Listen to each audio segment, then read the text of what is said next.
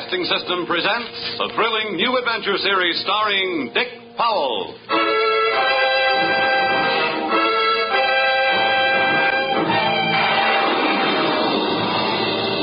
I'm an insurance investigator. My name is Johnny Dollar. What?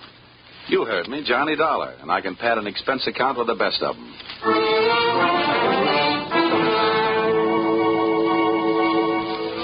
Yep, I'm a freelance insurance investigator, and I live in Hartford, Connecticut. At least that's where I pay rent. My work sees to it that I really live anywhere, except at home. If you're interested in buying me Christmas presents, I take a size 42 suit. Shirt's 15 and a half collar, sleeve length 33. My hat size is 7 1/8, except when I wind up a successful case. Then it runs about 7 3/8. At insurance investigation, I'm just an expert. At making out my expense account, I'm an absolute genius.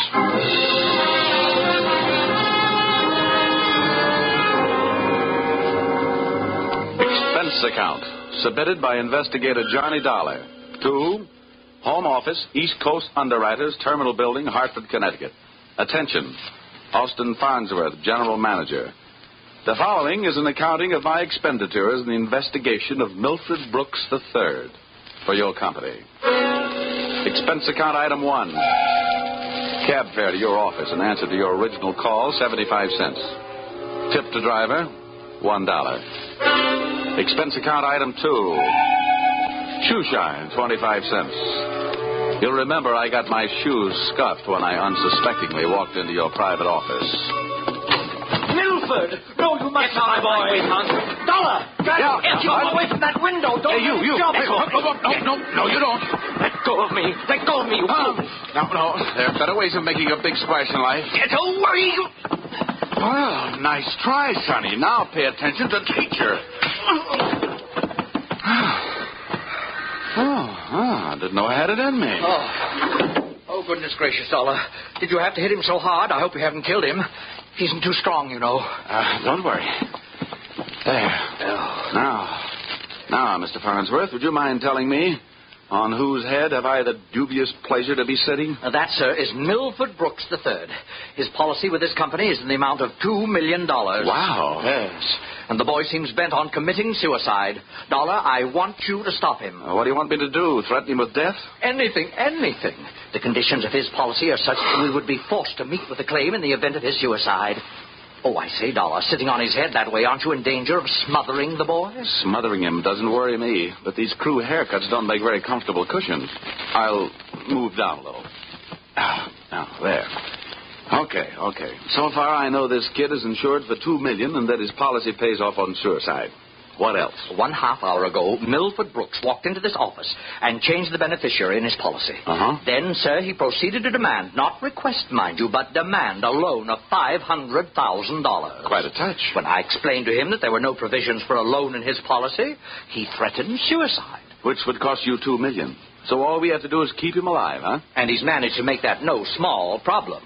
His choice of a new beneficiary is downright frightening. One of the most notorious gamblers in the East. His name is Hatcher, Harold Hatcher. Ouch. Oh, do you know him? Sure. That kid's been a post office pinup boy for a lot of years. Well, that's the situation. I'm engaging you to protect Milford Brooks' future. Dollar, I want you to protect the boy.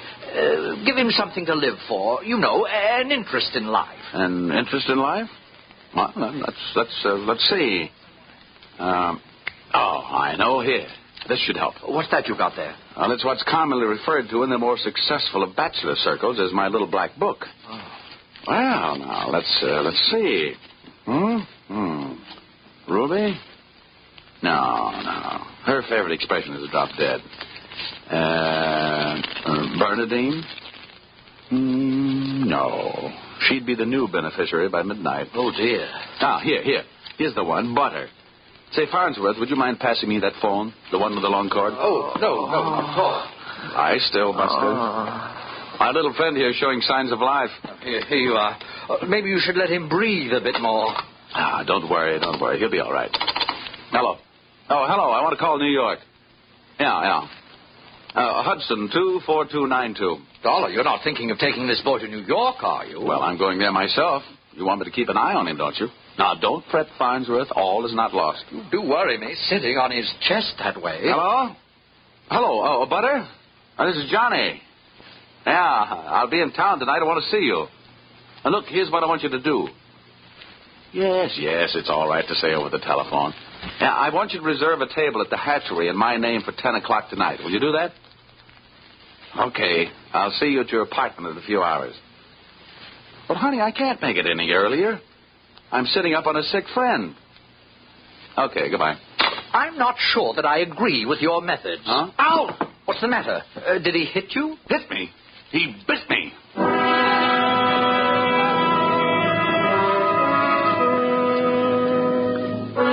Expense account, item 3. Liquor, $18. Keeping Milford Brooks III peaceful seemed to be the immediate problem. And a bottle of rare old brandy seemed to be the immediate answer. I poured most of it into him, and by the time he started to tick again, he'd gone through the unusual process of going to sleep sober and waking up enchanted. I loaded him into my car, and we headed to New York. As we passed through New Haven, he opened one eye, looked up, saw the Yale bowl, and gave 3 cheers for old Eli. Ray, Ray, Ray. Oh, old Yale would sure be proud of you. Why anybody would want to insure you for $2 million is more than I can figure. My daddy loved me very much, and my mother loved me very much. Well, that's nice. And not only that, but I love somebody very much. And not only that, but I hate somebody very much. That's interesting. You know something? Next to one other guy, I hate you more than anybody else. Oh, here, lover boy, it's the cocktail hour again. Time for your bottle.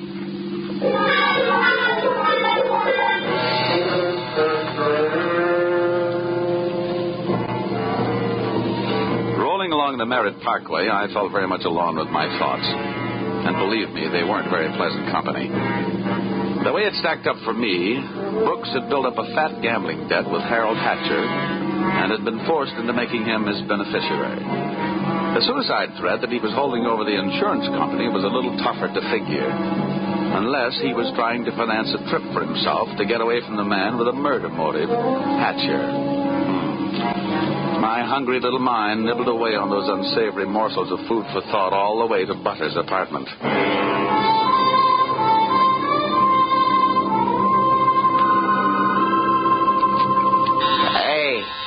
Hey, where are you taking me? I want to go to New York. If you don't behave, Buster, I'll punch your ticket. Johnny, darling, welcome to New York. Well, that's the fastest trip I ever had. Quiet. Well, where did you find this? In a box of Cracker Jack. Let us in, dear. I don't know about you. Some men bring me flowers, some bring me candy. What do you bring me? A boiled owl and a Brooks Brothers suit. Pleased to meet you. Yeah, let's trot him into the bedroom, honey. You'd look more at home in the bathtub. Let me pull down the cup. All right. Now, come on, Buster. Lie down. Charm. That kid's liquor sure can hold him. How long have you been playing nursemaid to this bottle baby? Get behind that bar, sweet, and I'll tell you all about it. Sure. Horrible examples don't seem to bother you, do they? If you knew how that guy has been bothering me. What did he do to you? Well, let's just say he put the bite on me. Oh, gosh, the river sure does look pretty tonight. Bourbon and soda? Now, please, anything but brandy. I've been sniffing that second hand all the way from Hartford. Butter, see that big boat out there? Mm-hmm. Oh, I sure would like to be on it. With you, sailing off to faraway romantic places. Get with it, darling. That's the 125th Street Ferry. Oh. Here's your drink. Come on now. Tell Butter all about it. So, friend Bourbon and I proceeded to tell her all about it. It wasn't easy. Everything about her kept flagging down my train of thought. The longer she looked at me, the less I wanted of Milford Brooks III, and the more I wanted of beautiful Butter the first, and only. She was a sympathetic listener to my story until I gave her the answer to her first and only question. And where do I fit into all this? Well, baby, I thought you understood. My job is to give this poor misguided boy something to live for. That's you. Well. Now, honey, hold everything. Don't go getting your corn all popped. You misunderstand. I really mean it. I thought if he'd just got a look at you and realized that things like you exist, why, you'd make any man glad to be alive. Oh, come on now, Butter. Melt a little. I wouldn't let anything happen to you. You know that. Did I hurt you? Oh, no, I'm getting used to it. People have been taking pokes at me all day. I'm sorry. Ah, that's better. You want some more bourbon? I want some more you. Well, help yourself.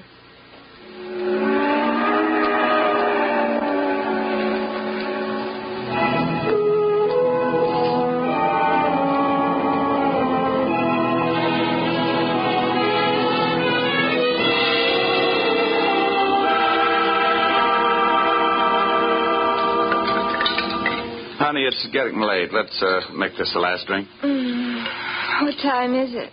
Oh, it's 20 to 10. Oh. My reservation at the hatchery is for 10. Here. Thanks. Cigarette? Oh, empty. Some more out in the other room. I'll get them. I'd love to get you on a slow boat to China. Johnny! Oh, I'm coming. He's gone. What? Well, he can't be. But he is. The window's wide open. Oh, the fire escape. What a smart guy I am. Trading 3 drinks of bourbon for $2 million on the hoof. Oh, that's the biggest bar check I ever picked up.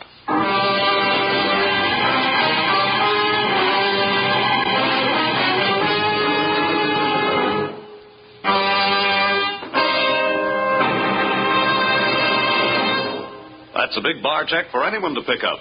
As a matter of fact, it's a bigger bar check than you've ever heard of anyone picking up before.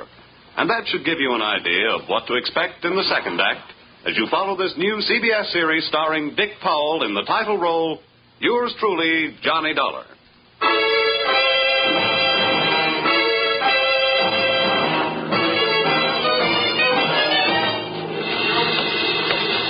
Well, nobody could say I wasn't working fast. I'd only been in town for an hour, and I'd already succeeded in losing Milford Brooks III. I spent another hour of his all-too-short life expectancy unsuccessfully shaking down the neighborhood for him. And then, feeling very much like a bloodhound that had flunked his sniffing exam, I went back to Butter's apartment.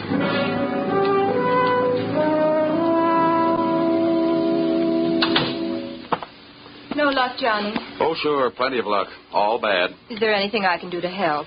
A kiss for luck. What are you going to do? Nothing.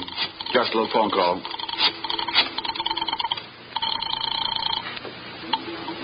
Police headquarters. This is Johnny Dollar. Give me missing persons. Any particular one? Don't be a wise guy. Lieutenant Fisher. Yes, sir. Lieutenant Fisher. Fisher, this is Johnny Dollar. Hello, Dollar. Who'd you lose?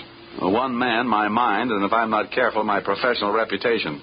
The guy's name is Brooks, Milford III. Got anything on him? Hold on. All right. Oh, don't look at me like that. It wasn't all my fault. Dollar? Yeah? We haven't found him yet, but we think we know where he is. Huh? The Hudson River. At 11:15 tonight, his top coat, complete with identification, was found taking a ride on the 125th Street ferry. Oh. Anything else? Nothing much. A package of matches was found under the coat, monogram. You don't happen to know anybody whose initials are H.H., do you? H.H.? Yeah. There's always Horace Height. Wise guy. Thanks, Fisher. I'll check back with you later. I'll be. H.H. Harold Hatcher. What are you mumbling about? Bad news? Looks like about $2 million worth. They found Milford's coat on the 125th Street ferry. You and your faraway romantic places. Very funny. Now, I'll see you later, honey, and maybe about 11.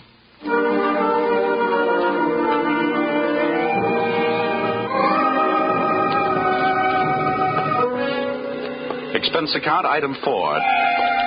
Nightclubs. $28. Harold Hatcher's hatchery was in a cellar under a hotel, but the prices were high enough to rate a penthouse. The club was draped in too much satin, its lady customers in too little. The decor was French provincial, the music was Brazilian, and the food was from Dixie. The drinks looked weak and the waiters looked strong. All in all, the joint was a sight for sore eyes, for making them sore. The only pretty thing in the place was a blonde. She came strolling up to my table, her hips unconsciously sending subtle little messages back to the rumba band. She opened her mouth, slid her tongue over her lower lip, and let a few warm, soft words slide out. Looking for someone? Well, you'll do until the real thing comes along. Sit down. Thanks. I won't have a drink. Well, I didn't ask you. My name is Janelle. Janelle? Wow, it's a nice name. I understand you were asking about Mr. Hatcher. Well, I asked if he was in. The waiter said he wasn't. Do you know him? More than somewhat. What do you want to see him about? A mutual friend, Milford Brooks. Uh-huh. I know most of the quiet-closed boys around here, so you want a cop. You don't look like the type that would be a society friend of the Brooks family, so what are you? I'll ignore that. Is Hatcher around? He might be. Then come on. Where's his office? The top of those stairs. Can I expect any trouble getting in? You won't have any trouble. How do you know? Because Harold sent me down here to look you over. Oh. I think you're all right. So, I won myself the good housekeeping seal of approval, huh? Keeping house with you would meet with my approval. I ran for my life, had a slow walk up the stairs. When I located the door to Hatcher's office, I knocked once and went in. Come on in. Thanks. So I'm Johnny Dollar. I was hired by East Coast underwriters to protect the interest of a kid named Milford Brooks III. Oh, what's that supposed to mean to me? You know him, don't you? Well, he isn't exactly one of my boozing buddies. How much money does he owe you?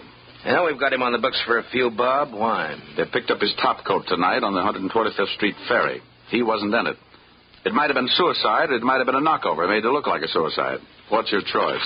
What do you get off asking me about my choice? Where were you between 11 and 11:30 tonight? What's it to you? I thought you might like to rehearse some answers. The law will be asking some questions real soon now. I don't know why I should tell you, but I was driving around in my car getting some air. Oh, now you'll have to do better than that. They found one of your match folders under Brooks' coat. You're out of your mind. Let me ask you. The kid owed me a couple of $100,000. You think I'm going around knocking off my own assets? Hatcher, I don't know whether you're stupid or bright. Don't worry about it. I know. What about that insurance policy? What insurance policy? Now, look, Hatcher, we're big boys. We both know that changing a beneficiary in an insurance policy is a legal transaction. That means witnesses. That means it isn't secret. What are you talking about? But you and East Coast underwriters and I know all know that Brooks made you the beneficiary in his policy and that you stand to come into $2 million when they fish out his body. I don't know anything about it. Motives don't come much bigger. I'm telling you, this is all news to me, and you and nobody else is going to make me move off that story. I feel the same about mine. It doesn't take a genius to know that Brooks didn't love you $2 million worth. There's only one logical reason for his making you the beneficiary. You forced him into it. Who'd believe anything else? Who cares? They'd have to prove it. And brother, that can't be done. Now, how would you... Yeah. Okay, Rocky, thanks for the news. Take the inspector into the bar and buy him a drink. I'll be right down. Dollar, did you turn me in? They're here, huh? Yeah. No, I didn't turn you in. I'm not a cop. Well, come on. Maybe they just want to sell me some tickets to the policeman's ball. For a guy in a hot spot, Hatcher was certainly a cool customer.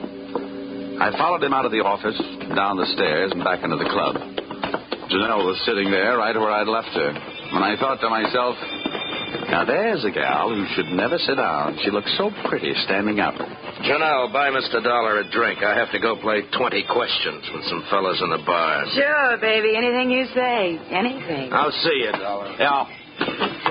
How'd you make out? Well, you can never tell about a guy like that. He's a smart boy, strong, silent type. Wouldn't talk, huh? A real close-mouth act. About what? Oh, just a little doodad. $2 million life insurance policy. Wait a minute. That young Brooks kid? That's right. I knew it. Tried to tell him he'd get into trouble, but he wouldn't listen to me. Oh, you knew about it, huh?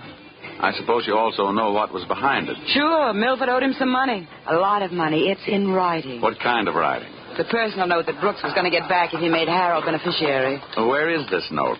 Do I look like the kind of girl who'd put the finger on her boyfriend? You look like the kind of girl who'd do anything if she wanted to. Thanks. I'll give you a slight hint. It's in his office. You'll find it in the inside pocket of one of his suits in the wardrobe. What are you waiting for? I'll watch the bar. Nothing, sweetheart. Nothing at all.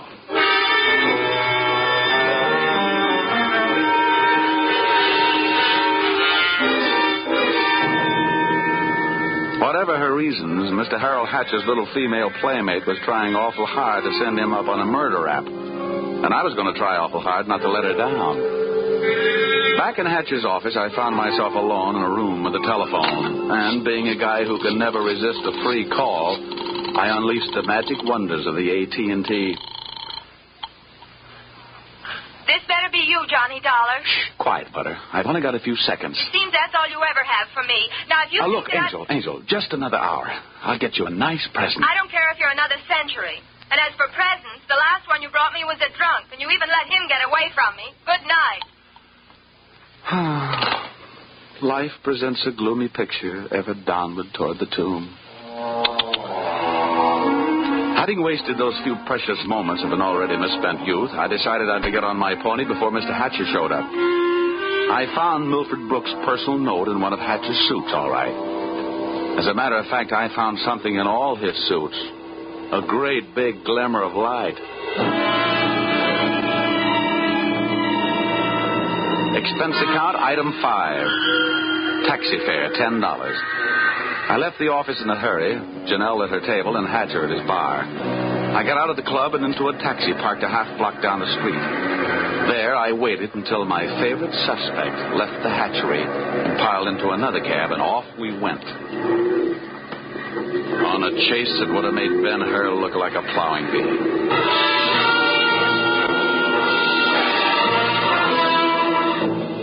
We skittered over to Lexington and headed uptown. At 72nd, the cab turned right and pulled to a stop. My driver was on his toes, and his toes were on his brake. We stopped, too, half a block behind. You want us to wait, huh? No, here you are. Keep the change. Hey, thanks.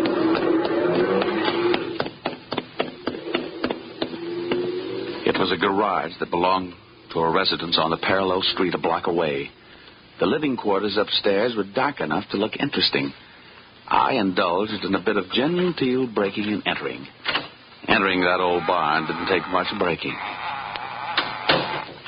I crept up the stairs. They sounded like they were left over from an old ghost story.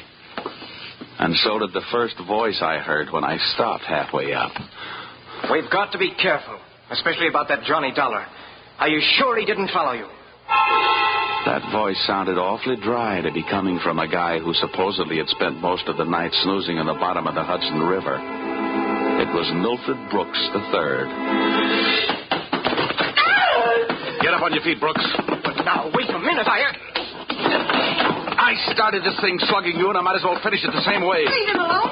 Now, pull in the claws, Angel. And sit on his lap.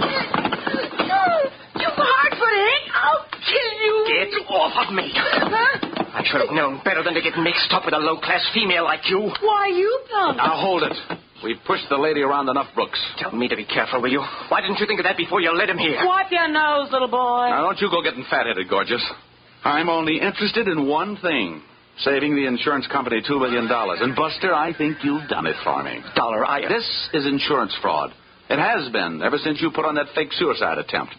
Trying to extort $500,000 out of the company. Dollar, wait a minute. Now, come on. We're leaving. You heard him, Dollar. Harold. Hatcher. He said, wait a minute. He wants to talk. Yeah, everybody wants to get in on the act. How did you get here? When the police in this town think maybe a guy's jumped off a ferry boat and nobody's seen him do it, they check the counters on the turnstiles at each end. In the case of Brooks, as many people got off that boat as got on. Well, it makes sense. They'd hardly hold the guy because somebody lost a topcoat. How did you know we were here? You know me, baby. You never go any place I don't know about. Okay, Brooks, you felt like talking. Now I feel like listening. Get it up. Well, I don't know what you mean. I know what you mean, Hatcher. One, he gave you a big, fat $2 million motive for murder. And two, he did his best to make it look like you did murder him with that broken-down match cover plant on the ferry boat. It's just that simple. And you, baby? Harold, please. You put him up to it, didn't you, you cheap little muscler? Trying to get rid of me, will you? No, Harold. Now, calm down, Hatcher. You don't need any gun around here. They're tame. Well, maybe I'm not. Since so many people have gone to so much trouble to hand me a nice, easy way to make $2 million, maybe I'll just go ahead and make it. I'll show these amateurs how these things are really done. Come on, Brooks. How'd you like to go for a nice, cool, half a ferry boat ride? No, Hatcher. No. Look, it's her fault. I'll give you anything you want. You're wrong, sonny boy. You're going to give me everything. No. You can't. Let me out of here! Brooks bolted for the door. Hatcher snapped a shot at him. And I hit Hatcher with a do-or-die tackle from behind. The gun flew out of his hand. No, you don't. I beat him to it and swung it straight into his skull.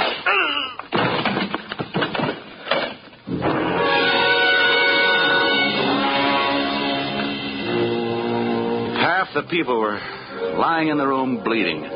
Brooks from gunshot, Hatcher from gun butt. And Janelle and I both stood there panting. But believe me, not for each other. We stood that way until the police arrived.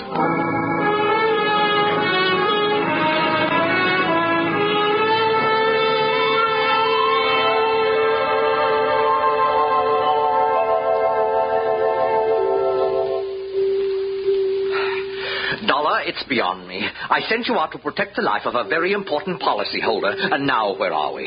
Standing in a hospital corridor, worrying about whether he's going to live or die. As far as I'm concerned, Mr. Farnsworth, you're only half right. I'm just standing in a hospital corridor. Dollar, you're heartless. If you'd been bitten where he bit me, you wouldn't care if you'd lived or died either. I'm getting out of here. Well, where are you going?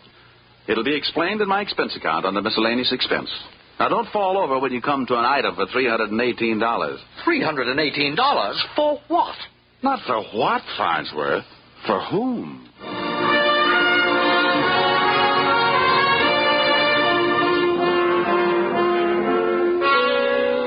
Expense account total. And it all adds up to a little matter of $1,182.23. Which you may say, Mr. Farnsworth, is a lot of money for one man to spend in 2 days. But you must bear in mind that the amount at stake was $2 million. And you know the price of steak these days. It might comfort you to know that I just returned from the hospital. Brooks was strong enough to make a full statement, which you will find enclosed. This in itself should prove sufficient to establish evidence of attempted fraud against your company, allowing you to immediately avoid his policy. It boils down to one sentence, to wit. Brooks and Janelle wanted to get rid of Hatcher so that they could live happily ever after. Knowing those two, they never had a chance. And oh, yes, that miscellaneous item, the one for $318, it was a bracelet for a certain party who made this special investigation for me very special. Oh, if you want a receipt for this item, I'll send you a lock of her hair. Yours, truly, Johnny Dollar.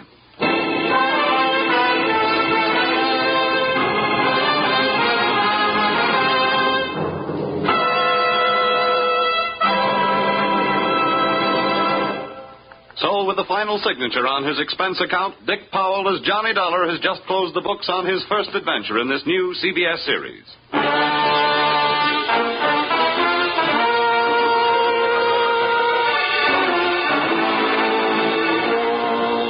Be sure to tune in again next week when the expense account covers Special Investigation Singapore, another unusual adventure starring Dick Powell in...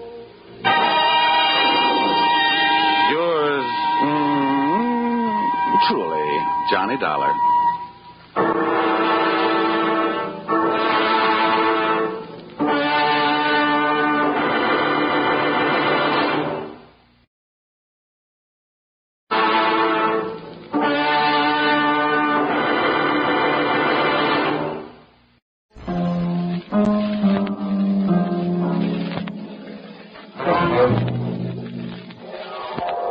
The Columbia Broadcasting System presents Yours truly, Johnny Dollar.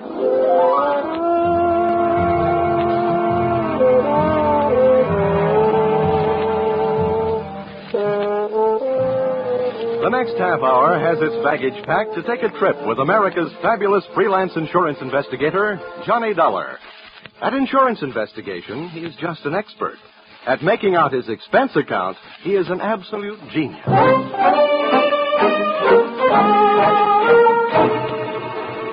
Expense account submitted by Special Investigator Johnny Dollar to Home Office, American Continental Life Insurance Company, Hartford, Connecticut. The following is an accounting of my expenditures fulfilling your assignment as a bodyguard, the body being that of your late policyholder, Robert W. Perry. Expense account item 1, Fare on night train, Hartford to New York, $3.80. Expense account item 2, $1.80, taxi to Lower Manhattan the following morning. To officers Perry and Van Bruten, importers, arriving as promised at exactly 9 a.m. Help you? Yeah, my name is Johnny Dollar. I have an appointment with Mr. Perry for 9 o'clock. Oh, yes, from the insurance company. Well, you're right on time. Yeah, they told me I'd better be. Mr. Perry just came in. He's alone and waiting for you. I'll buzz him that you're here. Thanks.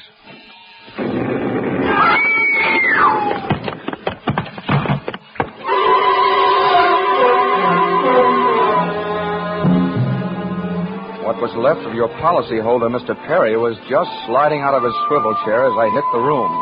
The top of his desk had erupted, and splinters of mahogany pointed their sharp fingers upward through lazy circles of smoke swirling toward the ceiling.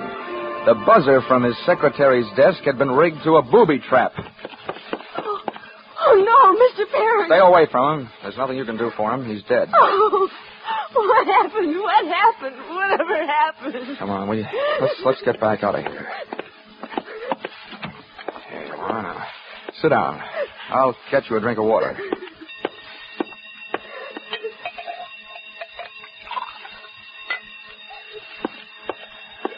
Here you are.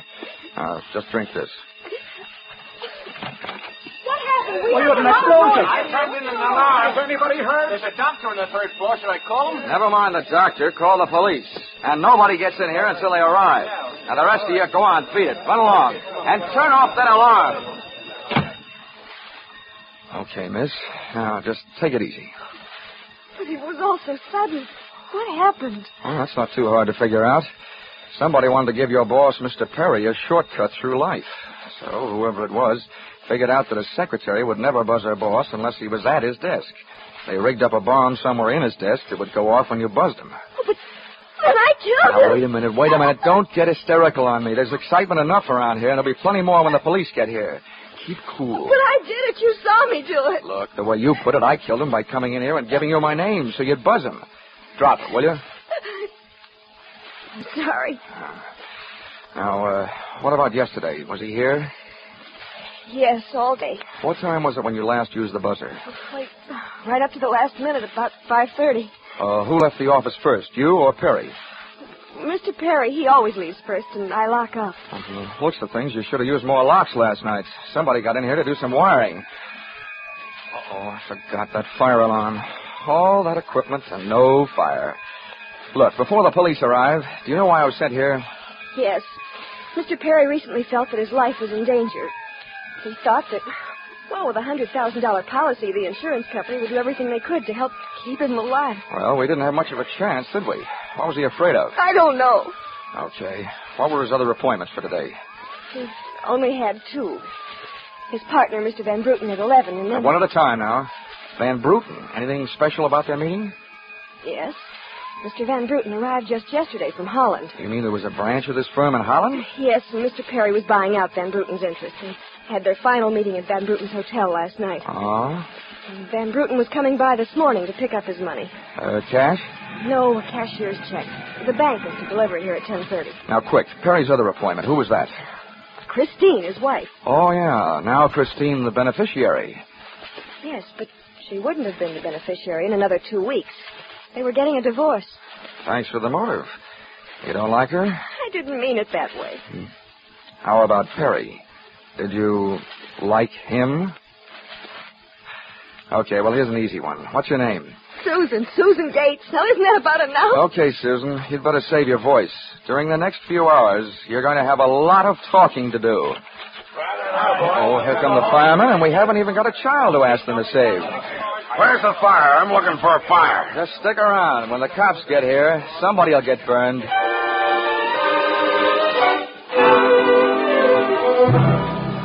The firemen should have stuck around because the cops arrived in a blaze of glory. It was a very high-class investigation. 2 lieutenants. Finally, after about an hour, the police photographer ran out of flash bulbs, the office of the deceased ran out of fingerprints, and the lieutenants ran out of questions. So the on-the-scene phase of the investigation was closed. At 5 minutes of 11, I left the police to pack up their notebooks, their clues, and the body, and went into the outer office. Susan looked like she could use a big, broad shoulder to weep on, but unfortunately I was wearing my light gray suit. About then, a dark blue suit and a deep green voice entered the room from the corridor. Say, there's some feller out here says he belongs here. His name is Van Bruten. Shall I let him in? Oh, what do you think?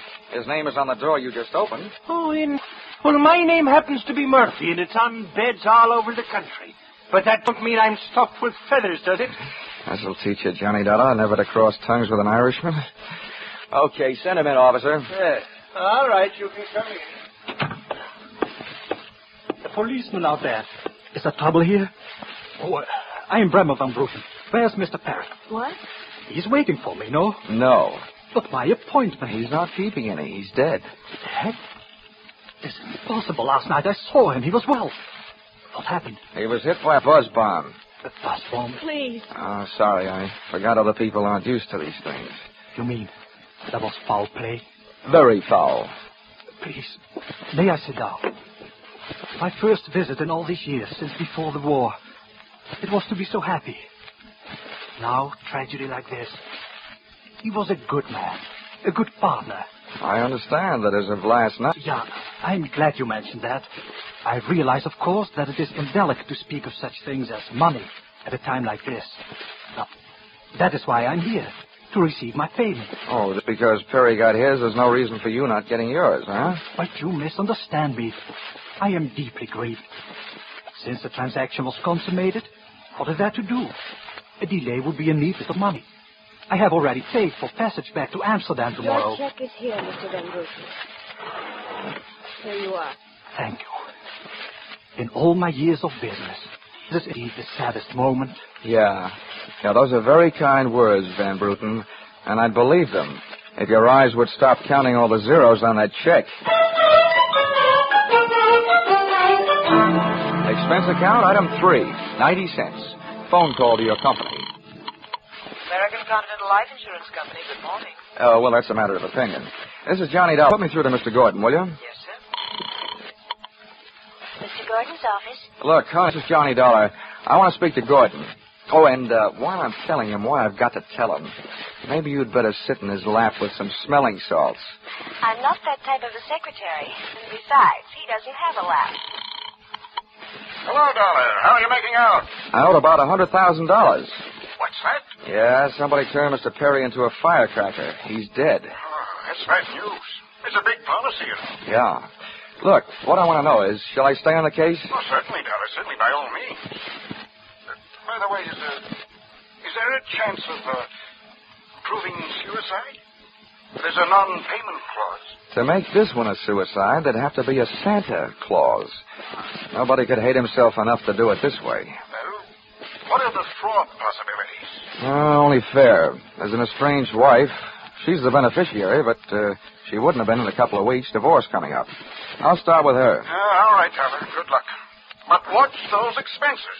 Why, Gordon, I'm surprised. I think an insurance man would be the first to want to see a fellow live a little. Expense account, item 3. Cab fare, $2.80. Tip to driver, $1. Christine Perry's apartment was on Sutton Place, overlooking the river. And from what the doorman told me, all of the proprieties. I took the elevator up to the 24th floor, and there I discovered that our garden-fresh widow was living high in more ways than one. Everything about the place was French. The maid that led me into the living room, the decor, and the perfume, which reminds you that breathing can be fun. I looked up from enjoying my nose to see Mrs. Perry looking down hers. Mr. Dollar? Oh, Mrs. Perry. I believe we can dispense with any getting acquainted. You're an insurance investigator, interested in the death of my husband. So naturally, you're here because you've jumped to the conclusion that I killed him. Oh? You're the one that's jumping to conclusions, lady. Then what do you want? The policy's in order, the premiums are fully paid. I'm not quite sure. I know that you've got a great motive. So far, the only motive I've found. You haven't had much time to look, have you? Check. This is my first stop. Maybe you can help me. Do you know anyone who would be happier with your husband out of the way? I know very little about my husband's friends, or for that matter, his activities for the past 6 months. That's when I left him. Uh-huh. Well, that's not much help for either of us. Well, without someone else to suspect, I may just have to concentrate on you. Mr. Dollar, I picked some men I want to concentrate on me. Well, I hope you're as long on alibis as you are short on your temper. Where were you last night? With a friend, Al Donovan. For a while, the same place my husband was. And I've witnesses to prove who was with him. Anybody at the Club Caprice can tell you. Well, save me a trip. I can't afford the prices they get there. Certainly, pleasure. My husband was with his beautiful little secretary, Susan Gates. Well, I wouldn't be more surprised if your late husband walked through the door and said that... All right, mister, that's enough. Al! Yeah. How much did you I'm give? a big guy, baby, 6'4", and I've got big ears to match. Al, please. Would this be Mr. Donovan, your companion of last evening? I'm getting you out of here, Christine. I don't know what you're saying. You lie to me. How can I help you if you lie to me? You call me stupid. The way you're playing this, you'll alibi yourself right into a cell. I'm getting you out of here. What are you doing to me, Al? You're crazy. Come on. She's right. You are stupid, Donovan. She was doing just fine till you dropped in. Mister, you've been asking a lot of questions. Now I'll give you one answer. All right, Christine. So much for the wise guy. Now about you and your alibi. You wasn't with me at the Club Caprice last night, and if it's so easy to prove your husband was there with his secretary, who were you there with? You told me you were going with your husband, talking divorce, remember? When Al measured me for that swing, I measured my chances with him. To me, he looked like one of the corporate assets of Murder Incorporated. So I rolled with a punch, hit the floor, and stayed there, with my eyes closed and my ears open. What I heard was Christine's alibi flying out the window, Mr. Donovan giving her a few loving cuffs, and finally the pair of them flying out the door. I allowed myself the luxury of a 20-second massage on the new lump on my jaw, and then I got up and started out after them. This case was becoming interesting.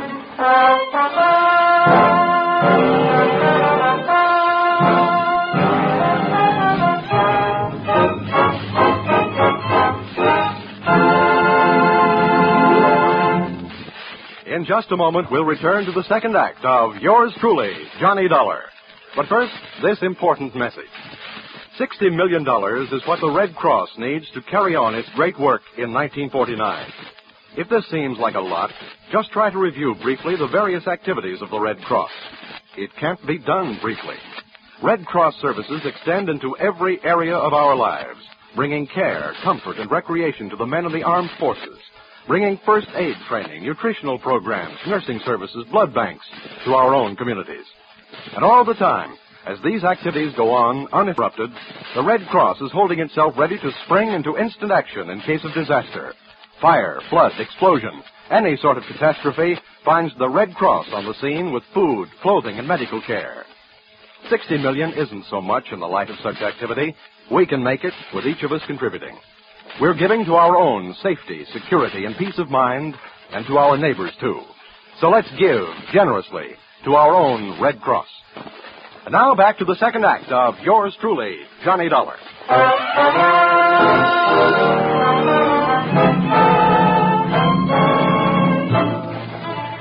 I hit the street just in time to see Donovan pushing Christine Perry into a cream-colored convertible.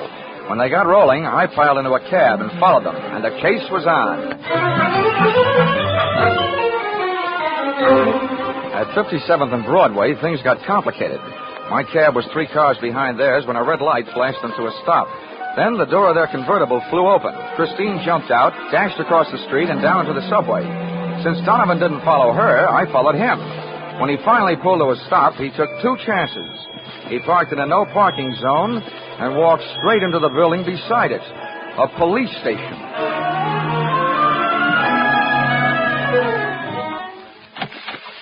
This is Mr. Dollar, Lieutenant. He's been waiting for you for some time. Huh? Well, you can wait outside, Sergeant. Okay, sir. My name is Johnny Dollar, Lieutenant. Here are my credentials. Insurance, huh? Yeah, the Perry murder in particular. Well, you've come to the right place, Dollar. A man named Donovan just walked in here and made a full confession. You what? That's right. My clerk's just typing it up. In the meantime, the gentleman is down in the tank having a bite of lunch on the city. He confessed. Does his story add up? As far as I know. I haven't heard too much about the case myself. It's not in my precinct. What did he use for a motive? Jealousy. Says he's in love. Wanted to marry Perry's wife. Did he say how he managed it? Yeah. He stole a key to the office from the wife's apartment, entered the building last night, and wired a bond to the buzzer system. Uh-huh. Well, guys do a lot of strange things in the name of love. Yeah, looks like Donovan did. Ah, he either killed a man, or he's trying to cover up for someone who did. Well, listen, don't execute him for a couple of days. Huh, Lieutenant?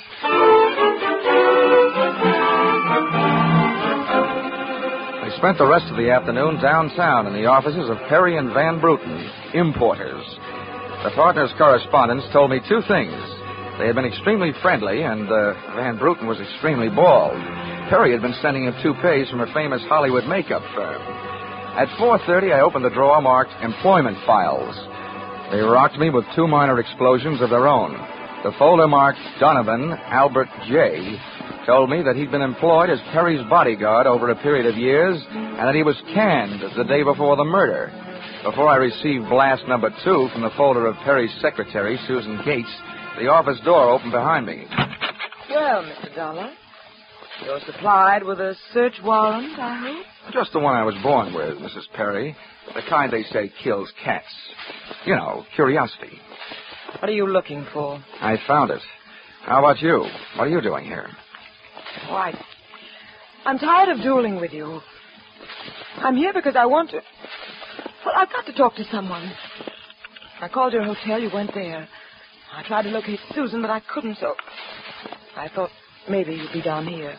What's the basis of our sudden friendship? You should know. Al Donovan's confession. The newspapers have it already? Yes, but there's not a word of truth in it. He didn't kill my husband. How do you know that? Because... What? Why, it's impossible, that's all. Yeah, it was a little hard for me to swallow, too, when the police told me about it. But since then, it's become a little more digestible. What do you mean? I just learned that he was your husband's bodyguard. He was fired yesterday. That same day, your husband calls his insurance company screaming for another bodyguard. Now, how would that add up for you? A beef, maybe? Al Donovan's a fool. He never thinks. He just rushes in and says or does whatever's on his mind. He told my husband if he didn't divorce me that... Well, he threatened him. Well, you came in here saying that Donovan's confession was no good, and you spend your time making it sound better and better. What do you want, anyway? I can't help it. I've got to tell you the truth. I know it doesn't sound like I'm trying to help Al, but what can I do? Do you really want me to answer that? Here. If you want to help Al, phone the police. Tell them Donovan made that phony confession to cover up for you. It's simple. Not as simple as that. You don't need the gun, Christine. Hang up the phone. Sure. I hope you don't mind my aversion to being held for murder myself. Oh, well, that's a common aversion. I'm in no hurry to see you behind bars. But don't forget, when the cops want to pick you up, they'll do it. Now, don't spoil the rest of the afternoon. Take that gun someplace else. I've got things to do. The first, I imagine, will be the call that I wouldn't make. Well, not necessarily. If it'll make you feel any better, we'll just put this phone out of order. Satisfied? Of course not. But don't get me wrong, Mr. Dollar. I wish you nothing but success in your investigation.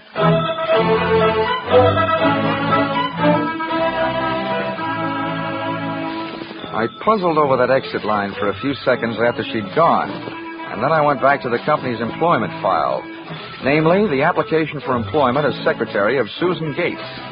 It informed me that during the war she had worked in a munitions plant. Her specialty, wiring bomb fuses. When Miss Susan Gates reached home at 8:30 that evening, she found a visitor, me.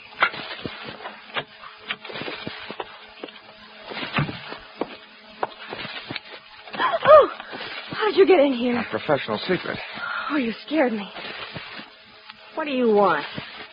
Why did you come here? I wanted to bring you the good news. I heard on the radio that Al Donovan confessed to Perry's murder. Al? I can't believe it. Why not? Who do you like for the spot? Why, Christine. Al is covering up for her. I'd like to agree with you. If it turns out that Christine wound up her husband's life with a bang, the company that hired me saves $100,000. But I don't know. She claims she has all kinds of alibis. One of them is you. Me? Yeah. Did you see her at the Club Caprice last night? Why, yes. I know who you were with. Your boss. There's nothing wrong with that. Oh, I'm not preaching a sermon. I want to know who she was with. I don't know. A man I'd never seen before. Mr. Perry knew him, but he wouldn't tell me who he was. Why not? I don't know. He said I might get the wrong idea. About what? I don't know. We didn't sit there and talk about it all night. Why should we sit here and talk about it all night? All right. When a census taker shows up and asks a lot of questions, people answer them. When an investigator tries to do his job, they make the proverbial clam look like a blabbermouth. Look, Mr. Dollar, believe me, this has been a greater shock to me than to anyone else. Excepting, of course, your late employer, Mr. Perry. How long did you work for him? 4 years. Now, where'd you work before then? Why, Oh. Let me help you. Bombs, wiring fuses. Remember? All right, I remember. Good. Then maybe you'll remember a little bit more. Let's go back to last night. The guy with Christine Perry. Who was he? I tell you, I don't know. Was it Van Bruten? I don't know. You don't know? No, I mean... I'll get that. No, I'll go. You make sure you just don't keep going. Susan! When Susan snapped the spring lock to open the door, the gun outside opened up. The first slug caught her in the left shoulder, spinning her out of the way of the rest of them. It was getting monotonous. Every time a buzzer went off, things started booming. Susan was sprawled out on the floor in front of the door, and to open it, I had to move her. By the time I did, the hallway outside was empty. Okay. Come on, take it easy. It won't start hurting for a couple of minutes. We'll have a doctor here by then. He'll give you something. Now, just try and keep calm. Here, I'll throw my coat over you. I'll try not to move. Oh. I'm trying to ruin this rug. Never mind the rug. What we want to worry about is who tried to ruin you. What'll they do to me? What will who do to you? They'll arrest me. No, they don't arrest people for getting shot. You have any idea who it was? That man in the office this morning. The one who picked up the check. Van Bruten? No, he wasn't Van Bruten. He was a phony. Yes. And you still gave him that check? Yes. Well, I won't ask you why. But apparently you gave him the money and then tried to blackmail him. Is that right? They'll arrest me. I wouldn't be a bit surprised. Who is this guy? Where can I find him? Come on, now, don't pass out on me now. His name, quick. Van Sant. Where's he live? Nelson Hotel. Under his own name? Oh, I don't. I don't blame you. I could use a few moments of unconsciousness myself.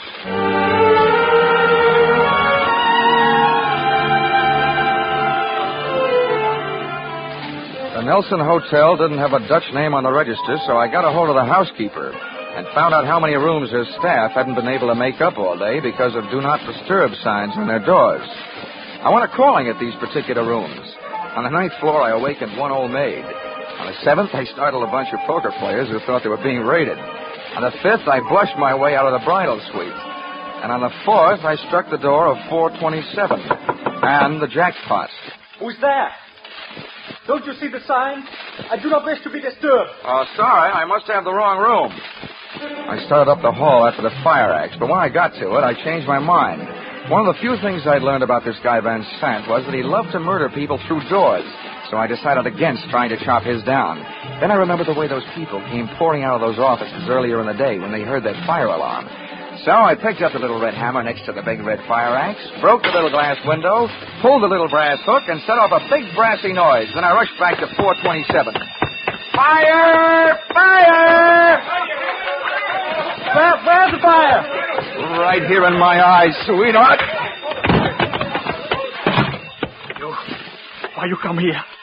You wish you hadn't. Never mind the dresser. You're through shooting guns for the day.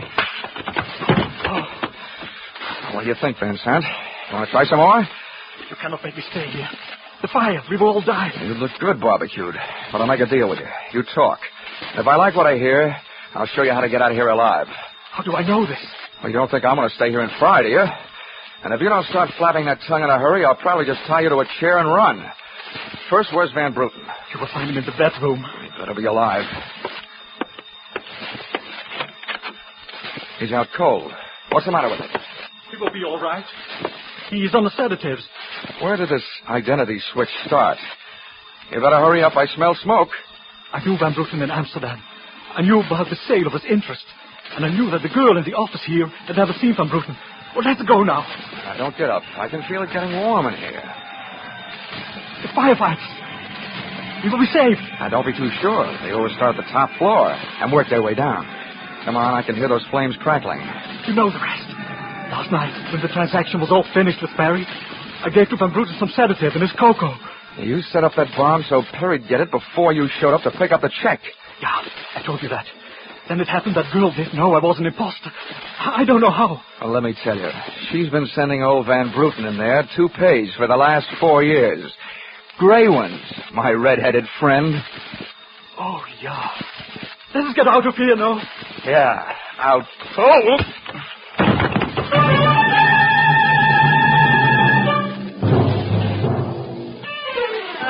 Expense account item 4, $1.40. Night letter informing you that American Continental would have to meet payment of claim to Mrs. Christine Ferry, innocent widow of the insured. The only thing she was guilty of was trying to stay on the right side of a hot-tempered boyfriend. She lied about who she was with at the Club Caprice, not to fix herself an alibi, but to keep Al Donovan from learning that she'd been out with another guy.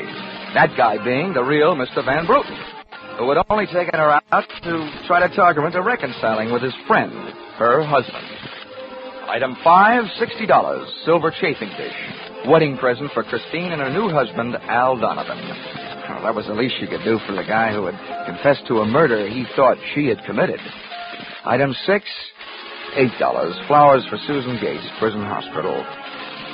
Item 7, fine for turning in false alarm, $1,000 and no cents. And that's what I think I'm beginning to get for getting into this racket. No sense. Expense account total, $1,263. Yours, truly, Johnny Dollar.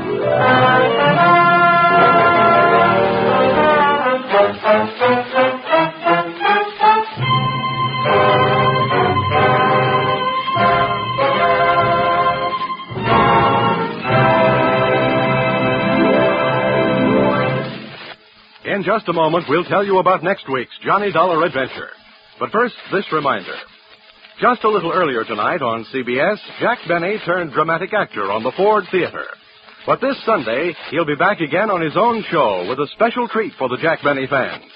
After the last broadcast on which the Ronald Colemans appeared, thousands of letters came in from fans asking that Jack invite Ronnie and Benita back again soon.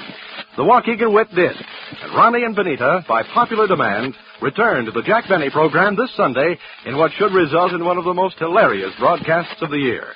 So be sure to listen to Mr. and Mrs. Ronald Coleman on the Jack Benny Show, which is heard on all CBS stations this Sunday.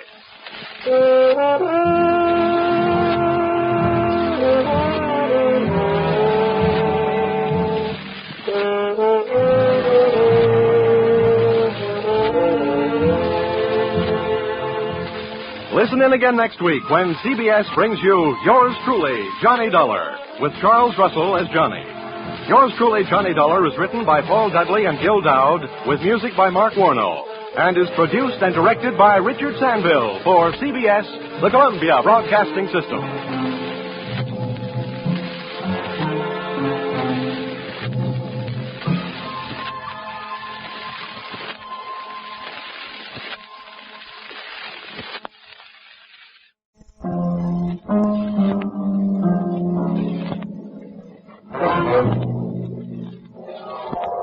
The Columbia Broadcasting System presents Yours Truly, Johnny Dollar.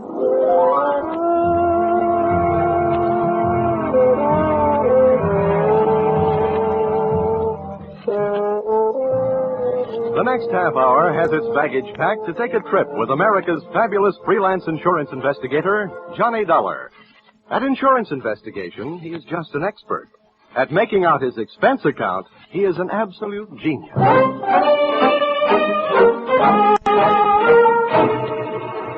Expense account submitted by Special Investigator Johnny Dollar to Home Office, American Continental Life Insurance Company, Hartford, Connecticut. The following is an accounting of my expenditures fulfilling your assignment as a bodyguard. The body being that of your late policyholder, Robert W. Perry.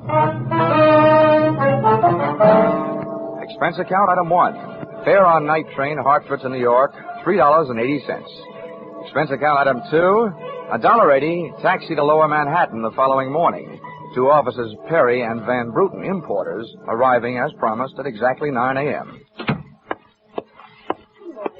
Help you? Yeah, my name is Johnny Dollar. I have an appointment with Mr. Perry for 9 o'clock. Oh, yes, from the insurance company. Well, you're right on time. Yeah, they told me I'd better be. Mr. Perry just came in. He's alone and waiting for you. I'll buzz him that you're here. Thanks.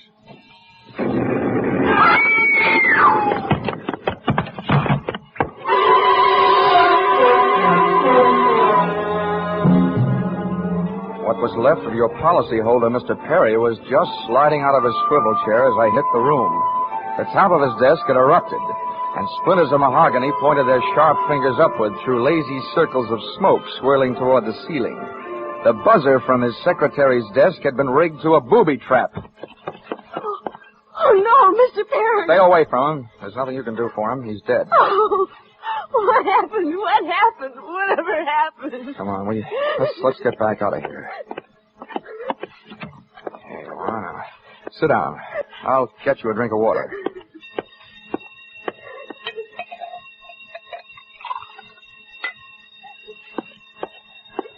Here you are. Just drink this. What happened? We had an explosion. I turned in an alarm. Is anybody hurt? There's a doctor on the third floor. Should I call him? Never mind the doctor. Call the police. And nobody gets in here until they arrive. Now, the rest of you, go on, beat it. Run along. And turn off that alarm. Okay, miss. Now, just take it easy. But it was all so sudden. What happened? Well, that's not too hard to figure out. Somebody wanted to give your boss, Mr. Perry, a shortcut through life. So, whoever it was, figured out that his secretary would never buzz her boss unless he was at his desk. They rigged up a bomb somewhere in his desk that would go off when you buzzed him. Oh, but I killed him. Now, wait a minute. Don't get hysterical on me. There's excitement enough around here, and there'll be plenty more when the police get here. Keep cool. But I did it. You saw me do it. Look, the way you put it, I killed him by coming in here and giving you my name so you'd buzz him. Drop it, will you? I'm sorry. Now, what about yesterday? Was he here? Yes, all day. What time was it when you last used the buzzer? Like, right up to the last minute, about 5:30. Who left the office first, you or Perry? Mr. Perry, he always leaves first, and I lock up. Looks of things, you should have used more locks last night. Somebody got in here to do some wiring. Oh, I forgot that fire alarm. All that equipment and no fire. Look, before the police arrive, do you know why I was sent here? Yes. Mr. Perry recently felt that his life was in danger. He thought that, well, with a $100,000 policy, the insurance company would do everything they could to help keep him alive. Well, we didn't have much of a chance, did we? What was he afraid of? I don't know. Okay. What were his other appointments for today? He only had 2. His partner, Mr. Van Bruten, at 11, and then... One at a time now. Van Bruten. Anything special about their meeting? Yes.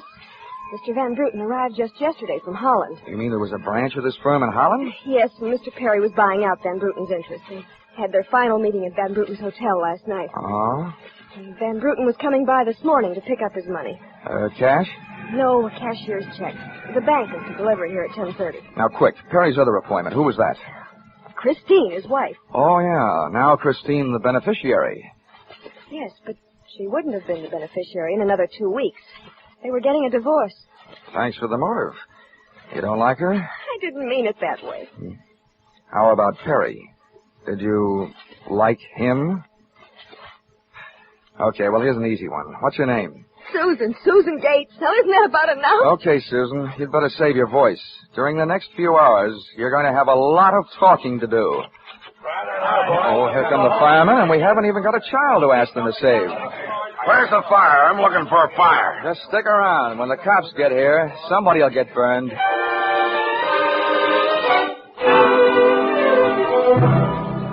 The firemen should have stuck around because the cops arrived in a blaze of glory. It was a very high-class investigation. 2 lieutenants. Finally, after about an hour, the police photographer ran out of flash bulbs, the office of the deceased ran out of fingerprints, and the lieutenants ran out of questions. So the on-the-scene phase of the investigation was closed. At about 5 minutes of 11, I left the police to pack up their notebooks, their clues, and the body, and went into the outer office. Susan looked like she could use a big, broad shoulder to weep on, but unfortunately I was wearing my light gray suit. About then, a dark blue suit and a deep green voice entered the room from the corridor. Say, there's some feller out here says he belongs here. His name is Van Bruten. Shall I let him in? Oh, what do you think? His name is on the door you just opened. Oh, indeed, now. Well, my name happens to be Murphy, and it's on beds all over the country. But that don't mean I'm stuffed with feathers, does it? This'll teach you, Johnny Dollar, never to cross tongues with an Irishman. Okay, send him in, officer. All right, you can come in. The policeman out there. Is there trouble here? Oh, I am Bremer Van Bruten. Where's Mr. Parrott? What? He's waiting for me, no? No.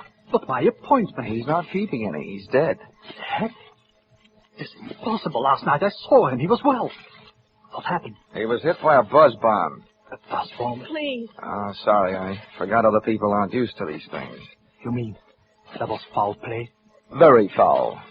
Please, may I sit down? My first visit in all these years, since before the war. It was to be so happy. Now, tragedy like this. He was a good man, a good partner. I understand that as of last night, you were no longer partners. Yeah, I'm glad you mentioned that.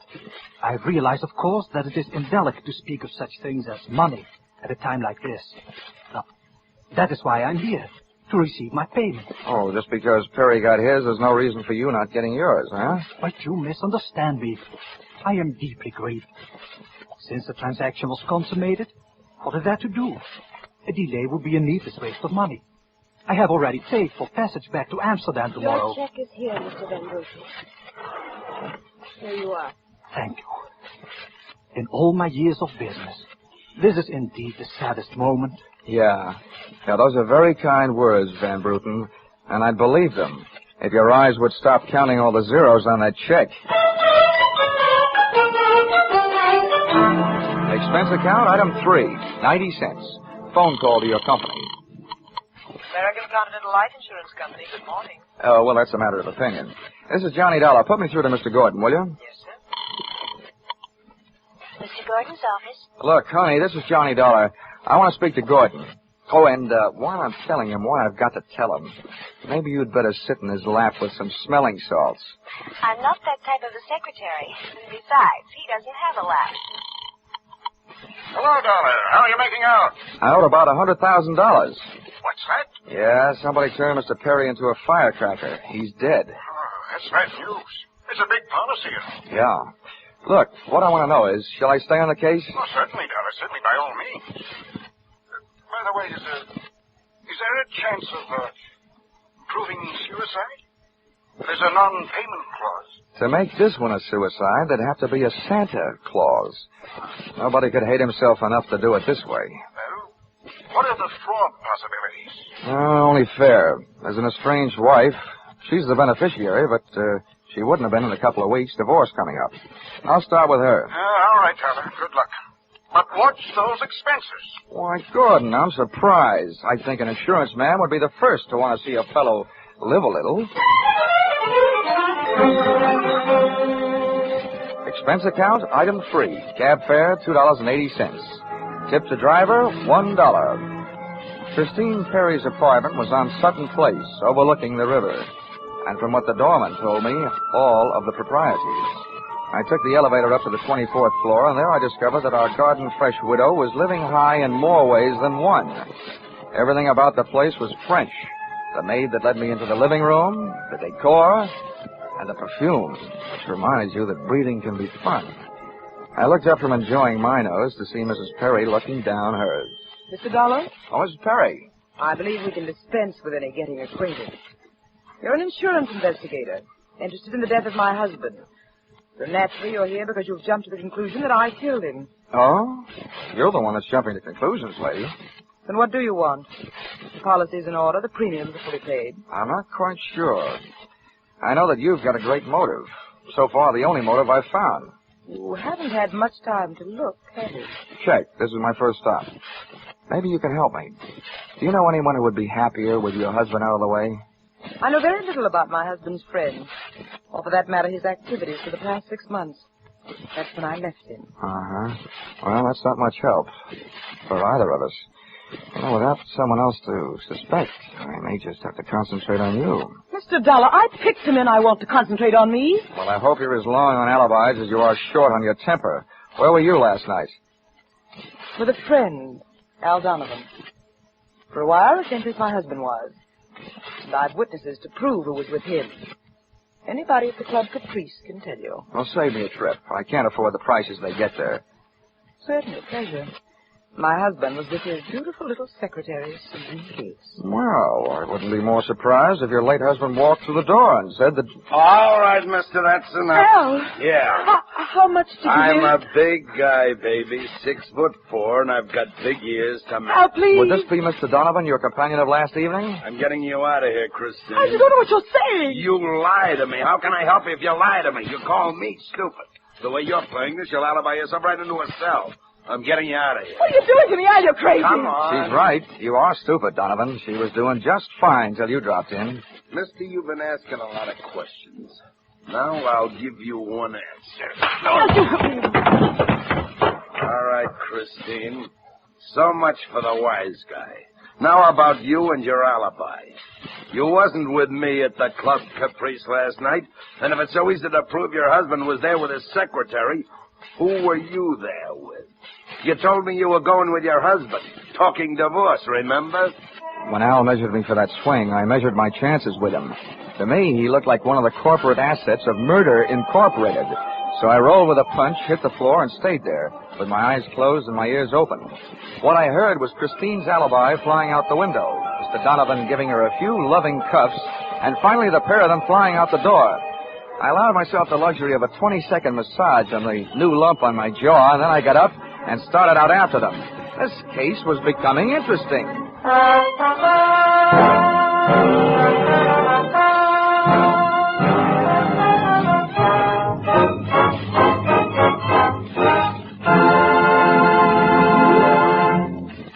In just a moment, we'll return to the second act of Yours Truly, Johnny Dollar.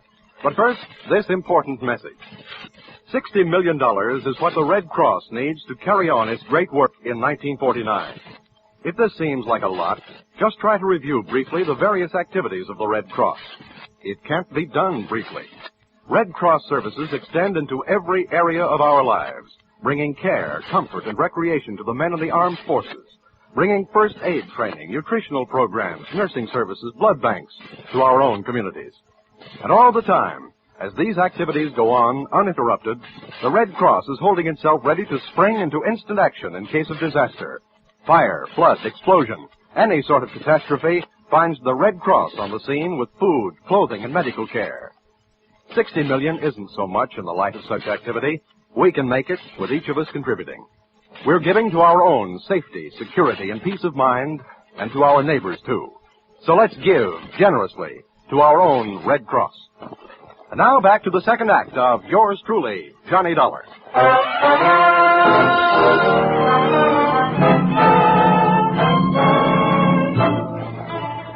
I hit the street just in time to see Donovan pushing Christine Perry into a cream-colored convertible. When they got rolling, I piled into a cab and followed them, and the chase was on. At 57th and Broadway, things got complicated.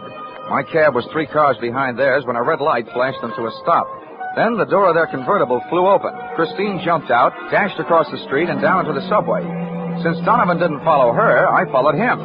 When he finally pulled to a stop, he took 2 chances. He parked in a no-parking zone and walked straight into the building beside it, a police station.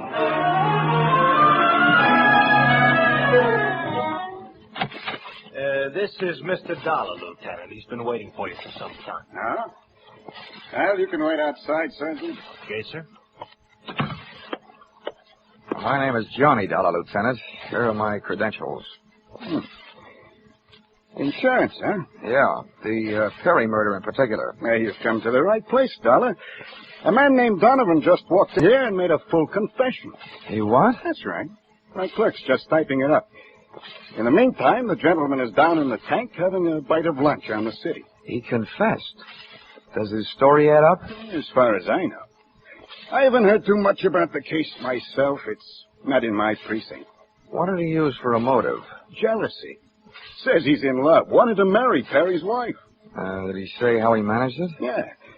He stole a key to the office from the wife's apartment, entered the building last night, and wired a bomb to the buzzer system. Uh-huh. Well, guys do a lot of strange things in the name of love. Yeah, looks like Donovan did. Ah, he either killed a man, or he's trying to cover up for someone who did. Well, listen, don't execute him for a couple of days. Huh, Lieutenant?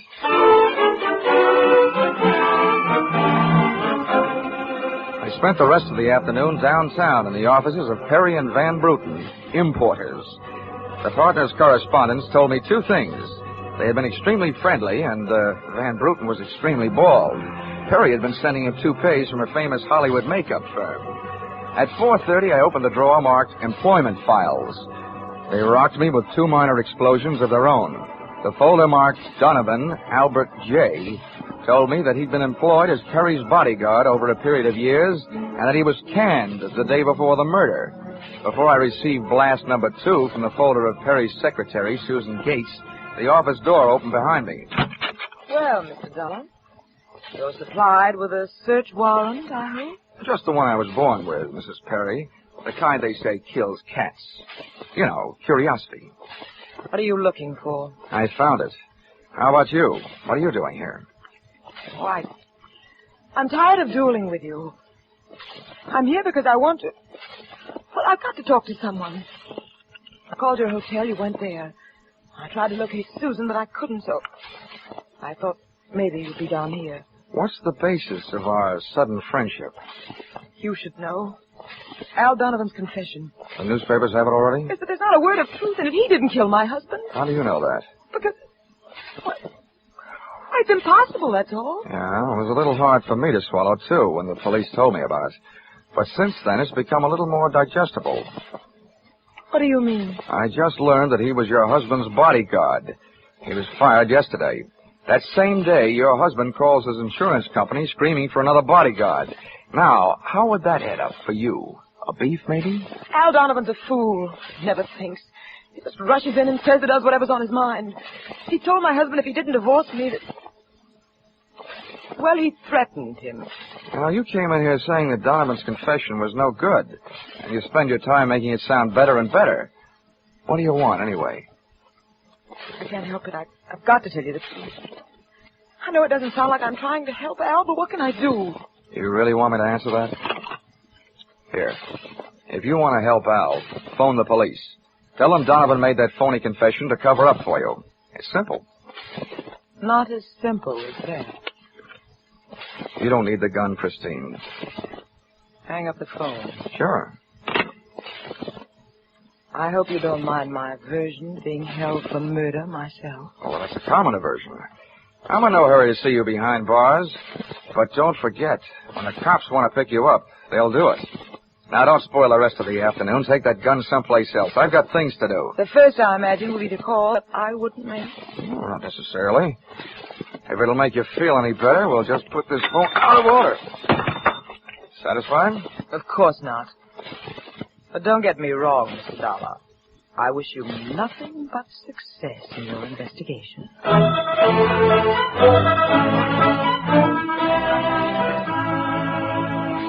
I puzzled over that exit line for a few seconds after she'd gone, and then I went back to the company's employment file, namely the application for employment as secretary of Susan Gates. It informed me that during the war she had worked in a munitions plant. Her specialty, wiring bomb fuses. When Miss Susan Gates reached home at 8:30 that evening, she found a visitor, me.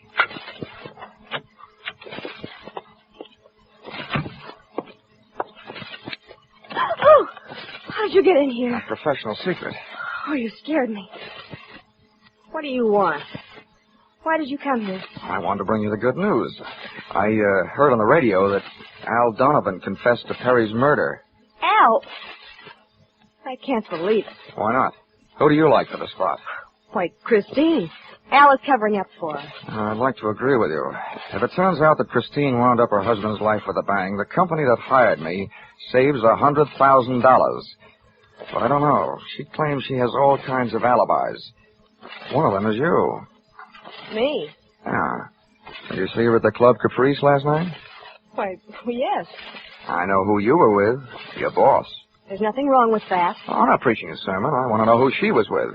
I don't know. A man I'd never seen before. Mr. Perry knew him, but he wouldn't tell me who he was. Why not? I don't know. He said I might get the wrong idea. About what? I don't know.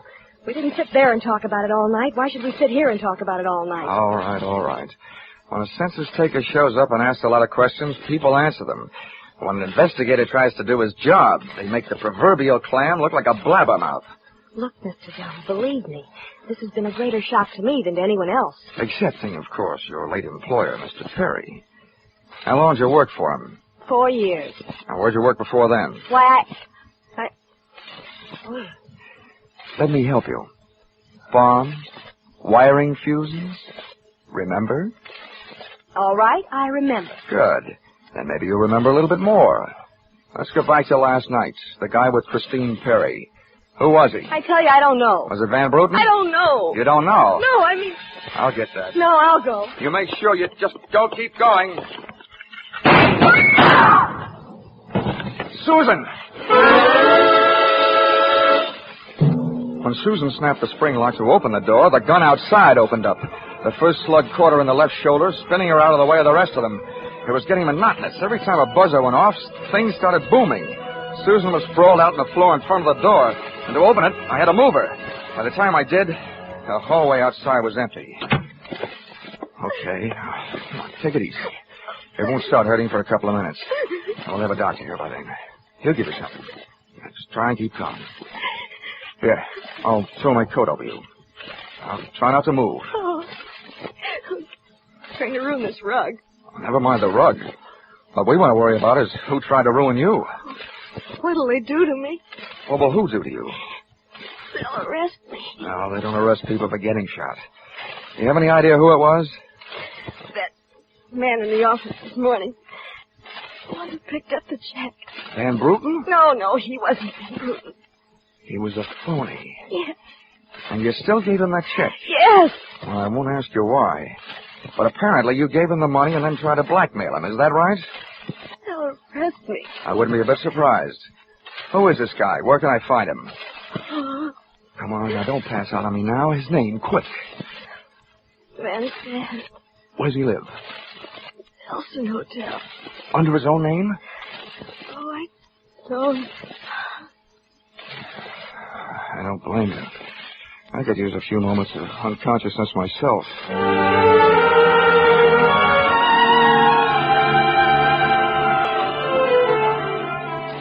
The Nelson Hotel didn't have a Dutch name on the register, so I got a hold of the housekeeper and found out how many rooms her staff hadn't been able to make up all day because of Do Not Disturb signs on their doors. I went a-calling at these particular rooms. On the 9th floor, I awakened one old maid. On the 7th, I startled a bunch of poker players who thought they were being raided. On the 5th, I blushed my way out of the bridal suite. And on the 4th, I struck the door of 427. And the jackpot. Who's there? Don't you see the sign? I do not wish to be disturbed. Oh, sorry. I must have the wrong room. I started up the hall after the fire axe, but when I got to it, I changed my mind. One of the few things I'd learned about this guy Van Sant was that he loved to murder people through doors, so I decided against trying to chop his down. Then I remembered the way those people came pouring out of those offices earlier in the day when they heard that fire alarm. So I picked up the little red hammer next to the big red fire axe, broke the little glass window, pulled the little brass hook, and set off a big brassy noise. Then I rushed back to 427. Fire! Fire! Where's the fire? Right here in my eyes, sweetheart. Why you come here? You wish you hadn't. Never mind the dresser. You're through shooting guns for the day. What do you think, Van Sant? Want to try some more? You cannot make me stay here. The fire, we will all die. You look good barbecued. But I'll make a deal with you. You talk.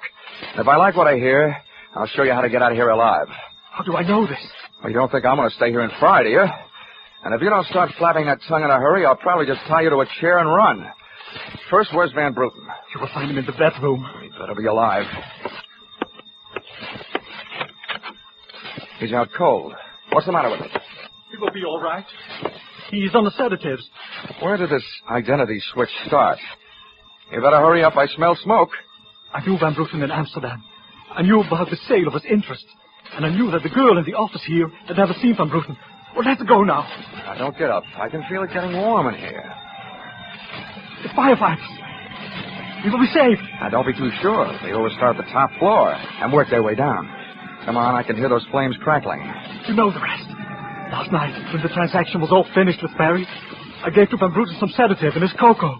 You set up that bomb so Perry'd get it before you showed up to pick up the check. Yeah, I told you that. Then it happened that girl didn't know I was an imposter. I don't know how. Well, let me tell you. She's been sending old Van Bruggen in there 2 pages for the last 4 years. Gray ones, my red-headed friend. Oh, yeah. Let us get out of here now. Yeah, out. Oh!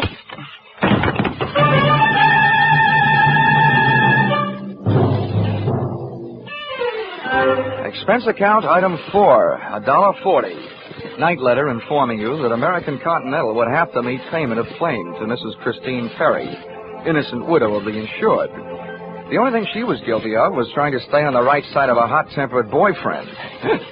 She lied about who she was with at the Club Caprice, not to fix herself an alibi, but to keep Al Donovan from learning that she'd been out with another guy.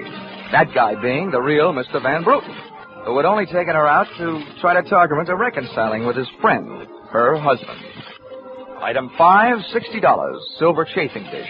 Wedding present for Christine and her new husband, Al Donovan. Well, that was the least she could do for the guy who had confessed to a murder he thought she had committed. Item 6, $8, flowers for Susan Gates, Prison Hospital. Item 7, fine for turning in false alarm, $1,000 and no cents. And that's what I think I'm beginning to get for getting into this racket. No sense. Expense account total, $1,263. Yours,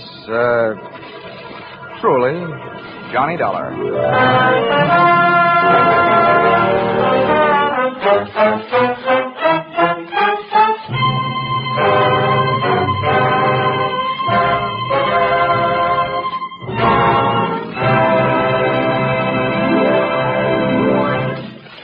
In just a moment, we'll tell you about next week's Johnny Dollar adventure. But first, this reminder. Just a little earlier tonight on CBS, Jack Benny turned dramatic actor on the Ford Theater. But this Sunday, he'll be back again on his own show with a special treat for the Jack Benny fan. After the last broadcast on which the Ronald Colmans appeared, thousands of letters came in from fans asking that Jack invite Ronnie and Benita back again soon. The Waukegan Wit did, and Ronnie and Benita, by popular demand, return to the Jack Benny program this Sunday in what should result in one of the most hilarious broadcasts of the year. So be sure to listen to Mr. and Mrs. Ronald Colman on the Jack Benny Show, which is heard on all CBS stations this Sunday.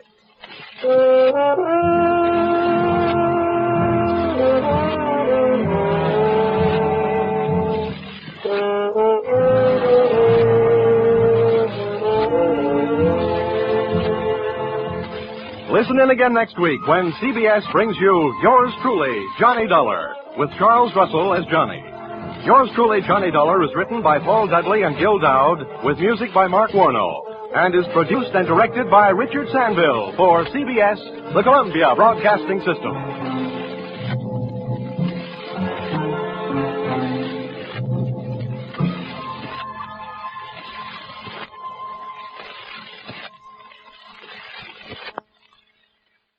System presents Yours Truly, Johnny Dollar.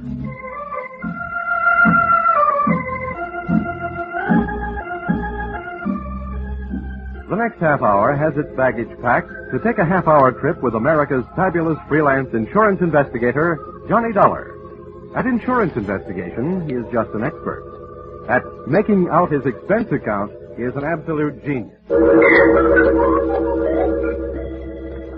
Expense account submitted by investigator Johnny Dollar to Home Office, East Coast Underwriters, Terminal Building, Hartford, Connecticut. The following is an accounting of my expenditures in the investigation of the Parikoff policy for your company.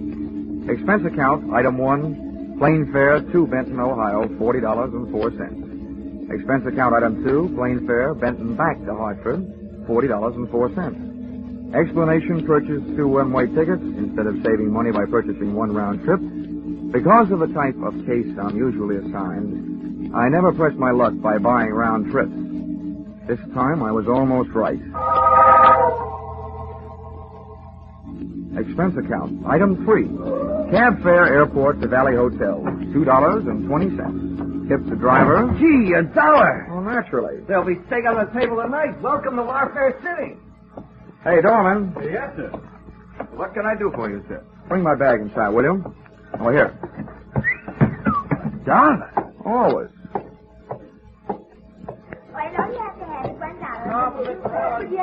Right here, boy. Good evening, sir. Hello. Do you have a reservation for Johnny Dollar? Oh, yes. Mr. Dollar's in his room. He checked in about 8 o'clock. What? I guess I ain't the man I used to be. What room is he in? Oh, sorry, sir. I'm not permitted to tell you that. I can call. Oh, no, never mind. Let me have an envelope, will you? I'd like to leave my card for this Mr. Dollar. Yes. Here you are. Thanks. Here, just pop this in his box. The clerk popped the envelope into box number 207, so I popped myself into an elevator going up to room 207. I'd come to Benton to investigate a murder, and in just a matter of minutes, I found myself ready to commit one.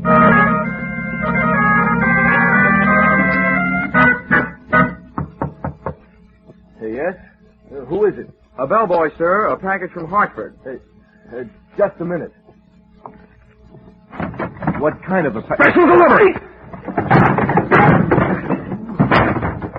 Come on, get up on your feet. Oh, it's safer down here. Now, take it easy.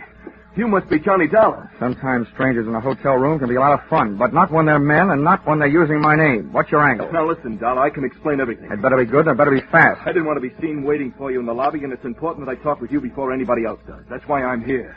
I'm Eric Barker. Oh, the defense attorney in this Parikoff thing, huh?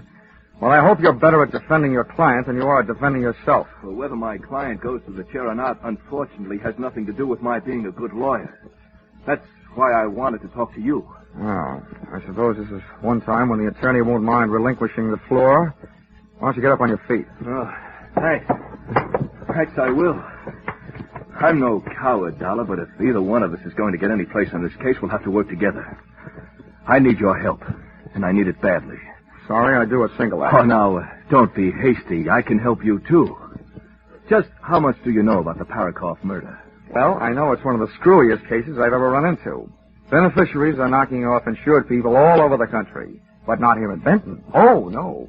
Here, they tell me, the insured man knocked off the beneficiary. And now I've got the jolly assignment of trying to keep the state from executing the insured man. My employer, East Coast Underwriters, isn't anxious to see $100,000 of their money burn up in the electric chair. Well, at least we're both stuck with the same tough job. Look, I'll tell you the few things that I already know, and you fill it in from there. All right. All I want to know is that Parikoff was shot to death and that his business partner, your client Harlan Wolf, was picked up making a quick trip out of town as being held for the murder. What have they got on him? Only what they found on him, and it's enough. A murder weapon. Any witnesses? One. Parikoff's widow, Marsha. An eyewitness. A murder weapon and an eyewitness. It seems, at least at first glance anyway, that the state of Ohio will be receiving a large electric bill one day soon. Any chance of my seeing Wolf? No, not before he's indicted. Oh, great. Dollar, Harlan Wolf shot Parikoff in self-defense. There was no premeditation. I'm convinced that I could get him off with a second-degree manslaughter verdict. That is, I could if it weren't for the tactics of the prosecution. Oh, what's that? Well, they not only have intimidated my character witnesses, but they also have suborned their own to perjury. That's the sort of thing I'm up against. Well, as the insurance companies keep saying, never say die. Where can I find the widow Parikoff? They aren't holding her in protective custody so nobody can question her. She may be at home. That's 1375 96th Street. That's a lot of figures. By the way, how's hers?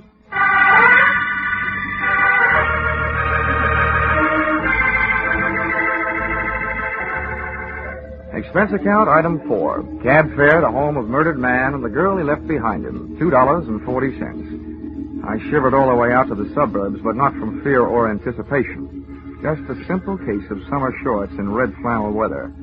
The Parikoff place was obviously the product of a good income and a bad architect. It looked like a great big wedding cake, and Mother Nature had mercifully iced the confection. The front walk was white and untrammeled as the driven snow. As a matter of fact, that's what it was. 3 inches of it, which meant that Marcia hadn't had a visitor in the past couple of hours. I was playing detective, and somebody inside was playing the radio. So I played Peeping Tom, and loved every second of it. I couldn't see her face, but she had a lovely profile. I hastened to the door.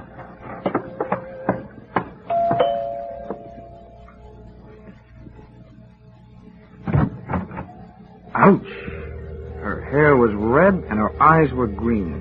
Her hair stopped you cold, and then her eyes gave you the go signal. Yes? Would you mind saving that yes for later? I beg your pardon? I've come to ask your help, and I hope you'll say yes. You see, my name is Johnny Dollar, and I've been sent to Benton to investigate the death of your husband. Say, what is this? Has it turned into a federal case? Oh, I'm from the insurance company. Oh, come in. Right. Where can I put my coat? This snow is melting all over your carpet. Let it melt.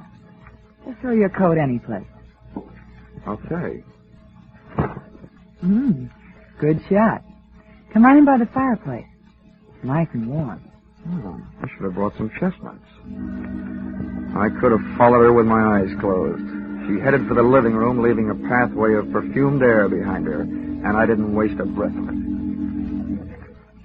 That's nice perfume. Sit down. Thanks.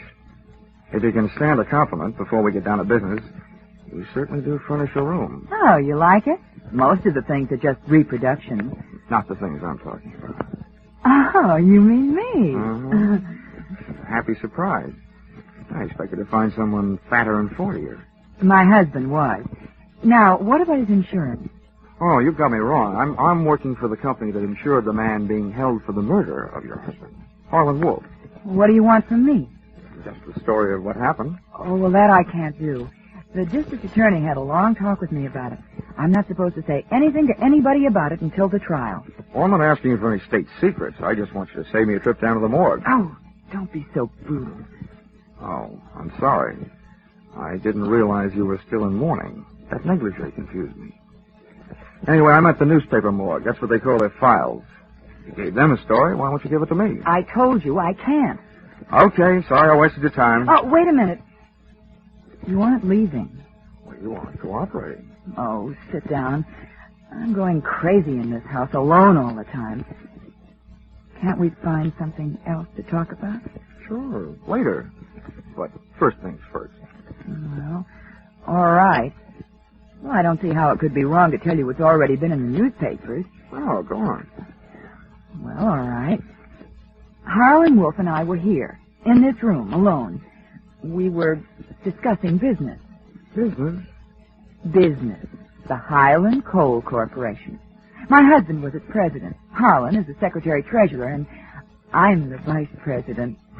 I can't resist this, but, you know, your kind of businesswoman makes this anthracite heart of mine feel very bituminous. What? Oh, well, I don't get it. Let it go. So you and Wolf are sitting here talking about your coal business. Yes. And then my husband came home. And no doubt accused you and the secretary-treasurer of putting in too much overtime. Is that it? Oh, yes. Oh, it was terrible. They fought, and finally Harlan ran over to the couch over there and pulled his gun out of his overcoat pocket and started pulling the trigger. Who called the police? The neighbors? No, I did. Well, that's all there is to it. Well, that's all I wanted to know. It didn't hurt, did it? No. Now, how about using those big shoulders of yours to throw a log on the fire? Well, sure. I'll go outside and get one. Oh, there are logs in here. I'd rather have one that's a little damp. They burn slower. Oh. Well, then while you're at it, get a big one.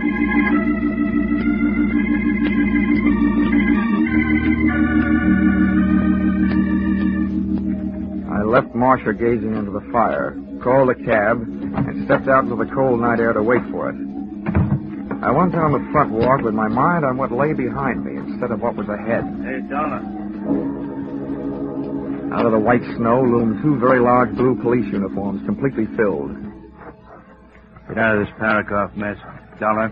Matter of fact, get out of this town. Why, officer? I'm just beginning to like it here. This is from the top that makes it official. We got the guilty man. We don't want any trouble. Well, you go back to the top and tell them that this is one sure way of getting trouble. They told us how to answer that one, too. I did my best to break every one of the Marquis of Queensberry rules. I knew I was fighting a losing fight, but I was fighting for a little time, and that's all I got. The fist never stopped, and my head began to feel like a ping pong ball in a four-handed game. Suddenly, things looked up. Me, flat on my back in the snow, seeing stars. And then a boot came flying toward my head and switched off all the little pretty lights.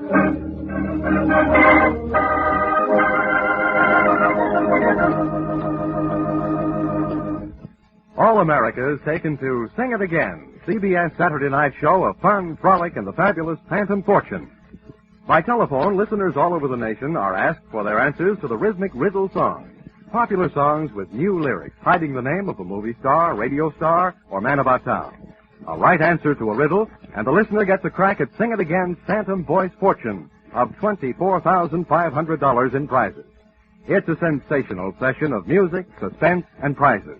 Don't miss Sing It Again tonight over most of these same CBS network stations. Maybe you'll sing to the tune of 24-5. And now back to yours truly, Johnny Dollar.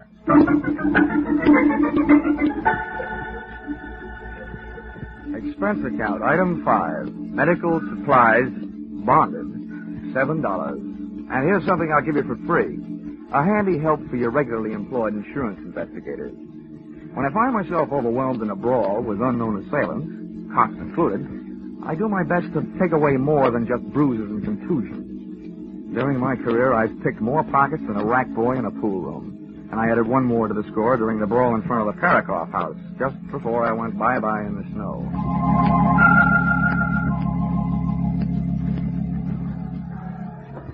Hey, mister, wake up. Come on, wake up. You'll catch your death of cold.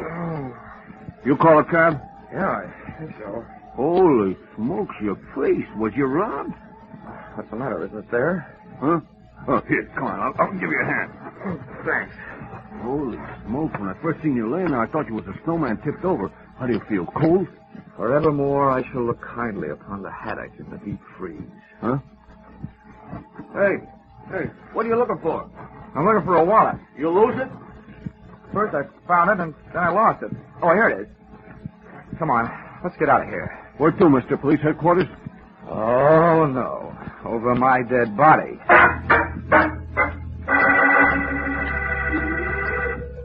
Expense account item 6, breakfast and bed, $2.40. Expense account item 7, photographic work, $6 for taking pictures of contents of wallet. I lifted from the police uniform the night before, which I sent to you, dear East Coast underwriters, for safekeeping. Expense account item 8, 70 cents cab fare to office of Edmond Byron, district attorney. Item 9, tip the driver, $1. Sorry to have kept you waiting, Dollar. Good heavens, man. What happened to your face? Illness assault? Yeah, but I got a flash for you. Not by person or persons unknown. Splendid. You wish to prefer charges? Half right again, but not for felonious assault, and not against the guys who gave me that going over last night. Now, what are you talking about? You know what I'm talking about. They were 2 of your Hornets bulls. But I don't want to waste time listening to you deny it, so forget it. I don't have the slightest idea what this is all about, Dollar. I said forget it. I want to talk about something more important. You're holding Harlan Wolf for the Parikoff murder. Now, what I want to know is, when are you going to hand down your indictment, and what it's going to be? First thing in the morning, first-degree murder. Anything else that you want to know before I have you thrown out of here? Yeah. How do I get mixed up in these rhubards?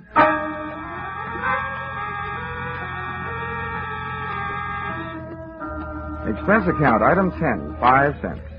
Phone call to my partner in despair, attorney for the defense, Eric Barker, who agreed to lend me a set of police photographs of the scene of the crime. They arrived at my hotel room just as I was leaving it to eat. And when I looked at them, I lost my appetite. According to the X's marking the various spots, Parikoff and Wolf had been standing face to face in the middle of the room when Wolf decided to punch Parikoff's ticket with a few .38 caliber perforations. According to the photographs of the corpus delicti, all of the steel-jacketed forget-me-nots had gone banging straight into the right side of Parikoff's body. I set up an appointment to meet Barker at 3 that afternoon, and decided to make the most of the time in between by seeing what kind of a trade I could make on that wallet I picked up during the winter sports of the night before. The name in it was Ben Arnold, and the address, disreputable.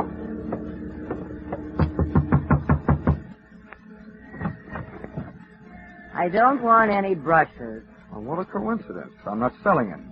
What do you want? I'm looking for Ben Arnold. Who isn't? He promised me he'd be home by now. By this time, I should know better. Well, I'll wait. Outside. Inside. Hey, wait a minute. Ben won't like this. Well, that makes it even. I don't like Ben. Look, I don't want any trouble. Okay, don't make any trouble. What do you want here anyway? Well, let's just say I dropped in for an unfriendly visit. If Ben finds you here, it'll get real unfriendly. Ain't that face of yours marked up enough? Well, that mouse hanging under your eye isn't exactly a beauty mark. Ben really spreads his blessings, doesn't he? Ben had really spread one blessing right there close in front of me. It was a small room, about the size of a large closet, with the clothes sprawled high and low, making the whole place look like a collapsed clothesline. And there, hanging on the back of the door, was Ben Arnold's police uniform. My eyes popped out, pushed one of its shiny brass buttons, and rang the bell. There, like little love letters on the brass, stood the initials CPD. And CPD were never the initials of the Benton Police Department.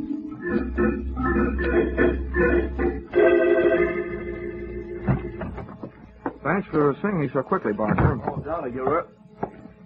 Good Lord. What happened to your face? A couple of police uniforms with overstuffed shoulders did this to me last night. Huh? There you are. I warned you that we're up against a bunch of ruthless people. Something should be done about it.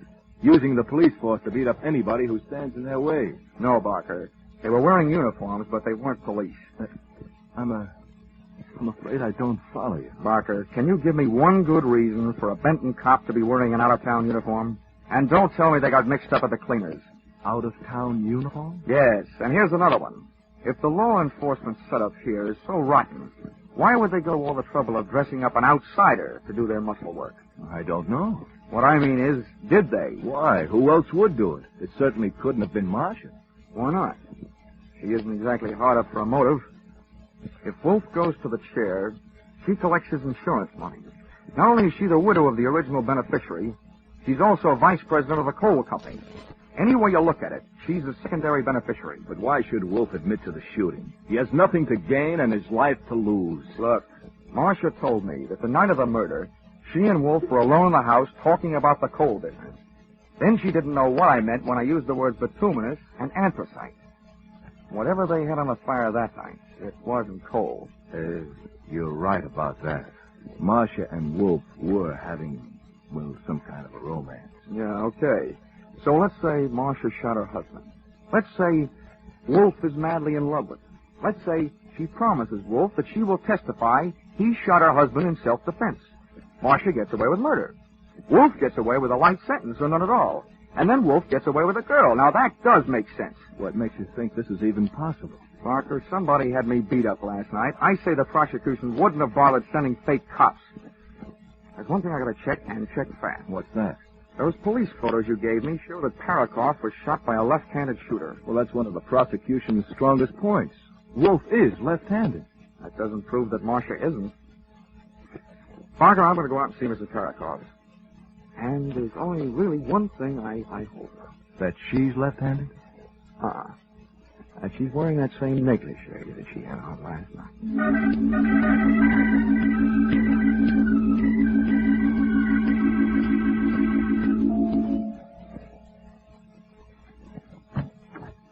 Hello, Marcia. Can I come in? Why, Johnny, what happened to your face? I didn't get down to the beauty parlor today. You look like you've been fighting. Mm-hmm. Not too well, but wisely. Well, come on in the other room. And, how about throwing another log on the fire? You're a real little firebug, aren't you? You should have lived back in old Nero's time. Whose time? Never mind. Well, I'll tell you what. I'll build the fire if you light it. I'd love to. Oh, you're getting a dry one from inside. Last night you went all the way outside to get one that would burn for a long time. Hey, you got some paper? Yeah, here's some. There we are. Okay, hot point. Here's my lighter. Touch it off. Okay. Here, that'll do it. Come on, sit down. There's one more thing I'd like you to do for me. What is it? Very simple. Pick up your phone and call the district attorney. Tell him you want to change your story on the murder of your husband. What are you talking about? If you don't, I will. Well, what have I done? Okay, if you want to play games, I'll read you the rules. You know, there's a big advantage to being on my side of investigation. See, fellows in my racket have the benefit of a lot of experience. But murderers, well, almost everyone is inexperienced at that business. One moment they aren't murderers, the next moment they are. Oh, Johnny, please. But now let's take a look at what's on my side. For instance, for one thing, from the empty shells thrown off by an automatic pistol, the experts can get a better picture of a murder scene than they can from the witnesses. Your husband was killed by a gun that was held approximately 18 inches away and directly in front of him, and the bullets entered the right half of his body. That means he was killed by a left-handed shooter. Harlan Wolf is left-handed. You can ask him. He'll tell you. I know that. And I'm right-handed. I just found that out, too. And what more do you need? Not much. Now, Marcia, let's see what you've got going for you. You've got a face and a body, and not too much is a brain. But, baby, that's not enough. It's not enough to offset the things that I know. You don't know anything. Oh, okay. So let's make this a guessing game. Let's guess after your husband was shot, you saw Wolf. When he got here, you told him you'd given your husband a .38 caliber divorce, right? Then you charged him into taking the rap for you, right? No. And you told him you testify he shot your husband in self-defense, right? And once you got him in jail, you told the district attorney that Wolf had committed premeditated murder. That he'd been after you to leave your husband and had threatened to shoot him if you didn't, right? Stop it! That's a good idea, Della. Stop it. Eric, he knows. What are we going to do? Keep quiet. We'll have to get rid of him, Eric. Just as soon as we get rid of something else. All right, Dollar. I want Ben Arnold's wallet, and I want it right now. You're welcome to it, Barker. But it might interest you to know that I had its picture taken this morning. Your phony policeman's wallet and everything in it. And copies of the photos are in the mail right now. The insurance company won't have any trouble connecting you with the comedy cops who beat me up last night. You're bluffing. But that's not all I've done on you, Barker. This morning when I was lying in bed, reading bumps on my head, it suddenly dawned on me that you were the only one that knew where I was going last night. So you must have been the one who had me roughed up. It also does my heart good to see you standing there holding that gun in your left hand. You shot Parikoff, and then got out of here while Marcia called Wolf, told him she'd done it, and talked him into taking the rap. Shoot him, Eric. For a lawyer, Barker, how do you like my case? Good, isn't it? What are you waiting for? Shoot him. Kill him, I tell you. Shut up, Marcia. All right, Dollar. Stand still. If you won't, I will. Give me that gun. Marcia, look out! Marcia made a rush to grab the gun from Barker. She got between me and the gun, and I dove in behind her. Arms straight out, picked her up, and she... Marcia went smashing into Barker, and I went on a frantic treasure hunt through that flailing mass of snorting, angry bodies to find the hand that held the gun. Believe me, it was no place for a lady, but Marcia was no lady. No! I grabbed deep in between them and yanked Barker's gun hand up out of the go-round, and just to make sure the rest was strictly a fist fight, jammed my trigger finger in over his shot into the ceiling. The way the plaster was falling, it was like another fight in the snow. But this time, Johnny Dollar came up heads instead of tails. Eric! Come on, Barker, up. Come on, get up. No. Down you go. Eric! All right, Marcia. I'll be a nice little girl. Pick up the nice little telephone and call the nice little district attorney and invite him out to your nice little house.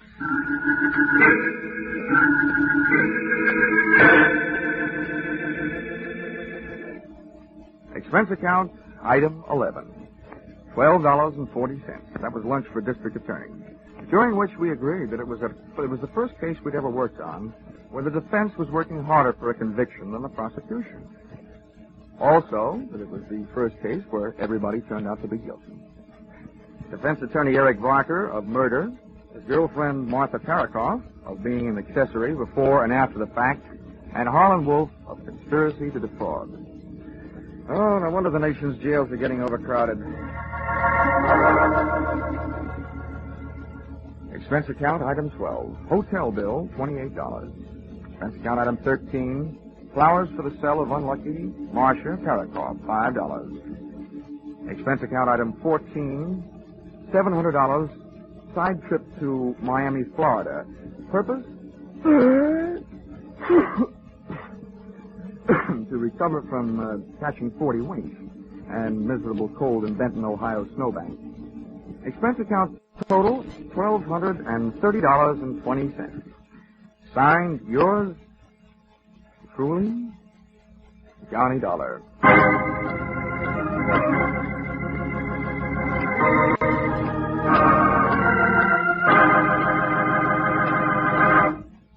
Listen in again next week when CBS brings you Yours Truly, Johnny Dollar, with Charles Russell as Johnny. Yours Truly, Johnny Dollar is written by Paul Dudley and Gil Dowd and is produced and directed by Richard Sanzo. Live life with Luigi, and you live a wonderful life of seeing yourself as others see you. Luigi Basco is the little Italian immigrant who loves America, even though he's highly puzzled by American ways, American language, Americans themselves. His friends try to explain, his neighbors try to help, but it's usually Luigi who has the last word, who knows what America really is. Luigi's life is paved with laughter, and yours will be too, for the half hour that Life with Luigi fills every Sunday night over most of these CBS stations. This is CBS, the Columbia Broadcasting System.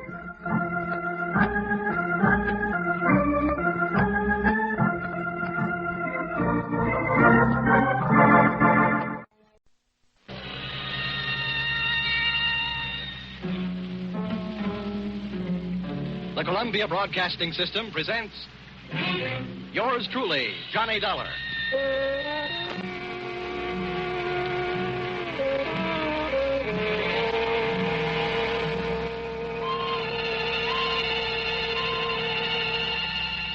The next half hour has its baggage packed to take a trip with America's fabulous freelance insurance investigator, Johnny Dollar. At insurance investigation, he is just an expert. At making out his expense account, he is an absolute genius.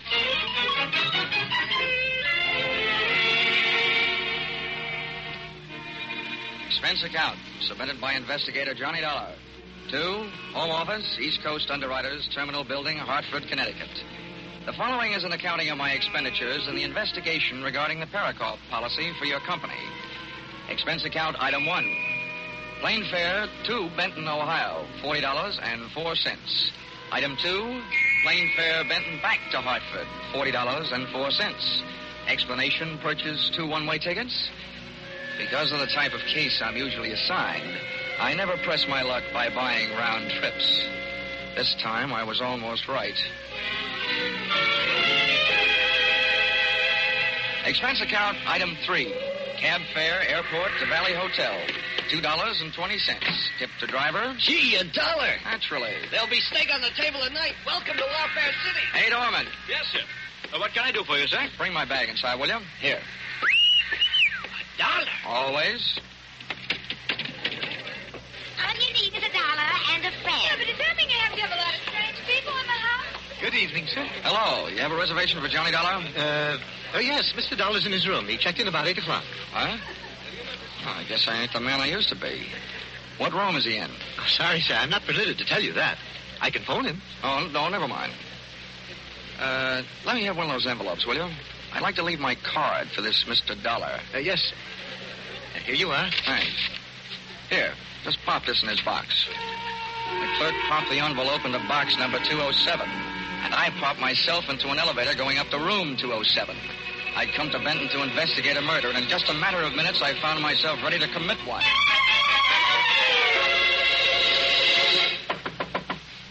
Yes? Who is it? Bellboy, sir. A package from Hartford.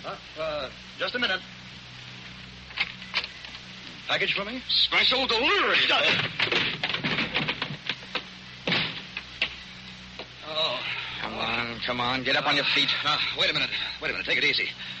You must be Johnny Dollar. Sometimes strangers in a hotel room can be a lot of fun, but not when they're using my name. What's your angle? Listen, Dollar, I can explain everything. It better be good and it better be fast. I didn't want to be seen waiting for you in the lobby, and it's important that I talk with you before anybody else does. That's why I'm here. I'm Eric Barker. Oh, the defense attorney in this Parikoff thing, huh? Well, I hope you're better at defending your client than you are at defending yourself. Whether my client goes to the chair or not, unfortunately, has nothing to do with my being a good lawyer. That's what I wanted to talk to you about. Well, I suppose this is one time when the attorney won't mind relinquishing the floor. Why don't you get up on your feet? Yeah, thanks. I will. Now, look, I'm no coward, Dollar. But if either one of us is going to get any place on this case, we'll have to work together. Now, I need your help. And I need it badly. I do a single act, sorry. Now, don't be hasty. I can help you, too. Just how much do you know about the Parikoff murder? All I know is it's one of the screwiest cases I've ever run into. All over the country, beneficiaries are knocking off insured people. But not here in Benton. Oh, no, here they tell me the insured man, Harlan Wolf, knocked off his beneficiary and partner, Parikoff. And now I've got the jolly assignment of trying to keep the state from executing the insured man. My employer, East Coast Underwriters, isn't anxious to see $100,000 of their money burn up on the electric chair. Well, at least we're both stuck with the same tough job. Now, look, I'll tell you a few things I already know, and you fill it in from there. All I know is that Parikoff was shot to death, and that his business partner, your client Harlan Wolf, was picked up leaving town and being held for the murder. What have they got against him? Only what they found on him. That's enough. The murder weapon. Any witnesses? One. Parikoff's wife, Marcia, an eyewitness. A murder weapon and an eyewitness. Well, it seems, at least at first glance anyway, that the state of Ohio will be receiving a large electric bill one day soon. Is there any chance of my seeing Wolf? No, not before he's indicted. Great. Dollar, Harlan Wolf shot Parikoff in self-defense. There was no premeditation. Well, I'm convinced that I could get him off with a second-degree manslaughter verdict if it weren't for the tactics of the prosecution. What's that? Well, they not only have intimidated my character witnesses, they've suborned their own to perjury. That's the sort of thing I'm up against. Well, as the insurance companies keep on saying, never say die. Say, where can I find the widow Parikoff? Well, if they aren't holding her in protective custody so nobody can question her, she may be at home. That's 1375 96th Street. That's a lot of figures. By the way, how's hers? Expense account item 4, cab fare to home of murdered man and the girl he left behind him, $2.40. I shivered all the way out to the suburbs, but not from fear or anticipation. A simple case of summer shorts in red flannel weather. The Parikoff place was obviously the product of a good income and a bad architect. It looked like a great big wedding cake, and Mother Nature had mercifully iced the confection.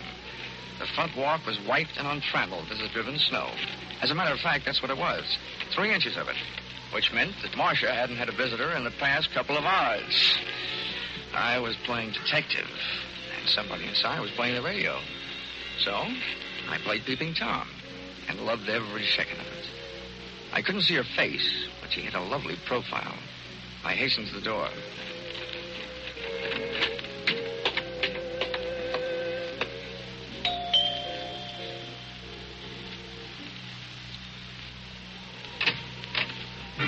Wow, her hair was red and her eyes were green. Her hair stopped you cold and then her eyes gave you the go signal. Yes? Would you mind saving that yes for later? I beg your pardon? Well, I've come here to ask your help, and I hope you'll say yes. My name is Johnny Dollar. I've been sent to Benton to investigate the death of your husband. Well, why? Has this turned into a federal case? No, I'm from the insurance company. Oh, come in. Thanks. Say, where can I put my coat? This snow will melt all over your carpet. Let it melt. Just throw your coat any place. Okay. Good shot. Come on in by the fireplace. It's nice and warm. I should have brought some chestnuts. I could have followed her with my eyes closed. She headed for the living room, leaving a pathway of perfumed air behind her, and I didn't waste a breath of it. Say, that's nice perfume. Sit down. Thanks. Yeah, you have good taste. That chair is a genuine antique. Oh? If you can stand a compliment before we get down to business, you certainly furnish a room. Oh, most of the things are just reproductions. Not the things I'm talking about. Oh, you mean me? Uh-huh. Oh, this is a happy surprise. I expected to find someone fatter and 40-er. My husband was. And now, what about his insurance? Oh, you got me wrong. You see, I'm working for the company that insured the man being held for the murder of your husband, Harlan Wolf. What do you want from me? Just your story of what happened. Oh, that I can't do. The district attorney had a long talk with me about it. I'm not supposed to say anything to anybody about it until the trial. Well, I'm not asking you for any state secrets. I just want you to save me a trip down to the morgue. Oh, don't be so brutal. Oh, sorry. I didn't realize you were still in mourning. That negligee confused me. Anyway, I meant the newspaper morgue. That's what they call their files. You gave them a story. Why won't you give it to me? I told you I can't. Okay. Sorry I wasted your time. Oh, wait a minute. Don't go. Well, you aren't exactly cooperating. Oh, please sit down. I'm going crazy in this house alone all the time. Can't we find something else to talk about? Sure. Later. First things first. That makes sense. All right. I don't see how it could be wrong to tell you what's already been in the newspapers, Johnny. Yeah, that's right. Go ahead. All right. Well, Harlan Wolf and I were here in this room alone. We were discussing business. Business? Business. The Highland Coal Corporation. My husband was its president. Harlan Wolf is the secretary-treasurer, and I'm the vice president. I can't resist this. But your kind of businesswoman makes this anthracite heart of mine feel very bituminous. What? I don't get it. Let it go. So, you and Wolf were sitting here talking about your coal business. Where were you sitting? Well, I was sitting over there at the desk. How about Wolf? He was sitting where you are right now. And then my husband came home. And no doubt accused you and the secretary-treasurer of putting in too much overtime. Is that it? Yes. Oh, it was terrible. They fought, and finally Harlan ran over to the couch over there and pulled his gun out of his overcoat pocket and started pulling the trigger. Who called the police? The neighbors? No, I did. Well, that's all there is to it. That's all I wanted to know. It didn't hurt, did it? No. Now, how about using those big shoulders of yours for throwing a log on the fire? Sure. I'll go outside and get one. No, there are logs in here. Mm-mm. I'd rather go outside and get one that's a little damp. They burn much slower. Oh. Well, then, while you're at it, get a big one.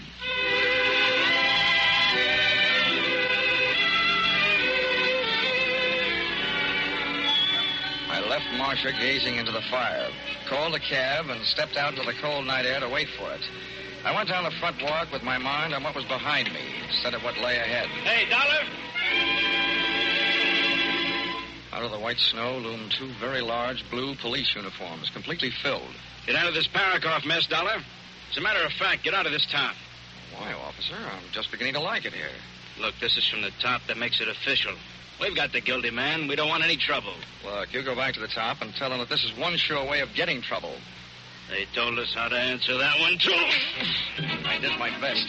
My best to break every one of the Marquis of Queensberry rules. I knew I was fighting a losing fight, but I was fighting for a little time. And that's all I got.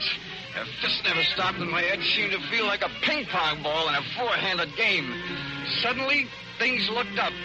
Me, flat on my back in the snow, seeing stars. Then a boot came flying toward my head and switched off all the pretty lights.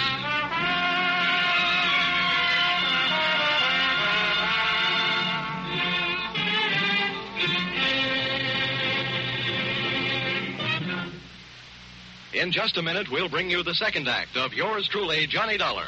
But first, we want to remind you that next Sunday night, CBS once more will bring you 10 great shows, filled with great stars and complete with comedy, drama, and mystery. Betty Davis will make her first appearance on The Prudential Hour, co-starring with Ray Milland in a gripping story of a woman who has to bridge a lifetime in 3 short hours. Once more, you'll hear those 90 non-stop minutes of mirth with Spike Jones, Jack Benny, and Amos and Andy in succession. There'll be more comedy, more drama following rapidly. The Adventures of Sam Spade, Lum and Abner, Helen Hayes, Eve Arden, Life with Luigi, It Pays to Be Ignorant. Staying tuned to CBS on Sunday nights guarantees you the greatest entertainment on the greatest listening night of all. These programs are regular Sunday night features on most of these same CBS stations. And, of course, Jack Benny comes to you over them all. And now, back to yours truly, Johnny Dollar.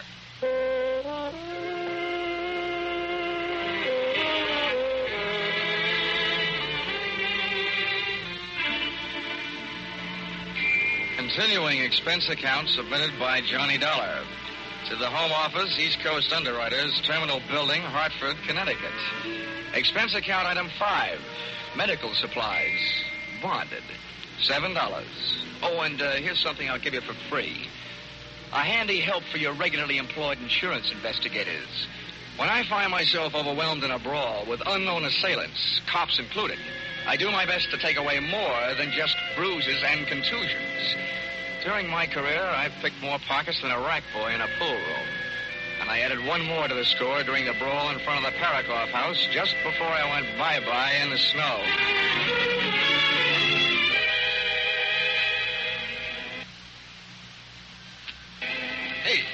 Hey, mister, wake up. Come on, wake up. You'll catch your death of cold. Did you call a cab? Yeah, I think so.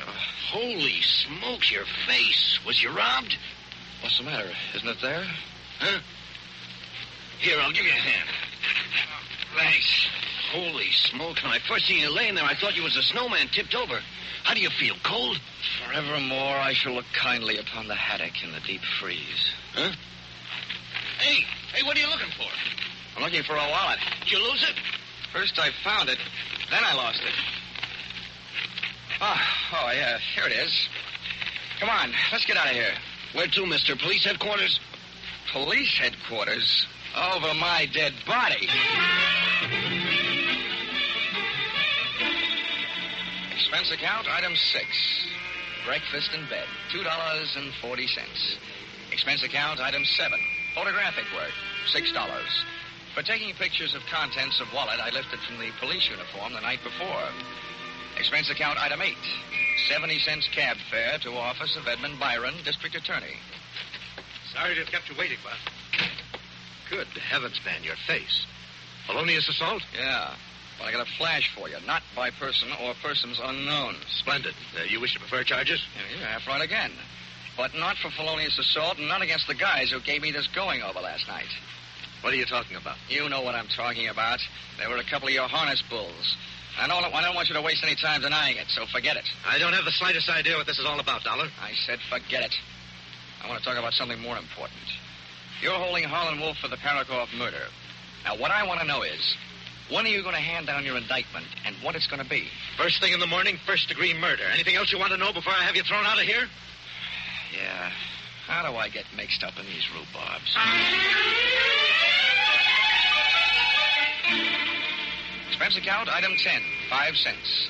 A phone call to my partner in despair, Eric Barker, attorney for the defense, who agreed to lend me a set of police photographs of the scene of the crime and the principals involved. Parikoff looked very dead. Marsh looked very frightened. And the accused, Harlan Wolf, looked very fat. The pictures of the scene of the crime indicated the shooting occurred with Parikoff and Wolf standing face to face, and that all of the bullets had gone banging straight into the right side of Parikoff's body. I set up an appointment to meet Barker at 3 that afternoon, and decided to make the most of the time in between by seeing what kind of a trade I could make on that wallet I'd picked up during the winter sports of the night before. The name in it was Ben Arnold, and the address was disreputable.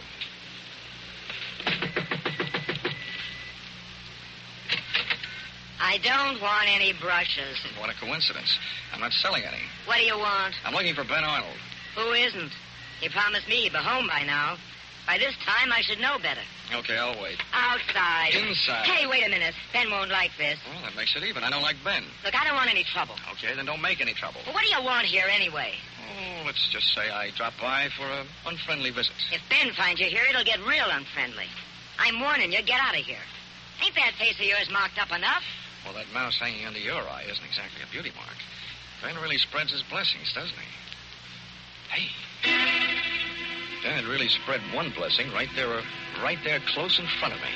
It was a small room, about the size of a large closet, with a clothes sprawl high and low, making the whole place look like a collapsed clothesline. And there, hanging on the back of the door, was Ben Arnold's police uniform. My eyes popped out, pushed one of its shiny brass buttons, and rang the bell.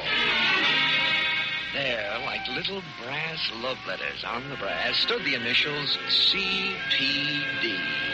And CPD were never the initials of the Benton Police Department.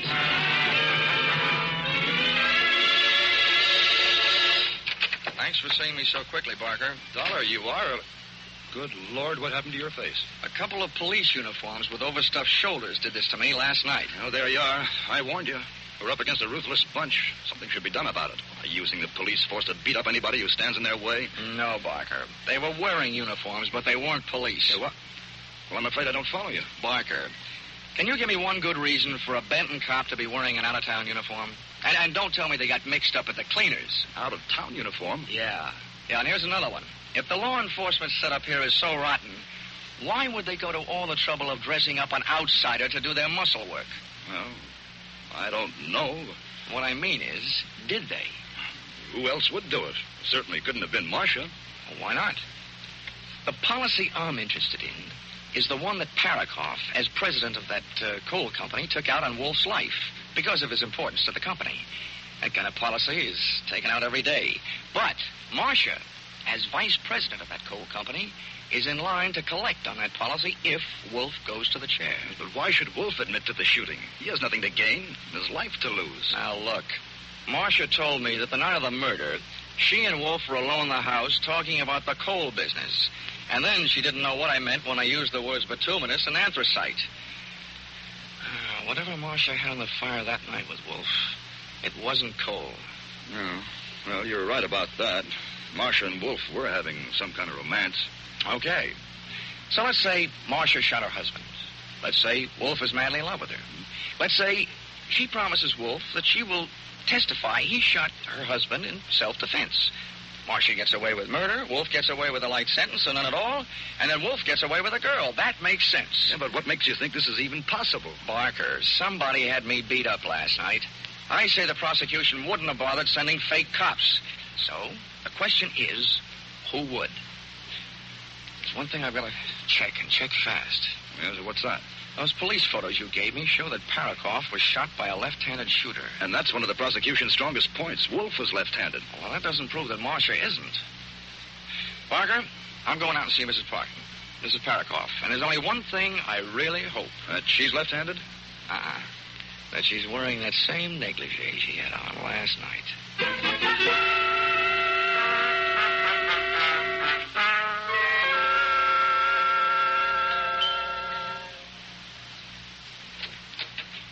Hello, Marcia. Can I come in? Why, Johnny, what happened to your face? Oh, I didn't get down to the beauty parlor today. You look like you've been fighting. Uh-huh. Not too well, but wisely. Well, come on in the other room. And how about throwing another log on the fire? Say, you're a real little firebug, aren't you? You should have lived back in old Nero's time. Whose time? Never mind. I'll tell you what, I'll build the fire if you light it. Well, I'd love to. Oh, you're getting a dry one from inside. Last night you went all the way outside to get one that would burn for a long time. Oh, that was last night. You got some paper? Here's some. There we are. Okay, hot point. Here's my lighter. Touch it off. Okay. There, that'll do it. Come on. Sit down over here. No, over here will do. This chair is a perfect fit for me. Which makes me think maybe the state of Ohio has a chair that's a perfect fit for you. What are you talking about? Well, if you want to play games, I'll read you the rules. You know, there's a big advantage in being on my side of investigation. Fellas in my racket have the benefit of a lot of experience. But murderers, well, almost everyone is inexperienced at that business.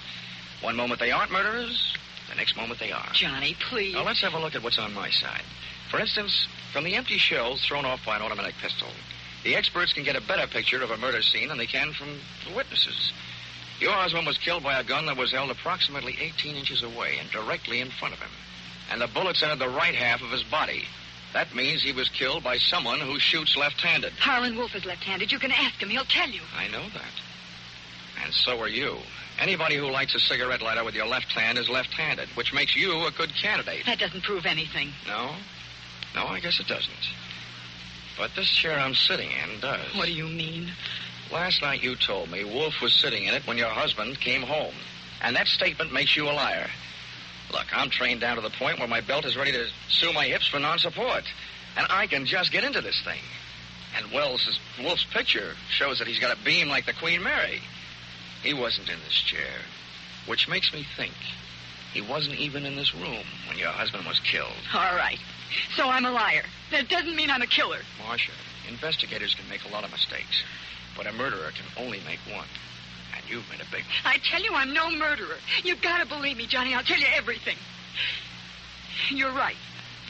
Harlan Wolf wasn't here. That's enough, Marcia. Shut up. Eric, what are we going to do? He knows. Hey, keep quiet. Oh, Barker, for a defense attorney, you're acting mighty offensive. We'll have to get rid of him, Eric. Just as soon as we get rid of something else. Dollar, you've only got one thing on me.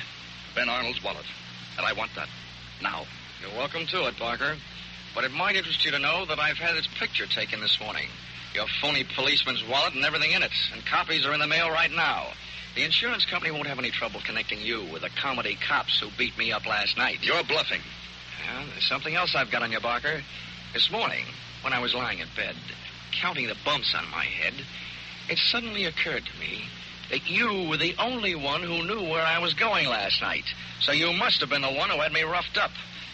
It also does my heart good to see you standing there with that gun in your left hand, which makes you a candidate, too. Shoot him. Shoot him, Eric. You're a lawyer, Barker. What's your legal opinion? Are you just an accessory after the fact or before the fact? Or are you the murderer? What are you waiting for? Shoot him. Kill him, I tell you. Shut up, Marcia. Dollar, stand still. If you won't, I will. Give me that gun. Marcia, look out. When Marcia made a rush to grab the gun from Barker, she got between me and the gun, and I dove in behind her, arms straight out, picked her up, and heaved. Marcia went smashing into Barker, and I went in a frantic treasure hunt through that flailing mass of snorting, angry bodies to find the head that held the gun. Believe me, it was no place for a lady, but Marcia was no lady. I grabbed deep in between them and pushed Barker's gun hand up under the go-round, and just to make sure the rest was strictly a fist fight, jammed my trigger finger in over his and pumped till all the shots went into the ceiling. The way the plaster was falling, it was like another fight in the snow. But this time, Johnny Dollar came up heads instead of tails. Eric! Eric! Eric! Come on, Barker. Up you come. And down you go. Oh, Eric! All right, Marcia. All right. When I first met you last night, I asked you please to save a yes for later. I'm going to ask you a few little questions. If I'm right, let's hear it. 1. Did you kill your husband? Okay, 2. Did Eric Barker shoot your husband? Did you kill Harlan Wolf? Tell him you did it, and talk him into taking this rap for you? It was all Eric's idea. He said we'd get rid of my husband and Wolf and collect their insurance. Well, Marcia, there's just one more question. Are you or aren't you going to call the district attorney and invite him over here? Yes.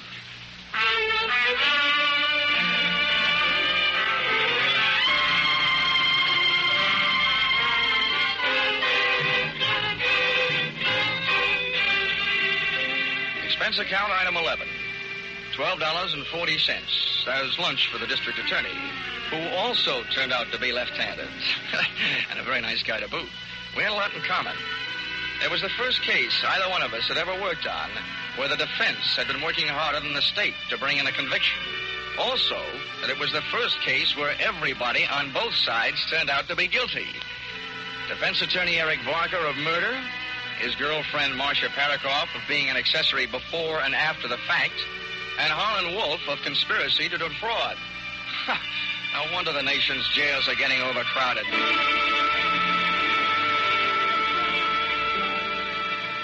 Expense account item 12, $700. Side trip to Miami, Florida. Purpose,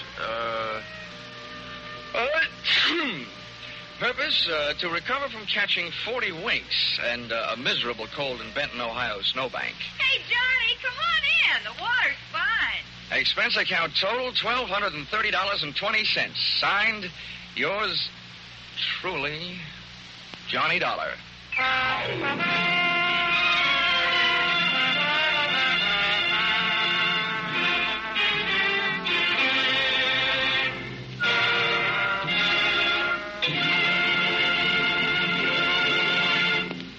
Now a word about a special CBS broadcast this Sunday. You'll find it a story that grips you for a full 60 minutes on the air. A startling drama of a young reporter who finds that his assignment comes too close to home.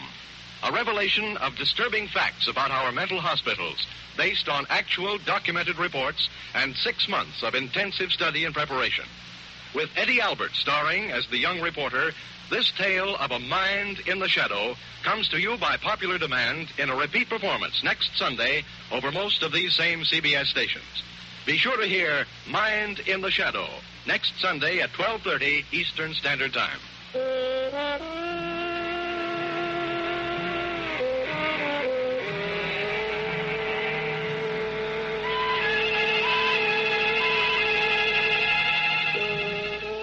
Listen in again next week when CBS brings you Yours Truly, Johnny Dollar, with Charles Russell as Johnny. Yours Truly, Johnny Dollar is written by Paul Dudley and Gil Dowd, with music by Mark Warno, and is produced and directed by Richard Sandville for CBS, the Columbia Broadcasting System.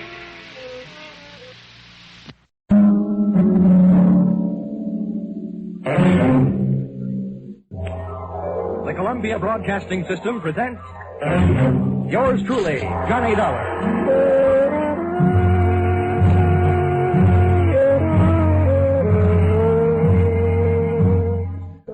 The next half hour has its baggage packed to take a trip with America's fabulous freelance insurance investigator, Johnny Dollar. At insurance investigation, he is just an expert. At making out his expense account, he is an absolute genius.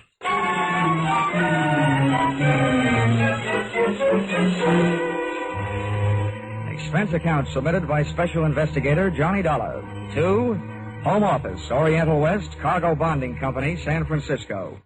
The following is an accounting of my expenditures during my investigation of delayed cargo aboard the SS Shanghai Wayfarer, or the case of the slow boat from China. Expense account, item 1, $181.52. Plane fare from Hartford to San Francisco in answer to your urgent call. Expense account, item 2, $3.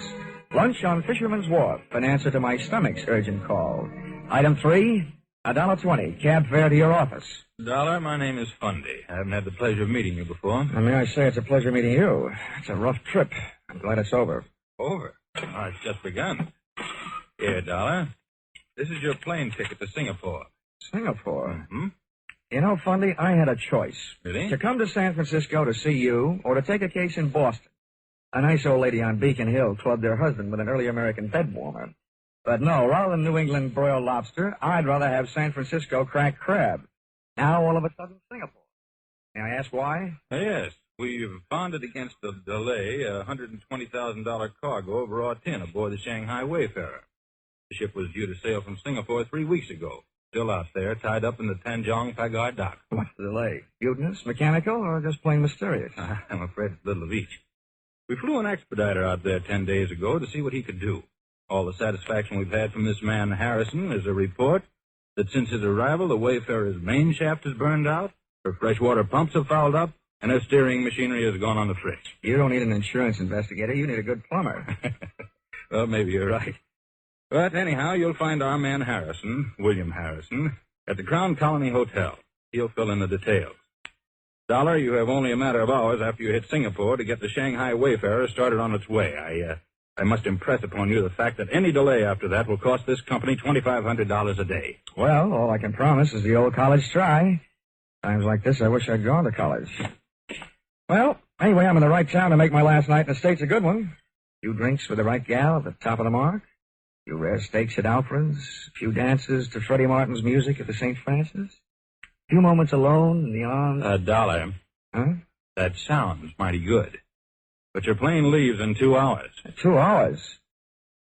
Well, I guess I'll have to do without the drinks, the dinner, and the dancing.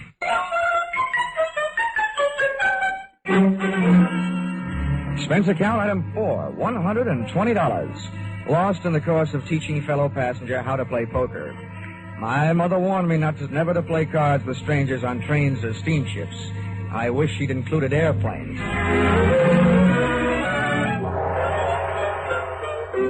You'd implied, Fundy, that the situation smelled. Well, you should have caught a whiff of the city, especially the native sections, through which I had to pass on my way to the Crown Colony Hotel.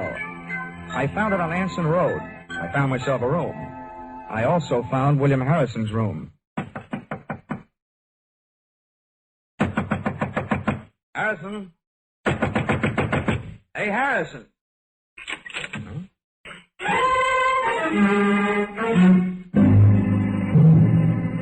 But I didn't find Harrison. All I found was a calling card from my old friend Trouble. Wherever Harrison was, he didn't want to be, and he left a trail of broken furniture and blood to prove it. I searched the dresser. Shirt size, 14. Socks, 9. That meant Harrison was a small man. I went to the bathroom, shaving brush and toothbrush still wet, indicating that he'd been there not too many hours before I arrived. Then I tried the wastebasket. In addition to one large glob of used chewing gum, an empty cigarette package, and some old Kleenex, I found a swizzle stick with a name on it. The Collier Key Bar. Well, all that meant was that Harrison had a head cold and had been trying to cure it with Singapore slings. But at least I knew where he'd been drinking it. The Collier Key Bar looked out on the harbor. It was dark enough inside to give a man a good excuse for drinking nightcaps at noon. Your pleasure, sir? Say, how are you on mixed drinks? Mixed drinks? Governor, if I don't know how to make 'em, I look 'em up in the book. If they ain't in the book, I fake 'em. Now, what'll it be? Straight bourbon. Right, Joseph. Oh, hey, bartender. Yes, sir. Are you by any chance acquainted with an American named Harrison? Harrison, sir? Yeah. He arrived in Singapore about 10 days ago. Small man with a cold in his head. Oh, Harrison. Sure, I know him right enough. He's been coming in every night with a chief engineer from one of the ships in port. Oh, yeah? What ship is that? Oh, the Shanghai Wayfarer, I think. Oh, the Shanghai Wayfarer. What's this engineer's name? Yeah, now, hold on. I ain't getting him into any trouble, am I? He's a nice chap, he is. A handsome tipper. This handsome? My governor, $20 Why? Compared to you, sir, Mr. Frank Moore is downright tight-fisted. Well, how about that? I done it. I let Mr. Frank Moore's name slip right out. My missus is right. For a little man, I've got a ruddy large mouth.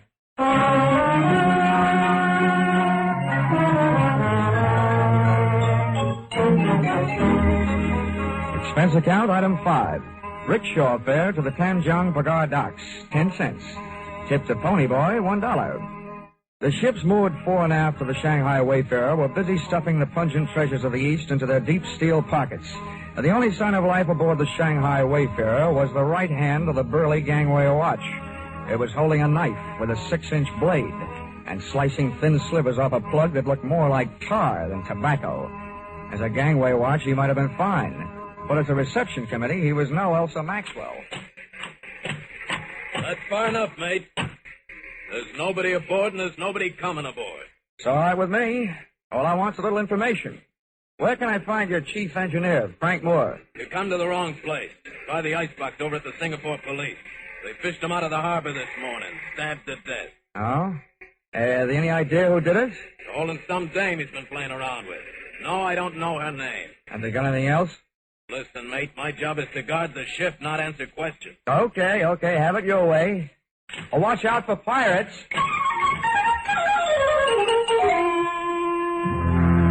The British Chief Inspector, Singapore Police, gave me everything except an invitation to tea. But unfortunately, he never even heard of Harrison. He took me into the morgue, and a look at Frank Moore's body told me nothing I didn't already know. He'd been stabbed, all right, and whoever had killed him had sunk him with a hole-in-one.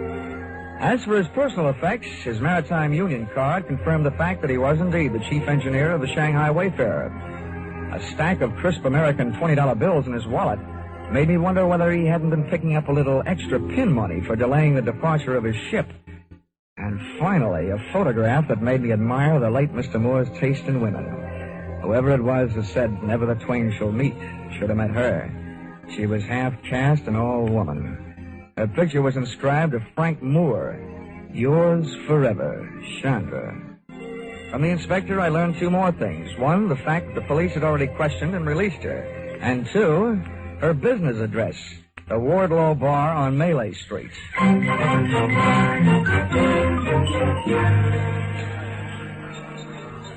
Mr. Young. You like a midnight sing-song girl? No, the only girl I want to hear sing songs is Dinah Shore. Go on, beat it, will you? Oh, hey, wait a minute. Yes, Stuart? Where's Chandra? Oh, she go across to Penang tonight. You buy me a drink, mister? We sit right over there. Get it. Oh, Monja, I put you away home to Shanghai one night in your own coffin. Complete with stab wounds, no doubt. Why you say that? Why you ask for Chandra? I'm a stranger in town. I can't find the local chapter of the Lonely Hearts Club. So, shall we find a quiet table? I don't know you. No, but you knew Frank Moore. That gives us something in common. Over there is one. Yeah? This doesn't sound like a very quiet table to me. In Singapore, you will learn whispers stand out in the quiet. They disappear in the noise. I'll bow to the wisdom of the native guide. But who said I had any secrets?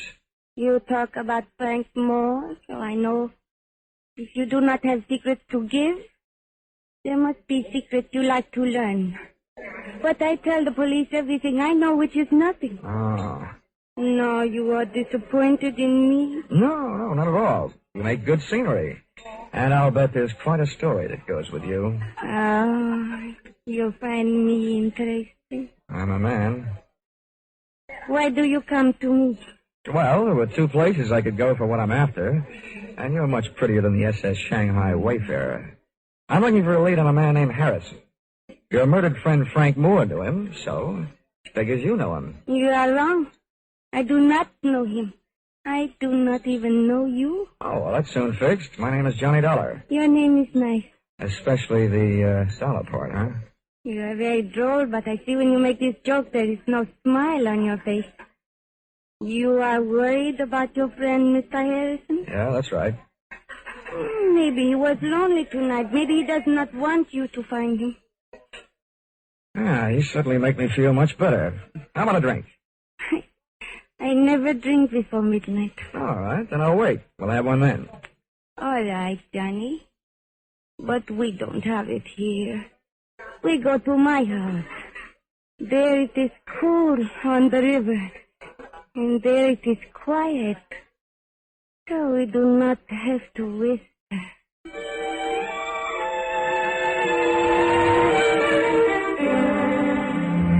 Midnight must have been invented for Singapore, and her house must have been invented for midnight. Only one thing looked out of place. Up on the wall was a souvenir of Chandra's war effort, a real American baseball bat, a Louisville Slugger. And on it was written, "Remember the U.S. Marines." Everything else in the place was soft. The lights, cushions, and Chandra. It is nicer to drink here, no? Yeah, may I say, it's a mite intoxicating without a drink. I wish the boys back in my high school senior class could see me now. What do you mean? In the graduation annual, they predicted I'd be a bookkeeper. Oh, I do not understand you. And neither did the boys in my senior class. Johnny, please say things I can understand. I want to know you better. Maybe if I stop talking altogether, you'll get to know me better. Johnny.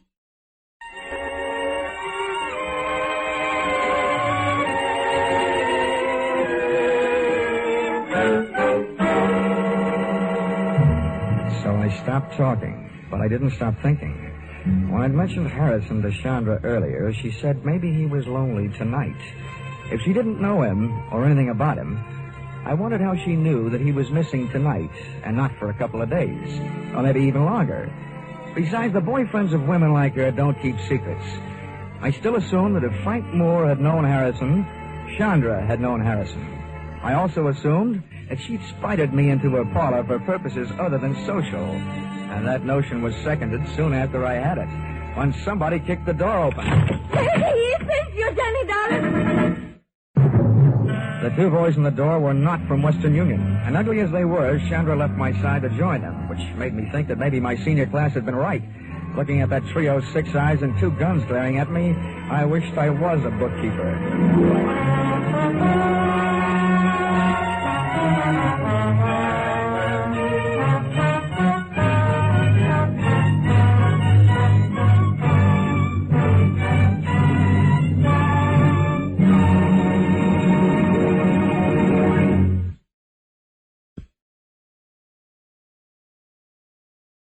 In just a moment, we'll return to the second act of Yours Truly, Johnny Dollar. But first, here it is almost the end of February. All over the country, people are thinking about their new cars.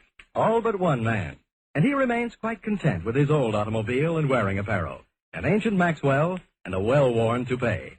For these reasons, and for several others, named Mary, Dennis, Don, Phil, and Rochester, he now has the #1 comedy show in America. All over the country, people think about him, too, every Sunday night. Hear the Jack Benny Show with Claude Rains as Jack's special guest next Sunday on all these same CBS network stations. And now, back to yours truly, Johnny Dollar.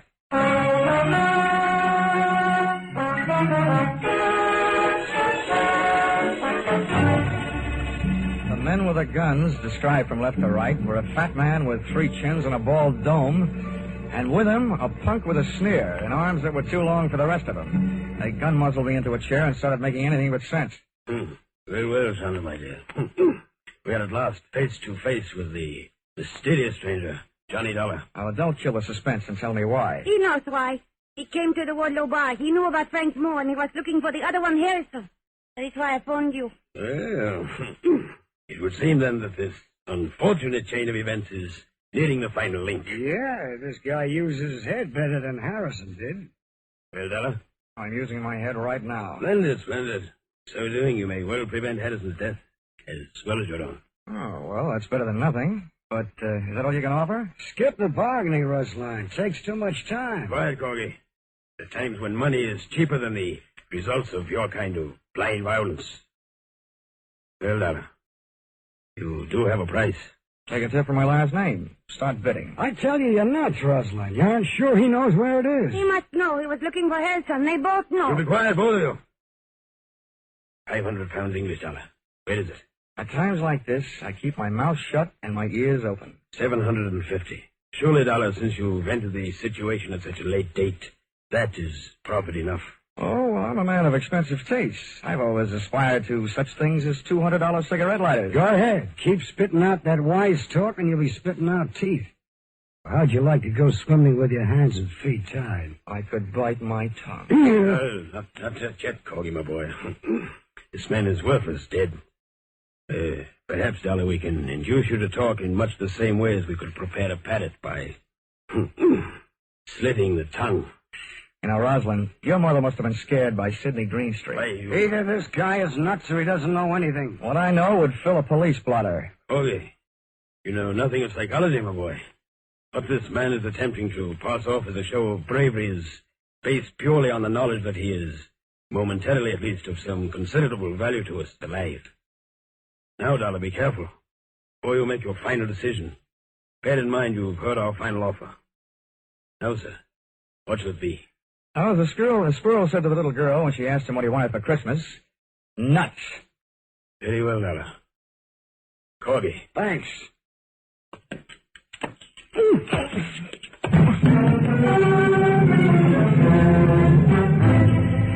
I finally came to in the dark, trussed up like a turkey, and lay there trying to figure it out. Obviously, the 2 rude dudes thought I knew something I didn't know. But what I did know was that finding Harrison had turned into a big, fat headache. Also, that I had accomplished exactly nothing towards speeding the SS Shanghai Wayfarer over the bounding main. While I was comforting myself by repeating over and over that old insurance company soother, never say die, I discovered I wasn't alone. Hello. Huh? Who are you? Well, you were here first. You tell me. Well, my name is Harrison. Harrison? Yes, who are you? I'm Johnny Dollar. I was sent out here by the Oriental West Cargo Bonding Company. Oriental West? Yes, I was supposed to do what you couldn't get done. And look at me now. Getting hit over the head and dumped in here must be par for the course. How long you been here, and why? I've been driving myself crazy trying to figure that out. Well, this little guest house, wherever we are, must only have one set of proprietors. I can tell you who they are, at least by the names they're using tonight. Rosalind and Corgi. They offered me 750 English pounds to tell them where something called It was. What is It? What's a package? What's in it? I don't know. It belonged to the chief engineer of the Shanghai Wayfarer, Frank Moore. He was helping me try to get the ship on its way, and I owed him a favor. He asked me to drop this package at a bar, the Wardlow bar, yeah, go ahead. That's right. I was supposed to give it to a girl named Chandra. She wasn't there, so I got her address and went out to her place. You mean that package is at Chandra's house? Yes. When I got out there, the Chinese maid let me in. I waited as long as I could, and then rather than leave what might be a valuable package just lying around loose, I put it into the bottom drawer of a dresser and left. Oh, great. For such things, I go around laying down my life. Well, it's obvious that these men will stop at nothing to get their hands on that package. Well, when they asked you where it was, why didn't you tell them? Then neither one of us would be here. What's more, I'm beginning to think the sooner they get the package, the sooner our ship sails. Frank Moore had been a good friend to me. He wanted Chandra to have it, and I couldn't just turn it over to those two. Well, I've got some news for you. And this should make you really unhappy. Those two happen to be in business with Chandra. They're all on the same team. She's one of them. What an idiot I've been. Well, here we are, all roped up. You know, for a pair of guys who came out here to speed a shipload of raw tin on its way, we're doing just dandy. We're lucky if we get out of this thing alive. Offhand, I'd say our host probably murdered Frank Moore trying to get that package. Maybe we're next. Uh-oh. Maybe right now. A beam from a powerful flashlight stabbed us in the eyes. The sudden change from too much dark to too much light kept us blinded. Well, look who's here. At least the voice behind the glare wasn't Rosalind's and it wasn't Corky's. But it was a familiar voice, one I'd heard and heard lately. He walked in on us, the flash in one hand and in the other, a knife with a 6-inch blade. At first I wondered whether it was the one that had been buried in Frank Moore's back. And then I remembered where I'd seen it before. The man bending over us was the burly gangway watch from the Shanghai Wayfarer. And you told me to watch out for pirates. Well, the situation is getting a little overcrowded. I didn't think there was room for any more. What do you want? You know what I want, Dollar. The same thing Rosalind and Corgi are ripping your hotel room apart for right now. Now, don't tell me you're looking for it, too. 2 things I know about that package, mister. The name is Rourke. Okay, Rourke. One thing I know is that it's dangerous company. The other is I want no part of it. The only thing I'm interested in is getting the Shanghai Wayfarer out of port. That won't be hard once I get that package. Where is it, Dollar? I'll trade the answer to that question for a little freedom. Okay, hold still. Thanks. Harrison's next. I want him with us in case he's lying. All right. Okay, Harrison, roll over. Hey, you! When Rourke bent over Harrison, I drop-kicked the flashlight out of his hand, ran across the darkened room, through the open door, and kept on running. Sometimes the long way around is the shortest way home, so I headed for Chandra's house. I not only had some getting even to do, but I had some curiosity to satisfy. Somehow the Shanghai Wayfarer's failure to sail on schedule was tied up with a mysterious package. But how? Why? I decided I'd earned the right to see what was in that package.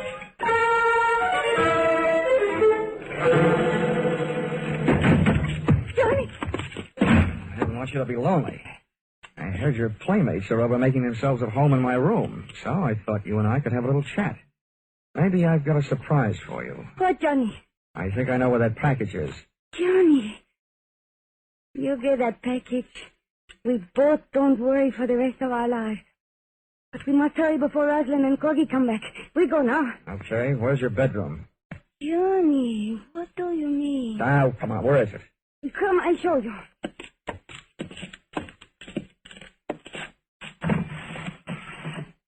No, it cannot be. There's another one, no. It's been here all the time. And now while I open this thing, you can go and have yourself a nervous breakdown. Say, this is more fun than unwrapping Christmas presents. And now to take off the cover. Wow. Now I know how the winner feels on Hit the Jackpot. The package was paper all the way through, brown wrapping on the outside and green spending on the inside. Big bundles of fresh, clean American 20s. Thousands of the same kind of bills that the Singapore police had found in the late Frank Moore's wallet. It would have taken half a day to count it, and I'd wasted too much time already. There'll be no good to you without me, Johnny. You have to know how to get rid of them. Oh, counterfeit, huh? Yes. They are made in China. Frank Moore brought them from Shanghai to Rosalind to take to the States, but Rosalind was not here in Singapore. He was late, so Frank had to make some accident happen to his ship to keep it from sailing. But then he changed his mind. He decided he would give the money himself, but Rosalind caught up with him. Oh, I see. He was sending them to you by way of Harrison, just before he was knifed by Rosalind, huh? Who talked him into that? You, by any chance? You and I could be very rich, Johnny. You never give up, do you? There's $500,000 there. Mm-hmm. Yeah, That should buy about 50 years in jail. I'm taking this down to customs and you're with it. No, I do not think you do. Uh-huh. Time to play another visiting team. Come on, beautiful. I don't want you in the way. Let go of me. I grabbed her, lashed her wrist with a cord from the package, and since she liked money so much, I stuffed her mouth with a fistful of those troublesome $20 bills. I locked her and the rest of the loot into a closet, dashed into the other room looking for a weapon. And then I remembered that Louisville slugger from the U.S. Marines. I was glad they'd landed. I grabbed it off the wall, got a toehold in the carpet on the left side of the door, wrapped my fingers around the bat, swung it on the back of my shoulder, and waited. Sandra, my dear, we just came... Oh! 2 out and 1 to go.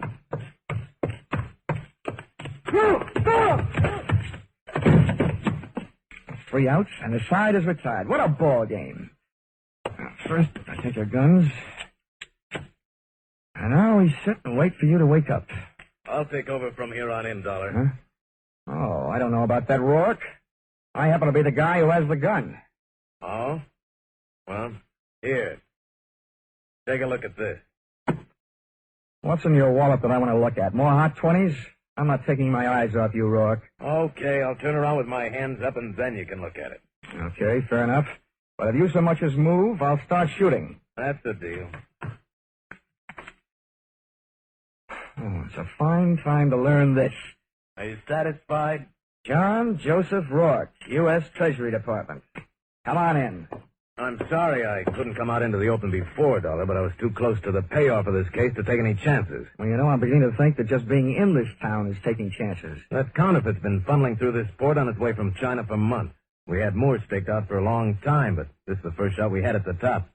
That's him lying there on the floor, Ross. Now I've got him. Oh, your pal Harrison told me where I can find the only other thing I need, that package of hot money in the dresser drawer. Oh, it's now moved into the bedroom closet, along with a package of hot woman. Well, then, Dollar, it looks like my job out here is just about done. Yeah, I guess so. Hey, wait a minute. You're from the Treasury Department. Yes?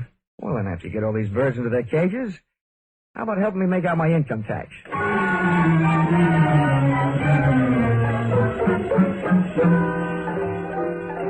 Expense account, item 6. Hotel bill, 1 night in Singapore, $5. Item 7, 1 new outfit, replacing mine, which was ruined in course of taking midnight dip in Singapore River, $200. Item 8, $20. Bar checks for cheering up one William Harrison, your expediter, whose innocence had him running errands for the man who was holding up the departure of your ship. Item 9, $375. Spent while killing time until the departure of my plane back to the States, after the Shanghai Wayfarer finally sailed. You see, this time, I had 4 hours on my hands instead of the 2 you allowed me in San Francisco. Expense account total, $1,407. Signed, yours, truly, Johnny Dollar.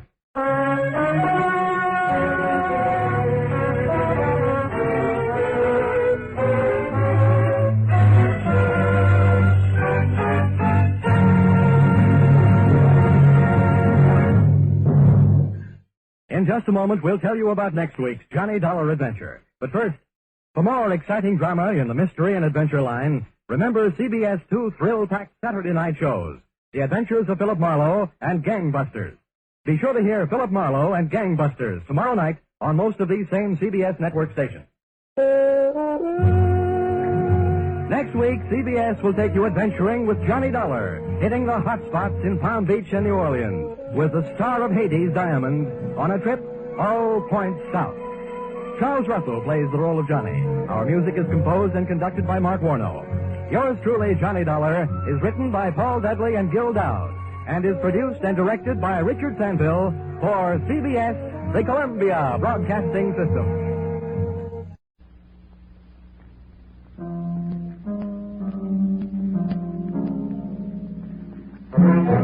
The Columbia Broadcasting System presents yours truly, Johnny Dollar.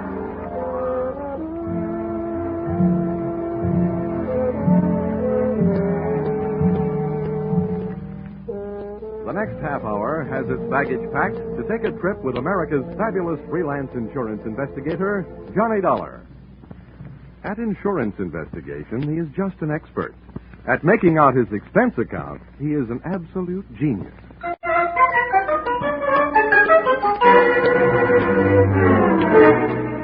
Expense account submitted by Special Investigator Johnny Dollar to Home Office, Nutmeg State Casualty and Bonding Company, Hartford, Connecticut.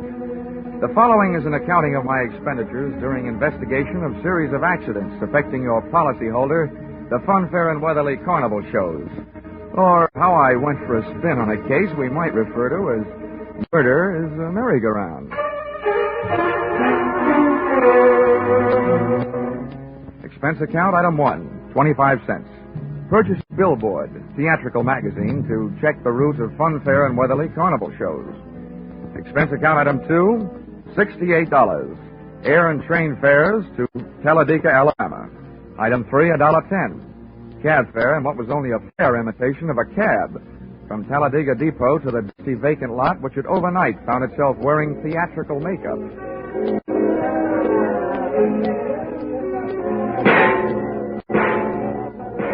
Brightly as the hot sun beat down on the midway, it couldn't help the layout of canvas and slats from looking beat up. A perspiring mechanic shot sparks of profanity back at an obstinate motor as he tried to get it to roll the giant hoop of a Ferris wheel. I asked him what he knew about the accident of a week before when a car dropped off the same Ferris wheel, badly injuring 3. He was charming. Listen, pretty boy. Don't go getting nosy around here. The Joe in charge of the electric scooter concession was just as sweet. On the subject of how come one of his scooters blew up a few nights back, sending a citizen to the hospital, he just didn't feel like talking. If you ain't a cop, start moving. If you are, where's your warrant? I was just asking the pilot of the giant airplane spin who he thought might have cut the cables the night one of his wallboard gliders took off across the carnival crowd, crashing and busting up a few more customers, when I got a canvassman's version of a sharp answer. A tent stake right behind my ear.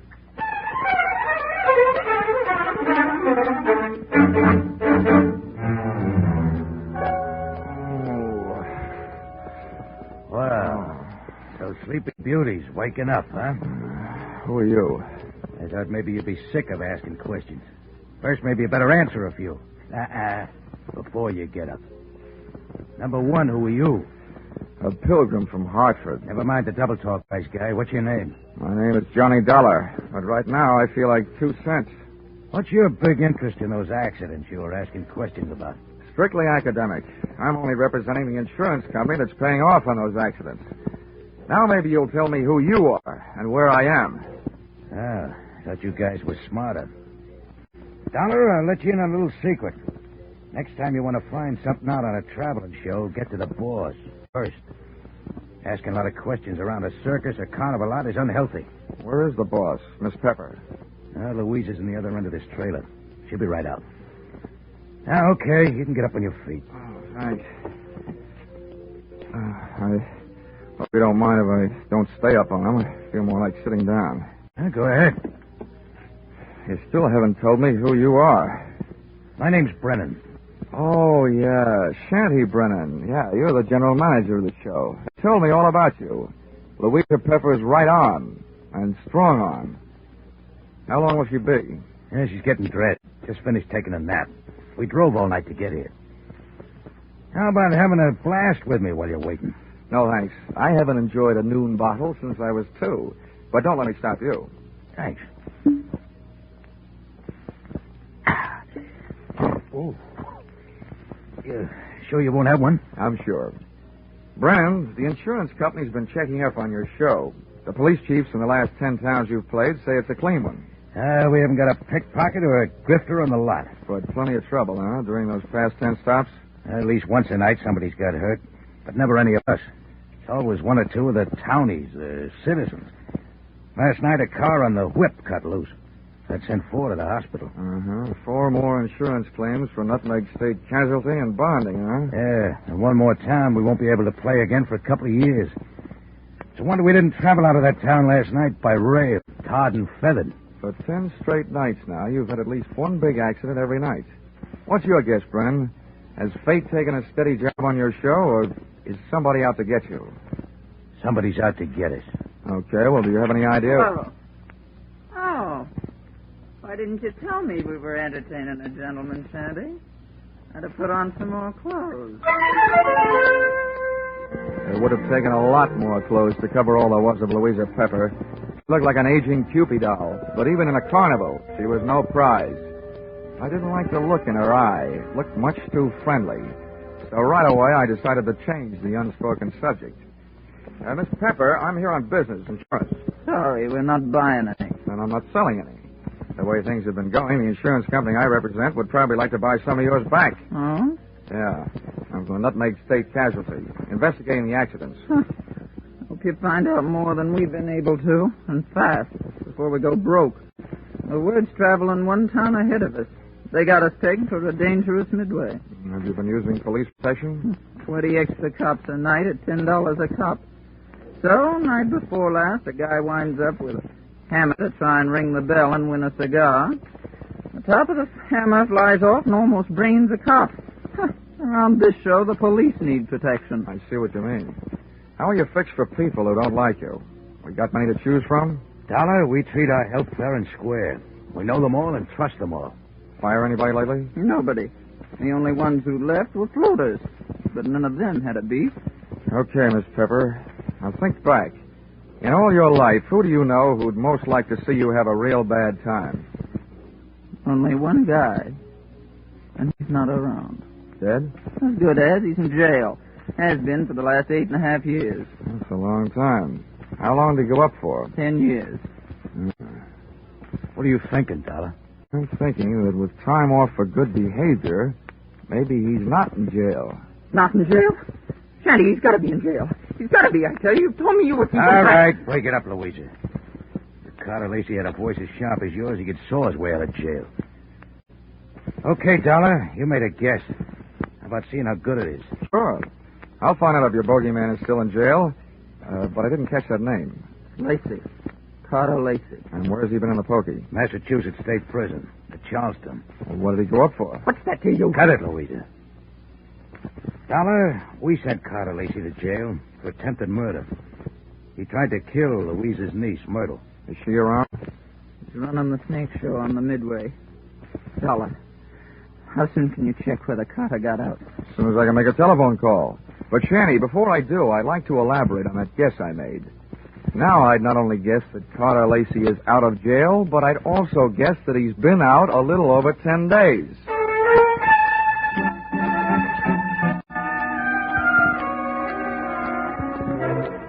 Expense account, item 4, $3. Telephone call to Massachusetts State Prison, confirming both of my guesses. Carter Lacey had checked out of the Bay State's Hotel Greystone for bad boys 2 weeks previously. Item 5, $32. Telephone calls to various hotels in the last 10 towns the Fun Fair and Weatherly Carnival shows had played. Item 6, 10 cents. 2 nickels spent calling 2 hotels right here in Talladega. Then I dropped 1 more nickel in the telephone, got the lucky number. Yes, sir, we do have a Mr. Carter Lacey registered. Room 312. Shall I stop? And hit the jackpot. Expense account item 7, 65 cents. Cab fare to Sunshine Hotel. Tip the driver, $1. From the lobby, I called room 312. He invited me up. I invited him down. I knew I'd feel better talking to Carter Lacey with a lot of people around. They'd make nice witnesses if he suddenly got homesick for prison life and used me as his ticket back. I waited in the coffee shop. The waitress brought me a cup of coffee, and the palate went to work refereeing a one-sided bout between the strong Java and the weak cream. Hello. Dollar? All right. Sit down. Thanks. So you're Carter Lacey, huh? Have some coffee? No, thanks. It keeps me awake nights. How about your conscience? Having the same trouble with that? My conscience deserves an 8.5-year rest.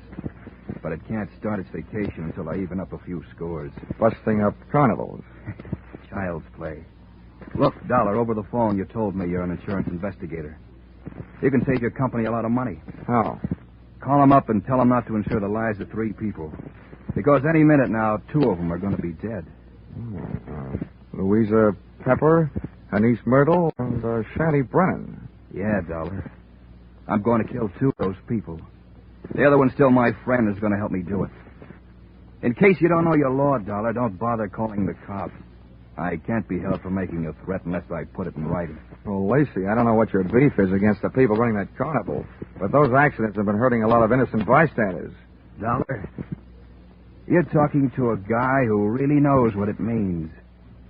Getting hurt as an innocent bystander.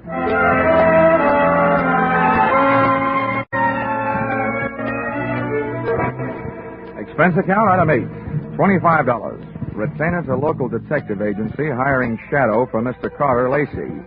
Explanation, an ounce of crime prevention is worth a ton of trials. Item 9, $1.20. Cab fare back for the evening's festivities at the Fun Fair and Weatherly Carnival, which was rapidly becoming more and more of a thrill show.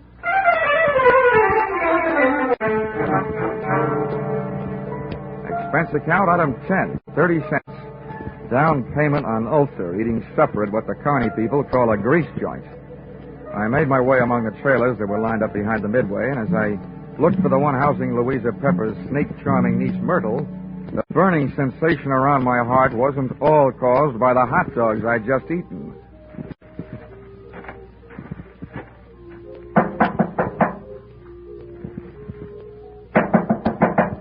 Who is it? I've got a message from Carter Lacey. What did you say? I said I've got a message from Carter Lacey. For you and your Aunt Louisa, Shanty Brennan. You're the only one I haven't met yet, so I thought I'd deliver it to you first. Where is he? In town. Got any snakes in the trailer? No, of course not. All right, then. How about inviting me in? Are you the insurance guy they told me about? Yeah, that's right. Okay, come in. What did Lacey say? He said that he's going to kill 2 of the 3 of you. Which 2? Didn't he say? No, he didn't. He just said that 2 of you are going to get it. And that his one friend among you, the remaining one, is going to help him do it. He'll do it. He hates us. I know he'll kill it. You say Louisa and Shanny don't know yet? No, they don't. You're the first to know. Well, then wait here. I'll run tell him. I'll stop back here before I go into the tent to do my next show. Grab yourself a drink. I'll be right back. But she wasn't right back, and it's just as well she wasn't. She might have interrupted me while taking a sightseeing trip through the drawers in the trailer's built-in bureau. The piles of silky nothings that give gals that certain something didn't tell me anything I hadn't known about women before. But a little black book stashed among them did. I needn't have rushed my search, though, because Myrtle Pepper was still gone after 10 minutes. That's about the time I headed back to her Aunt Louisa's trailer, pulled open the door, and walked in. You scared me, Della, barging in like that. Yes, I told you I'd be right back. Did Myrtle here deliver Mr. Lacey's little love letters? Yes, the fool. He always was a fool. He can't kill us. You mean it's against the law? I mean, it's impossible, that's all. Look, Miss Pepper, you and your niece here are both plenty scared. While you're out shaking those fruit stances you got working up on the midway. Myrtle, have you told Shanny about Lacey's threat? Yeah, I met him on the way over here. Asked him if he'd feed my snakes before showtime. They're dangerous to work with if they're hungry. Yeah, I told him. He said he'd join us here. What did he say when you told him? He said if Lacey had one of us helping him, then the 3 of us had better put together so we could at least watch each other. Smart man. He had a good idea. I see the 3 of you had better stick close to each other, beginning right now. Come on. Where are we going? Over to the snake tent. And when we get there, Myrtle, you'll be the only one of us who'll be among friends. The 3 of us left Louisa's trailer. We walked past the back of the shooting gallery concession right in the front of it. And along the back of the line of canvas shanties. We stopped at one. Myrtle pulled back the canvas flap, and I stepped in ready for anything. With the ladies not far behind me, I edged slowly over to the square red board fence set up in the center of the tent. There were danger signs splashed in white paint along the outside walls of the pit. I clenched my teeth and looked down through the wire mesh top at a slithering tangle of writhing, angry reptiles. And there, lying among them with a vicious red welt splashing his forehead, was Shanty Brennan. He was feeding his snakes, all right.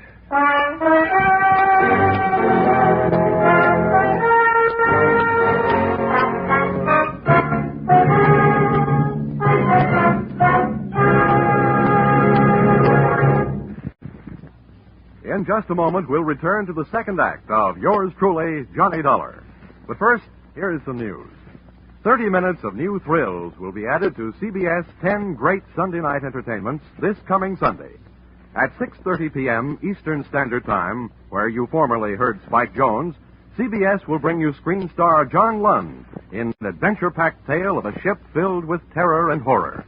This story, A Shipment of Mute Fate, starring John Lund, is the first of 3 special broadcasts from CBS' famous Escape series. It will be heard over most of these stations immediately preceding a familiar show which brings you a different kind of escape, The Jack Benny Show.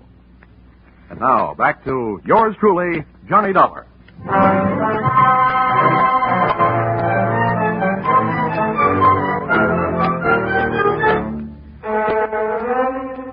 I'd just seen a murder mystery where the actors had been hissing instead of the audience.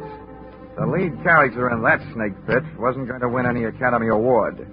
The scene of the crime was no place for a man, let alone a woman, so I herded Auntie Louisa and her niece Myrtle out of the tent and back into the trailer. Oh, poor Daddy. How horrible. Yes, I was wrong, Dollar, when I said Carter Lacey couldn't do it. What's going to happen to us?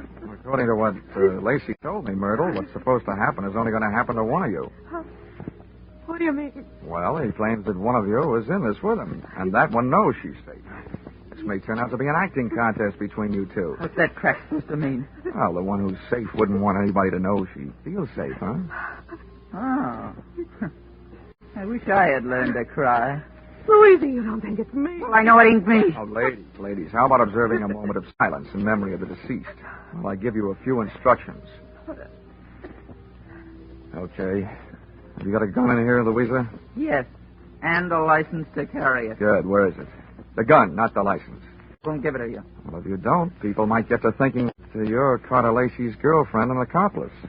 Anyway, I don't want the gun to take with me. I want to leave it here. Where is it? In that drawer right over there. Which end of the drawer? What's the matter with you, blind? You'll see it. I'm not turning my back on you. Which end? You'd make a lousy trapeze out of Dollar. You don't take any chances. This end, toward me. Thanks.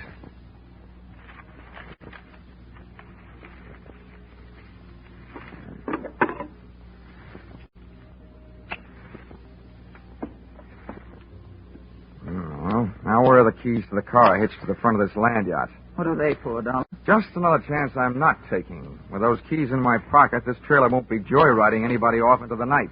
Where are they? I'll get them for you. Wait a minute, Myrtle. How come you know where Louisa's keys were?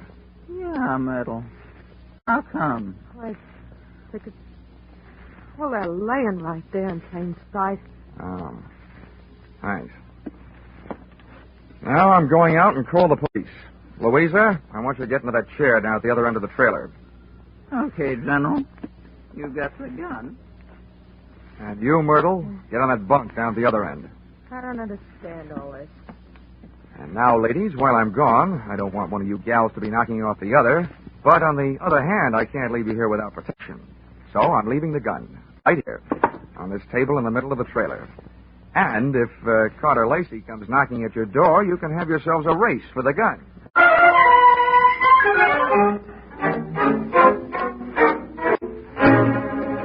Expense account item 11, 5 cents. Telephone call to the local police, plus another nickel spent calling a taxi. The cops arrived in 4 minutes, cab in 15. Its driver had no siren to take him through the traffic lights. Item 12, $1.10. Cab fare on an exceedingly slow and torturous trip to the Sunshine Hotel. Tip to his kind of a driver, a nickel. I went up to the 3rd floor and headed down the hall to Carter Lacey's room, 312. I rapped for an entrance, but all that came back was an echo. The lock on the door was the soft touch type known to the trade as the burglar's friend. So I went in.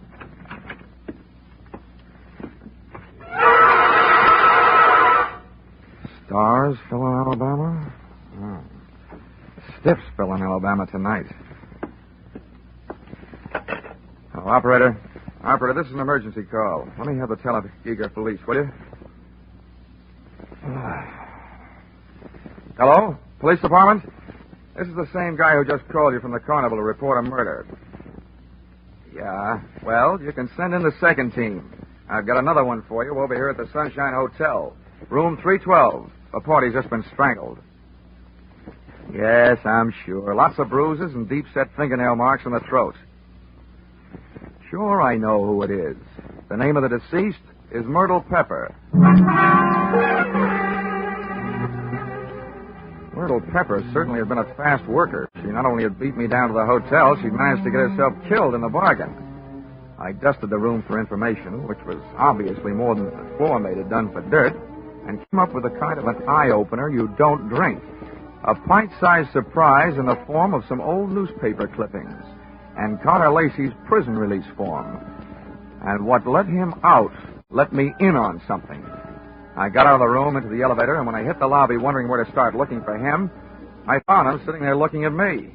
Hi. What do you want to talk, Lacey? I don't want to. But if you want to try and make me, what's the matter with right here? Okay. I supplied you with an alibi today. I don't see him in the lobby. Detective? He had stomach trouble. He got kicked in it. You can reach him at the city hospital. You know, in prison, I was a trustee. I get out, nobody trusts me. Oh, with that forecast you gave me this morning, what else? Forecast? Yeah. You predicted that you'll kill 2 people. Well, tonight the 2 people are dead. Shanty out at the carnival, and now Myrtle up in your room. What does that make you? A good forecaster. Or the killer, maybe? Thanks for the maybe. Look, Dollar, I came to this town to take care of something. I took care of it. If you want to yell cop, go ahead. From now on, nothing bothers me. Well, then stop chewing your nails. You told me this morning that one of those 3 people was working with you. There's only one left. And suddenly, Lacey, I don't believe your story. Suddenly, I don't care. Shanty Brennan lied to me this morning. He said that you went to prison on a charge of attempted murder. Your prison release papers say you went up for grand larceny. You see what happens to bad little boys that tell lies? I'm not through yet. I fished a bank book out of Myrtle Pepper's trailer, a 3-way joint account. Myrtle, Shanty, and Louisa. The first deposit, $60,000. The date, the same year you were thrown into the can for stealing $60,000. To me, that spells a 3-way split for them and a frame for you. Also, to you, it spells a motive for hating all 3 of them. So I lied to you. What are you going to do, wash my mouth out with soap? From now on, I don't need any answers from you, including smart ones. But look, you'd better stick around. If the cops don't pick you up for murder, maybe the hotel will want to press charges against you for having an extra unregistered person occupying your room.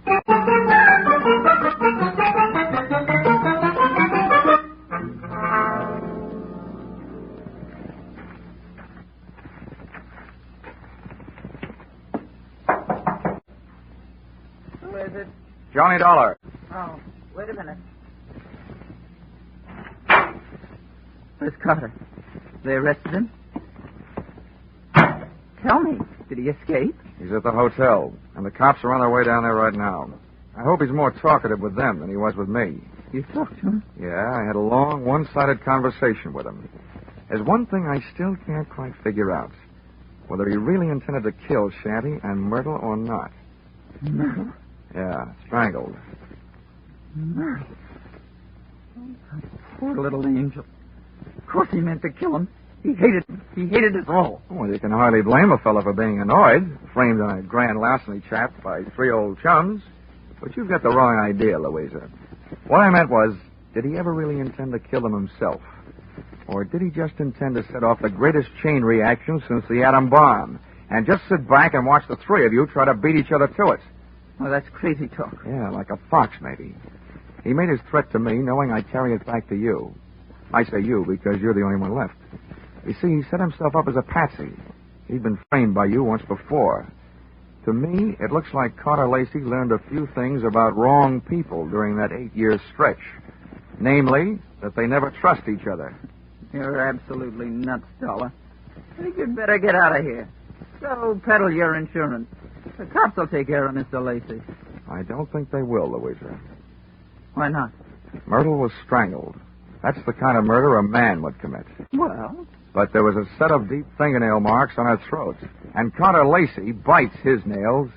So maybe you'd better get yourself a manicure before the police arrive. Thanks for the advice. Stand right there, Dollar. This time I got the gun. Hold everything, Louisa. Carter! This is a standoff, Louisa. Point that thing someplace else before I point mine up your snout.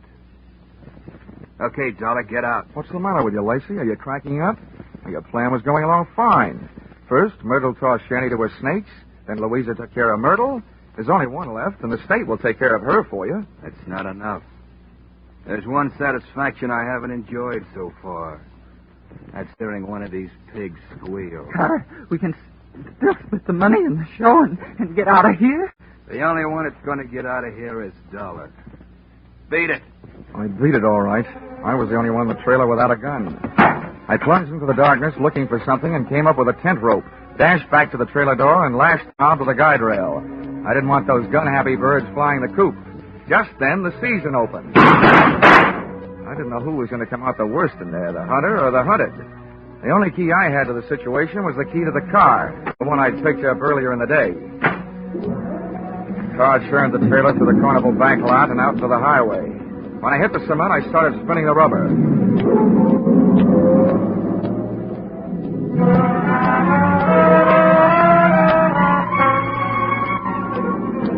Just as we hit the streets of the sleeping city, things woke up.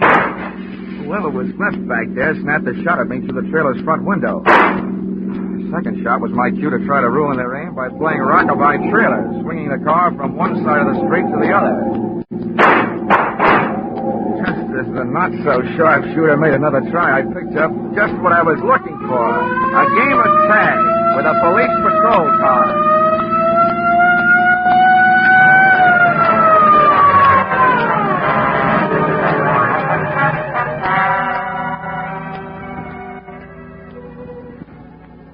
Expense account, item 13, 15 cents, bicarbonate of soda. Those Midway hot dogs I'd had for supper were no thoroughbreds. Item 14, $35, cigars for night shift. Talladega police, for whom I had started things smoking. Item 15, $3, hotel bill.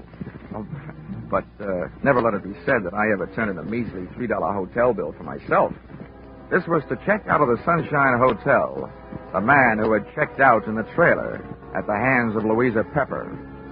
Louisa Pepper, the only one who was a good bet to catch up with Brennan, who had been murdered by Myrtle. And Myrtle, who had been loused up by Louisa. And Carter, whom she had also carted out of this world, proving that when you start any kind of chain reaction, you should be careful, because you're never going to be sure where it's going to stop. The expense account total? What? Only $692.18. I must be slipping. Yours truly, Johnny Dollar.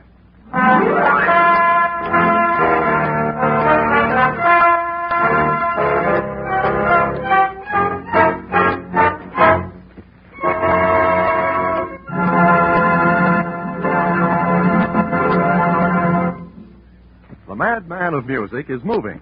Yes, Spike Jones, formerly heard on CBS on Sunday, is already unpacking his famous collection of flit guns, dish fans, and other instruments, ready for tomorrow night's premiere broadcast as a CBS Saturday star.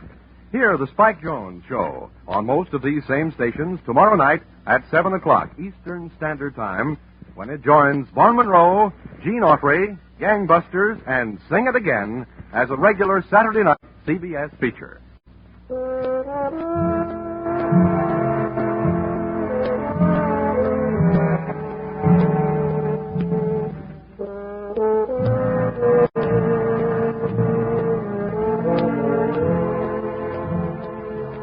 Listen in again next week when CBS brings you yours truly, Johnny Dollar, with Charles Russell as Johnny. Yours truly, Johnny Dollar, is written by Paul Dudley and Gil Dowd, with music by Mark Warren. Johnny Dollar, with Charles Russell as Johnny. Yours truly, Johnny Dollar, is written by Paul Dudley and Gil Dowd, with music by Mark Warren.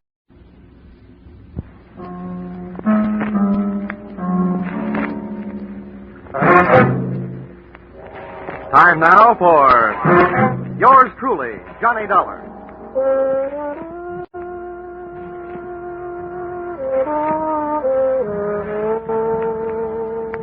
next half hour has its baggage packed to take a trip with America's fabulous freelance insurance investigator, Johnny Dollar.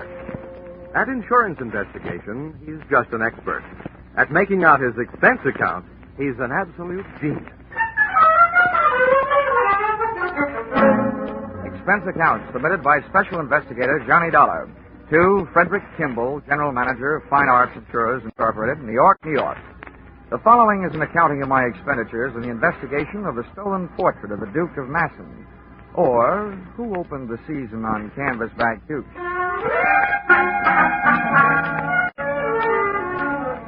Expense account, item 1, $350, plane fare, New York to London.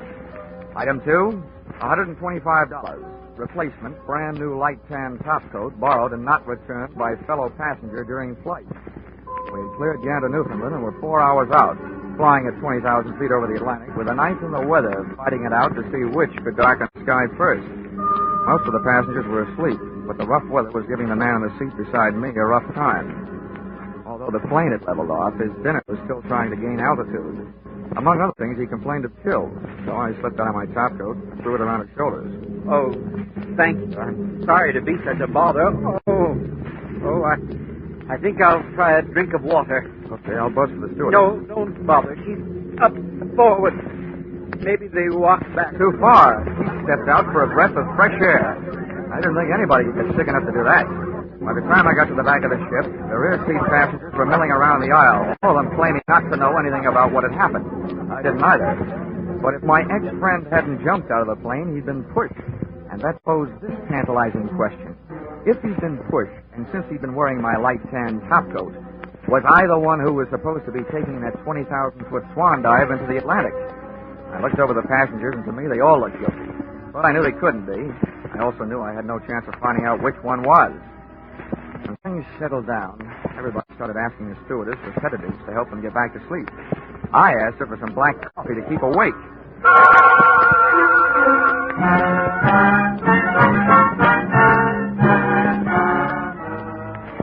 By 4 o'clock the next afternoon, I was in good health, in London, and in the office of your policyholder, Dexter Morley. Yes, I've been expecting you, Dollar. Your company cabled that you were coming. They're very generous of them to send you all the way over here to help. The way I have to pad my expense account to make an honest living. Don't ever accuse my clients of generosity. Oh? Oh, no. They aren't being soft-hearted benefactors. They're being hard-headed businessmen. If that painting stays lost, it'll cost them $250,000. Well, I'd better brief you from the beginning. Oh, if I yawn during your story, Morley, don't mind. I'm just sleeping. I see. Very well, I'll make it brief, Dollar. Well, during my lifetime, I have developed an overwhelming appreciation for fine painting. Unfortunately, I have not been able to develop the fortune that should go with it.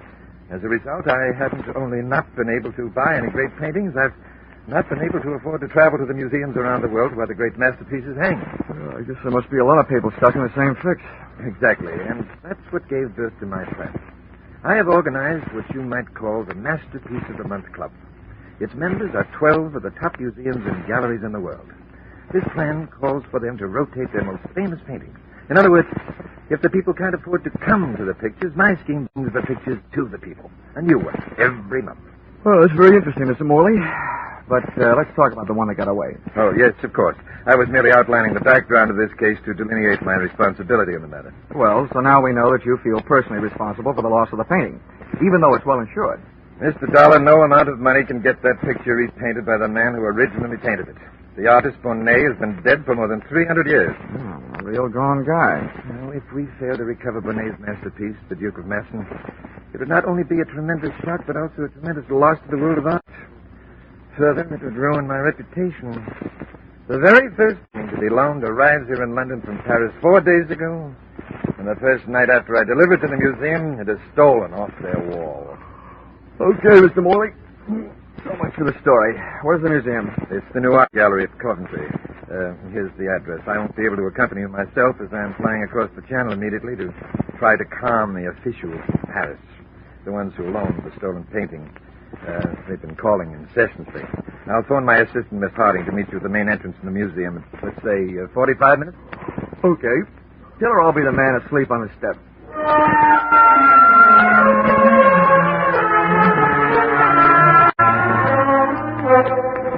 Expense account, item 3, sixpence halfpenny, London papers. to read while waiting for Miss Harding at museum entrance. No matter what I told Mr. Morley, I was afraid to go to sleep. Page 1 of each newspaper referred to my reason.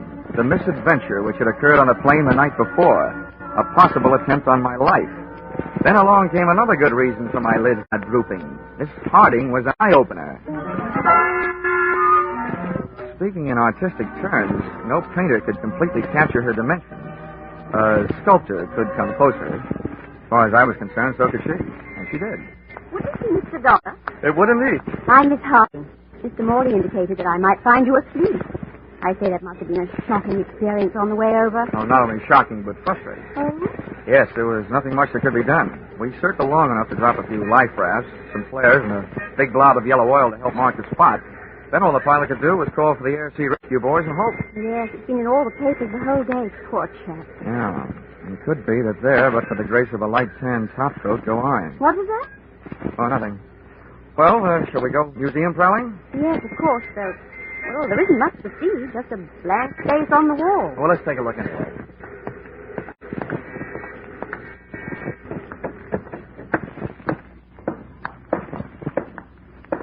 Hey, did you say a blank space on the wall? Why, yes. You mean they stole the painting frame and all? Indeed they did. Oh. Art thieves are doing things the hard way these days. Usually they just cut the painting out of the frame, stick it to the coat, and make a getaway. Yes, Mr. Dollar, I know. But perhaps this job was done by a beginner, or perhaps the burglar was interrupted and had to make a run for it, frame and all. There are infinite possibilities. Yes, infinite. Thanks. Mr. Dollar, frankly, I think this trip here to the museum is an utter waste of time. I've gone over the whole situation with a gentleman from Scotland Yard. There isn't so much as a single fingerprint. Miss Harding, I have yet to solve the case for the fingerprint. Sorry, I forgot. Men just can't stand to see any show of efficiency in a woman. Oh, I wouldn't say that. It's according to what they are applying their efficiency. I'm speaking of business. Mr. Dollar, I'm sure that I can save you a great deal of trouble. I've already done an extraordinary amount of research on this case. Well, be careful what you tell me, Miss Harding. At this point, I confuse easily. Mr. Dollar, a child can understand what I have to tell you. Sometimes a wide-awake child is better than a sleepy man. But go ahead. Well, now, this is the place, right here. Oh. There. You see?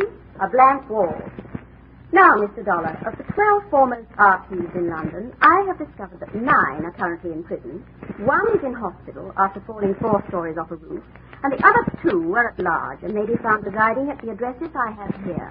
Hey, you sound more like a patron of the criminal courts than you do of the arts. The entire subject of criminology fascinates me. Now, have you seen enough of your blank wall? Yep, things are blank enough. Give me those addresses. And while you're at it, maybe you better give me yours. Mr. Dollar, you don't think I look suspicious? Oh, no. Delicious.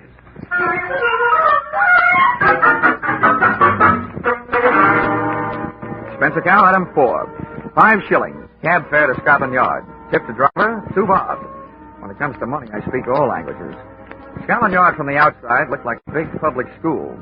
Well, it has taught a lot of lessons to a lot of people. Inside, it was tea time. When I inquired for the officer in charge of the robbery with which I was concerned, I was led to an Inspector Carew. First, he gave me a cup of tea. Then he gave me my lunch. Mr. Dollar, you sit here and ask me why we haven't done something. Believe me, sir, the yard is not as archaic as its architecture. There's a simple legal procedure which must occur before we can make either an investigation or an arrest. Well? First, a complaint must be lodged by the legal owners of any stolen property. At that point, and at that point only, are we allowed to act. You mean nobody called for help? Well, naturally, when the museum discovered the painting gone, they immediately rang us up. We went to court to gather primary evidence. Unfortunately, there was none. Well, what about the owners of the painting, the museum in Paris? As yet, we've heard nothing. We expect to momentarily. Inspector, just out of curiosity, what about this girl, Miss Harding? I'd say she's, a jolly fine type. I mean, do you know anything about her? I say, didn't you Yanks carry off enough of our girls after the war? I'm not in the importing business. I mean, is she known to you professionally? What? You suspect her? Well, not particularly, but she did give me this list. In her opinion, this is the who's who and where they are of your city's light-fingered art lovers. Let me see it. Well, quite complete and quite accurate. Hardly the work of an amateur. Where in the world would a young lady like Miss Harding come into such information? That, Inspector Carew, is exactly what I'm driving at.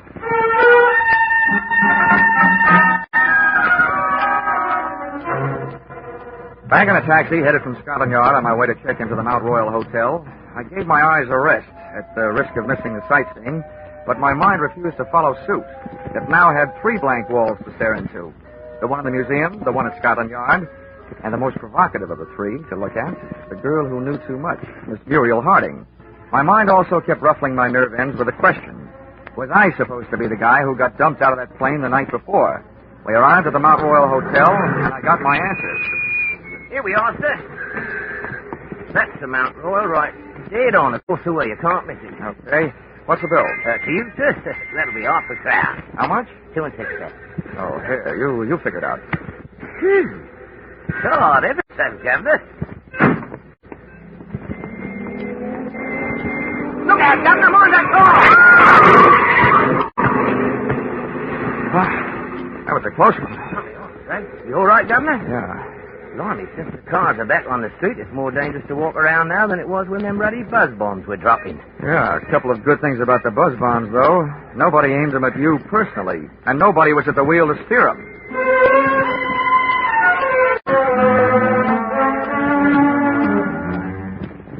That made it official.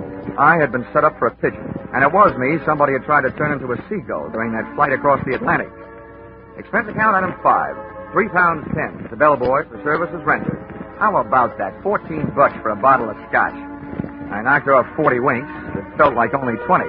Then I grabbed a shower, shave, and a cab down Oxford Street and over to Soho. Expense account item 6. 5 shillings, the legal limit on the price of dinner in England these days. I ate in a nice place called Kettner's. Dinner being a bit of chicken, 3 choices of vegetables. Brussels sprouts boiled, Brussels sprouts creamed, and Brussels sprouts roasted. For dessert, I looked at the names and addresses of Miss Harding's 2 candidates for the boys most likely to have succeeded in swiping the missing portrait of the Duke of Masson. I was in the right district for one of them. I found myself in a dark and lonely mews. That may sound good to you, but in Soho, a mews is still only a place fit for ash cans and cats. I groped my way up the stairs to the address of the number 1 boy on Miss Harding's list. On the top step, I was breathing hard. I wasn't all from the climb. I clenched my teeth, my knuckles, and knocked on the door. Then I broke roll 2, the basic instructions for the working snoop. I opened the door. That lock never went to Yale. The door of a wood-burning stove across the room was open, the flames erratically painting the walls with orange light, then erasing them back into black darkness. I finally dared to breathe. Then I saw what I was looking for, lying on a table, its edges curled upward. An oil painting of a guy with short breeches and a long face. I started forward, but something barred my foot. I stared down at the floor in front of me. First it was pitch black. Then the light from the stove flared up, and I saw that the object was what I thought it was, and hoped it wasn't. A man, wearing his head, and I don't mean his hair, parted in the middle. I rushed across the room, flipped the middle at the top of the stove, to give me more light, and looked for a telephone. There was none in the room with a corpse, so I tried the door of the next room. And the door I was trying started erupting.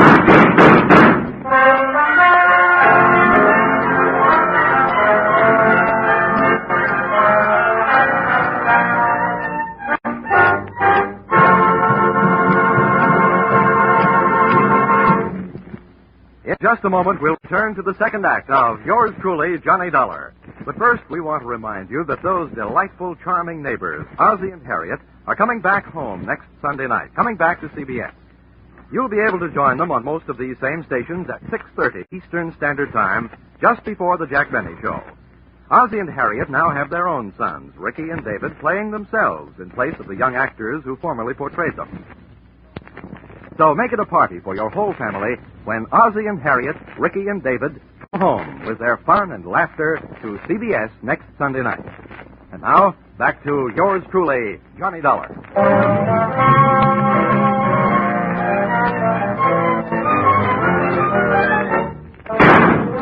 When those bullets came crashing through the door at me, I dropped to the floor. I still don't know whether my knees buckled or I meant to go down. I stayed where I was. But whoever it was on the other side of that door decided to take off. Out the window. I got to my feet, but by the time I kicked the door open and got to the window, I had that old Mother Hubbard feeling. The cupboard was bare.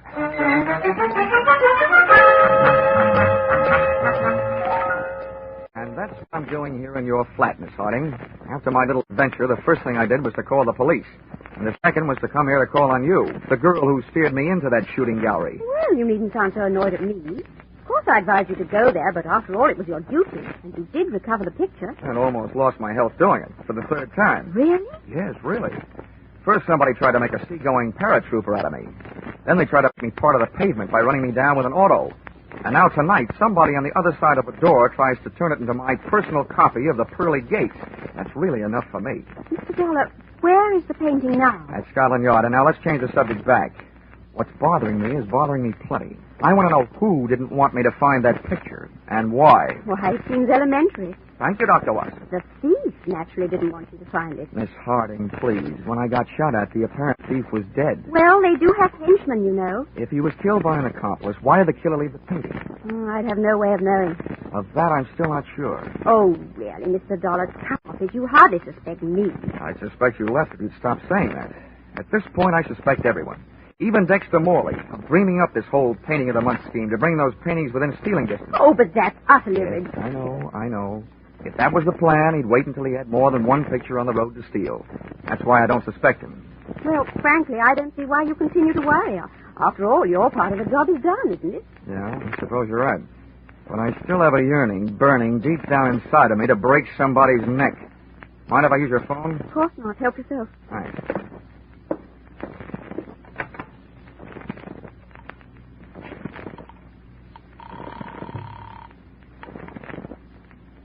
Transatlantic overseas operator. Hello, I want to talk to New York. Don't worry, I'll call collect. My name is Johnny Dollar. I want to place a collect call in New York. Number is Plaza 69184. Check this, please, sir. Your name is John Dollar.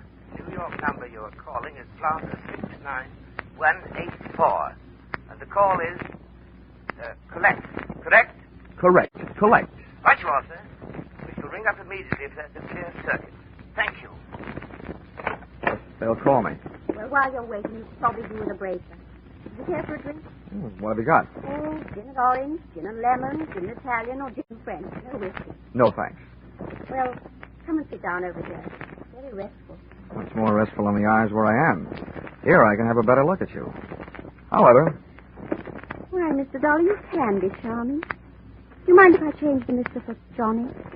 It sounds much more fun. I'll swap you one Johnny for every Muriel you let me use. It's a bargain. Now, tell me about yourself. Your line of work fascinates me. I'm an absolute bug on criminology. At the moment, Muriel, that happens to be my unfavorite subject. Let's talk about you. Where shall I begin? Just after the age of 21? You're a saucy type. At the age of 21, I was serving in the WAF. Huh? The Women's Air Force. Oh, you must have had a lot of exciting adventures. Rather. What was the most exciting? Oh, I think perhaps the night the young U.S. Air Force captain kissed me. Oh, one of the boys of the Wild Blue yonder. Maybe it was the blue of your eyes that made him wild. Johnny. I know how he must have felt. Please, Johnny.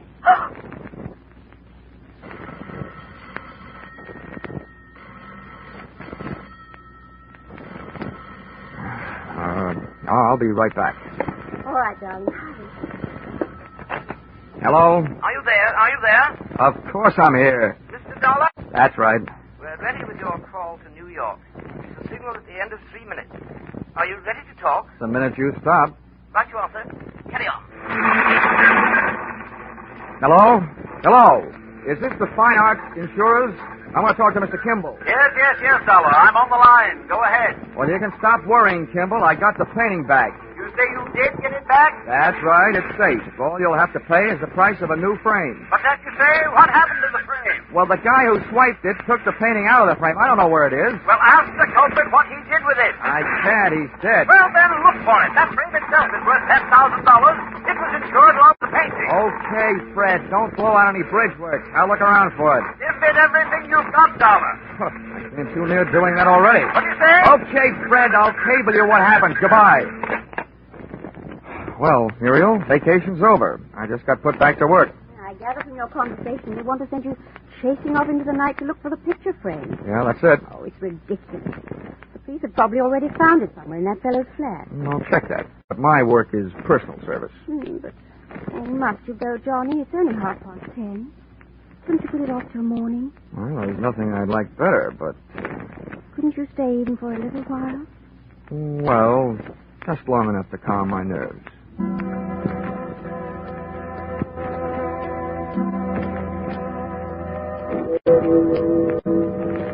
Big Ben was ringing up midnight on Time's greedy cash register when I finally cleared with a bobby guarding the back alley flat that had not so long before given up one unprecious life and one very precious painting. The place was darker than it had been on my previous visit, and when I groped for the electric switch, I realized why. There had been a brisk fire blazing before. In the bottom grate of the stove, I found enough unburned portions of the hot picture frame to justify my conclusions. And I found something else that came under the category of hot rocks. Expense account, item 7. Cab fare at the office of Dexter Morley. The front door was not only locked, it was barred. However, at the back of the building, I had better luck. A loose window down to the basement. I just broken the law, but I didn't want to break my neck, so I snapped on a light. The basement was loaded with cabinet-making equipment. But for my dough, they weren't making any cabinets. There was a bench with a power drill, and on the floor below it, a pile of sawdust and wood shavings. That was normal enough, but the sawdust pile was glinting with tiny specks of crystallized glue. With what I had now, all I had to find was Dexter Morley. He made that easy. He found me. Stay down there, Dollar. Right where you are. Well, welcome home from that trip to Paris you didn't take.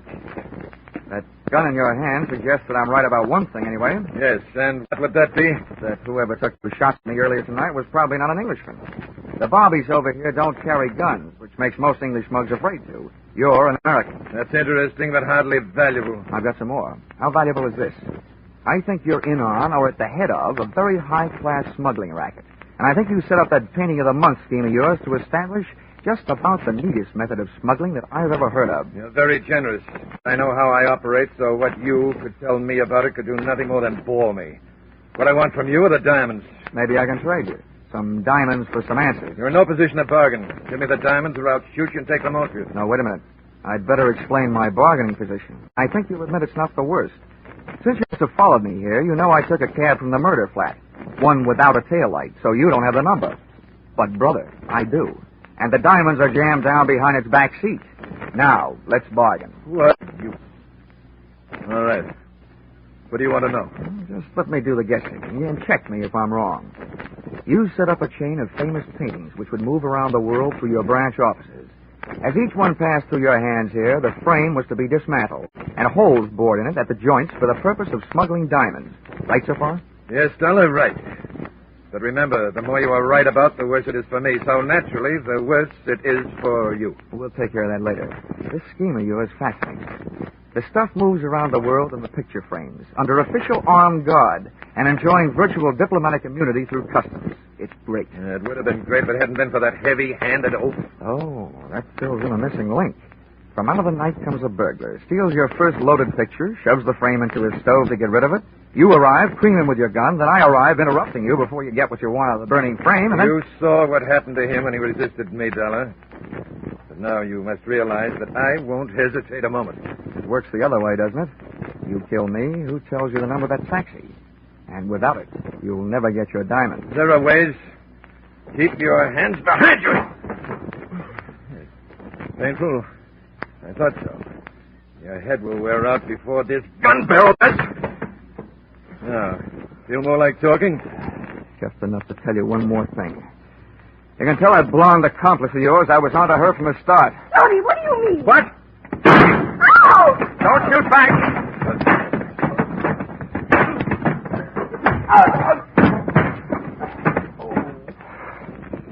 I can't repay you for those 3 tries you made or had made on my life, Morley. But here's what it feels like being hit on the head with a gun. Yeah, rockabye booby. Muriel, look out, you'll fall. I told you, that's a very undignified way for a lady to enter a room, through a basement window. Tony, I was only trying to help, and there you were accusing me of being his accomplice, after all those nice things you said to me before. Whoa, wait a minute. Oh, I followed you. I wanted to see how you were. Oh, great. You and your criminology. At least you might have stepped in before you hit me those 2 licks. Look at my head. Oh, I'm sorry, Johnny. It's just that I love crime. Well, come on, get up. Oh, Would be a crime if Mr. Worley there woke up and I had to put him back to sleep again before the police got here. Well, what was it all about? It was about these little black things. I've got a pocket full of them. Here, scrape one of them with your fingernail. Oh, glass. Honey, that's the kind of glass a fellow hands his girl when he wants to be engaged to marry her. Johnny, darling, you mean... Yes, I mean only that they're diamonds.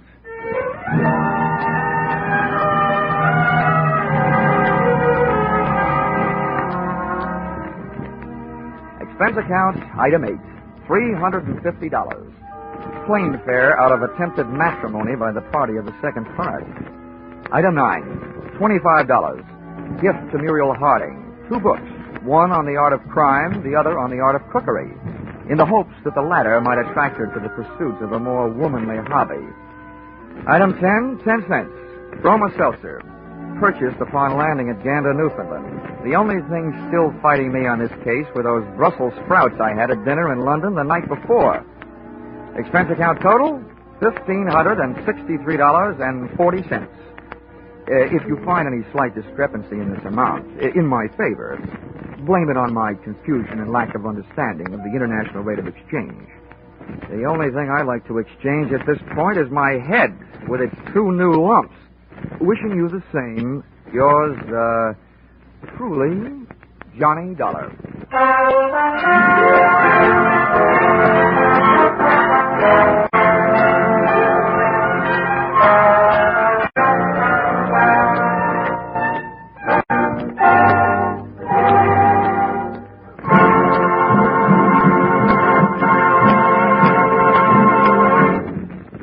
In just a moment, more about Johnny Dollar. But first, Academy Award winner Jane Wyman comes as guest to the Family Hour of Stars, and Ozzie and Harriet return in triumph to CBS.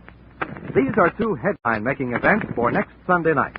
Add these 2 shows to the top comedy of Jack Benny, the feminine charm and dramatic talent of Helen Hayes and Eve Arden, the ace comedy teams of Amos and Andy and Lemon Abner, and CBS Sunday night makes great news.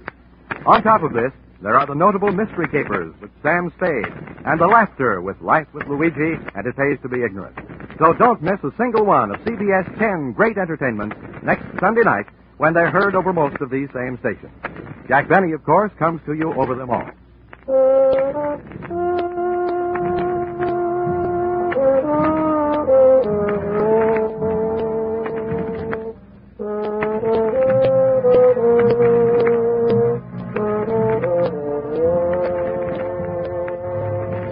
Listen in again next week when CBS brings you Yours Truly, Johnny Dollar, with Charles Russell as Johnny. Yours Truly, Johnny Dollar is written by Paul Dudley and Gil Dowd, with music by Mark Warno, and is produced and directed by Richard Sanville for CBS, the Columbia Broadcasting System.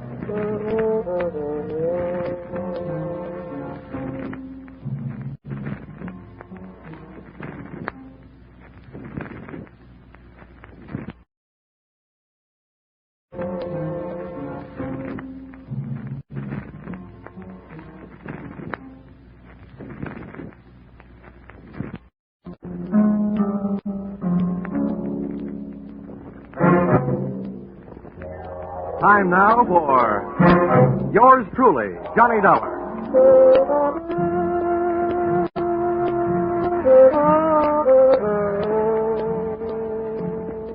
The next half hour has its baggage packed to take a trip with America's fabulous freelance insurance investigator, Johnny Dollar. At insurance investigation, he's just an expert. At making out his expense account, he's an absolute genius.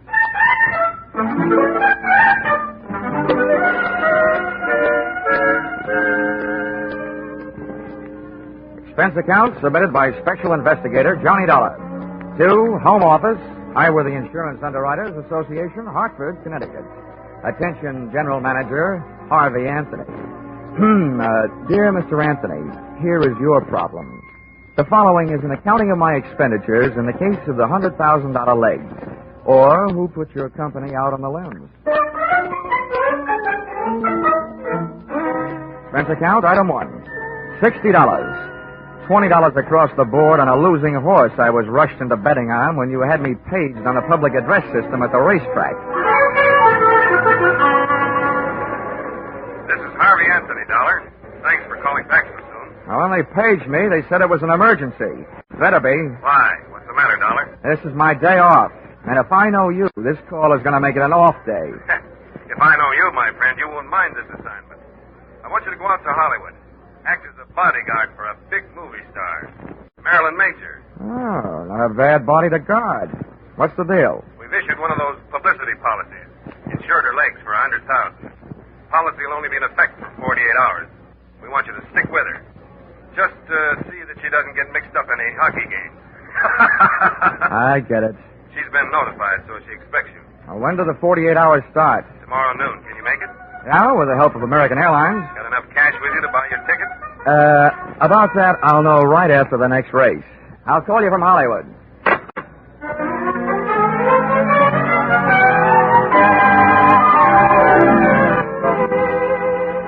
Expense account, item 2, $10. Borrowed from a friend. Taxi fare from the racetrack to town, where I cash check to pay, item 3, $186.13. Plane fare, Hartford to Hollywood. Item 4, $350.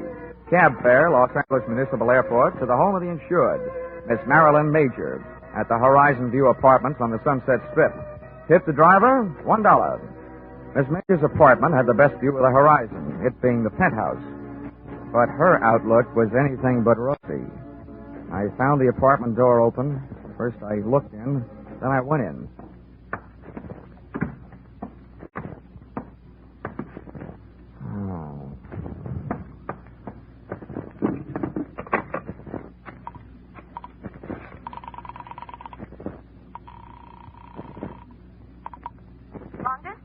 I want to place a person-to-person call, please, to Mr. Harvey Anthony, at Hartford, Connecticut. Volunteer 3-6000. My name is Dollar, as in blood money. While I was waiting to get Mr. Anthony, I wondered who had got Miss Major. In the movies, I'd always thought she looked right at home anywhere. And now, right there in front of me, she was passing her toughest test. Lying there, nice and relaxed. She looked right at home in the role of a beautiful gal who has just been murdered. Her face was calm. Her legs were neatly placed in the best of cheesecake tradition. The only thing not quite as it should have been was a very real bullet hole, which she was wearing where an earring should have been. But the next cameras that would be taking her picture would be police cameras. B pictures. B for bloody. Mr. Dollar? Oh, yeah? Here's your party. Go ahead. Oh. Hello? Hello? Hello, Dollar? Yeah, this is Dollar, all right. Anthony, first I want to tell you, those legs you insured are still in beautiful shape. Good, fine. I only hope you didn't also insure Miss Major's life. She's dead. What? Marilyn Major dead? That's right. Oh, we certainly do insure her life. We only issued that publicity policy on her legs as a courtesy. Dollar, get to work on it right away. I'll get to work on it, but don't waste too much hope. To me, it looks like your only out is if the policy does not pay off on murder. Murder? Good heavens. Well, there may be something about the case that'll save us from paying double indemnity for death by violence. Oh, this is death by violence, brother, any way you look at it. Okay, Anthony, I'll get to work on it right after I call the cops and make a report. Do your best. Goodbye. Okay, goodbye.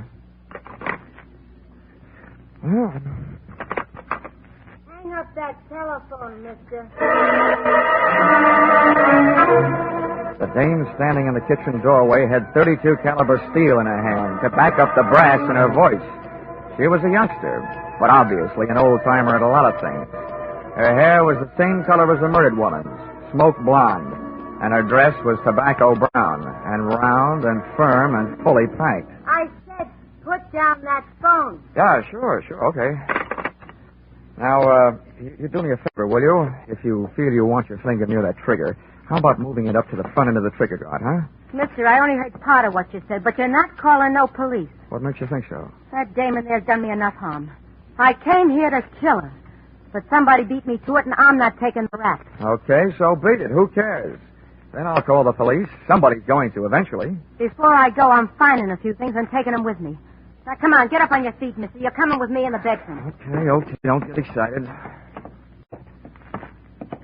Okay, mister. Over against that wall with your face in close and your hands straight up. Come on, move. All right.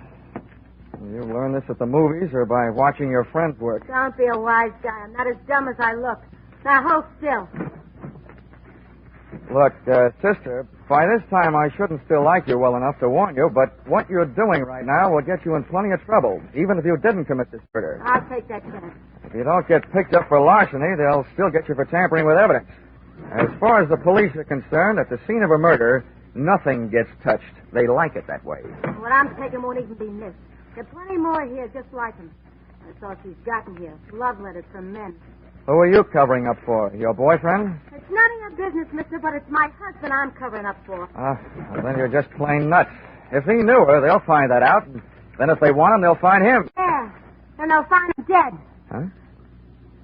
My husband committed suicide over that no good dame this morning. Oh. No, I've had enough out of you. Back up. 2 steps. Okay. Now get over there and into that closet. Come on. Too bad. What's the matter? I always feel sorry for a sucker. I felt around in the dark. It was a small closet.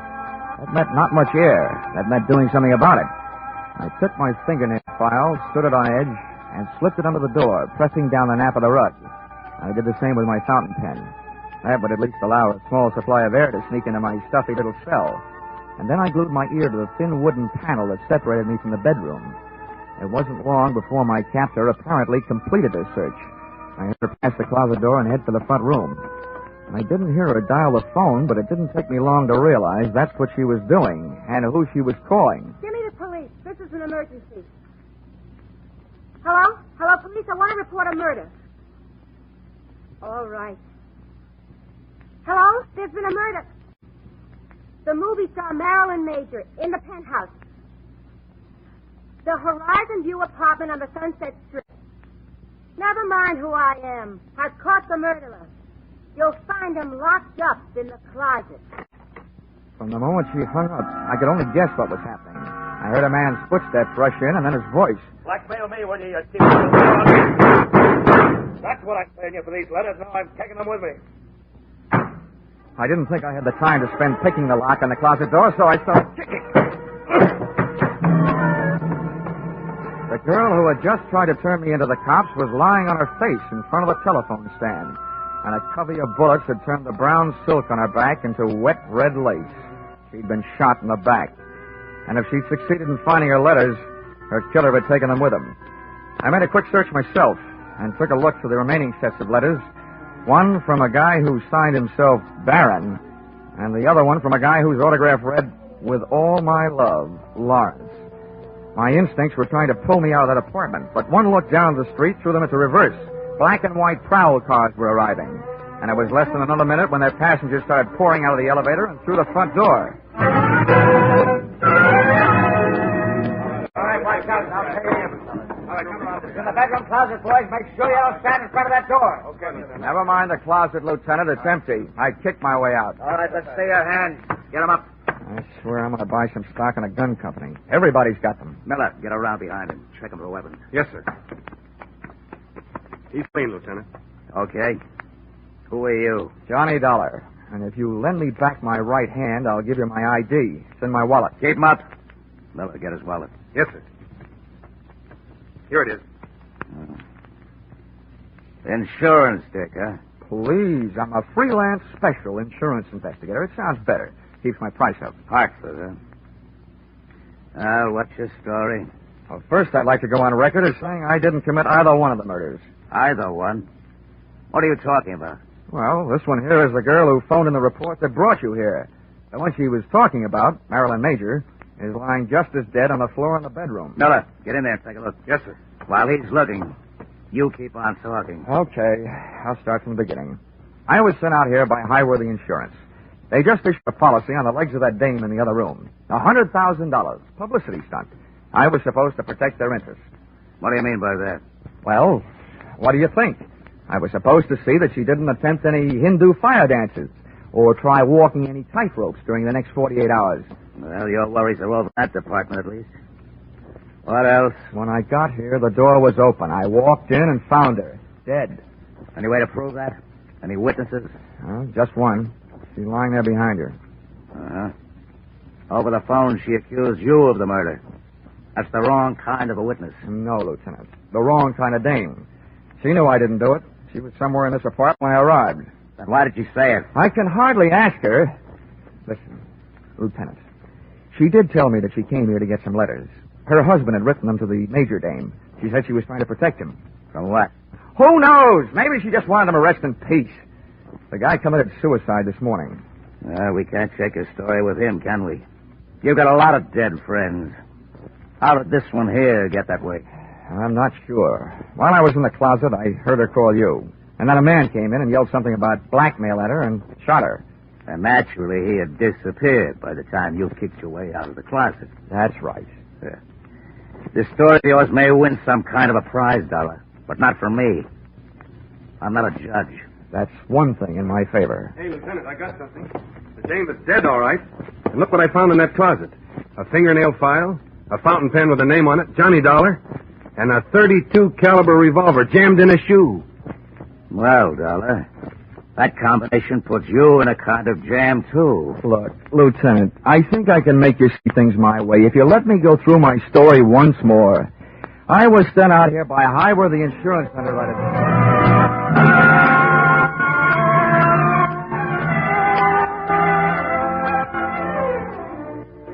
Expense account, item 4, $3. Candy, guns, cigarettes, and magazines to make cell number 36, Los Angeles City Jail, less like a no place and more like a home. There's something about a jail door closing on you that sounds very final.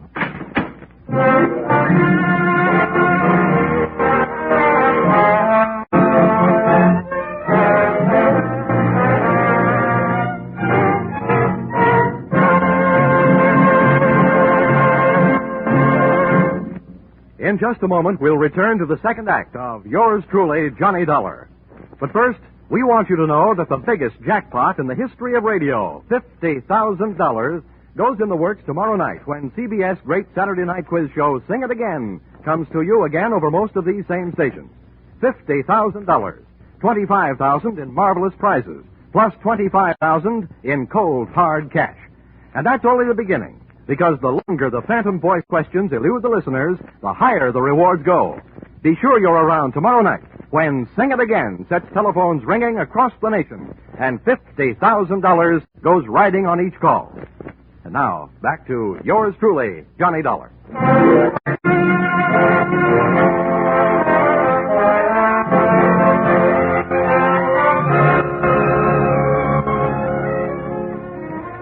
When I accepted this Hollywood assignment, I visualized spending much of my time gazing upon bars, but not the kind offered by cell number 36. The guy who said stone walls do not a prison make had never been a guest in the Los Angeles City Jail. He had a better chance of getting out of Bartlett's quotations than I had of getting out of there.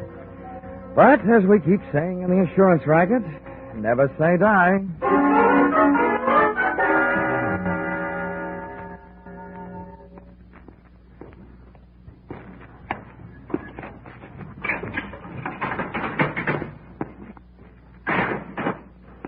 Lieutenant Roach, what are you in for? I've heard tell the boys around headquarters have a very funny joke about roaches in jails. But that's not why I'm here. Sit down. Make yourself uncomfortable. Thanks. I can't offer you a mint julep. The closest I can come is a spearmint lifesaver. Oh, thanks. This kind of zero is a pleasure after facing the kind we're up against. Huh? So for $1, all we've got to go on is you and a mess of evidence we haven't as yet been able to trace down to its rightful owners. Oh, incidentally, about that gun we thought might be yours. Oh, don't tell me you're going to give it to me as a birthday present. It was the weapon used to kill Marilyn Major, all right. The paraffin test we took on your hands let you out. You haven't been firing any guns lately. Does that mean you've come here to escort me to the front door? No, not so fast. We do want to know what your fingerprints were doing all over those 2 bundles of love letters we found. I'm going to have to learn to pick things up with my knuckles. Lieutenant, I just had a natural curiosity as to who killed the cat. The only difference between us, Roach, is that your curiosity is official. How far did you get? Not far enough. Didn't take much figuring to know that Miss Major's been playing a high-class badger game. All the perfume in the joint couldn't cover up the smell of blackmail. On top of that, we found the 2 batches of letters that you'd been messing around with. One signed Baron, the other signed Lawrence. Those the fire department should be handling. Oh, yeah. Oh, and remember, there's probably a third set floating around. Why do you say that? Well, I'm not an eyewitness to this, only an ear witness. But from what I could hear inside that closet, the dame who came there looking for her husband's letters found them, and she called you to turn me in. Mm-hmm. On her way out of the apartment, some guy came in, mistook her for Marilyn Major, and shot her in the back. When I kicked my way out of the closet, those letters of hers were gone. So, figures the murderer grabbed the letters out of her hand, thinking there was some he'd written. Uh-huh. Then in your file, the killer was either that Barron fellow or the other one, Lawrence. Lieutenant, in my file, they're both murderers. It's just a question of who killed whom. The guy who killed Marilyn Major certainly wouldn't have come back to kill her again, would he? In this town, you never know. Look, Lieutenant, I got a two-way stake in this thing. One, to get my name cleared, the other to get my job done. And I'm in a hurry. I imagine you are, too. Well, Marilyn Major was a big name. That means we'll soon have newspapers burning under our seats. We're in a hurry, all right. Okay, then listen. If I were either one of those murderers, and I know that the police probably had a handful of letters that could send me to the gas chamber, I'd head for the border. Yeah? But if I thought an outsider had them, somebody they might be able to buy off or scare off or beat off, then I'd go find that guy. Well? Let's bring this thing to a head in a hurry. Run a story in the papers. Tell them you released me. Tell them I escaped. Tell them anything, just so long as you tell them that you suspect that I have those letters hidden someplace. Well, if you don't mind taking the chance of having two murderers gunning after you, we certainly don't. Oh, I mind. Believe me, I'm not doing you any favors. It's just that I'll feel safer in my own hands. Okay, Mr. Pigeon, you got yourself elected. We'll publish that story. Then we'll let you fly the coop. Good enough. Just make sure that you give me plenty of fighter cover. Expense account, item 6, 7 cents. Purchase of newspaper, an extra edition that hit the street about a half an hour before I did. Item 7, $5. A big square meal to make up for the ones I'd missed, ignoring the little round beans while a guest of the city. Seeing the lieutenant's fiction in black print on the front page of a newspaper almost had me believing it. There was my picture, big as life. And when those birds set up a pigeon, they made sure everybody would know the location of his roost. Firmly planted high in the story was the name of the hotel into which they had registered me, and to which I was under orders to proceed immediately.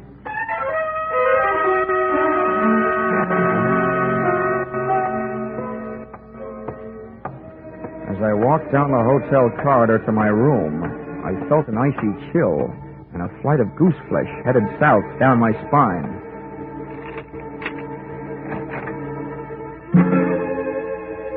Come in, darling, and close that door. I expected company, but not your kind. At first, I thought I'd gotten into the wrong room. This kid looked right at home. And she used some of the clothes from a half-packed overnight bag to make her look it. So you're Johnny Dollar. Yeah. Thanks for saving me a calling card. Who are you? Alice Hill. That doesn't mean anything. Otherwise known as Mrs. Lawrence Hill. Oh, Lawrence. Oh, the last time I saw that name, it said, with love. But not to you. That's why I'm here. I want those letters. Why aren't you carrying a gun? It'll be here if we need it. We? Yes. My husband's down in the lobby. Look, if you give me those letters he wrote, I'll pack up my little bag and leave, and everybody will be very happy. Yeah? I think I know the next line, but go ahead. I hope you keep on being that smart. My husband was watching for you when you came in, so he knows you're up here. Naturally, he knows I'm here, and he's on his way up. We want those letters. This isn't just a Badger game. This is the World Series. If I don't give you the letters, your husband busts in here, shoots me, and I get written off under the unwritten law. Neat, neat, neat. It's a handy law. You're right. It's covered a multitude of sins. Where are the letters? Where's your husband? What's the matter with you? What do those letters mean to you? Well, right now, they look like my only hold on the future, Mrs. Hill. How do I know that you and your dear Lawrence won't kill me after you get them? You want me to take your word for it? Well, I'll have to trust Lawrence. He'll know what to do. I already know. There's nothing else for him to do. Look, Mrs. Hill, why don't you wise up? Your husband is ready to commit one murder to remove the evident motive for another. And he's dragging you into this with him. You'll wind up an accessory before, after, and during the fact. You're running up a blind alley as fast as you can run. And it's too late to turn around, so I'll just have to keep running. Ah, well, here he is. Lace up your track shoes, lady. The race is on. Come in. All right, sit still. Freeze, both of you. It's okay, Alice. You can hold off on the dog and pony show. Save it for the witnesses when they arrive. Don't waste it on Lawrence and me. That isn't Lawrence. What? Oh, so this must be Barron. You all through? That depends on that gun in your hand. Where are the letters? Letters. Yeah, I'm beginning to feel like a mailman when he's late getting around in the morning. There's one thing I want to know. Where did an ugly part-time Romeo like you find all those pretty words you wrote? Look, don't get me sore. I'll blast your letters or no letters. That's the tone I was trying to bring your voice up to, Mr. Barron. No letters is exactly what I've got to offer. He's lying. He admitted to me that he has them. He's trying to blackmail you, Barron. That's what he's doing. Who are you? Never mind. My husband's in the same boat you are. I read the papers. Lawrence, huh? That's right. He'll be here any second. Between us, we'll figure out something. Now, stay away from it, Dollar. I'll answer it. Yeah, good idea. If a man answers, hang up. It'll be Lieutenant Roach. Wait a minute. Okay, answer it, Dollar. Mm-hmm. But the first wrong word fires this gun. Oh, you can believe me. Nothing but right words are on the tip of my tongue. Hello? Whoever was on the other end of the line decided not to talk and hung up. So I started an imaginary conversation with Lieutenant Roach of Homicide. While I was talking, I was thinking. Barron's voice was the voice I'd heard when I was locked in the closet. That made him the guy who shot the girl who turned me in. By the process of elimination, Lawrence Hill was elected murderer of Marilyn Major. During my thought, which made no sense, and my thoughts, which made plenty of sense, I was checking the length of cord on the phone. I needed Barron a little closer, so I started tossing enough dangerous words into the mouthpiece to draw him closer, threatening me with his mutters, his looks, and his gun. He moved into range, and I moved into action. I heaved the base of the telephone straight into his face. I moved in with my knee right after it. Stumbled back, letting go of the gun, which I kicked under the bed. Then I made a break front out of the dresser next to the bed, using his head to break the front. The water from the cracked-up pitcher hit him in the face, but it didn't do him any good. Hey, get out from underneath there. Get away from that gun. Come on. Well, I got a hold of your ankle. I got a good mind to do this thing right and heave you out the window. Let go of me. Come on now, stand up. You. All right, how much do you want? We don't want any trouble. Just let me out of here. We'll pay you anything. My husband's an important man. So am I. I've had all the pushing around I'm going to take. From now on, I'm the dealer, and your hand is to shut up. All I want to do is get out of here. Oh, no, you don't. I baited you. You tried to bait me. Now we'll both sit here and bait your husband. It must have been him that called this room and hung up when he heard my voice. One thing I didn't bother to tell you. Your husband couldn't have known I was up here until then, because I came in the hotel the back way and came up here the back way. Elevator and all. What do you mean? You baited me? Why do you think the police put my name, my address, and my picture in the newspapers? To draw autograph owners? Oh. Oh, is right. Now get over there in the corner while I retrieve Mr. Barron's gun from under the bed before some mouse crawls out of the woodwork and tries taking a shot at me. Go on, get going. Turn around. Okay. Now, if you don't want me shooting runs in your stocking, don't make a move while I'm under the bed. I feel like something that old maids hope for. Lawrence! Where is he? On the floor. He's got a gun. Shoot him. Kill him under the bed. No, it's not him. No, he's under the bed. Under the bed and taking no chances.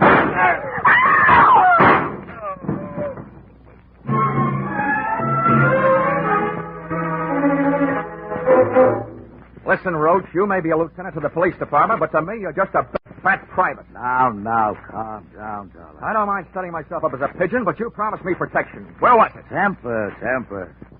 Now, who's who here? Let's get these stiffs sorted out, then we can talk. There's only one stiff. The other one, the one near the door, is Lawrence. He's only wounded. I had to shoot his pins out from under him. He came crashing in and killed Barron by mistake. That's Barron over there by the bed. Another case of mistaken identity? How did he miss you? I happened to be under the bed at the time. Oh. And I wasn't hiding. No? I was looking for a gun, and I found it, and I used it. If I had one right now, I'm not so sure I wouldn't use it on you.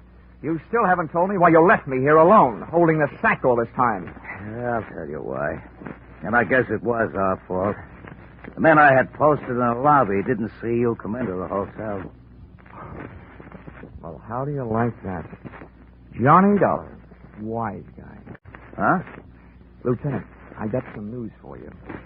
Just to make sure I was taking no chances, I came in the back way.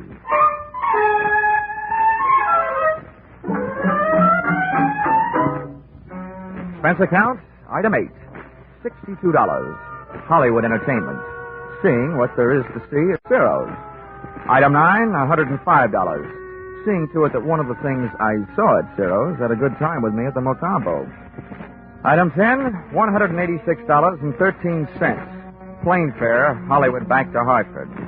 Item 11, $1. Ticket to the movies, back in Hartford, to study the last motion picture of Marilyn Major, so that in the future I'd be sure to steer clear of her kind of a woman, who was too much of a jinx for my kind of man.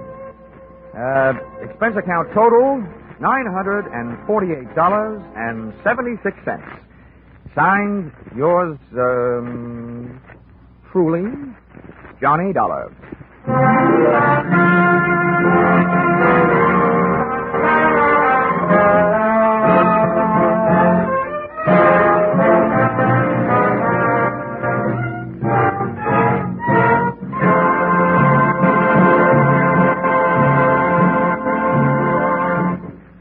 In keeping with the Easter season, you'll hear a different kind of story on CBS Gangbusters tomorrow night.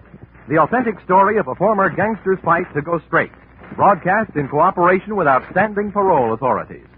You'll find this Easter Eve Gangbusters drama as gripping as any program CBS has ever brought to you.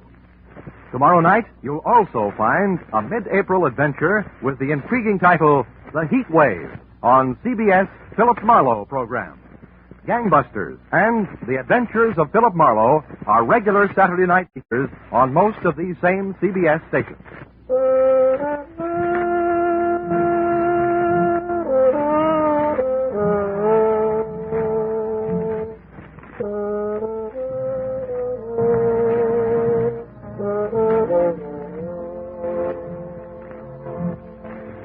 Listen in again next week when CBS brings you yours truly, Johnny Dollar, with Charles Russell as Johnny. Written by Paul Dudley and Gil Dowd with music by Mark Warno, yours truly, Johnny Dollar, is produced and directed by Richard Sanville for CBS, the Columbia Broadcasting System.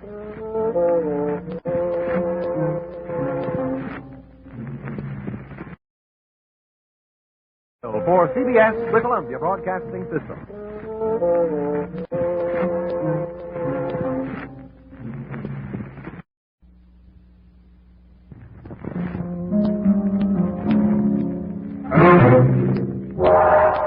Time now for yours truly, Johnny Dollar.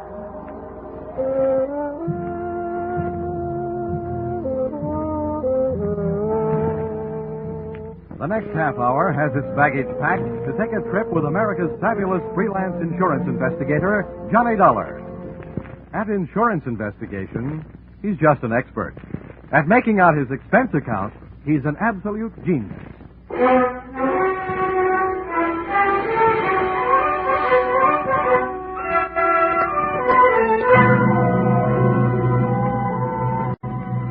Expense account submitted by Special Investigator Johnny Dollar to Home Office, American Pioneer Life Insurance Company, Hartford, Connecticut.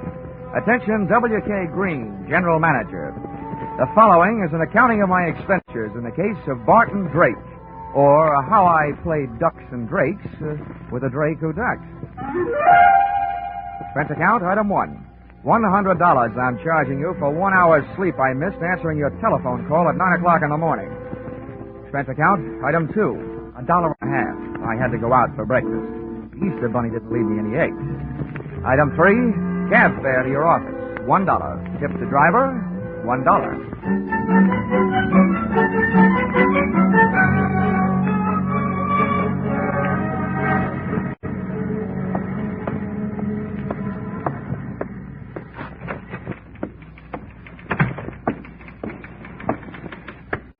Good morning, Johnny. Why don't we make that good night sometime soon? Shall we, Chickie? Well, I've had to type up some of your expense accounts. I think maybe an evening with you might be fun.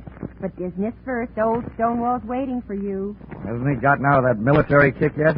No, he still thinks he's a general. But you mean he's still just what he was before he ever went into the Army? His belts never stopped fighting the battle of the businessman's bulge, huh? Well, forward march.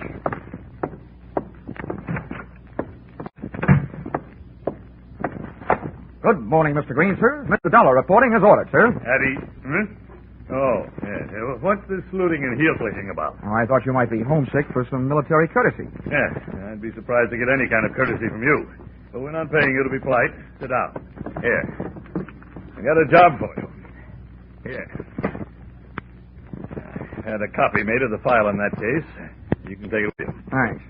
Barton Drake, huh? Oh, yeah, I remember him. Let's see. Life insurance, $30,000. Beneficiary, Mrs. Barton Drake. Well, what is it? Is he dead or just dying? Neither, we hope. Well, if you'll pardon a little before-noon philosophy, just by living, a man is slowly dying of old age. We have a statistical department to worry about that, Dollar. Your job is to find this man, Barton Drake. Okay. What's the story? As far as the company is concerned, the story started one night just short of 7 years ago. Oh, that would make it 1942. Yes, the same year I was called upon to fight for my country. Yeah. In the insurance division, Pentagon Building, Washington, D.C. Huh? But don't get me wrong. Those who served can be just as proud of what they did as those who fought. As you were saying. I merely used the word fight as a general term. Yes, General. Barton Drake, one night about 7 years ago? Yes. When we issued the life policy on Drake, he listed his occupation as that of hardware store proprietor. Hardware? As I recall it, he specialized in unregistered pistols, handcuff keys, and hacksaws. And if I'm not wrong, at the time he disappeared, he was under suspicion of grand larceny and wanted for assault with intent to kill a police officer. Yeah, that's right. At the time, he was suspected of a number of large robberies. Now, refresh me on that cop shooting. How'd that happen? You remember. When the police arrived at the house to pick him up, he opened fire from the bedroom window, made a dashboard out of the back to his own car, and there was a chase during which the car skidded and went through the rail of a bridge into the river. Oh, yes. Now I remember, yeah. They never did recover the body or the loot. All they got back was a wet Buick. Dollar, that was 7 years ago. At least it will be 7 years and 1 more week. At that time, Barton Drake will be declared legally dead by the probate court. His wife has already instituted proceedings. And when the court says she's a widow, she says, I want my $30,000, and you have to pay it, right? Exactly. But we're not going to pay that $30,000 if we can help it. At 9 o'clock this morning, the Missing Persons Bureau of the New York Police Department called us and gave us reason to hope that Drake is still alive. What happened? Did they see him in a crystal ball? You don't know how close to the truth you came, Dollar. Oh? The Missing Persons boys have a new habit these days. Whenever there's a television show where there's a public crowd involved, they watch it. Last night, they think they spotted Barton Drake at the prize fight. Now, that's all we've got to go on, but we think he's alive and that he's somewhere in New York. Well, that's a start, anyway. I know where to find New York.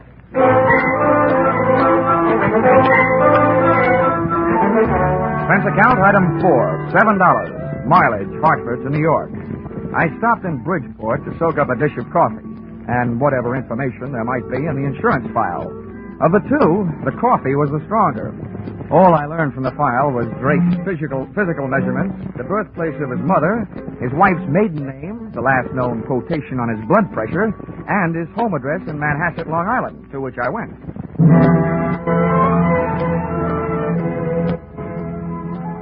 The house had a $40,000 look about it, and its grounds were being manicured by a gardener who had a $12 a day look about him.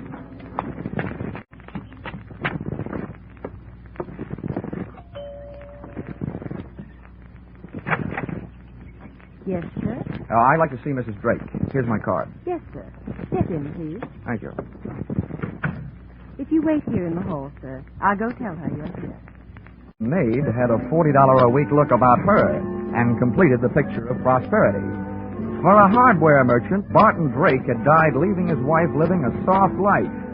Either that or he was still alive and not giving his wife grounds for divorce on the basis of non-support. Or she was that certain kind of gal who wouldn't have any trouble making that certain kind of man get up that certain kind of money.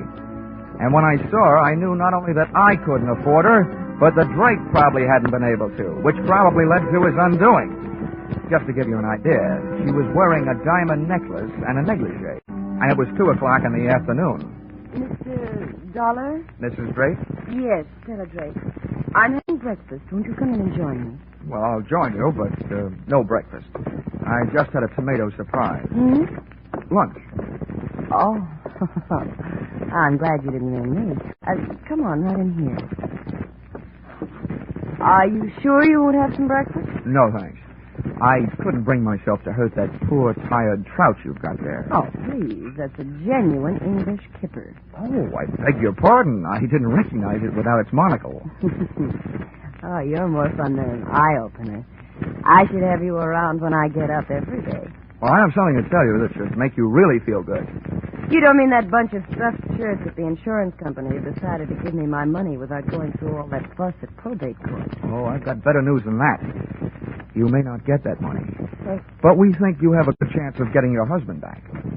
What? Yeah, the New York police think they saw him last night. Alive. Oh. Maybe I was wrong. Maybe that doesn't make you happy. Why, yes. Yes, of course it makes me happy, but to live without a man for 7 years and then have a stranger just sit across the table and calmly tell you he's alive, it's just too much. Tell me, where did they find him? They didn't. They think they spotted him at the fights they were watching on television. I imagine they're looking for him. I know I am. Well, it's impossible. If he were alive and back in New York, he'd come to me. That's what I was hoping, Mrs. Drake. Well, I don't believe it. Why would he do a thing like that to me? Why would he make me suffer all these years? I think you'd better go now. I've got to be alone. I've got to think. Oh, Barton, why? Please, Mr. Dollar. I want to be alone. I figured if she wanted to be alone, it was for a good reason. Because that lather she'd gotten into was strictly from soap opera. She flooded me to the door on a tide of tears. Once outside, I picked up the hedge clippers the gardener had conveniently left near the front walk and pruned the telephone wires leading into the house. Then I took a plant on the place from the other side of the street. I figured Mrs. Drake would want to share her troubles with somebody, and with the phone wires cut, she'd have to leave the house to do it, giving me a chance to follow her. And that's the way it worked out. She led me someplace, all the way into New York City, but not to Barton Drake. That would have been too easy. Once in Manhattan, she headed for a drugstore and a telephone booth.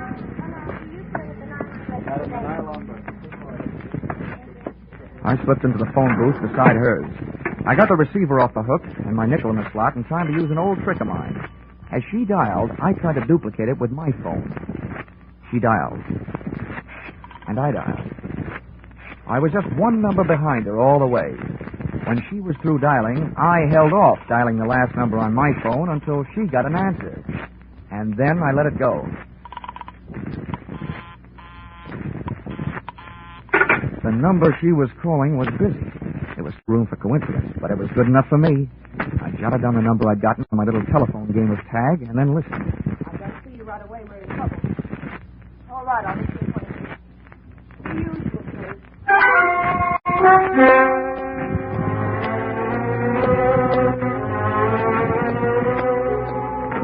The usual place turned out to be the usual place to meet trains, Grand Central Station. But no train ever pulled into where Mrs. Drake went. As a matter of fact, no man ever did. Unless he was a plumber, maybe. That's right, where the ladies go to powder their noses and things. She came out 30 minutes later alone, but she never hit the street. Instead, she went through the tunnel into the adjoining Commodore Hotel and checked into room 407. The only room I could get was 1313. Expense account item 5, $10. Tip to hotel detective for keeping an eye on the IFO in 407. Item 6, $35. Purchase of portable phonograph. Item 7, 65 cents. Purchase of phonograph record. Frank Sinatra singing night and day. With this for ammunition, I went back to my hotel room and gunning for a bird I'd never seen. I set up the phonograph near the telephone, put on the record, and placed a call to the number Mrs. Drake had called earlier in the day.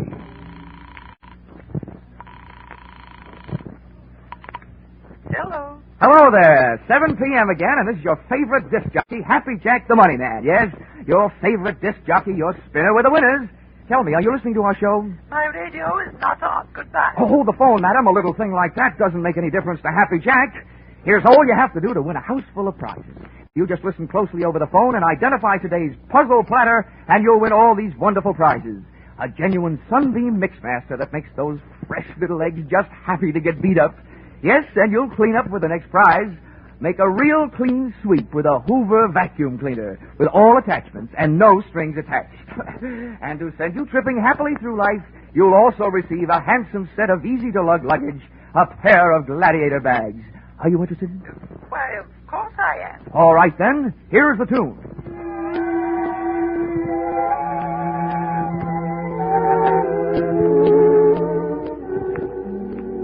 Night and day.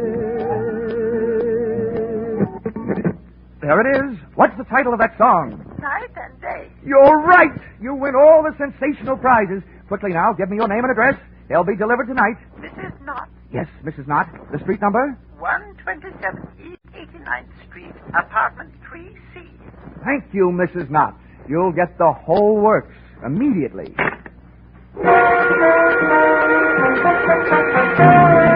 Expense account, items 8, 9, and 10. $39.50, purchase of Mixmaster. $79.50, purchase of vacuum cleaner. And $89.50, purchase of luggage. You may resent this expenditure, but there's one thing you must remember. Nobody can resist trading their name and address for something for nothing.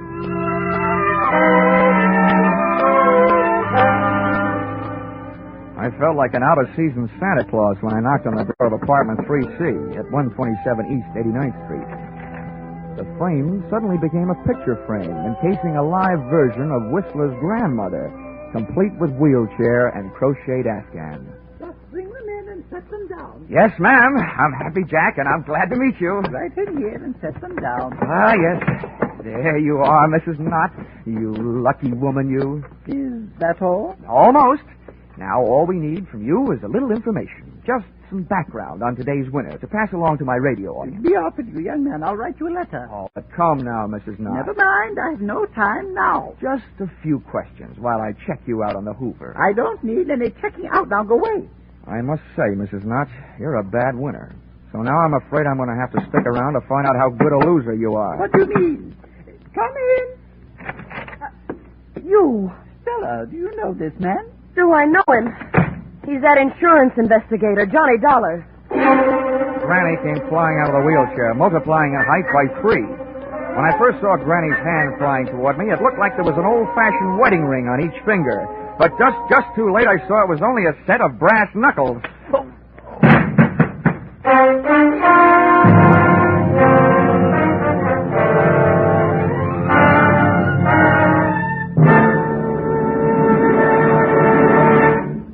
In just a moment, we'll return to the second act of yours truly, Johnny Dollar.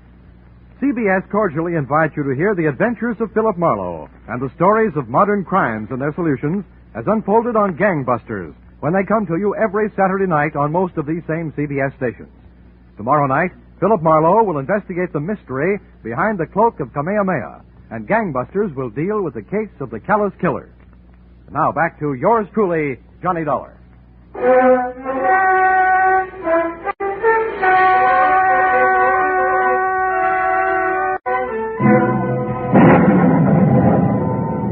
When I woke up, the thunder and lightning in my head was getting an answer from the sky.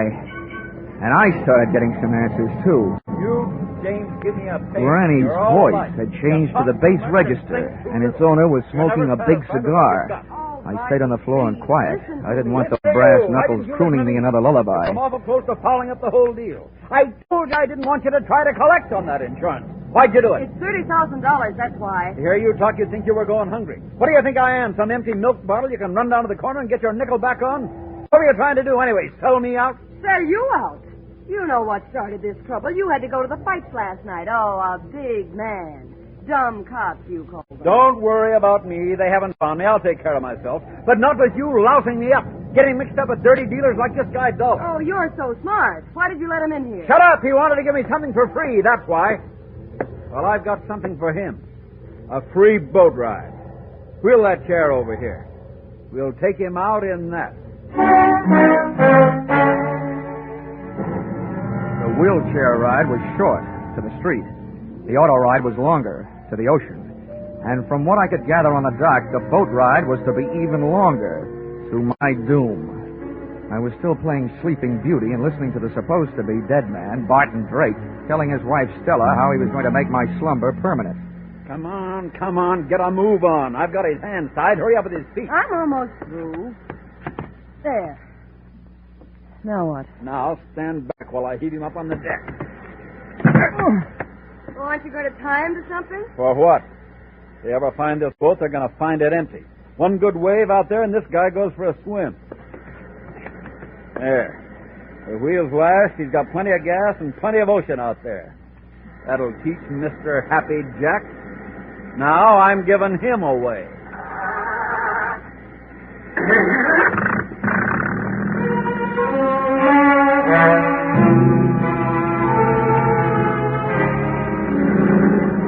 Taking that salt shower bath with my clothes on wasn't the big chill in my life. I was scared. My heart was racing faster than the boat engine. And for the first 20 minutes, all I could think about was hanging onto that slippery deck with all I had to hang with, my hopes and my heels. I was on a thin strip of deck after the wheel. Hard by my hands was a deck cleat. With that for a starting point, I went to work, trying to out-navigate that rope, with which Barton Drake had lashed the wheel. I worked my side wrists over the cleat and dropped my legs down over the side into the icy racing water. I had rigged myself into a human jury rudder to swing the boat off its course. I didn't know where it would take me, but I didn't care, so long as it wasn't out to the open sea.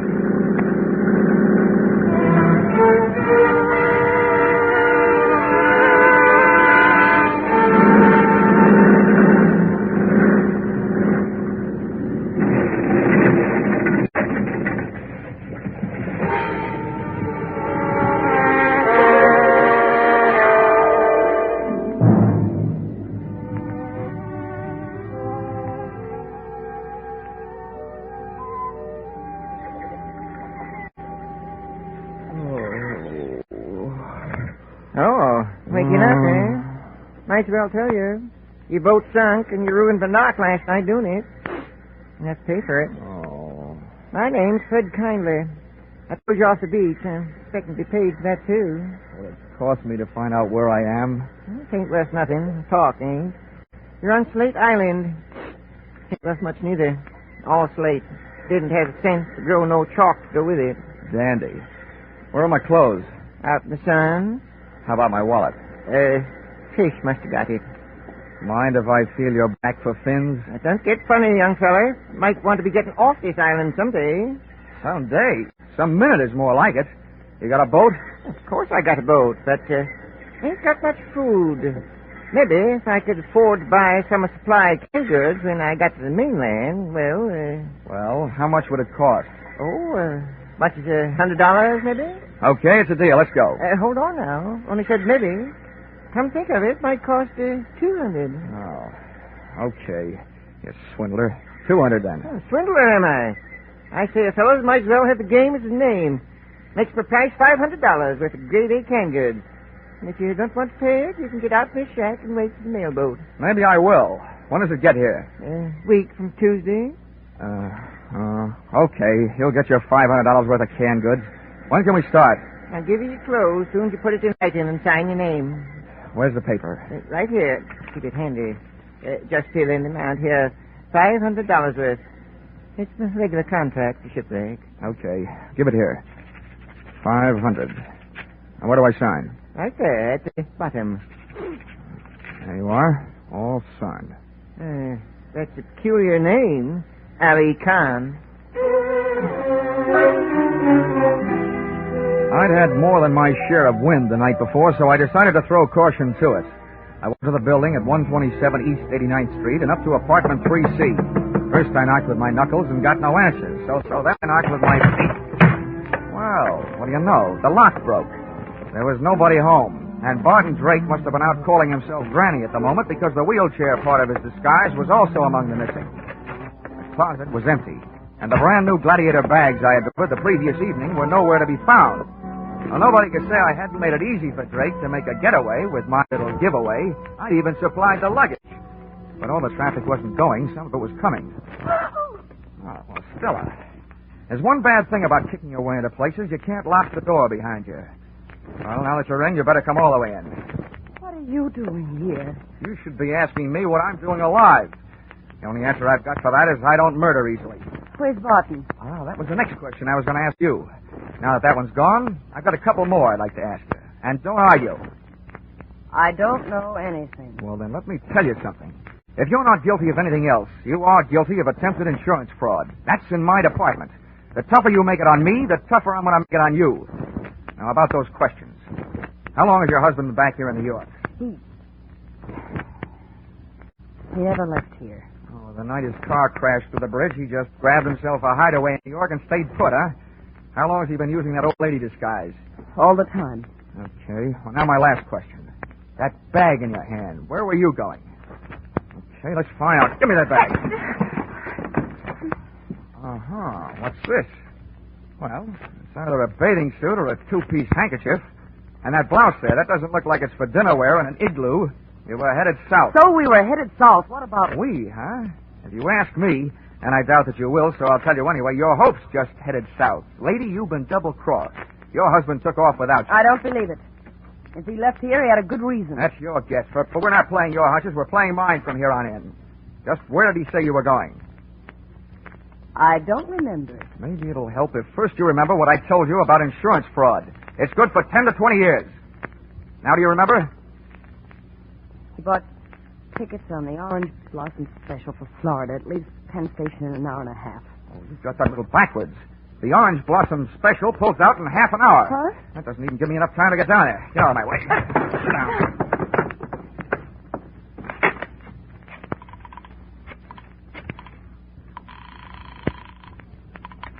Information. Hello. Information. Look, I want the telephone number of the Penn Station branch of the Travelers' Aid Society.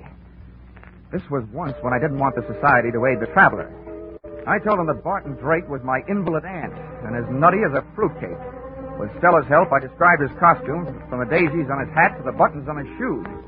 I tagged it off with a warning that when my aunt left the house, she thought she was a honeybee and was on her way to throw herself in front of the Orange Blossom Special, wheelchair and all. The guy on the other end of the line took off to round up the railway police, and I took off to round up a taxi.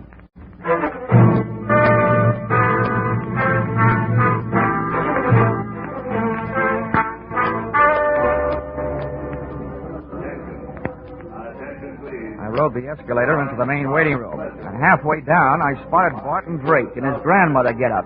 He was surrounded by police, and the police were surrounded by a small crowd. I walked over. Orange Blossom Special. I don't know what kind of a practical joke this is, young man, but it's not funny. You made me miss my train, and I don't even have a nephew. No, Mother, don't be upsetting yourself. Don't you now, me, young man. Just get me on a train. Any train headed south from Duke. Drake was getting ready for trouble. If the cops couldn't see it, I could. His hand was under his Afghan, and I knew the least it could be holding was a fistful of brass knuckles, but probably more. He was getting ready to make a run for it. I wasn't taking any chances. I edged my way through the crowd, up behind the wheelchair, spun it around, and hit what looked like somebody's grandmother a beautiful shot in the whiskers. I got him. Now, wait a minute, officer. You don't understand. Don't understand, don't I? Hit an old lady, will you? He's not an old lady. Trouble you want, you scoundrel. Here, maybe this'll quiet you down.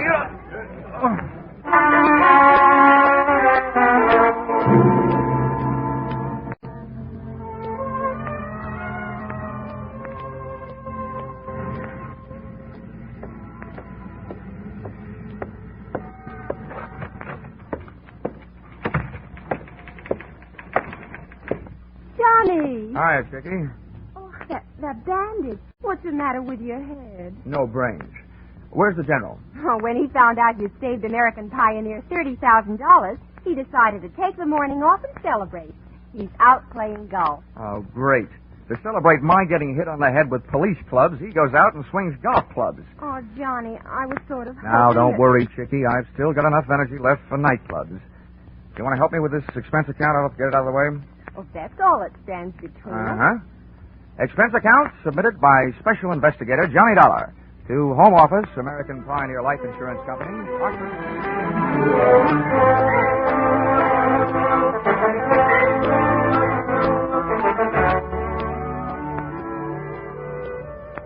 First, the police held me and let Granny Drake go to the hospital, where they learned the truth. Then they let me go to the hospital and transferred Barton Drake to the pokey, where he was soon joined by his lady-in-waiting, Mrs. Drake. Expense account item 11. Something I almost forgot. $500. Canned goods. For the man who got me off the rocks on Slate Island, Mr. Fred Kindly. Even if he did rob me, I didn't feel like robbing him. The only thing I did do was remove all the labels from the $500 worth of canned goods. I'm sure that this will see to it that Mr. Kindly had some very unbalanced meals, because I happen to know that there's no difference in the sound of canned tomatoes and canned peaches when you shake the can. Expense account total, $1,482.63. Yours, truly, Johnny Dollar.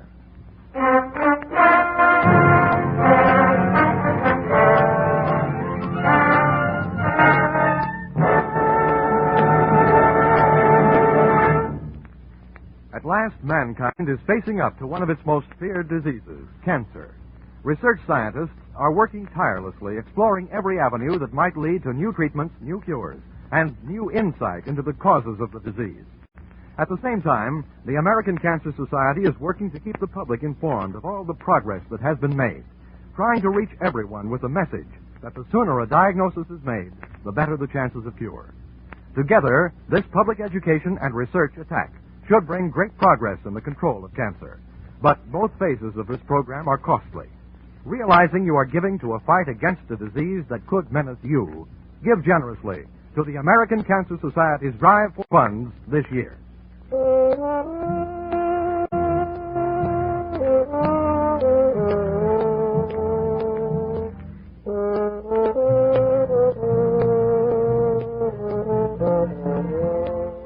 Yours truly, Johnny Dollar, stars Charles Russell as Johnny.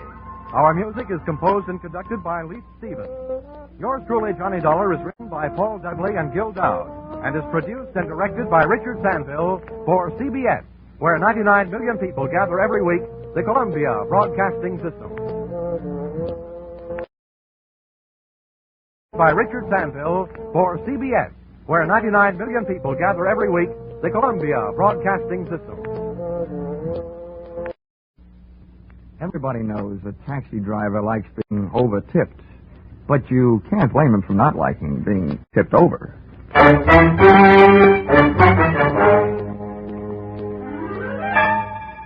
This is another in the adventures of America's fabulous freelance insurance investigator, Johnny Dollar. At insurance investigation, he's only an expert.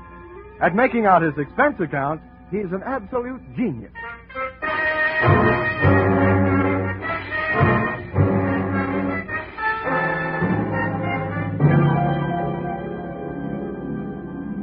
Expense account submitted by Special Investigator Johnny Dollar. To Home Office, the Nutmeg State Liability Underwriters, Hartford, Connecticut. The following is an accounting of my expenditures during my investigation of the disappearance of 12 Apex cabs. Or, who took the taxis for a ride?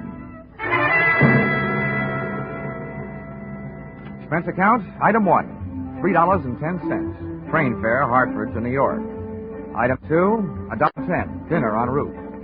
Item 3, $18. Club car. Expense account, item 4, $1.30. Cab fare from station to garage and offices of Apex Taxi Company.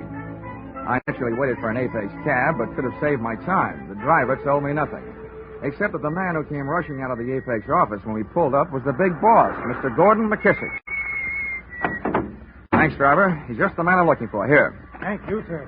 Hey, McKissick! Thanks, Dodger. I'm in a hurry. See me tomorrow. Wait a minute, will you?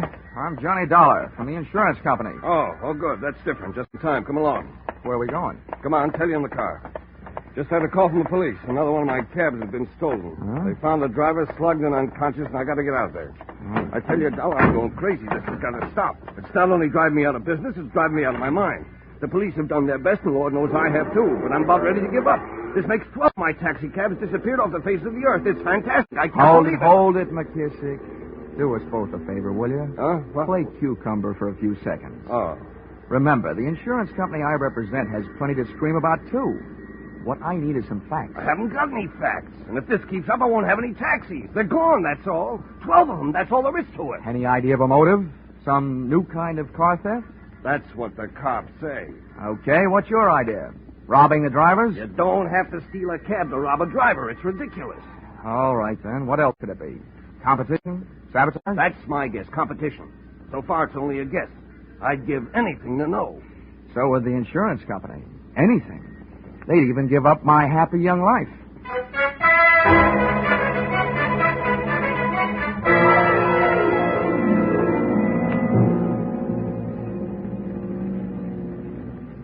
This is it. 13th and East River. And there's the crowd. Humanity's strongest magnet. Blood. Please, stand back. Hey, officer. What do you want? Look, here's my ID. This man is McKissick, the victim's boss. How about getting us through that crowd? Well, all right, but I don't know. The right side of his face don't feel much like talking. It's caved in. Stand aside now. Come on. Move. Out of the way. Come on, Dollar. Let's move in. Okay. Enough. I can't breathe in here, let alone the hurt man. Get out of the way, will you? Okay, Mr. Dollar. Here you are. Oh. Hey, are you right? Is this one of your men, McKissick? Yeah, George Brandon. Been with me 4 years. Brandon, listen to me. Who did it? Do you know who did it? Try hard, will you? Never saw him before. Yeah, Brandon, only one. Well, what did he look like? Come on, boy. Hey, little guy. Dark. He talks funny. He talked funny? How, Brandon? How? An accent? Come on, Brandon. Well, that's it. All right, clear the way, stand back. Clear the way for the ambulance. The ambulance turns out to be the wrong kind of a wagon.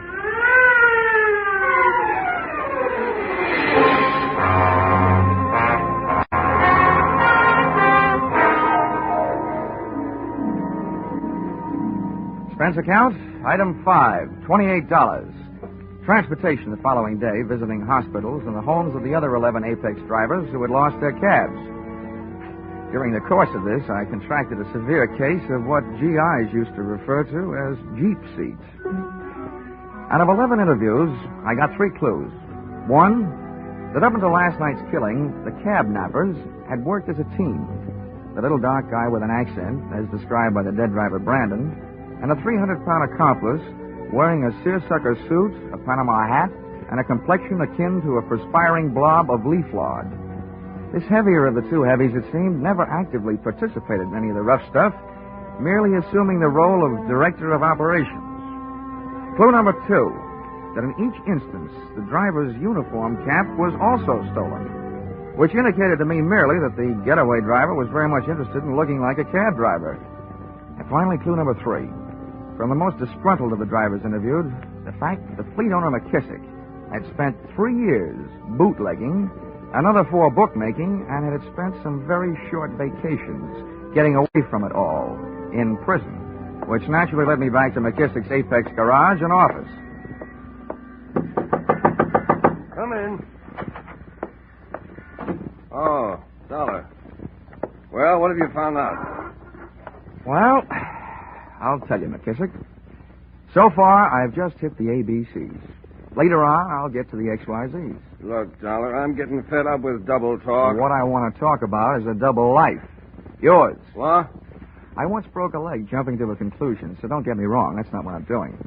But a less experienced investigator might immediately assume that a man like you, an ex-bootlegger, ex-bookmaker, ex-jailbird, just might be stealing his own cabs for the insurance money.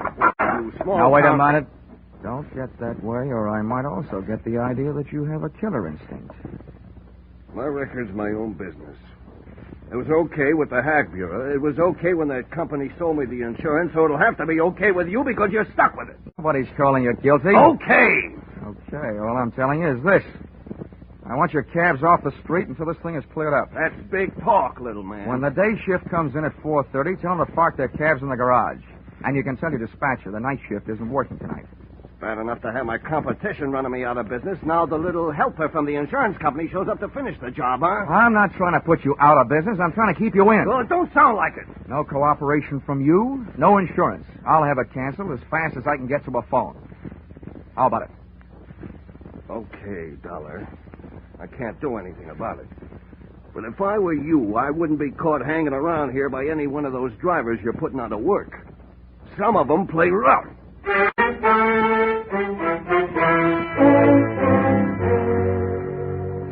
You can always depend on a cab driver for being on time when it's time to knock off work. By 5 o'clock, the garage was full of taxis and carbon monoxide fumes. By 5:30, it was devoid of humanity, and a night watchman I'd met before stood guard outside the locked gate. At 6 o'clock, a visitor dropped in on him, followed almost immediately by me. Senor, it is so important that I find it. Yeah. It contains everything I have in the world almost. All my money, even my What's passport. this, Benny? Huh? Oh, Mr. Dollar. Yeah. Well, a young lady claims she lost My purse, senor. I hired one of your taxi cabs this afternoon and left my purse in it. It is so important that I get it. Yeah. I told her to call Lost and Found in the But, morning. senor, what will I do tonight? While we're trying to figure that out, would you join me in a drink? I would like that. Her name was Marita Guastella. She was a dark type, so I took her around the corner to a dark saloon. On the way in, we passed 4 grumbling Apex cab drivers shooting hot looks at me over cold beers. I arranged her in a booth so I could keep an eye on them in case their intentions were no good, and an ear on her story, which I knew wasn't. This is my first trip to America. I came from Spain 2 weeks ago. This afternoon I was shopping on Fifth Avenue, and that is when I took the cab from 49th Street to the Sherry Netherlands Hotel. 49th, Sherry Netherlands. Yes. What time did you take the cab? Wait, I'm not sure exactly. It would help. Oh, well, it was exactly 10 minutes after 4. I remember now. I looked at a clock. And what time did you arrive at the hotel, Marita? Why are you writing all this down? Just trying to help you find your purse. Oh, but I do not want to put you to any trouble. I am perfectly willing to search through the taxis myself. Honey, the city of New York has gone to a lot of trouble to save you that trouble. Every driver has to keep a record of every trip. Where he picks up his passengers, where he drops them, and when. He puts it on a big card. So all we have to do is find out which card has your trip listed on it, then we'll know which cab. Then we'll go to the little cab and probably find your little purse. All right? Oh, it is very good of you, senor. If you would not mind the trouble. Sometimes bothering with this kind of trouble eliminates my employer's troubles. How about another martini?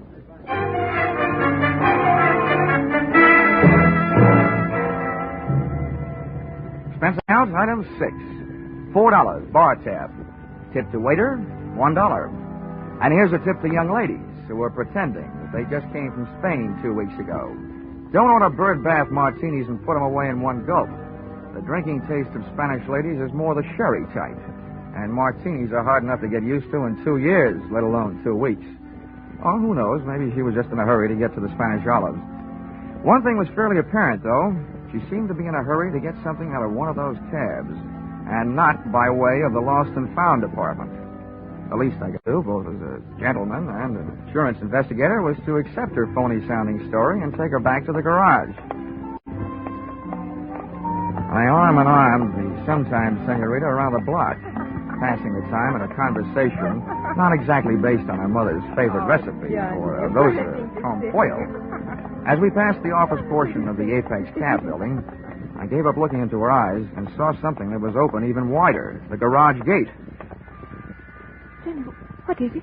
The watchman, he's gone. Perhaps he just stepped inside. Look at the stains on the sidewalk. Blood. Oh, Bridewell. It's been... Bridewell? Who's Bridewell? I do not know. Who's Bridewell? Please, let me go. Let me go, please, Johnny. You're hurting my arm. Marita had twisted away and was hightailing it up the street. I went stamping up the ramp in the direction of the source of the scream. On the way up, I hit the light switch. In this racket, even big boys should be afraid of the dark. At the first portal, I slowed my run into a pussyfoot pace and edged around the corner, sliding my back along the dispatcher's counter. When I got halfway down, the corner of my right eye picked off a pair of high black shoes, night watchman type. Heels on the floor, toes pointed up, sticking out from behind the end of the counter. I didn't have time to get a look at the rest of them. Something so round, so firm, and so fully loaded gave me a cold steel kiss under the left ear. Pray do yourself the favor, sir, of remaining absolutely still. Now you may turn around. Would this be Mr. Bridewell? Good indeed, sir. Well, what about the night watchman? Have no fears for him. I am fortunately accomplished in the administration of first aid. Got a good deal of practice. I've seen to it that he's resting comfortably. I'll bet. Well, Victor, my boy, I trust your search was successful. Successful? Somebody beat us to it. All them cabs has been searched. Nonsense, my boy. How can you tell in so short a time? How about taking a look for yourself, fat boy? You couldn't possibly have picked over all of them. Proceed with the searching quickly. In the meantime, perhaps our friend here is the proprietor of the search that preceded ours. In this case, practically anything could happen. Yes, anything could. Knowing that should encourage you to mind your manners. Now, sir, will you accompany me to my hotel where we can discuss this further? With you holding that .38 caliber steel-engraved invitation in your hand, I'd be a perfect cad to refuse.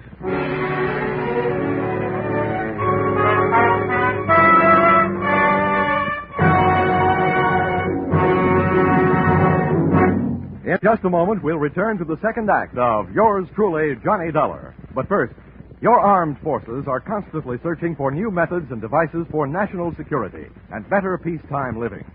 Today's serviceman is a skilled professional who works with advanced techniques and equipment. If you're interested in science and technical subjects, your armed forces offers you a great opportunity now. Find out how you can join the world's greatest scientific enterprise, the Armed Forces of the United States. Now, with our star, Charles Russell, we return to the second act of Yours Truly, Johnny Dollar. And tonight's story, Who Took the Taxis for a Ride?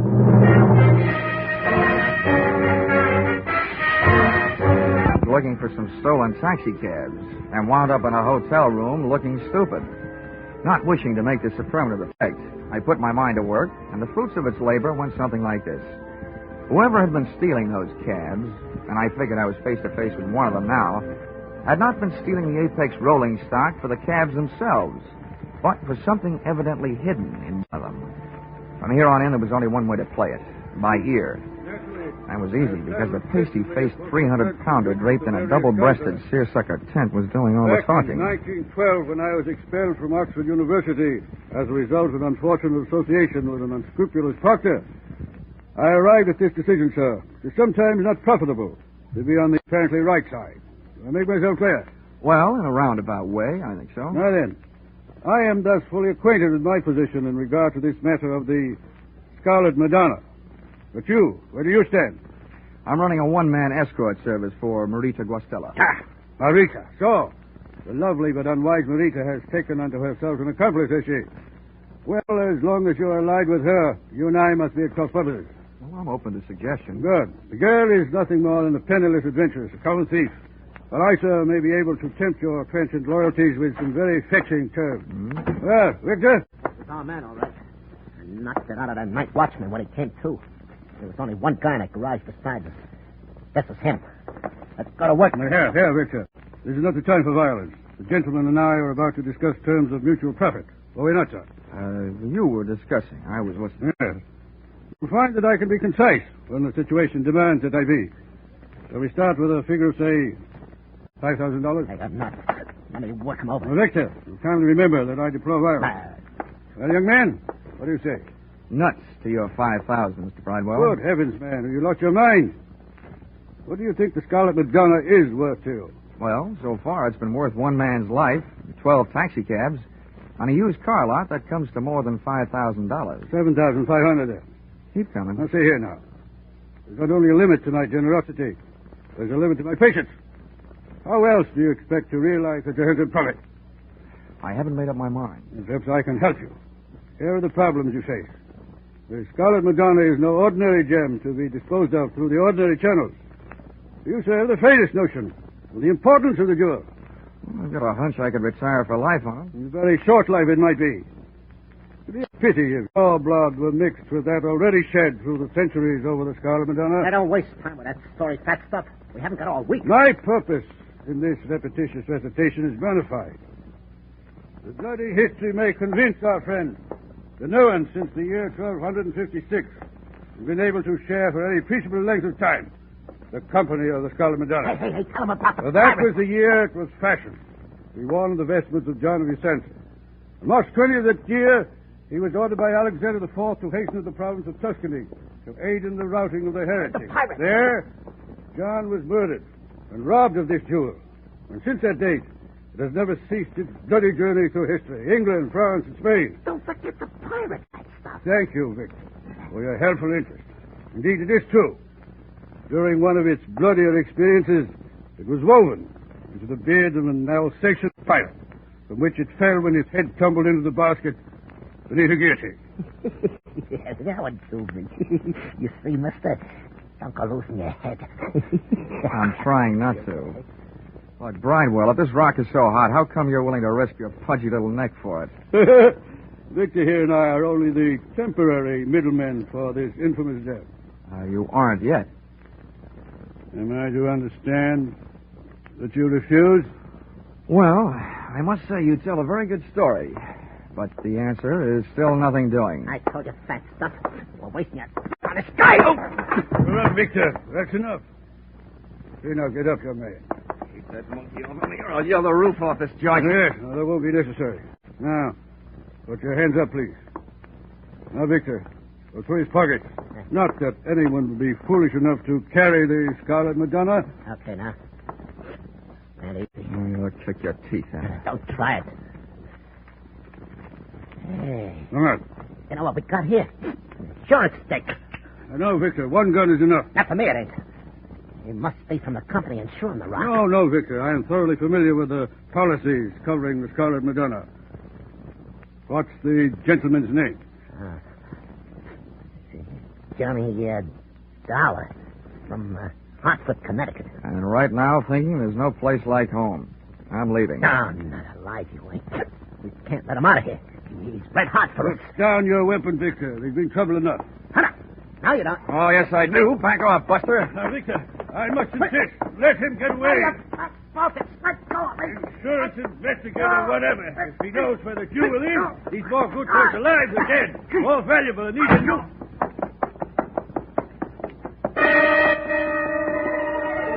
The elevators weren't fast enough. I hit every fourth step down 8 flights of stairs to the lobby, out into the street. Mr. Dollar. Johnny, I must see you. Oh, Marita. Well, it saves me looking for you. You just tag right along. Taxi! Here you are, sir. After you, Lady of Spain. Thank you, Johnny. You're welcome.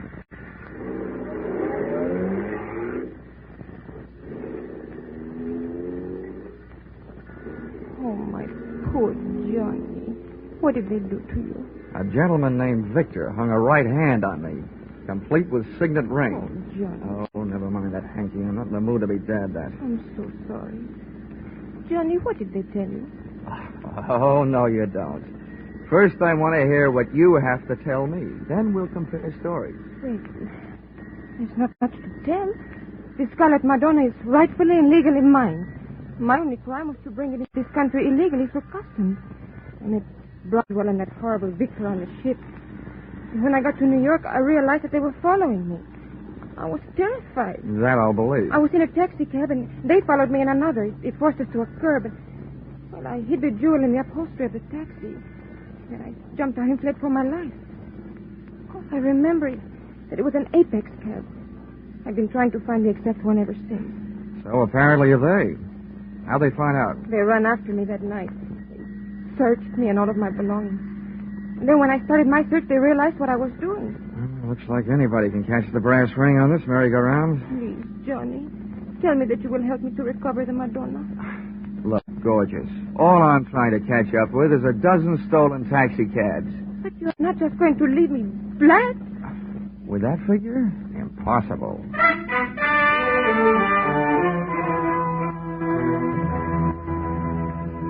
I took Marita to a small hotel, got her a room, and while she was taking a bath, I stole her clothes and left her, locked in that strongest of midtown prisons, nudity. The first joker I went looking for back at the Apex garage was the unfortunate night watchman. I found him sitting up and taking nourishment out of a bottle and nursing an egg on his head that would have hatched an ostrich. Oh, it's you, Mr. Dollar. Yeah. I tell you, I've been worried about you. Yeah. Thank heavens you're all right. No thanks to you. No, what do you mean, sir? I mean, why'd you tell that sawed-off ape who slugged you around that I searched these cabs in here last night? Why, I didn't mention you, sir. I told him it was the boss. McKissick. Huh? Yeah. McKissick? Where is he now, do you know? He just came by. I believe he's next door in his office. Thanks. Yeah. Oh, McKissick. This case is developing more suspects than a garlic breath in a crowded elevator. Come in, McKissick. Come. I tried a level with you. 10,000 is my top offer. Turn it over. Let's see your money. You don't trust me, I don't trust you. All right, you had your chance. Now on, there ain't no money. There ain't no money in it. No, Victor, no. Hey, what's that? Here's what I owe you. Come on, get up. More.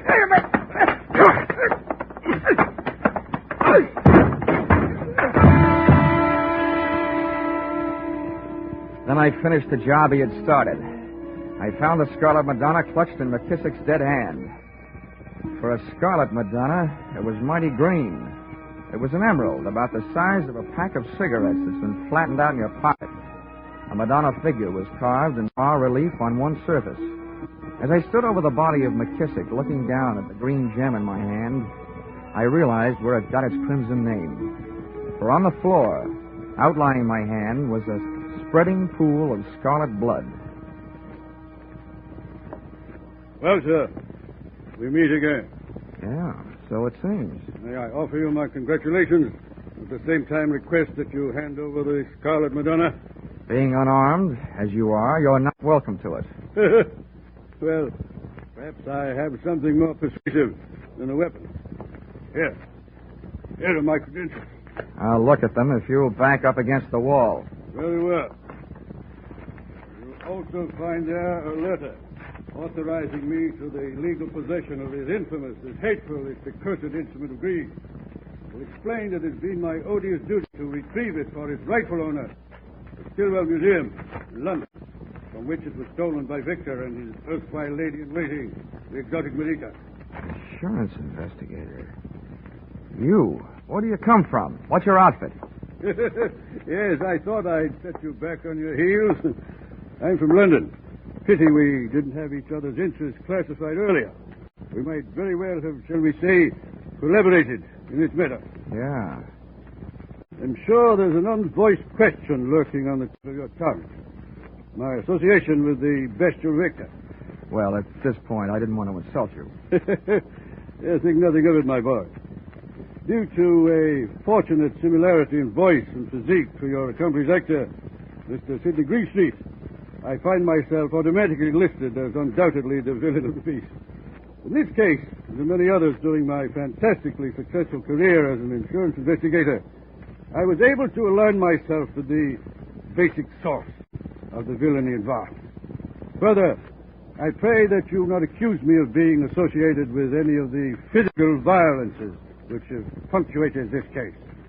In short, this Victor fellow occasionally slipped through my fingers. Look, all I'm trying to find is 12 lousy taxi cabs. Well, then, your troubles are at an end, my boy. I shall write out an address. Fine. And there you shall find them unharmed in the warehouse hard by the East River. Okay. You'll forgive me, I'm sure, if I tell you that in this case, it is but another small milestone in the glorious pathway strewn with superior accomplishments in solving those minor mysteries evolved by the niggardly minds of the sniveling criminals who would offend the sanctity of that guardian of the peace of the public mind. The insurance company. Amen.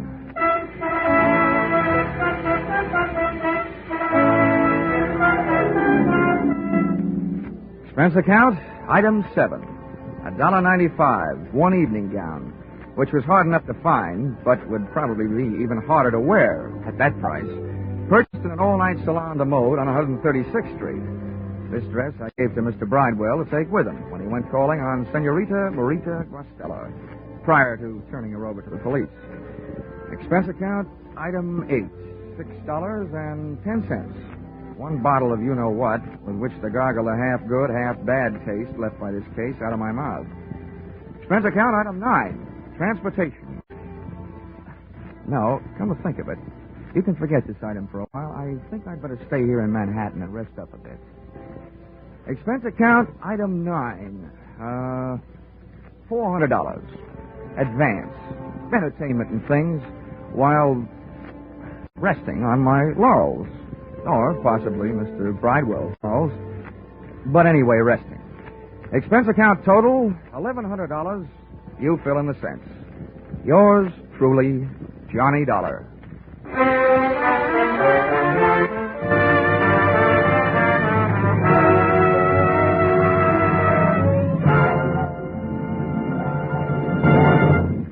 Yours truly, Johnny Dollar, is produced and directed by Norman MacDonald and stars Charles Russell, with script by Paul Dudley and Gil Dow. Featured in the cast were Herb Butterfield as Mr. Bridewell, with Paul Dubove, Lillian Baeff, Lou Krugman, Junius Matthews, Jan Arvin, and Jack Prusian. The special music is written and conducted by Leith Stevens.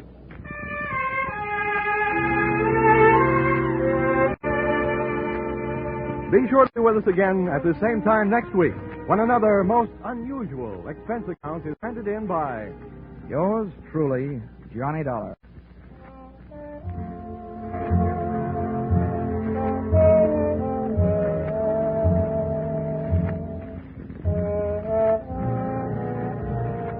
the great hit tunes of early 1939. Deep Purple, Penny Serenade, I Cried for You. How many more can you remember dancing to, romancing to?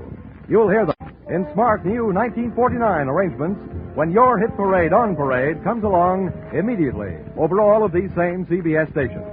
Alan Botzer speaking. This is CBS, the Columbia Broadcasting System. Speaking. This is CBS, the Columbia Broadcasting System.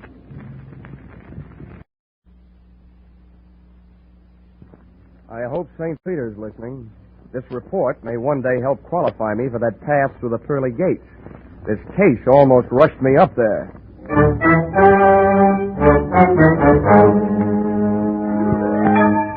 This is another adventure of America's fabulous freelance insurance investigator, Johnny Dollar. At Insurance Investigation, Johnny Dollar is just an expert.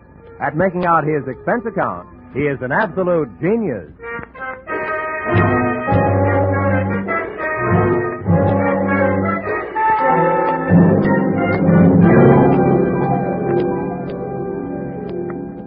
Expense account submitted by Special Investigator Johnny Dollar. To Special Investigator Johnny Dollar. This one's on the house. I wouldn't even bother itemizing it, except that the whole thing is probably tax deductible. The following is an accounting of my expenditures during my investigation of Bonnie Goodwin. Or, she was under 21, but that didn't mean she was involved with nothing but minor vices. Or, murder ain't minor. Expense account, item 1. $12.40. Scotch whiskey and cigars consumed at surprise party arranged for me by one Mr. King of Hearts at my apartment in Hartford, Connecticut at 1:25 in the morning.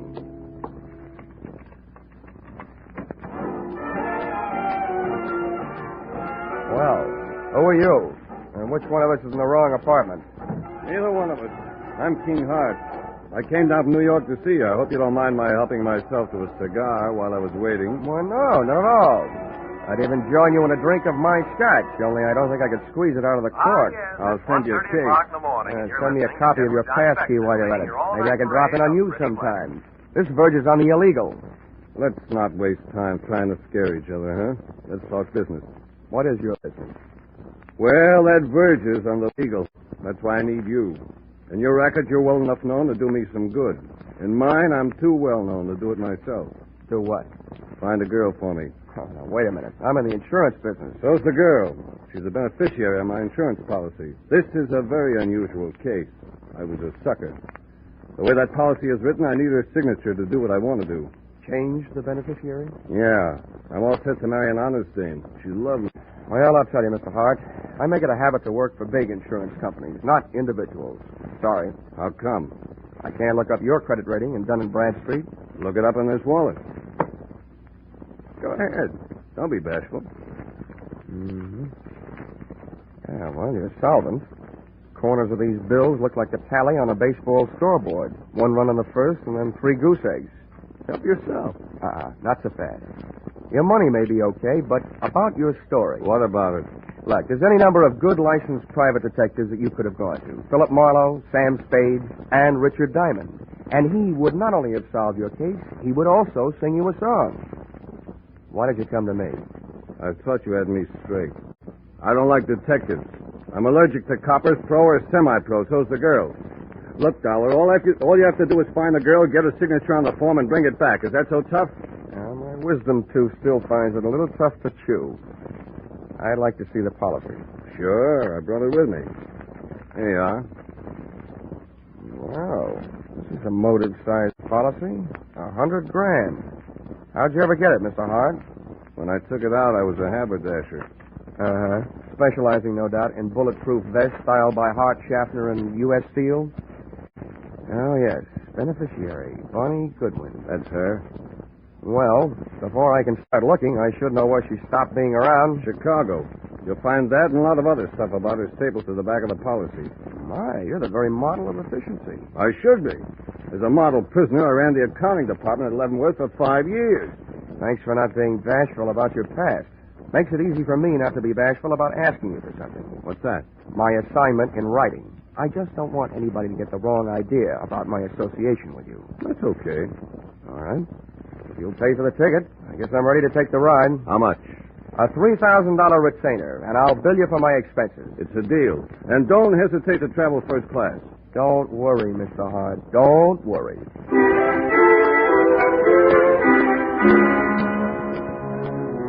Expense account, item 2, $55.32. Plane fare, Hartford to Chicago.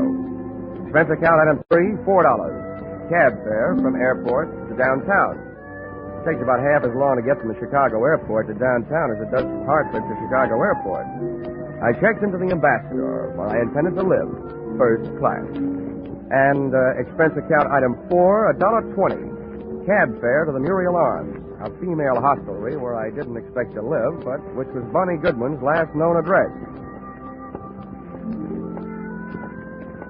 Even at noon, it looked like a good place to start an investigation by either the police, the fire, or the sanitation department. You ain't gonna sing on me. I share my constitutional right. Yeah, what did they give you for an answer? 30 days.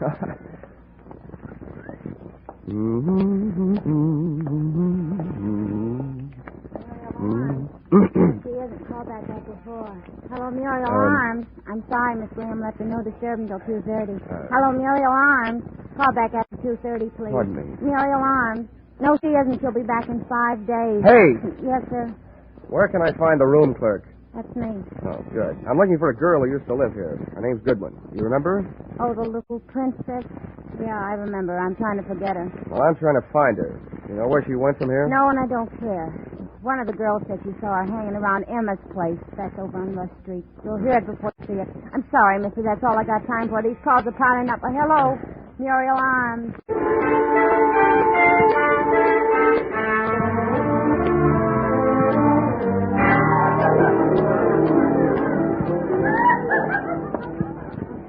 Say, bartender.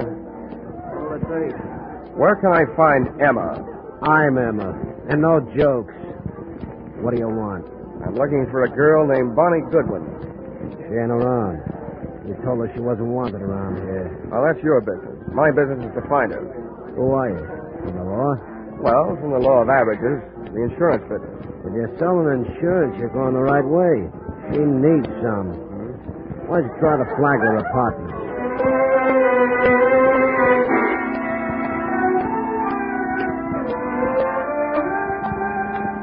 Not only did the Flagler Apartments fail to produce Bonnie Goodwin, but so did about 18 other wayward way stations scattered from the Loop to the far north side. She was an easy girl to follow, but a hard girl to find. One of the things I learned along the trail was that Bonnie's heart was apparently no express train. It made a lot of local stops. And one of the things I was reminded of during a tedious search was a philosophy passed along to me at a tender age by an old Pinkerton operative. He said, being a detective is 90% legwork. It's like being a mailman with no address on the letters.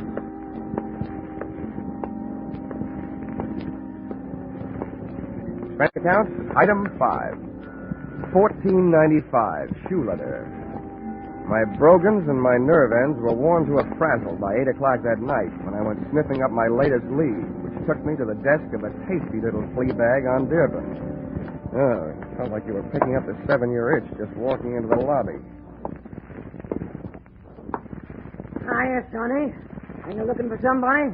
Yeah, and if I don't find her soon, I think I'll just sit still and let her find me. One of your guests, Bonnie Goodwin. You know her? As much as I know any of them, I guess. Is she still here? No. Well, do you know where she is? No, all I know is she moved out of here. Because I asked her to this morning. Tell me, what makes this kid so popular? She makes me nervous. I don't like the people she brings around. Meaning me, Grandma? Or do you mean you don't like her choice of friends? I didn't say they were friends. No, I'm through talking. Beat it. Now, wait a minute. I've got... Now, listen, little boy. I'm awful good at not talking when I don't feel like it. And right now, I don't. Save yourself some time and get out of here. Okay. Now I know what was wrong with that little Red Riding Hood story. Grandma was the wolf. Boo! Oh, nuts. Hey, mister. Hmm? Hey. Hey, I think I want to talk to you. Go away. Don't bother me. You were asking about Bonnie, weren't you? I'm a friend of hers. Oh? Well, where can we talk? Well, we better get away from this lobby window. Come on. Where are you headed? Out of town? Huh? Oh, the suitcase? Mm-hmm. No, I just came back for the last of our things. Bonnie and I took an apartment today. Oh, your roommate, huh? Yeah. What do you want with her? Wait a minute. Can you think of any good reason why 2 men should be following you? Where? Don't turn around. Where can I meet you? You're going to leave me. Just long enough to get where we're going. Where's a good place? The hangover house on North Clark. Who do I ask for when I get there? What's your name? Jamie paid. Why can't I go with you? I want to find out who's being followed, you or me. Now, there's a hack stand. You take the first cab, I'll take the second. They'll undoubtedly take the third, and then we'll know.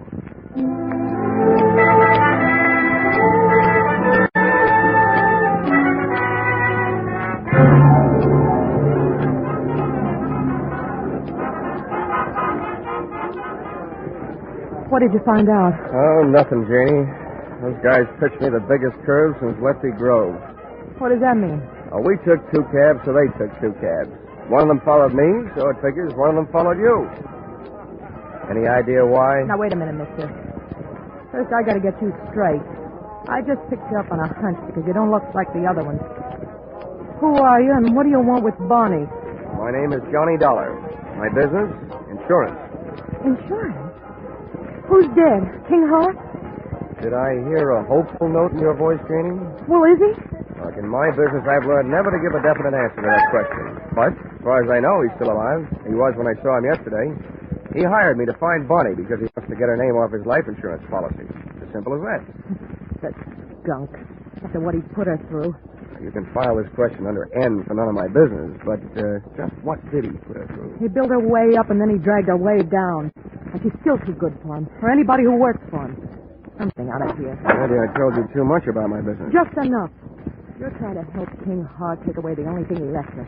If I have my way, she'll never sign away the money from that insurance policy. Good night. This was the first chance I'd had all day to make anything happen. With a little luck, Janie Page was going to finally bird dog me straight to the little chick who had flown so many coops, thus making herself so hard to find. As she started down the 60-foot length of the long, narrow bar toward the back door, I saw 2 familiar hulks launch out of their chairs up near the front door. They were after her, and too big for me, our opponents from that game of taxi tag. So I set about stopping them. I took advantage of the narrow room, the big crowd, and a little bitty drunk. I hated to do it, but I had to turn the bottle baby into a bottleneck. I hope he was too numb to care. Hey, lay off the little guy. Guys like you. Come on, let me through here. Come on. Get out of our way. We're coming through. If you like mob scenes, it was a great go-round, but it lasted. But it only lasted 40 seconds. And then we got upstaged by some off-scene action out in the back alley.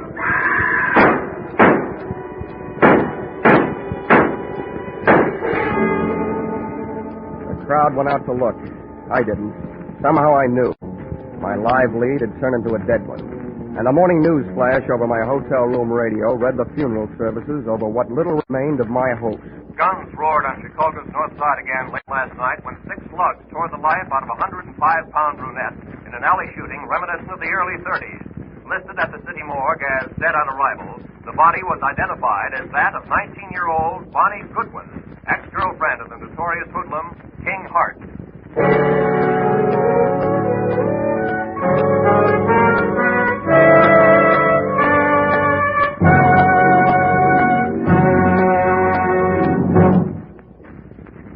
In just a moment, we'll return to the second act of Johnny Dollar. But first, a burly sea captain, a fashion designer, a neurotic young gun collector, and a wealthy socialite. One of them very much dead. These are the elements Police Commissioner Bill Grant faces in his adventure on Call the Police tonight. Join Bill Grant for the thrills of the chase as he sets out to solve the case of the hero's funeral. And then take in Sam Spade's latest two-fisted adventure, well spiced with wisecracks. Bill Grant of Call the Police and Sam Spade, like Johnny Dollar, are regular Sunday visitors on most of these same CBS stations. Now, with our star, Charles Russell, we return to the second act of yours truly, Johnny Dollar.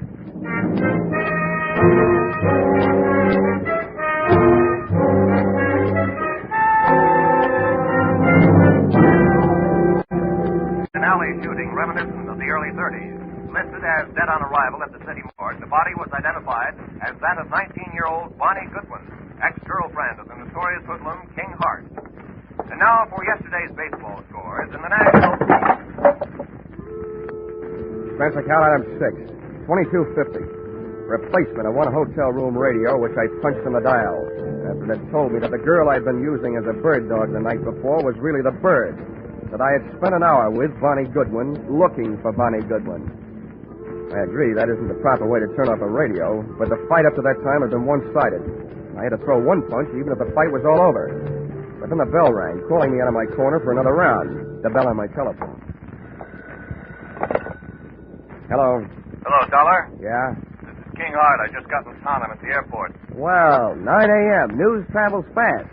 We got private lines to the major morgues of the country? A friend of mine told me last night, Joe Emma. What the devil happened, Dollar? I'm not sure, Hart. It could be that you used me for a leadoff man on a relay team. You hire me to find the girl, then hire some gunmen to follow me. And when I find her, boom. Now, wait a minute, Dollar. From now on, it looks like you don't have to worry about who's going to collect on your insurance. Do you by any chance collect on hers? That's out of my line these days. And flying 800 miles just to be at the scene of the crime has never been one of my habits. I'm not so sure you just flew in, but I'm dead sure that I'm not on your payroll any longer. Dollar, listen to me. You listen. I didn't follow through last night because I didn't want to be picked up as a material witness. But first I'm going out to prove a few things that'll keep me from being picked up, and then I'm going to make my report to the police. Aren't you jumping the gun, Dollar? You know more about guns than I do, but I learned a lot about Bonnie Goodwin while I was tracking you down yesterday. And one thing I learned, I like her kind better than I do yours. There wasn't anybody around to help her last night when she needed it. But I'll bet she had plenty of help making her first big mistake. Probably from you.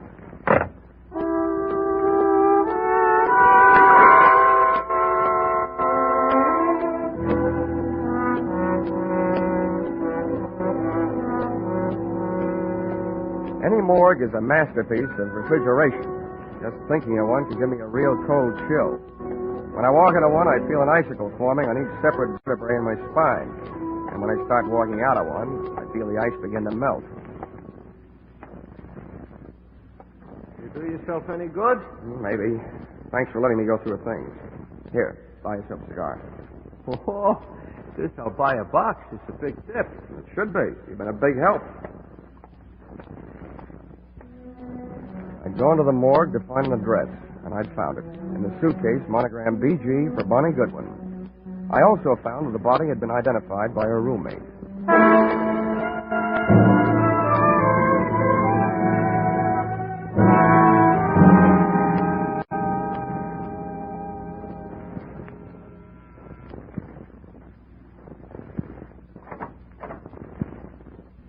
What do you want? I was a friend of Bonnie Goodwin's. I want to talk to you about her. You're no friend of hers. I knew them all. Leave me alone. There's nothing to talk about. She's dead, isn't she? Yeah. And I have a pretty personal interest in it. Why? I was with her just before she walked into the alley. And you might be interested to know that she was using your name. How do you know? You don't know my name. It's Janie Page. I see you're packing. I might be unpacking. When you pack, you fold things on the bed. When you unpack, you put them on hangers as you take them out of the bag. Now, you know where you're going? You better close the door. Well? I don't have to be a quiz kid to figure out that you're leaving because you're scared. You're probably running away from the same thing Bonnie didn't have a chance to run away from. I'd like to find out what it is. Bonnie didn't have any big brothers looking out for her. What's your angle? I'll break it down for you. About 10% of my interest is keeping myself from being implicated in what happened last night. The other 90% might get me a merit badge in a Boy Scout troop. I'm just trying to do my good deed for the day. I'd like to see somebody get paid off. Who's your candidate? King Hart? He's one of the people she was afraid of. For a little girl, she had a lot of people after her. Did she double-cross too much, talk too much, or just know too much? She knew too much. About what kind of things? The kind of things smart people stay away from. Wasn't she? She couldn't. For a girl being mixed up with the wrong people's an incurable disease. She just waited out. Mm-hmm. I see what you mean. You can't throw a bad reputation into reverse. If you can stand a compliment, you strike me as being a gal who might have a better chance than most of busting out of this unsmart set. I can't figure you out. What do you really want from me? What are you doing here? Who are you working for? I always feel sorry for you kids. Particularly the nicer ones. Oh, who knows? Maybe I'm just being selfish. Maybe this is a good chance for me to show off in front of heaven. I'd like to revise those percentages I gave you. From now on, let's call it 10% me, 10% Boy Scout, and 80% you. Well, now that I've cut you in for most of the profits, I'll get some help. I haven't got much to give you, but I think it was King Hart. Why? Is that insurance policy? That'd be one good reason. And the others? She brushed him. He wanted to marry her, but she brushed him. He was crazy jealous. King Hart claims he was in New York at the time of the shooting. If he can prove it, he's clear. But assuming that he did have some gun work to do in Chicago, who would he hire to do it? A guy named Joe Emma, by any chance? Joe Emma? He'd be more interested in shooting King Hart. They split up over Bonnie Goodwin. Emma wouldn't leave her alone till after Hart got out of town. Is that enough reason for him to kill her? I don't know. I don't know how jealous he gets. There's only one other thing I'd like to know. What? How I'm going to help you. I want to do something more than just help you pack. Hey, how does this sound? You and Bonnie are about the same type, same build, same hair, close enough to confuse anybody in a dark alley. Hey, what have you got going? If I could get a little story published on the first page of the evening paper to the effect that the body in the morgue, originally identified as Bonnie Goodwin, is not Bonnie Goodwin, that it was identified in error and actually is you, Janie Page, I think we can sweat Bonnie's killer out into the open, trying to finish the job. Hey, what are you trying to do to me? I'll get killed. No, you won't, because you won't be waiting here for them. I will.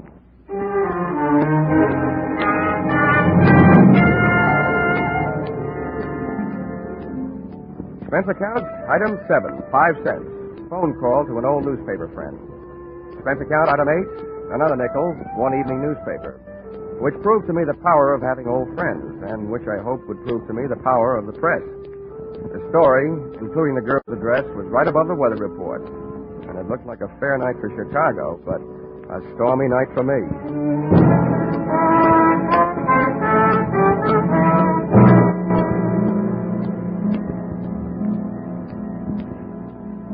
I learned early in my career that when you're waiting in an apartment for the arrival of killers, don't just wait.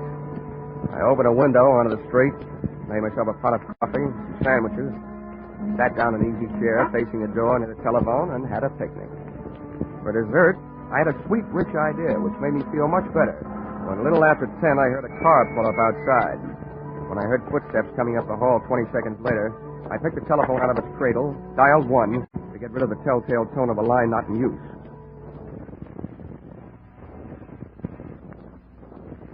Come on in. It's unlocked.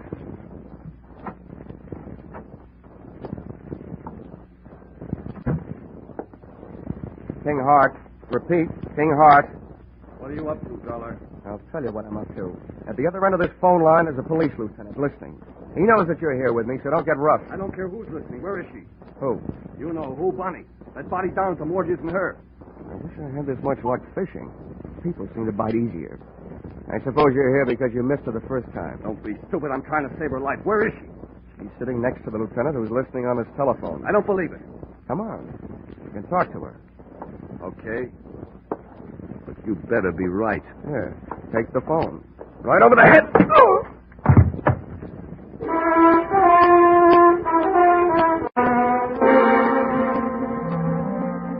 Dragged Mr. Kinghart to the living room closet. Went back to the phone and really called the police to tell them that I had their man.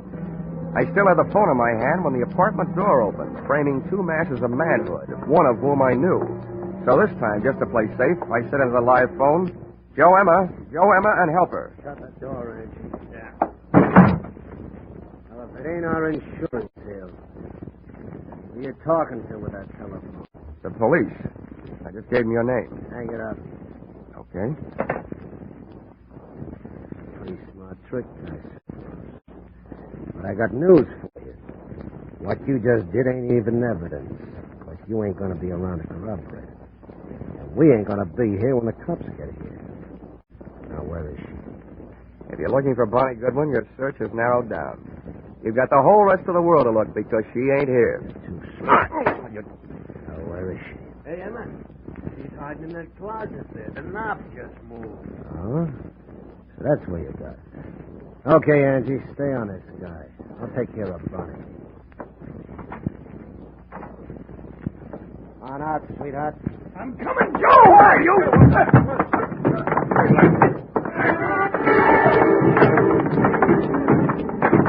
Joe Emma had expected the pleasure of kicking a girl around, but instead found himself being belted around by a man.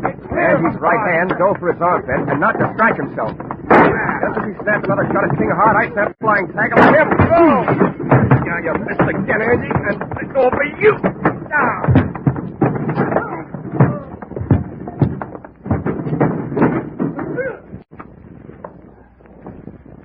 Congratulations, King. That's a delightful right hand you throw. Never mind that. Where's Bonnie? She's dead, Hart. I planted that newspaper story that she's still alive. I didn't read any newspaper story. I just came from the city morgue. The babe they got isn't Bonnie Goodwin. I never saw her before. Isn't Bonnie? Well, then why did... Oh. Emma kills her roommate in the dark alley by mistake. So Bonnie switches identities to make herself officially dead so she can live longer. Where is she? I want her back. I thought all you wanted was to get her name off that insurance policy. That isn't true. But if I wanted an insurance investigator to find her, what else could I tell you so you take the case? I want her back. She'll have to make up her own mind about that. For you, I'm not playing Cupid. I'll tell you what I'll do.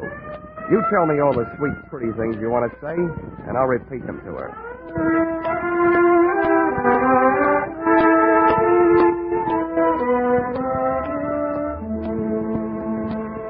Expense account, item 9. $28.40. Dinner, while repeating all the sweet, pretty things Kinghart had wanted to say to Bonnie Goodwin. And telling her all the unsweet, unpretty things I felt about his kind of guy. Don't worry, Johnny. I'm not going to him or anybody like him. Well, where are you going? Back to my hometown again. Your hometown didn't seem to do a very good job of giving you a start the first time. How far from Chicago is it? It's only about 28 miles north of here. Here's an envelope. But what's in it?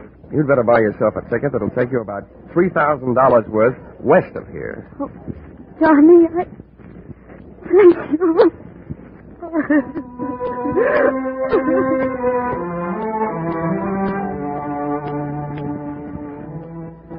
Expense account, item 10, 20 cents. 2 beers, one for me and one for Kinghart. I told him that his money was taking Bonnie on a little trip back to happiness. And he told me that if I ever expected to collect any expense money from him, I knew where I could go. Expense account total, $163.55. You'll notice that this is very low, but remember, I'm paying this one myself. Yours, very truly, Johnny Dollar.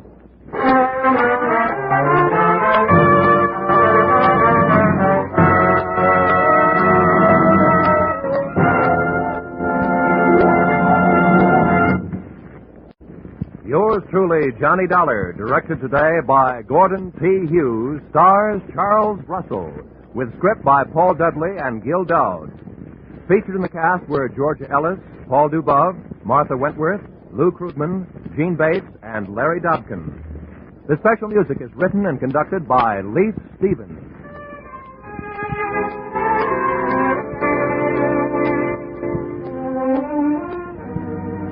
Be sure to be with us at the same time next week when another unusual expense account is handed in by yours truly, Johnny Dollar.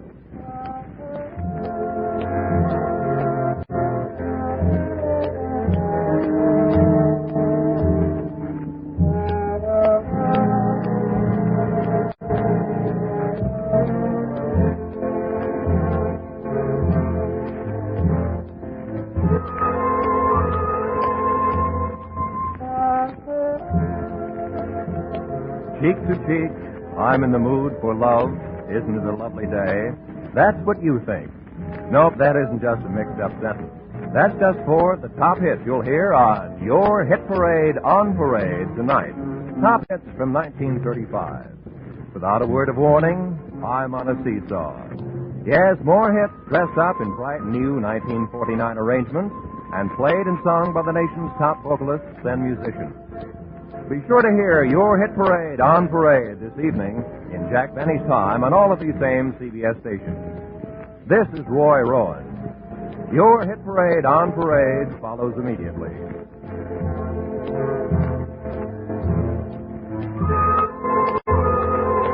This is CBS, the Columbia Broadcasting System.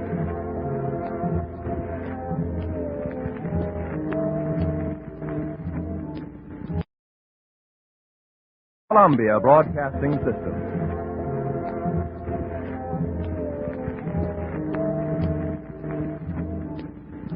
Mrs. Perkins won the prize, but I got in the biggest pickle at the county fair.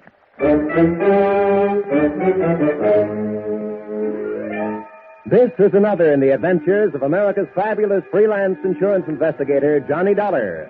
At insurance investigation, Johnny Dollar is only an expert. At making out his expense account, he is an absolute genius.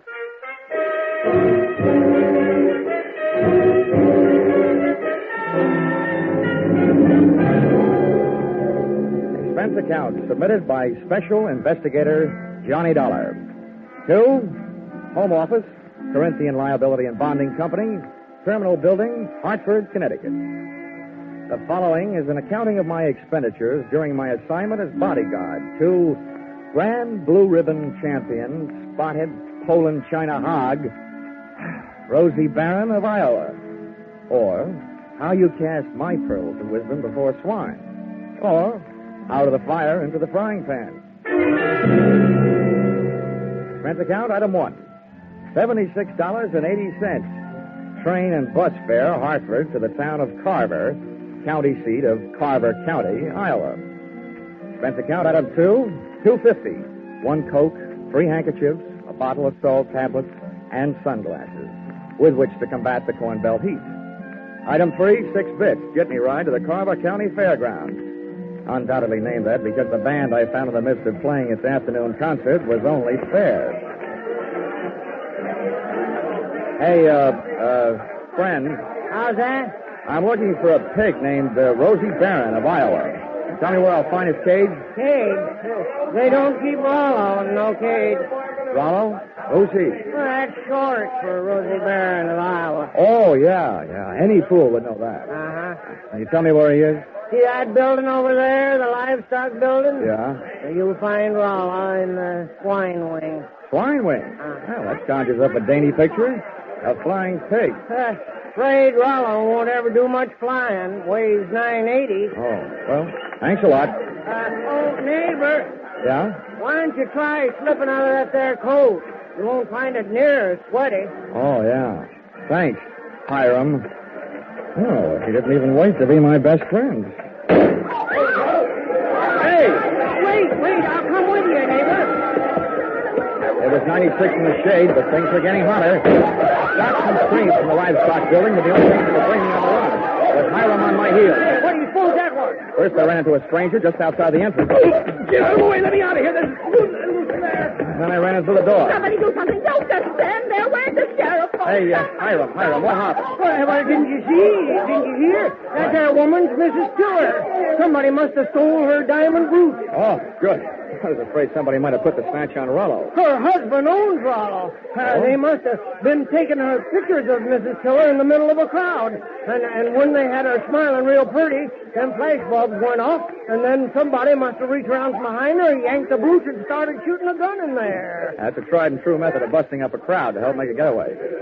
Think anybody saw who did it? Couldn't. Those flashes would have had them blind as bats for a minute. There's the sheriff. What's his name? That's Harry Blewett. Harry Blewett? Yeah. Sounds like a slogan from the Republican campaign. Hey, here, you. Wait a minute, let's go. When everybody around here's trying to get my coat off. Come on, Sheriff. Loose the haberdash. All right, now, never mind the fancy talk, young fella. I saw something pass between you and one of the thieves just outside the door. Oh, you're out of your mind. That guy bumped into me. He came crashing out of here, and I happened to be in the way. I'll bet you happened to be in the way. Accidentally on purpose. Now, that's an early American comeback. But that's the way it was. Now, look, I won't ask you for a search warrant, Sheriff. You think I got the brooch on me? Start looking.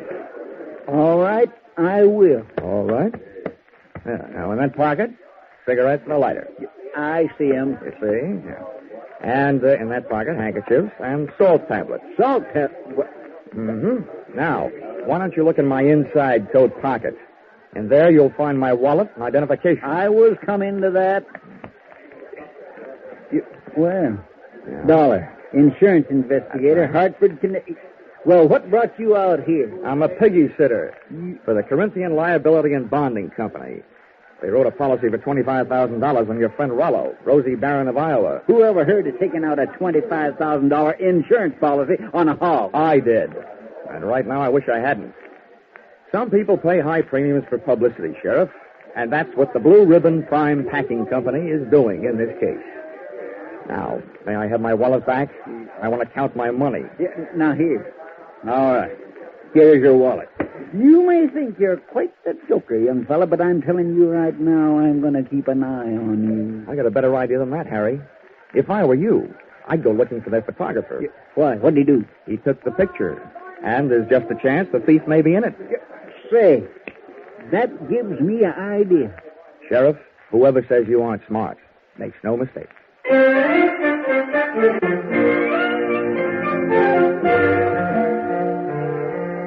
Rollo, the prized porker, wasn't hard to find.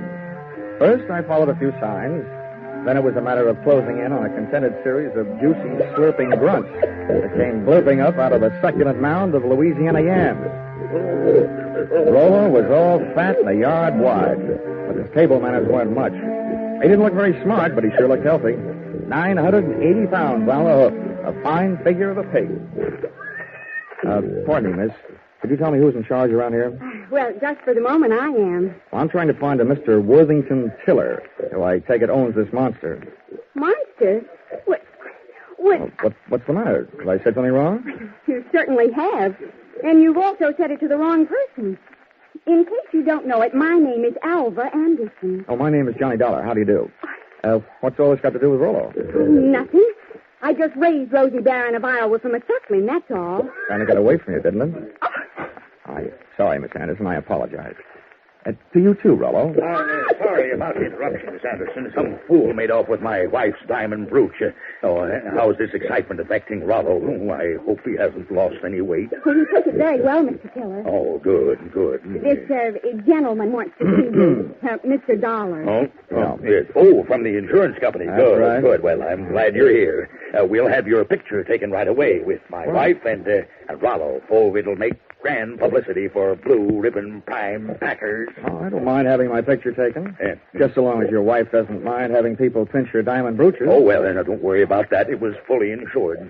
Oh, that kind. The thing I want you to worry about is Rollo here. Mm-hmm. As president of Blue Ribbon, I paid Miss Anderson $10,000 for this magnificent swine, and I don't want anything to happen to it. You bought him for $10,000, insured him for $25,000, and you don't want anything to happen to him? Well, I don't mind paying those exorbitant premiums when I get back the kind of publicity this will bring in. I can see it in the papers now.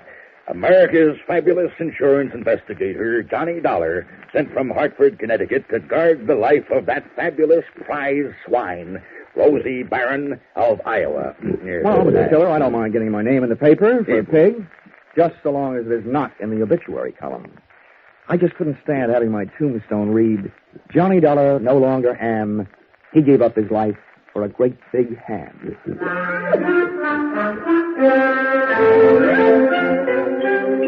My tombstone tagline was over the head of Mr. Tiller, but it went over right nicely with Alva Anderson, who paid off with a smile. I parlayed that into a conversation, helped me pass the time while guarding Rollo, the poor man's blue boy. By the time it was over, Alva knew a lot about me, and I knew a lot about pigs.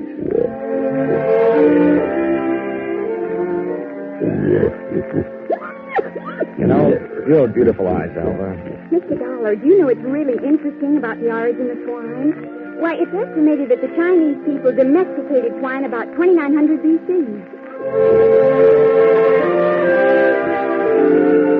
And not only that, but I'm sure you'd like Hartford. And Mr. Dollar, you probably don't know this, but a pig is one of the most important food animals.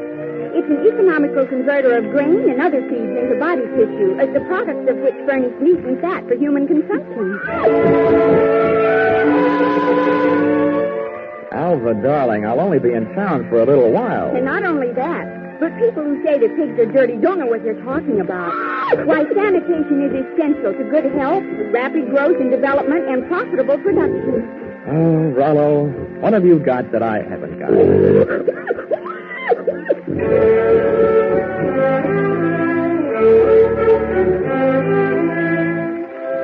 still don't know whether Alva stuck around because of my charms or Rollo's. But she was still there at the changing of the guard when Mr. Tiller, in person, came to relieve me long enough for a trip to the dining hall. And what do you think they had for dinner? What else? Baked ham.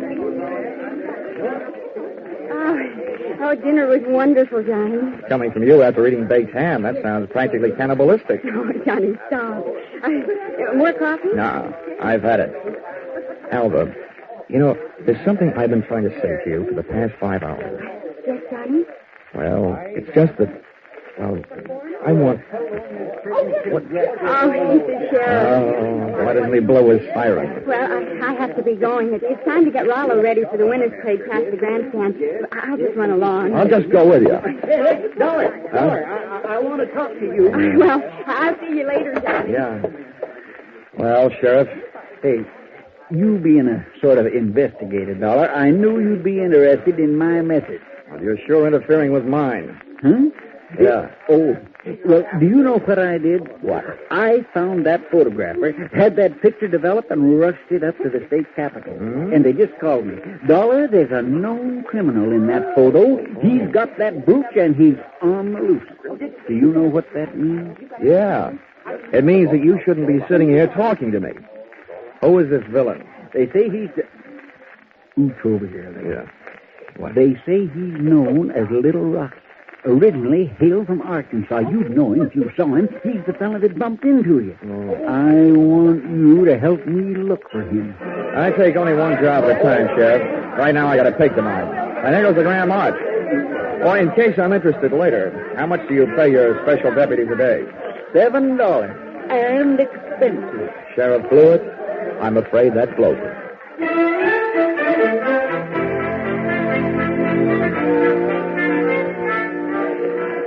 The Carver County pickle and pie winners were lining up to lead the Grand March by the time I got to the grandstand. Down at the tag end of the livestock echelon, there was a shiny white cab and trailer, sporting the markings and mottos of the Blue Ribbon Prime Packing Company. And high upon it, perched on a platform and surrounded by a sturdy iron railing, stood that champion, the pride of the pork set, Rollo, Rosie Barron of Iowa. It was lovely. It was divine. I had a feeling that swelled my heart with pride. Here they were, products of the American home and the American soil. A fanfare of foodstuffs flowing from the horn of plenty. Just because of my association with Rollo, I felt that I was playing some small part in this gallant parade as it was started the first leg of its journey. It was inspiring. It was thrilling. It was... All of a sudden, it was downright frightening. As Rollo's chariot rolled by, I got an eyeful of its driver. It was my comrade in collision, the guy who had put the snatch on Mrs. Tiller's diamonds, Little Rocky from Arkansas. I added to my treasury of thankless tasks by trying to pin a tackle on a 5-ton truck. I got a door handle with one hand, running more with one foot, and a spout in the teeth from an unexpected adversary. Knock him loose, Swallow! He's on the running board! Hey, what the... I was flat on my back. Everybody was screaming and hollering. The truck was crashing to the fence. And Rollo, Rosie Baron of Iowa, was one little piggy who wasn't staying at home.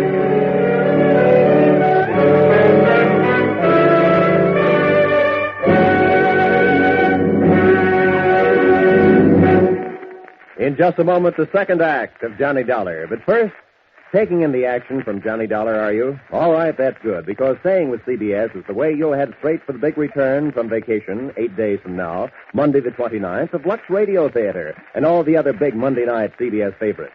And by staying with CBS, you'll find more action later tonight with Bill Grant of Call the Police and with Sam Spade, who will be heard from on most of these same CBS stations. Now, with our star, Charles Russell, we return to the second act of yours truly, Johnny Dollar.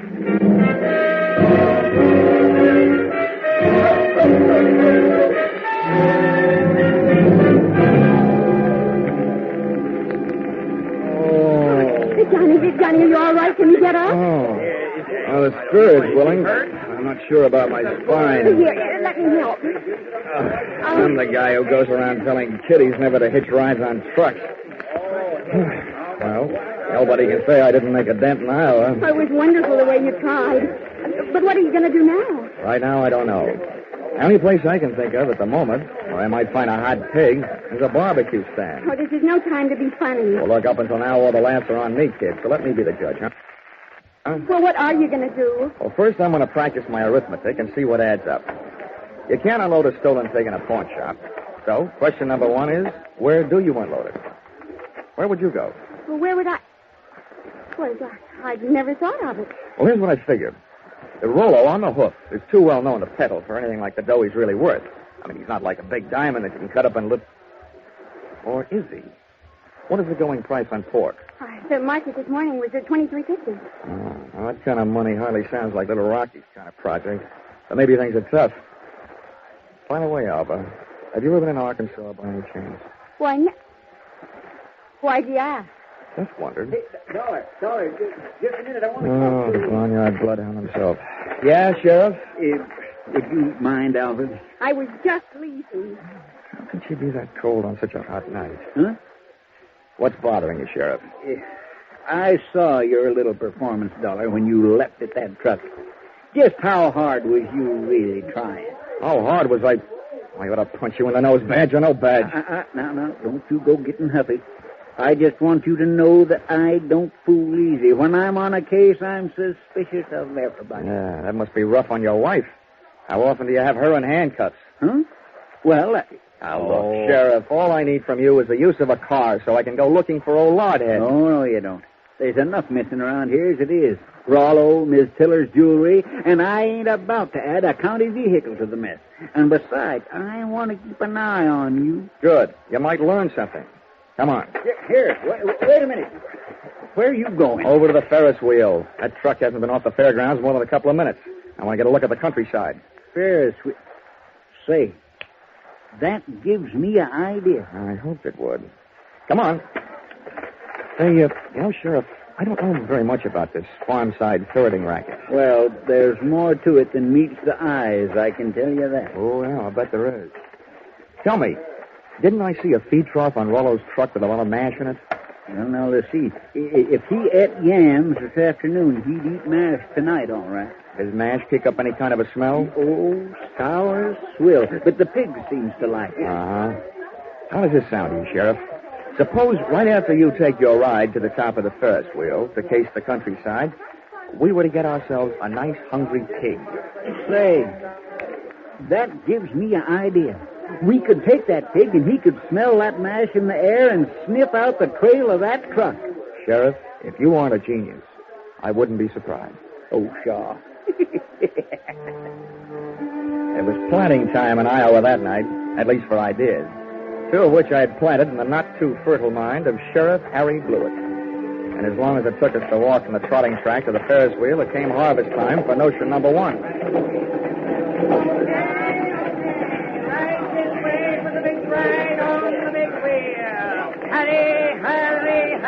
Okay, mister, okay. I'm the sheriff.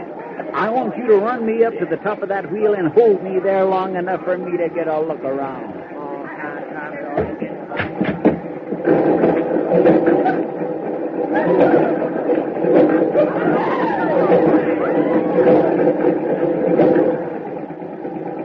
When the wheel came to a stop with Harry Blewett sitting in his little cage at the top, I pulled a low trick on a high sheriff. I bought a pink lemonade from the juice stand next to the Ferris wheel, walked over to the motor that rolled the big heap, unscrewed the cap on the gas tank, and gave it a big, long drink.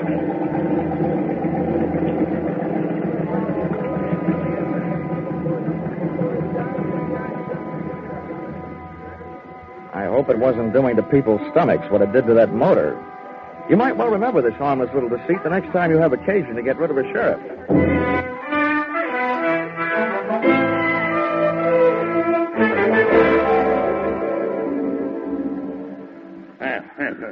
This kind of publicity is a little too expensive, Dollar. I demand that you do something. Now, don't worry, Mr. Tiller. I am going to do something.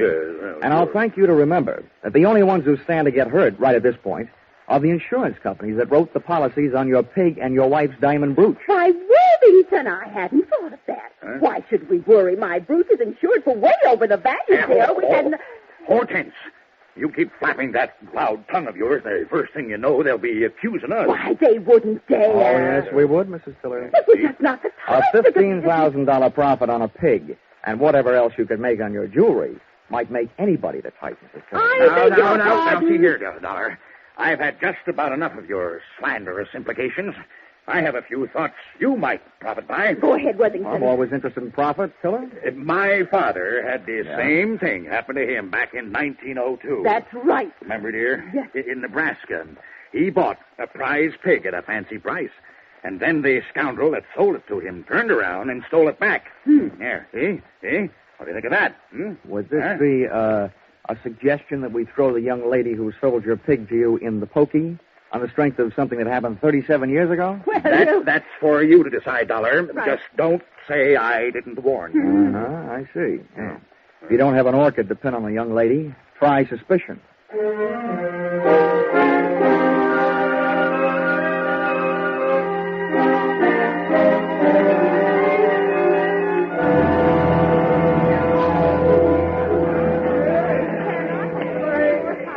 With most of the crowd packed in the grandstand watching the free attractions, I had a good chance to scout the fairground for Alva Anderson, from whom I wanted to learn a little bit more about the habits of not only pigs, but their ex-owners.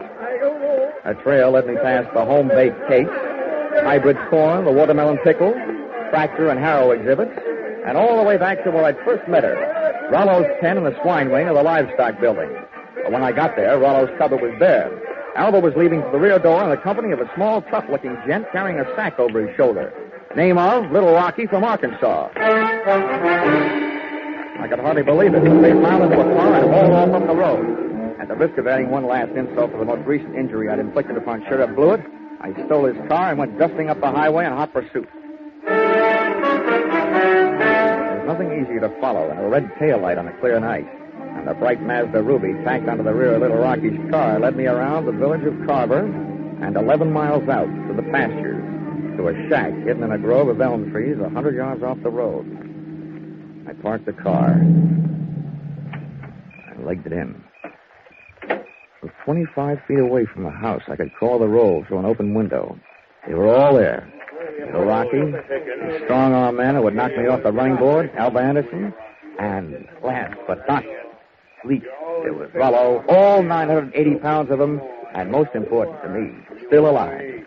Here you are, Milo, you stupid clown. Oh, stop. This is all the sweet potatoes that was left.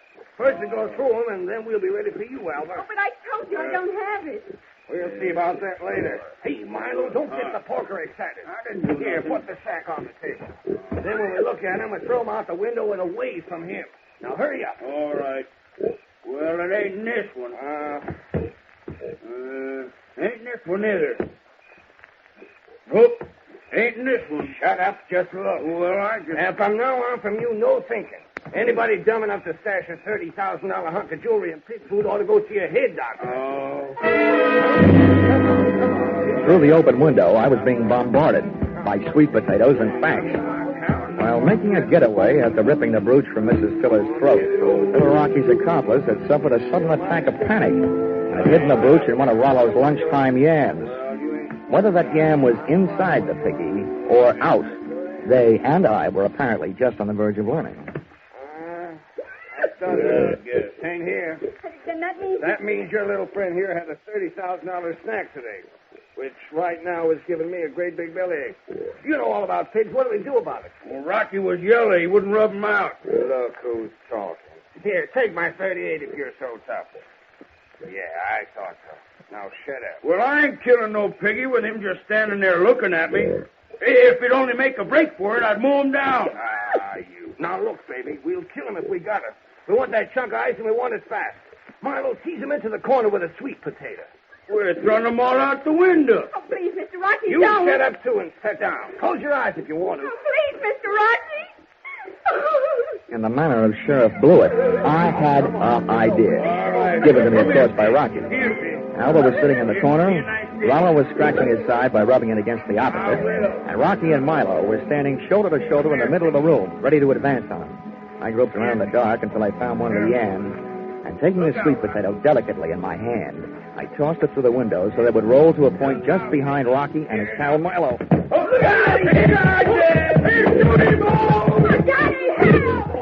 Rollo took my bait and, getting to it, knocked his two would-be executioners in a heap on the floor.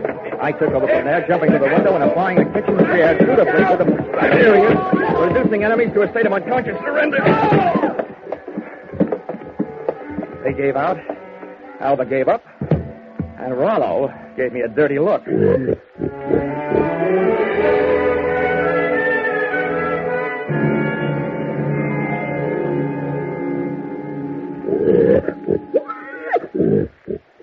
Well, Mr. Tiller, here he is, safe and sound, good as new, fat and sassy. Well, good. Congratulations. And not only that, but in him someplace, he not only has a good fighting heart, but also that diamond brooch of your wife's. Oh, yes, very interesting.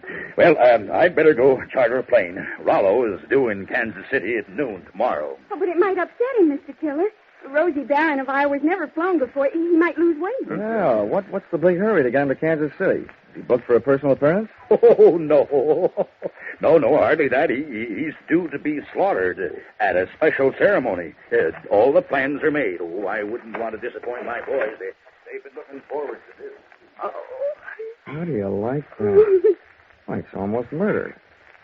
Poor Rollo. Oh, Johnny. Come on, let's get out of here, Alva. Gosh, who would have ever thought I, Johnny Dollar, would ever gotten so attached to a pig?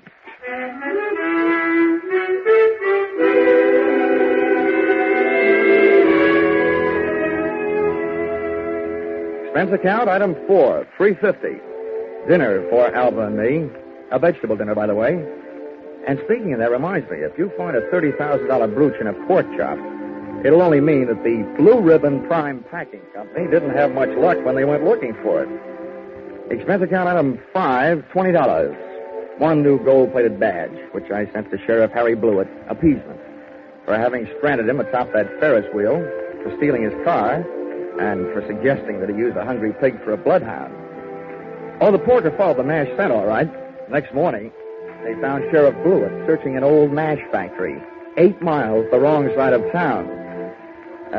Item 6, $76.80. Bus and train fare, Carver, Iowa, back to Hartford, Connecticut. Well, I'm still wondering every morning at breakfast time, what else can you eat with eggs? Except ham or bacon or sausage. And maybe you don't think that's a problem, having known a certain champion named Rollo, Rosie Barron of Iowa. Expense account total, $1,463. Yours, truly, Johnny Dollar.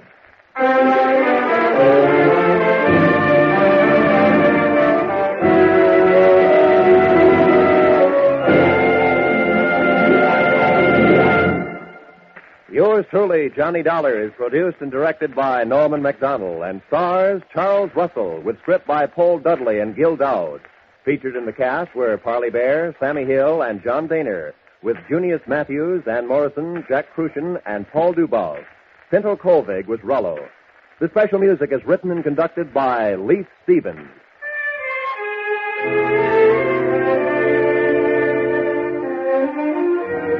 Be sure to be with us at the same time next week when another most unusual expense account is handed in by Yours truly, Johnny Dollar.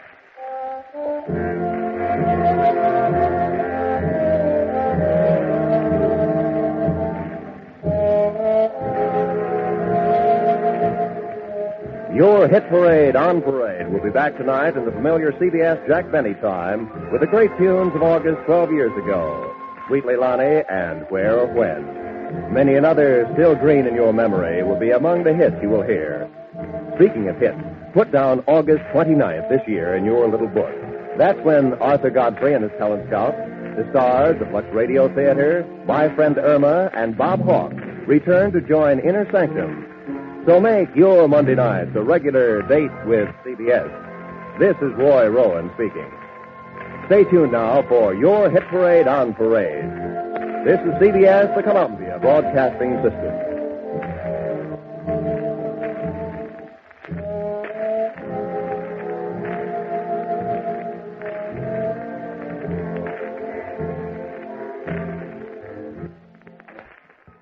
Mrs. Perkins won the prize, but I got in the biggest pickle at the county fair.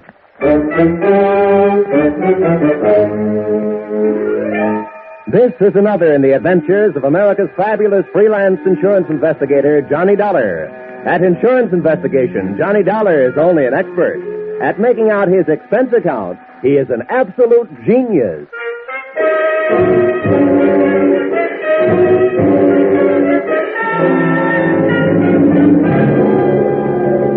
Expense account submitted by Special Investigator Johnny Dollar. To Home Office, Corinthian Liability and Bonding Company, Terminal Building, Hartford, Connecticut. The following is an accounting of my expenditures during my assignment as bodyguard to Grand Blue Ribbon Champion, Spotted Poland China Hog, Rosie Barron of Iowa. Or How You Cast My Pearls of Wisdom Before Swine. Or Out of the Fire into the Frying Pan. Expense account, item 1. $76.80. Train and bus fare, Hartford, to the town of Carver, county seat of Carver County, Iowa. Expense account, item 2. $2.50. 1 Coke, 3 handkerchiefs, a bottle of salt tablets, and sunglasses, with which to combat the Corn Belt heat. Item 3, 6 bits, jitney ride to the Carver County Fairgrounds. Undoubtedly named that because the band I found in the midst of playing its afternoon concert was only fair. Hey, friend. How's that? I'm looking for a pig named Rosie Barron of Iowa. Tell me where I'll find his cage. Cage? They don't keep Rollo in no cage. Rollo? Who's he? Well, that's short for Rosie Barron of Iowa. Oh, yeah. Any fool would know that. Uh-huh. Can you tell me where he is? See that building over there, the livestock building? Yeah. You'll find Rollo in the swine wing. Swine wing? Well, that conjures up a dainty picture. A flying pig. Afraid Rollo won't ever do much flying. Weighs 980. Oh, well, thanks a lot. Neighbor. Yeah? Why don't you try slipping out of that there coat? You won't find it near as sweaty. Oh, yeah. Thanks, Hiram. Oh, he didn't even wait to be my best friend. Hey! Wait, I'll come with you, neighbor. It was 96 in the shade, but things were getting hotter. Shots and screams from the livestock building were the only thing that would bring me on the run. With Hiram on my heels. What do you suppose that was? First, I ran into a stranger just outside the entrance. Get out of the way. Let me out of here. There's a little Then I ran in through the door. Somebody do something. Don't just stand there. Where's the sheriff? Hey, Hiram, what happened? Well, didn't you see? Didn't you hear? That there woman's Mrs. Tiller. Somebody must have stole her diamond brooch. Oh, good. I was afraid somebody might have put the snatch on Rollo. Her husband owns Rollo. They must have been taking her pictures of Mrs. Tiller in the middle of a crowd. And when they had her smiling real pretty, them flash bulbs went off, and then somebody must have reached around from behind her, yanked the brooch, and started shooting a gun in there. That's a tried and true method of busting up a crowd to help make a getaway. Think anybody saw who did it? Couldn't. Those flashes would have had them blind as bats for a minute. There's the sheriff. What's his name? That's Harry Blewett. Harry Blewett? Yeah. Sounds like a slogan from the Republican campaign. Hey, here, you. Wait a minute, let's go. When everybody around here's trying to get my coat off. Come on, Sheriff. Loose the haberdasher. All right, now, never mind the fancy talk, young fella. I saw something pass between you and one of the thieves just outside the door. Oh, you're out of your mind. That guy bumped into me. He came crashing out of here, and I happened to be in the way. I'll bet you happened to be in the way. Accidentally on purpose. Now, that's an early American comeback. But that's the way it was. Now, look, I won't ask you for a search warrant, Sheriff. You think I got the brooch on me? Start looking. All right, I will. All right. Yeah, now, in that pocket, cigarettes and a lighter. I see 'em. You see? Yeah. And in that pocket, handkerchiefs and salt tablets. Salt tablets? Mm-hmm. Now, why don't you look in my inside coat pocket? And there you'll find my wallet and identification. I was coming to that. Dollar. Insurance investigator, Hartford, Connecticut. Well, what brought you out here? I'm a piggy sitter for the Corinthian Liability and Bonding Company. They wrote a policy for $25,000 on your friend Rollo, Rosie Barron of Iowa. Who ever heard of taking out a $25,000 insurance policy on a hog? I did. And right now I wish I hadn't. Some people pay high premiums for publicity, Sheriff. And that's what the Blue Ribbon Prime Packing Company is doing in this case. Now, may I have my wallet back? I want to count my money. Yeah, now, here. All right. Here's your wallet. You may think you're quite the joker, young fella, but I'm telling you right now, I'm going to keep an eye on you. I got a better idea than that, Harry. If I were you, I'd go looking for that photographer. Yeah. Why? What'd he do? He took the picture. And there's just a chance the thief may be in it. Say, that gives me an idea. Sheriff, whoever says you aren't smart makes no mistake.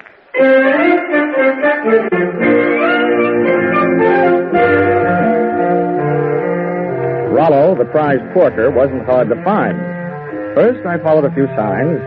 Then it was a matter of closing in on a contented series of juicy, slurping grunts that came blurping up out of a succulent mound of Louisiana yams. Rollo was all fat and a yard wide, but his table manners weren't much. He didn't look very smart, but he sure looked healthy. 980 pounds on the hook. A fine figure of a pig. Pardon me, miss. Could you tell me who's in charge around here? Well, just for the moment, I am. Well, I'm trying to find a Mr. Worthington Tiller, who I take it owns this monster. Monster? What? What's the matter? Have I said something wrong? You certainly have. And you've also said it to the wrong person. In case you don't know it, my name is Alva Anderson. Oh, my name is Johnny Dollar. How do you do? What's all this got to do with Rollo? Nothing. I just raised Rosie Barron of Iowa from a suckling, that's all. Trying to get away from you, didn't it? Sorry, Miss Anderson. I apologize. To you, too, Rollo. Sorry about the interruption, Miss Anderson. Some fool made off with my wife's diamond brooch. How's this excitement affecting Rollo? I hope he hasn't lost any weight. Well, you took it very well, Mr. Tiller. Oh, good. This gentleman wants to see you, Mr. Dollar. Yes. Oh, from the insurance company. That's right. Good. Well, I'm glad you're here. We'll have your picture taken right away with my wife and Rollo. Oh, it'll make grand publicity for Blue Ribbon Prime Packers. Oh, I don't mind having my picture taken. Just so long as your wife doesn't mind having people pinch your diamond brooches. Oh, well, then, don't worry about that. It was fully insured. Oh, that guy. The thing I want you to worry about is Rollo here. As president of Blue Ribbon, I paid Miss Anderson $10,000 for this magnificent swine, and I don't want anything to happen to it. You bought him for $10,000, insured him for $25,000, and you don't want anything to happen to him? Well, I don't mind paying those exorbitant premiums when I get back the kind of publicity this will bring in. I can see it in the papers now. America's fabulous insurance investigator, Johnny Dollar, sent from Hartford, Connecticut, to guard the life of that fabulous prize swine, Rosie Barron of Iowa. Well, Mr. Tiller, I don't mind getting my name in the paper for a pig, just so long as it is not in the obituary column. I just couldn't stand having my tombstone read, Johnny Dollar no longer am. He gave up his life for a great big ham.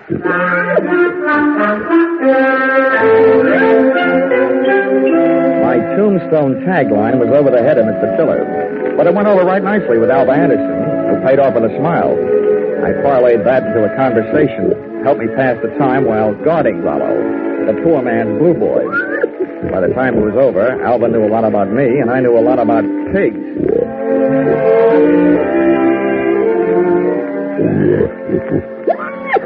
You know, you're beautiful eyes, Alva. Mr. Dollar, do you know what's really interesting about the origin of swine? Why, it's estimated that the Chinese people domesticated swine about 2900 B.C.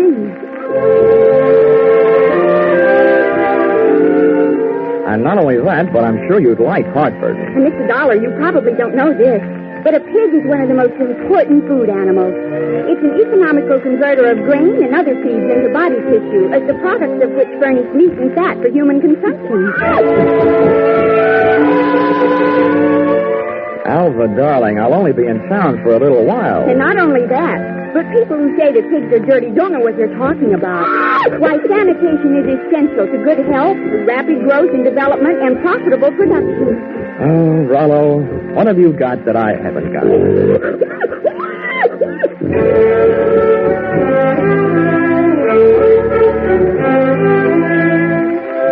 still don't know whether Alva stuck around because of my charms or Rollo's. But she was still there at the changing of the guard when Mr. Tiller, in person, came to relieve me long enough for a trip to the dining hall. And what do you think they had for dinner? What else? Baked ham. Oh, dinner was wonderful, Johnny. Coming from you after eating baked ham, that sounds practically cannibalistic. Oh, Johnny, stop. More coffee? No, I've had it. Alva, you know, there's something I've been trying to say to you for the past 5 hours. Yes, Johnny? Well, it's just that, I want... What? Oh, Mr. Sheriff. Oh, why doesn't he blow his siren? Well, I have to be going. It's time to get Rollo ready for the winner's parade past the grandstand. I'll just run along. I'll just go with you. Hey, Dollar, I want to talk to you. Well, I'll see you later, Johnny. Yeah. Well, Sheriff. Hey, you being a sort of investigator, Dollar, I knew you'd be interested in my methods. Well, you're sure interfering with mine. Huh? Yeah. Oh, well, do you know what I did? What? I found that photographer, had that picture developed, and rushed it up to the state capitol. And they just called me. Dollar, there's a known criminal in that photo. He's got that brooch, and he's on the loose. Do you know what that means? Yeah. It means that you shouldn't be sitting here talking to me. Who is this villain? They say he's... Ooch over here. Yeah.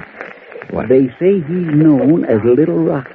Originally hailed from Arkansas. You'd know him if you saw him. He's the fella that bumped into you.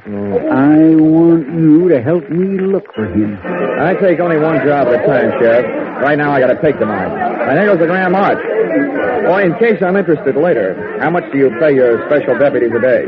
$7. And expensive. Sheriff Blewett, I'm afraid that blows it.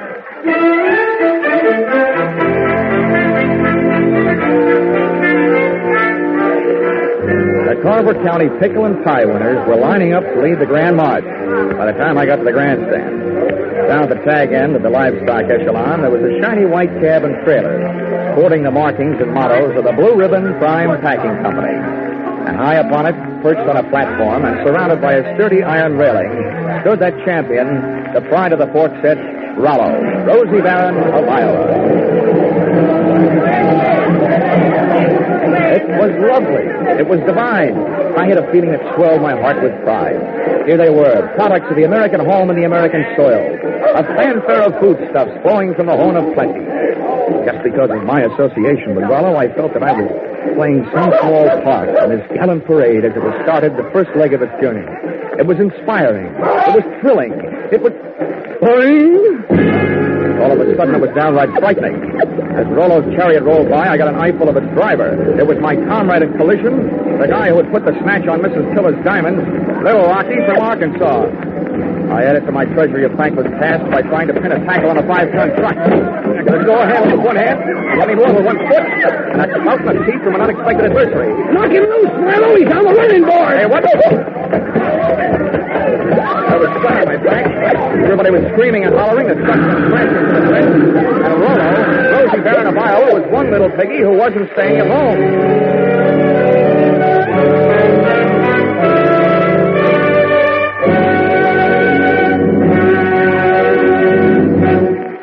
In just a moment, the second act of Johnny Dollar. But first, taking in the action from Johnny Dollar, are you? All right, that's good, because staying with CBS is the way you'll head straight for the big return from vacation 8 days from now, Monday the 29th, of Lux Radio Theater and all the other big Monday night CBS favorites. And by staying with CBS, you'll find more action later tonight with Bill Grant of Call the Police and with Sam Spade, who will be heard from on most of these same CBS stations. Now, with our star, Charles Russell, we return to the second act of yours truly, Johnny Dollar.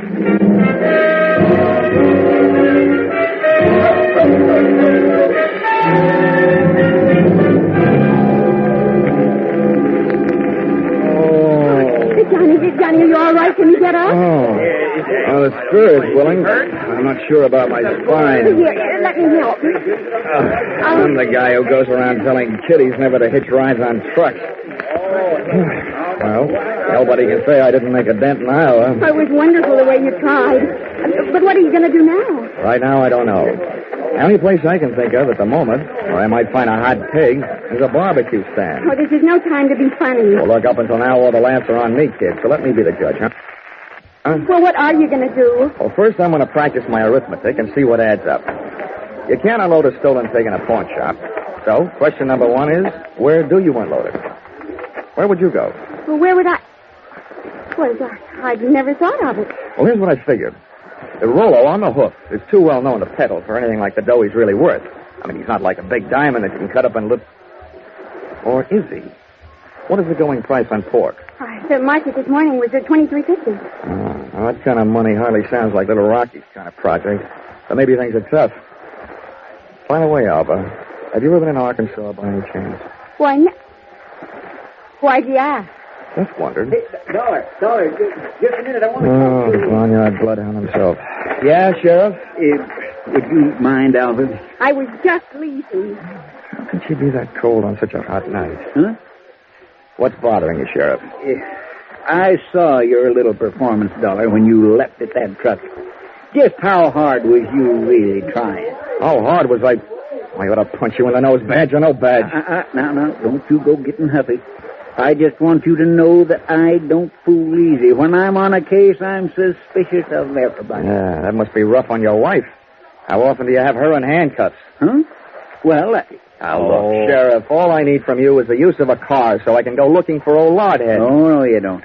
There's enough missing around here as it is. Rollo, Miss Tiller's jewelry, and I ain't about to add a county vehicle to the mess.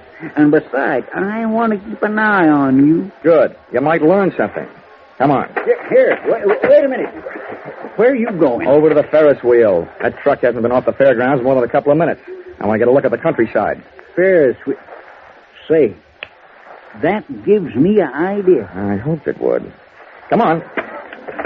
Say, Sheriff, I don't know very much about this farm-side ferreting racket. Well, there's more to it than meets the eyes, I can tell you that. Oh, yeah, I'll bet there is. Tell me, didn't I see a feed trough on Rollo's truck with a lot of mash in it? Well, now, let's see. If he ate yams this afternoon, he'd eat mash tonight, all right. Does mash kick up any kind of a smell? Oh, sour swill. But the pig seems to like it. Uh-huh. How does this sound to you, Sheriff? Suppose right after you take your ride to the top of the Ferris wheel to case the countryside, we were to get ourselves a nice hungry pig.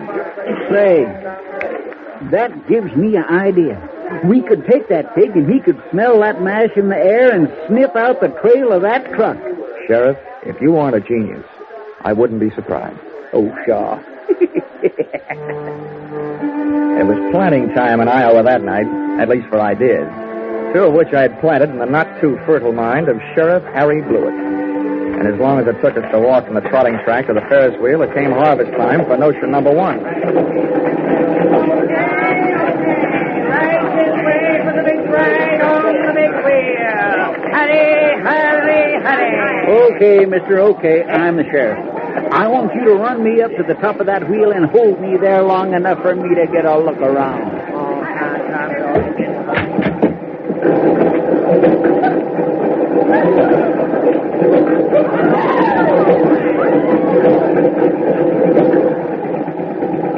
When the wheel came to a stop with Harry Blewett sitting in his little cage at the top, I pulled a low trick on a high sheriff.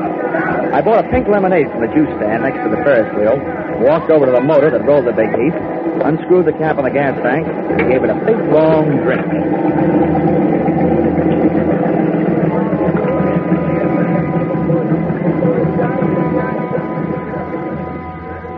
I hope it wasn't doing to people's stomachs what it did to that motor.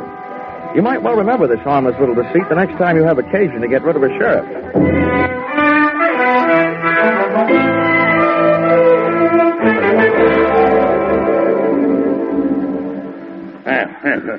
This kind of publicity is a little too expensive, Dollar. I demand that you do something. Now, don't worry, Mr. Tiller. I am going to do something. And I'll thank you to remember that the only ones who stand to get hurt right at this point are the insurance companies that wrote the policies on your pig and your wife's diamond brooch. Why, Worthington, I hadn't thought of that. Huh? Why should we worry? My brooch is insured for way over the value there. We hadn't... Hortense, you keep flapping that loud tongue of yours, the first thing you know, they'll be accusing us. Why, they wouldn't dare. Oh, yes, we would, Mrs. Tiller. It was just not the time. A $15,000 profit on a pig and whatever else you could make on your jewelry might make anybody the type, Mrs. Tiller. Now, see here, Dollar.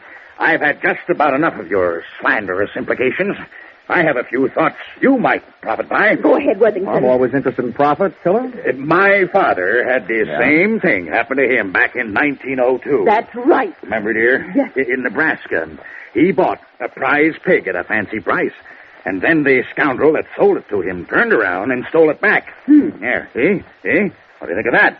Was this a suggestion that we throw the young lady who sold your pig to you in the pokey on the strength of something that happened 37 years ago? Well, that's for you to decide, Dollar. Right. Just don't say I didn't warn you. I see. Yeah. If you don't have an orchid to pin on a young lady, try suspicion.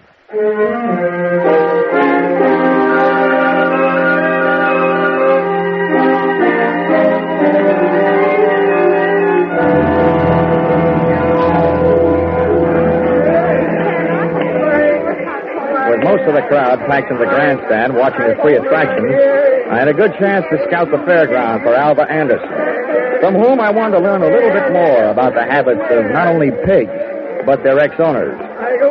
A trail led me past the home-baked cakes, hybrid corn, the watermelon pickle, tractor and harrow exhibits, and all the way back to where I'd first met her, Rollo's pen in the swine wing of the livestock building. But when I got there, Rollo's cupboard was bare. Alva was leaving for the rear door in the company of a small, tough-looking gent carrying a sack over his shoulder. Name of Little Rocky from Arkansas. I could hardly believe it. They piled into a car and hauled off up the road. At the risk of adding one last insult for the most recent injury I'd inflicted upon Sheriff Blewett, I stole his car and went dusting up the highway in hot pursuit.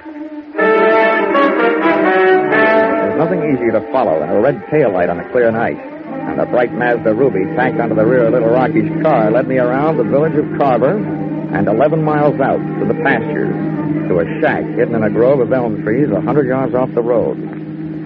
I parked the car and legged it in. From 25 feet away from the house, I could call the roll through an open window. They were all there. Little Rocky, the strong-arm man who would knock me off the running board, Alva Anderson, and last but not least, there was Rollo, all 980 pounds of them, and most important to me, still alive. Here you are, Milo, you stupid clown. Oh, stop. This is all the sweet potatoes that was left. First we go through them, and then we'll be ready for you, Alva. Oh, but I told you I don't have it. We'll see about that later. Hey, Milo, don't get the porker excited. Here, put the sack on the table.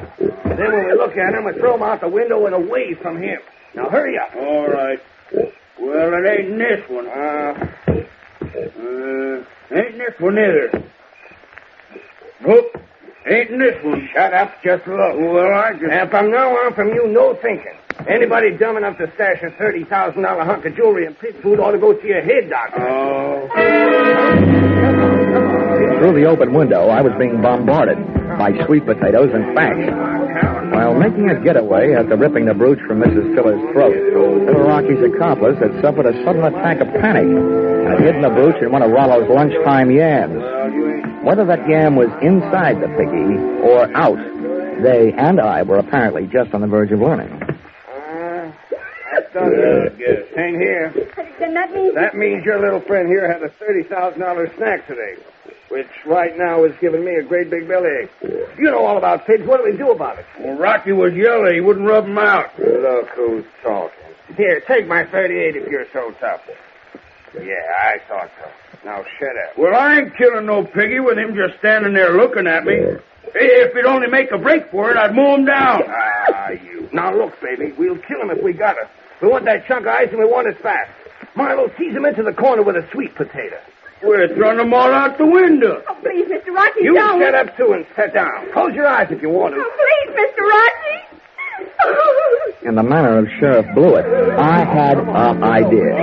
Given to me, of course, by Rocky. Alva was sitting in the corner. Rollo was scratching his side by rubbing it against the opposite. And Rocky and Milo were standing shoulder to shoulder in the middle of the room, ready to advance on him. I groped around the dark until I found one of the yams. And taking the sweet potato delicately in my hand, I tossed it through the window so that it would roll to a point just behind Rocky and his pal Milo.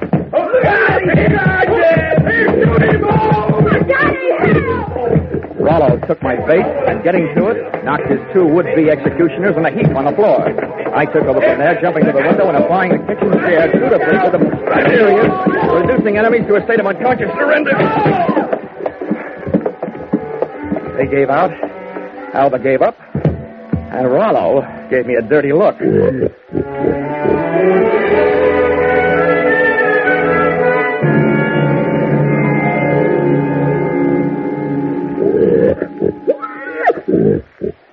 Well, Mr. Tiller, here he is.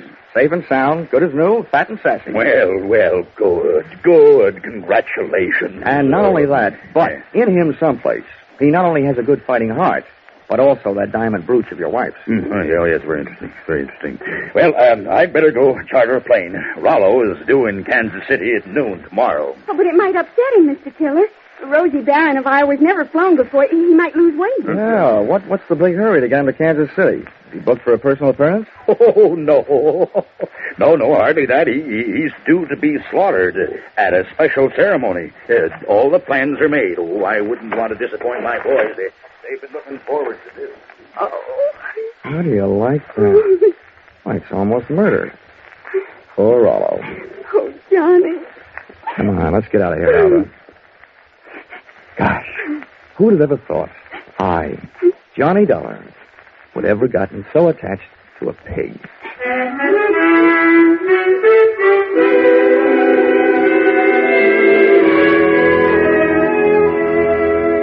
Expense account, item 4, $3.50. Dinner for Alva and me. A vegetable dinner, by the way. And speaking of that, reminds me, if you find a $30,000 brooch in a pork chop, it'll only mean that the Blue Ribbon Prime Packing Company didn't have much luck when they went looking for it.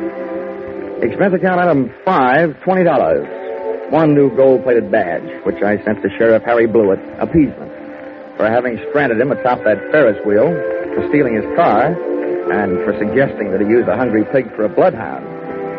Oh, the porter followed the mash scent, all right. Next morning, they found Sheriff Blewett searching an old mash factory, 8 miles the wrong side of town. Item 6, $76.80. Bus and train fare, Carver, Iowa, back to Hartford, Connecticut. But I'm still wondering every morning at breakfast time, what else can you eat with eggs? Except ham or bacon or sausage. And maybe you don't think that's a problem, having known a certain champion named Rollo, Rosie Barron of Iowa. Expense account total $1,463. Yours, truly, Johnny Dollar.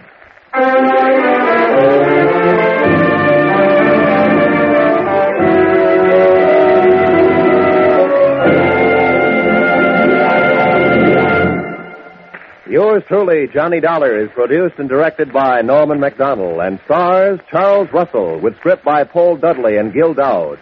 Featured in the cast were Parley Bear, Sammy Hill, and John Daner, with Junius Matthews, Ann Morrison, Jack Crucian, and Paul Dubov. Pinto Colvig was Rollo. The special music is written and conducted by Leith Stevens.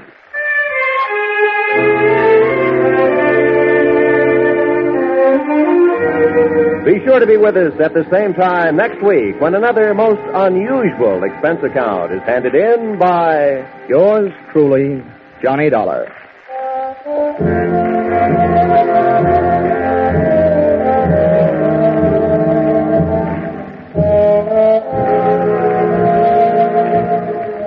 Your Hit Parade on Parade will be back tonight in the familiar CBS Jack Benny time with the great tunes of August 12 years ago. Sweet Leilani and Where or When. Many another still green in your memory will be among the hits you will hear. Speaking of hits, put down August 29th this year in your little book. That's when Arthur Godfrey and his talent scouts, the stars of Lux Radio Theater, My Friend Irma, and Bob Hawke return to join Inner Sanctum. So make your Monday nights a regular date with CBS. This is Roy Rowan speaking. Stay tuned now for your Hit Parade on Parade. This is CBS, the Columbia Broadcasting System.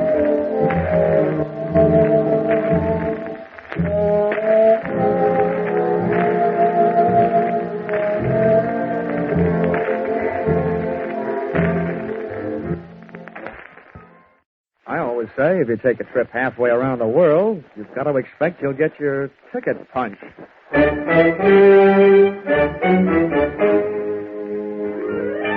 This is another in the adventures of America's fabulous freelance insurance investigator, Johnny Dollar. At Insurance Investigation, Johnny Dollar is only an expert. At making out his expense account, he is an absolute genius.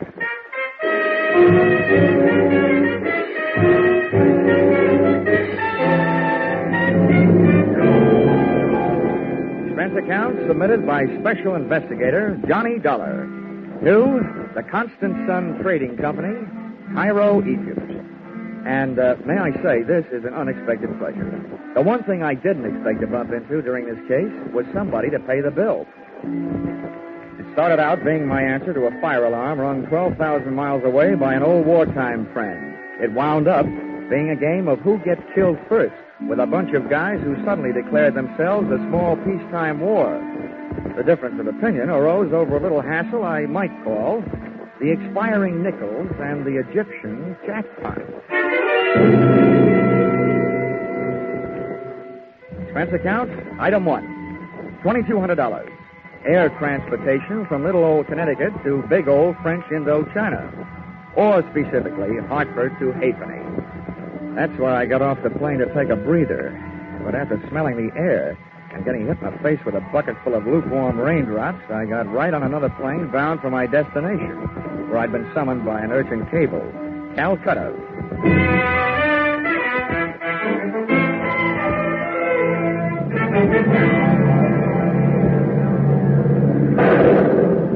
We took off on instruments in the downpour of a drenching monsoon. It was like climbing up a waterfall, blindfolded. We got chased up to 20,000 feet, clear up into the penthouse, by a batch of black-hearted thunderheads laced with lightning. And there we stayed, sucking oxygen for 9 dreary hours, and waiting for the moment we'd get off our island in the sky.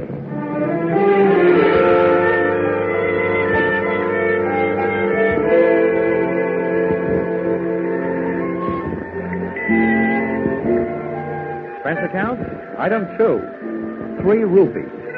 Transportation from airport to the address of old friend who had summoned me. A place you'd never expect to find trouble.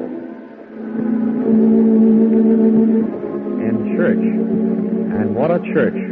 2 Quonset huts on Chowrangi Road. couple of dozen wooden benches, a retired USO Hammond organ, and, most important, its pastor, a guy I'd met when I was calling the CBI Theater my home away from home, Chaplain Joe Blessing.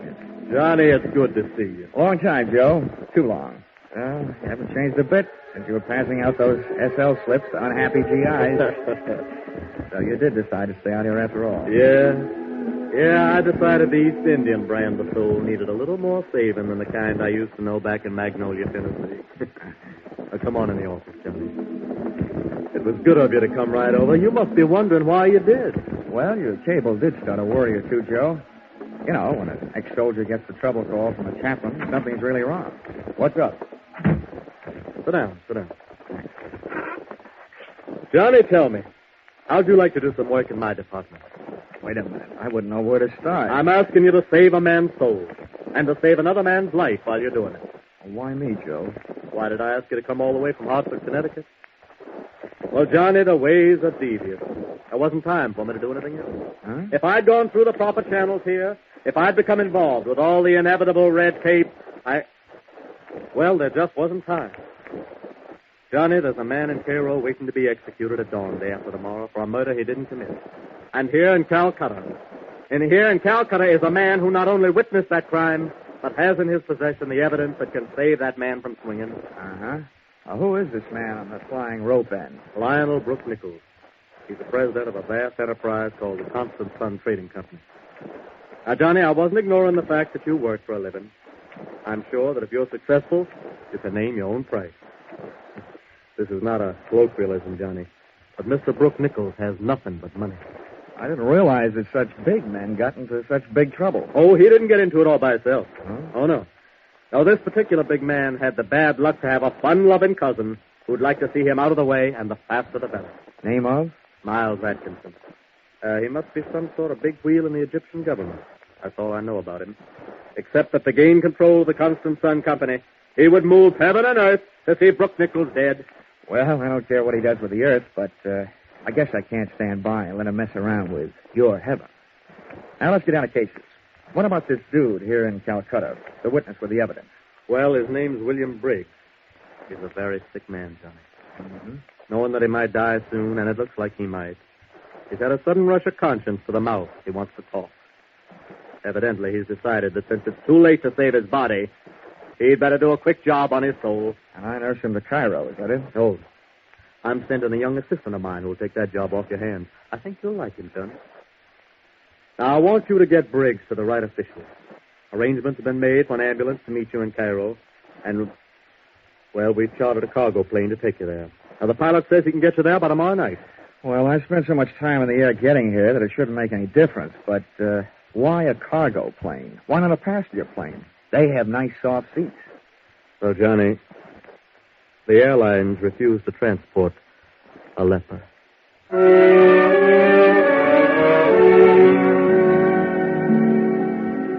Heaven sure has some good salesmen on the road, and Chaplain Joe Blessings is one of the best. Before I knew it, a big Horizons Unlimited plane was lifting off the runway at Calcutta, and I was in it. Sitting on a suitcase, it looked like I'd never have time to unpack. The invalid Briggs was forward, being bedded down under the gentle hand of Chaplain Joe's assistant, Frankie. Well, that is done. And I give up me Saturday afternoon at Belmont Park for this. You're in luck, Frankie.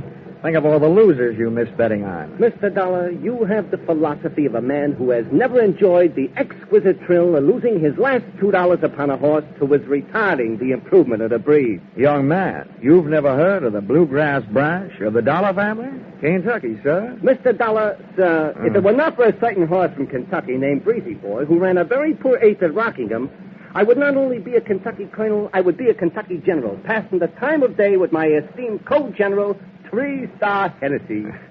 Here. What's this? Whose briefcase? Briggs. He wants you should take care of it. Now, what's that? What's in it should be in a holster. How do you know? Mr. Dollar, I got a sense of feel. Besides, I looked. It's a Luger. A Luger, huh? Yeah. Off that, I'd say we are now in possession of the evidence. The murder weapon, in person. Exhibit A. Oops. Still loaded.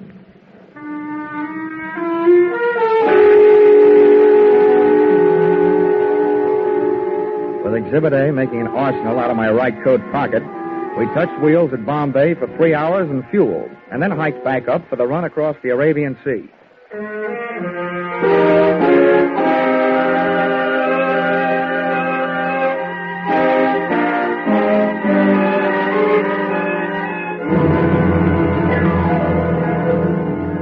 We made landfall high on the coast of Saudi Arabia, and the freight of the Cuff shoreline led us on to the Queen of Sheba's old hometown, Aden, where we sat down again for service, airplane and personal.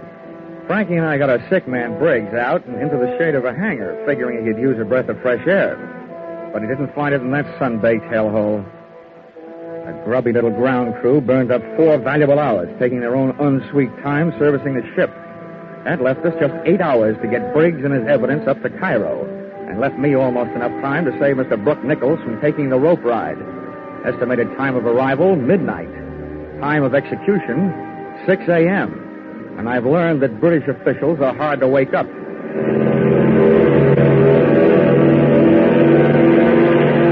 pilot stood the ship straight on its tail and made a fighter takeoff getting out of there.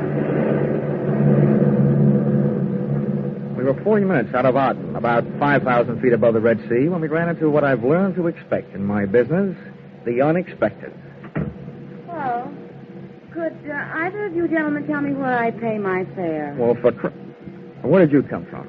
Hey, a walk-on like this I have not seen since Minsky. It's all right, gentlemen. You can pop your eyes back in. You've seen a woman before. Well, I've never scooped one up out of the sky before. Could it be she's an angel? What are you doing here? I'm afraid I'm what you'd call a stowaway. How'd you get aboard? When the plane was empty, I locked myself in the powder room. I'm sorry I had to do it this way, but I have to get to Cairo immediately. The next airline flight doesn't go out till 11 tonight. I should write to the captain and have him turn around and dump you back. Please, don't. I'm perfectly willing to pay my way. Don't worry. We can't spare the time. Mr. Dollar, there are only certain things which make air travel a pleasure to certain people. With me, that is a stewardess, and I would be glad to brief her about her duties. You go check the patient, Frankie. I'll check Miss Stowaway. That's what comes from always being only an assistant. I noticed that poor man in the stretcher when you took him out. Who is he? Never mind. What's your name? Fabian. What's so important you've got to get to Cairo this way? Sorry, Mr. Dollar, that's a secret. It's also a secret how you get into that tight little dress you're wearing. I'm glad you like it. A dress, yes. Secrets, no. When I find myself in an airplane with a stowaway, I smell trouble. That trouble you smell costs $85 an ounce. Now, listen, save your sharp talk for a cocktail lounge. Don't waste it here. You must think I'm kidding. This is serious. You're flying across international boundaries. Now, who are you? I told you. Fate Fabian. Here's my passport, and here is money. How much? Okay. We'll call it a sort of bond to ensure your good behavior. $500. All that for good behavior? That's awfully high. So is this airplane. If you don't like it, jump.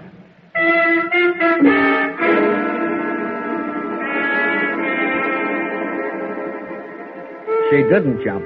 And after 7.5 more droning hours, I was glad of it. Fate Fabian was all woman, all beautiful, all in a pretty nice relief from watching the time run through my wristwatch. She spent most of the trip sharing my suitcase with me.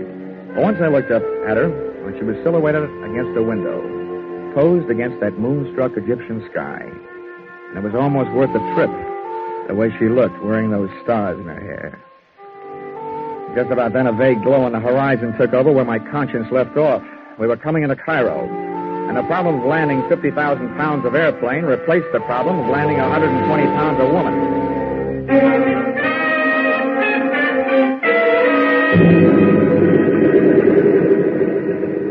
I've never learned how to hold back a sigh of relief when I hear those big tires take a hole on the runway.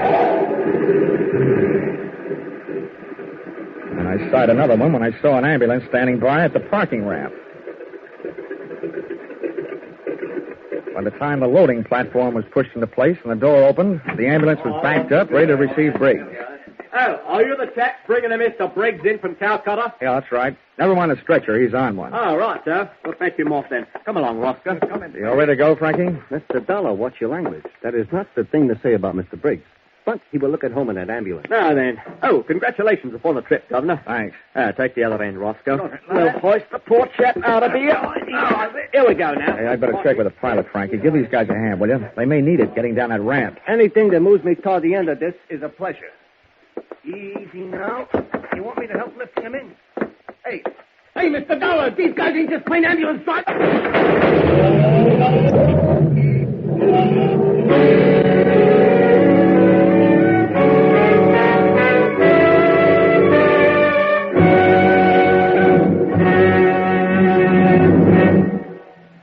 In just a moment, we return to the second act of Johnny Dollar. But first, whatever you're planning to do over the Labor Day weekend, be sure to plan to listen over most of these same stations tonight to a wonderful new show on CBS.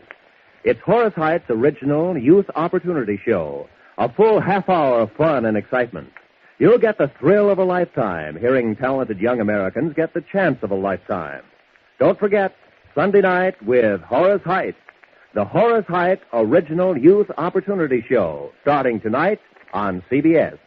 Tune in this fall for the shows that you love best of all. Listen carefully, here's the address. It's CBS. Now, with our star, Charles Russell, we return to the second act of yours truly, Johnny Dollar.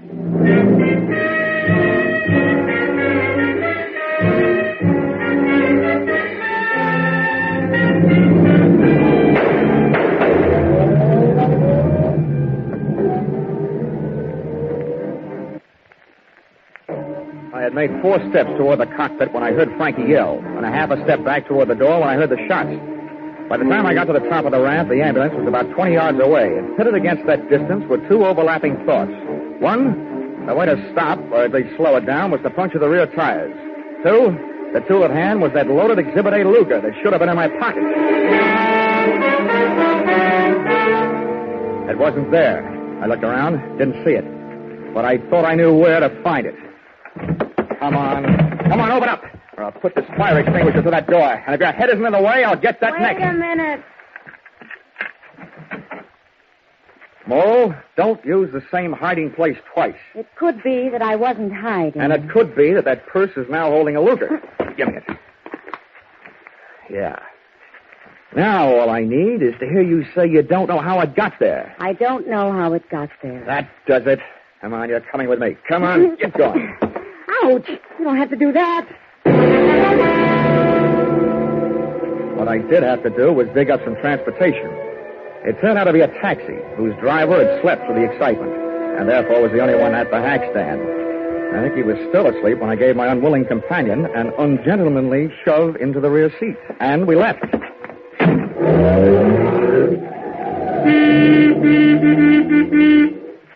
Nobody in full control of their faculties could drive the way he did. He knew he had a horn, but somebody had forgotten to tell him about brakes. All I had to go on was the direction in which that ambulance had taken off, straight toward Cairo. So, that's where we went, straight toward Cairo. Come on, whatever your name is, sit up and start your story. My name is Faith Fabian. Glad I couldn't be less interested. What I want to know is where those friends of yours take Briggs and Frankie. I have no friends. I can believe that. Whatever those thugs are, where are they? I don't know what you're talking about. Now, don't be coy. You and those mugs in that ambulance add up, that's all. Doesn't take any brains to figure out what you're all working for the same guy. What same guy? Miles Atkinson. The guy that's trying to keep witness Briggs and his evidence from saving Brooke Nichols from hanging about 5.5 hours from You're being stupid. Maybe so. All I know is somebody got away with a witness, and I find the evidence sharing your purse with your eyebrow. I found it on the plane. Somebody must have dropped it. Oh, don't give me that. You can probably recite the serial number. Okay. You want the murder weapon? I'm going to be a real nice guy, just long enough to give it to you. And then I'm going to give you to the police. They have a nice little game they play with combinations like that.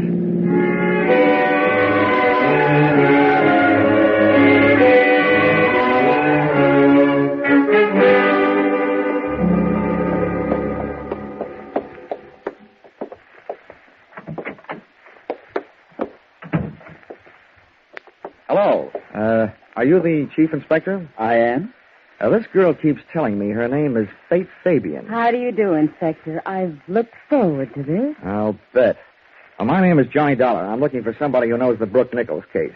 Well, you certainly came to the right place. I know about the Brooke Nichols case. Well, that's what I'm here about. You can bust that case wide open, Inspector. Brooke Nichols is innocent. Now, here. This Luger is all the evidence we'll need. Thank you, Mr. Dollar. One thing you'll still have to help me find, though, is a man named Briggs. He was an eyewitness to the murder. I brought him all the way from Calcutta, and somebody put the snatch on him at the airport. Not only that, they grabbed the guy who was helping me. Oh, yes. Yes, that would be the obstreperous young gentleman you call Frankie. Oh, you know where he is? Oh, yes, indeed I do. Then he's all right. Yes. If you could call a man all right when he's just been arrested for the murder of Mr. Briggs. Murder? Yes. Mr. Briggs was shot in the ambulance that took him from your plane. Hey, what is this? This is a very good time for both of you to remain perfectly still, Mr. Dollar. After you raise your hand, Miss Fabian, you needn't bother. There's hardly enough of that dress to conceal all of you, let alone the weapons. Thank you. Mr. Dollar, this is what a romanticist would call a poetic injustice. You see, this Luger, the evidence, as you call it, happens to belong to me. But that's the murder weapon. Who are you, anyway? Chief of Inspectors Miles Atkinson. Miles Atkinson? Oh, no. Oh, yes. I fly 5,000 miles from Calcutta to put you in the hands of the police. And you turn out to be the police. Yes. Bloody convenient, isn't it? Not for me, it isn't. Steady, old boy. You know, this gun was probably the most fortunate purchase I ever made in my life. First, it killed a man who was in my way. Then, because it disappeared, it made it possible for me to establish false evidence, ostensibly proving that my esteemed cousin, Brooke Nichols, was guilty of the murder. And now, his death by hanging will place in my hands the controlling interest of the Constant Sun Trading Company. Quite a bargain. Thank you, Mr. Dollar. Not you, the gun. Which I shall now put to its final use.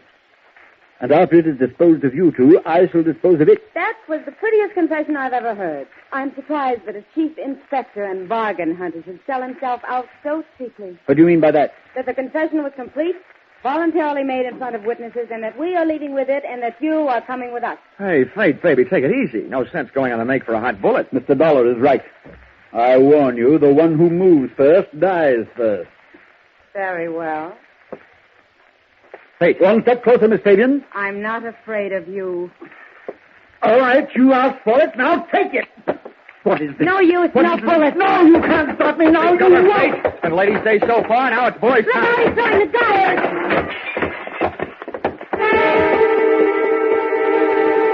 He did throw the gun, but not at me. At the single light fixture in the middle of a ceiling. And when that went out, so did Atkinson. Out through the door. And the chase was on. It was no dope. He knew where the light switches were, and as we went racing past them, he switched them off. It was like night flying without the benefit of carrots in my diet. Chasing him down those long, empty, echoing corridors and up the stairs to the roof. At the door to the roof, I threw on a brake by throwing an arm around Faith. She was soft, and it was dark, but I was scared. I figured Atkinson might have picked up a weapon on the way. And that turned out to be an underestimate. What he had picked up was a fire hose.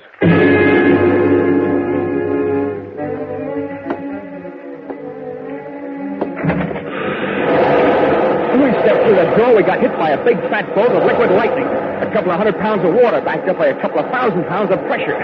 It felt like a salmon swimming upstream to spawn. Over at the edge of the roof, braced against the low parapet, was Atkinson, using all his weight to keep the writhing nozzle from flipping him around. He was just one man on a fire department's errand. Hey, Pete, I'm over on the other side. Try and throw that water off you. Get over that valve. See it? Where? That wheel over there. The end of the hose he ain't on. Clear off the water. Come on. I see it. I got it.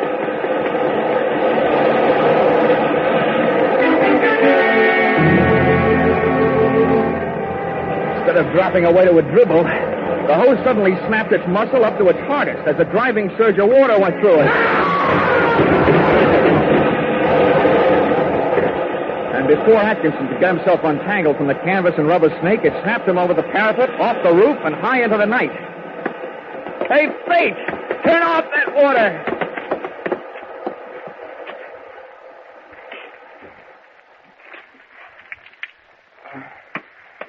What happened? Oh, poetic justice, baby. That fire hose threw Mr. Chief Inspector Atkinson off the roof, and he made a hole in one. Right through that gallows down there. The same gallows from which Brooke Nichols was supposed to hang in a few hours. That's horrible. Let's move away from here. Hey, wait a minute. That's not like you. After all, you're the gal who turned that water up instead of down. If you wanted it done right, why didn't you send a plumber? I won't ask you whether you meant it that way or not. As far as I'm concerned, it turned out just jolly this way. Oh, and while I'm at it, I'd like to thank you for taking such a brave chance with my life downstairs in the office. Oh, really, Mr. Dollar? I knew that gun wasn't loaded. I unloaded it myself back in the powder room in the airplane. Just before you accused me of trying to steal it, remember? The next time I take a shower, I promise to wash my mouth out with soap. But now I figure it's also about time you came clean. Really, now, who are you? I'm sorry. My name is still Fate Fabian. All right, you've made a sale. Your name is Fate Fabian. Well, what's your interest in this case? No interest at all. It's just part of my job. They do hire people to police the police, you know. I happen to be one of those people. Do you want to see my credentials? Your credentials look all right to me, baby.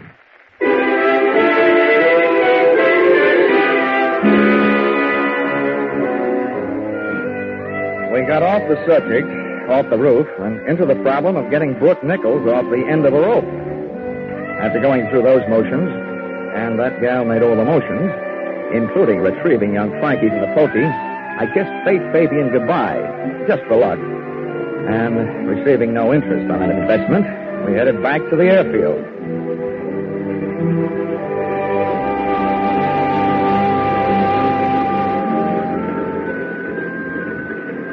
By the time that fireball Egyptian sun had poked its top rim over the leftover GI issue hangars at the east end of the field, the plane was serviced and panning to pry open the sky.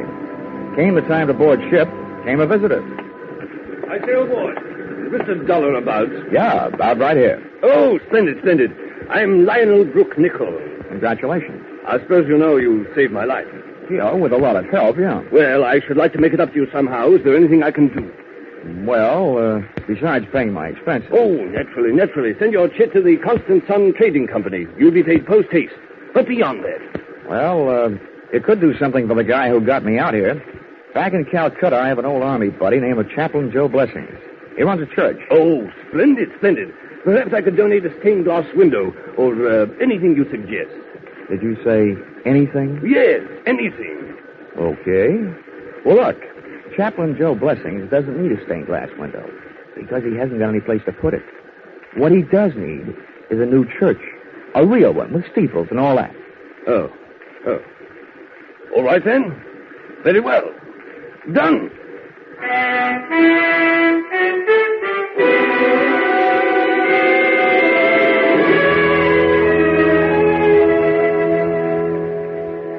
Expense account, item 3.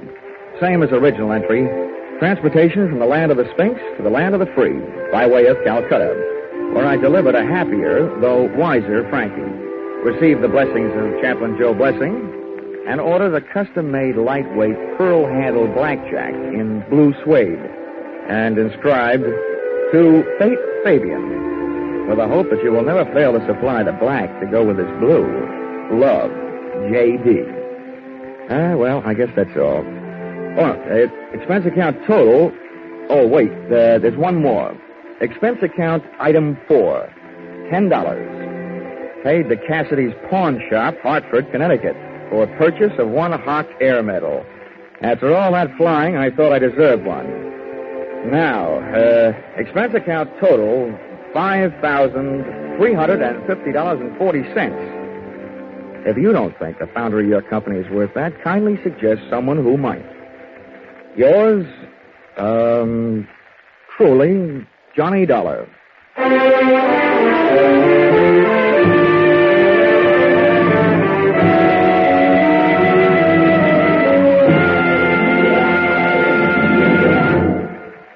Yours truly, Johnny Dollar, was produced and directed by Gordon T. Hughes and stars Charles Russell. with script by Paul Dudley and Gil Dowd. Featured in the cast were Georgia Ellis, Jack Edwards, Parley Bear, and Paul Dubov. The special music is written and conducted by Leith Stevens.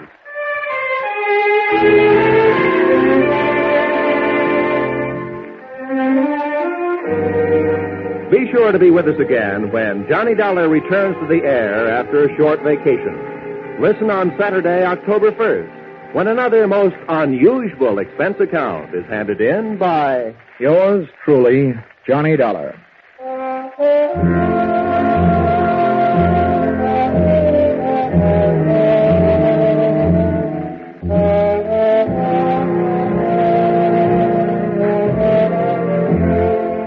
Next week at this time, on many of these same stations, Eve Arden will bring you the madcap adventures of America's favorite schoolmistress, our Miss Brooks.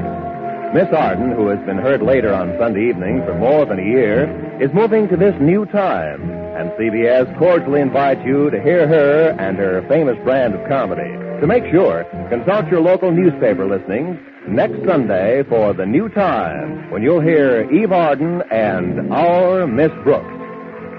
Now, stay tuned for Your Hit Parade on Parade, which follows immediately over these same CBS network stations. This is Roy Rowan speaking. This is CBS, the Columbia Broadcasting System.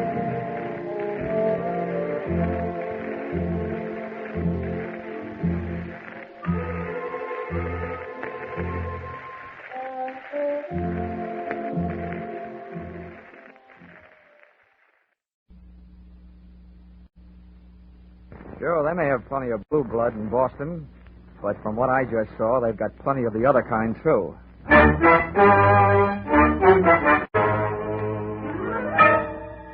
This is another in the adventures of America's fabulous freelance insurance investigator, Johnny Dollar.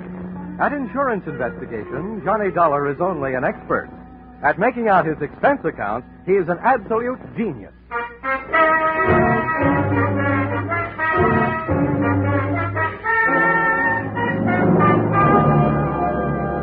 Expense account submitted by Special Investigator Johnny Dollar. To Home Office, Tri-State Life and Casualty Insurance Company, Hartford, Connecticut. The following is an accounting of my expenditures during my search for your missing policyholder, Miss Michelle Marsh. Or, she came in like a lion and went out on the lamb. Or, she should have been banned in Boston. Expense account item 1. $2.85. Railroad transportation, Hartford to Boston. Expense account item 2, $1.80. Cab fare to the corner of Longwood and Huntington Avenue, a half block from the apartment house that was Miss Marsh's last known address. Boston may be called the cradle of liberty, but somebody else got rocked to sleep that morning on Longwood. The shots came from 2 carbines and 2 men in one light tan club coupe parked across the street. I waited long enough to memorize the license number as the pot got out of there, and then I headed for the victim. My heart was pounding, but not from exercise. He'd been sprayed coming out of a doorway that, in another 20 seconds, I would have been going in.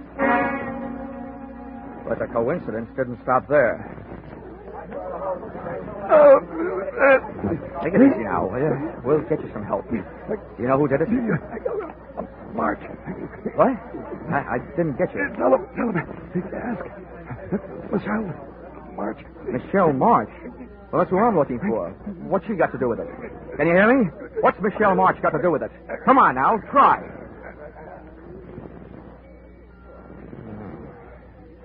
I wonder if I should have stayed in Hartford.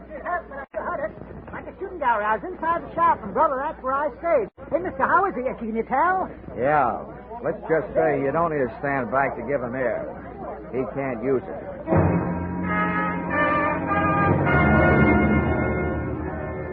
While the 2 limelight-happy characters from the crowd argued about who was going to notify the police, I disappeared from the scene by way of that death's doorway, pausing inside just long enough to learn from the buzzer panel that Michelle March's apartment number was, unluckily, 213.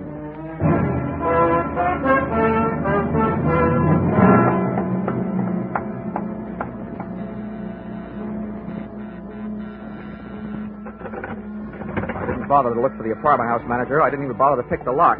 I put my shoulder to work on the door.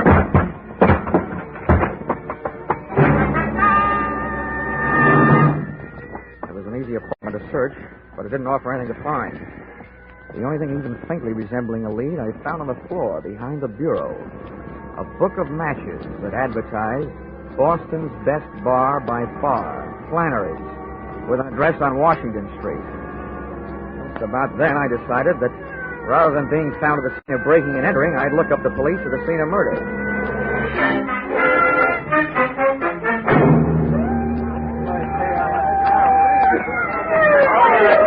Keep moving, folks. Turn them out of here, Sergeant. You'll have to give them a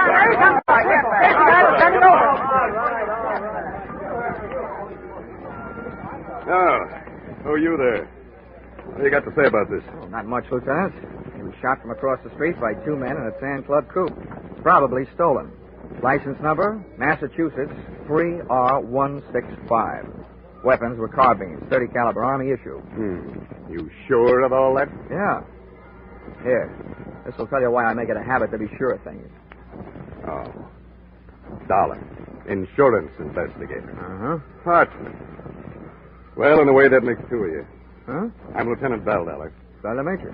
The dead man was a local detective. Private license, good business. And a bad reputation. Name of?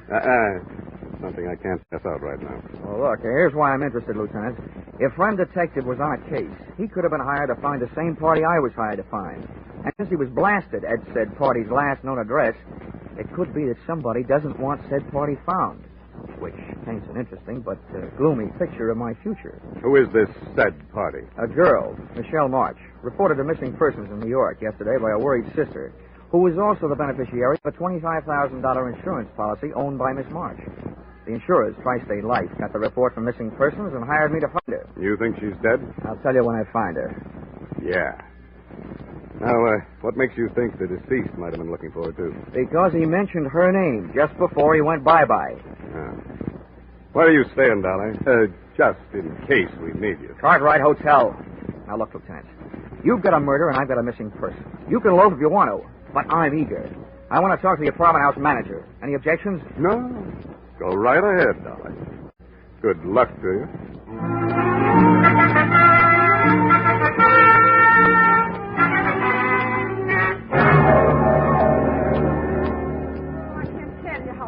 I am over this, Mr. Dollar. I've managed rooming houses for over 30 years in Boston, some very nice ones, too. This is the first murder I've ever had. Oh, why did fate point at me? Fate didn't point, Mrs. Macy. The gentleman was knocked off because he was involved with one of your tenants. Oh, that's impossible. I've tried so hard. References, my own personal observation. Oh, I'm glad to hear that, Mrs. Macy. In fact, the more personal your observations were, the gladder I'll be. Well, it isn't that I snooped, Mr. Dollar. Oh, of course not, Mrs. Macy. Who was it? Michelle March, 213. Oh, she's a lovely girl. But her habits were quite irregular. Often came in late. Oh. I understand she hasn't been staying in her apartment for the past 2 weeks. Do you know where she went? No, but I did happen to be just outside her door when she came out with a suitcase and her gentleman caller. Her employer, I believe she said. Something about some work they had to do in the country. She leave a forwarding address? She had little reason to do that. Why, all the time she's been here, the only letter she's gotten is from somebody in Chicago. 1 month. A man, I'd say, from the penmanship. Didn't get one this month, though. Do you, by any chance, remember what those letters said? Oh, you young upstart. I'm only trying to help. I know, Mrs. Macy. You're a lovable old gossip.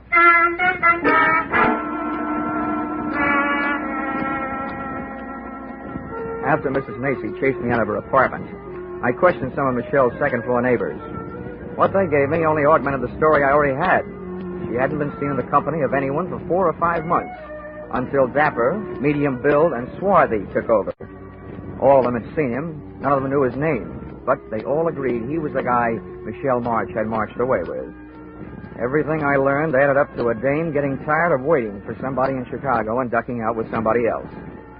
It would have looked that simple if it hadn't been for that detective who had so recently taken up new headquarters at the city morgue.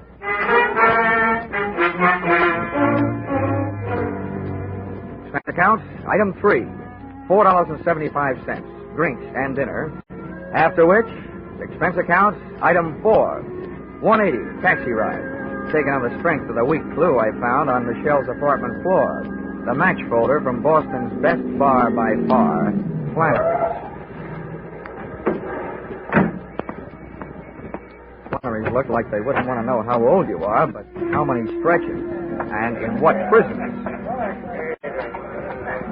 Above a row of greasy bottles, the wall behind the bar was covered with pictures of fighters, right from old John L. up to Rocky Graziano. But none of them looked as brutal as the 8 or 10 gorillas who had their feet on a brass rail. I decided this was no place to ask for a lady, so I asked for a drink. Yeah? Straight rye, double.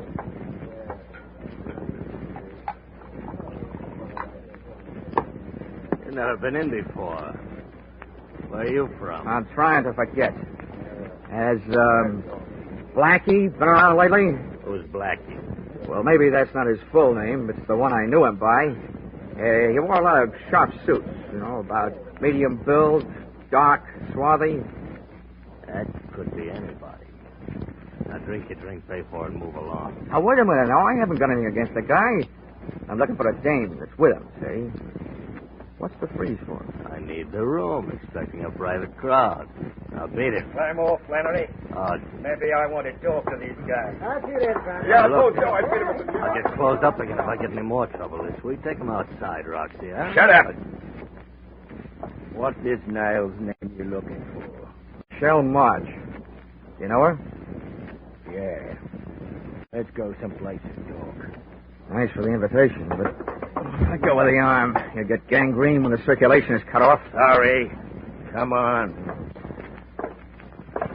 What makes you so upset about the lost Michelle?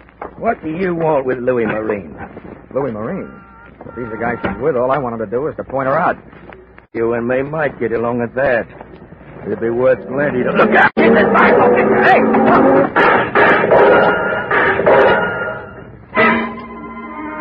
The car they were in was different, but those carbines sounded the same. I rubbed my nose raw, trying to bury my head in that sidewalk. I knew they had to empty those carbines sometime, but instead of sounding better, it started to sound worse. I twisted my head, shot a look at the street, saw one of the attackers in the process of falling out of one of the windows of the gun car. Closed my eyes again and realized why they never let my kind of insurance investigator be a policyholder. I'd been sent to find a missing girl, and there I was in the middle of another Boston massacre.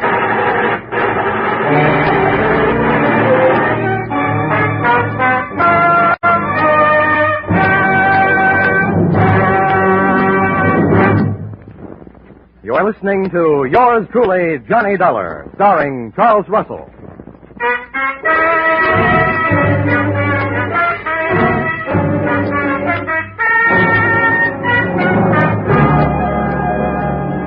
It took a full 20 seconds after the smoke of battle had started to clear for me to realize that I'd been saved by the arrival of fire support from an unexpected source, the police. I looked around for my new friend and brother target, Roxy, but he had disappeared. A wave of suspicion broke over my flow of thought with this question. How did it happen that all those cops with all those guns just happened to be in all those hiding places waiting for those gunmen to drive up and open up? Answer, a hunter's stew like that usually calls for a pigeon. I didn't feel like flying, but I did, straight back to my hotel, with one landing and a newsstand. An evening paper gave me everything else I needed, except the feathers.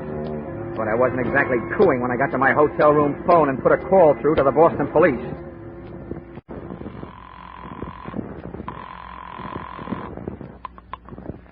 South Precinct, Sergeant Miller. Give me Lieutenant Bell on homicide. One moment. Homicide, Lieutenant Bell. This is Dollar, Lieutenant.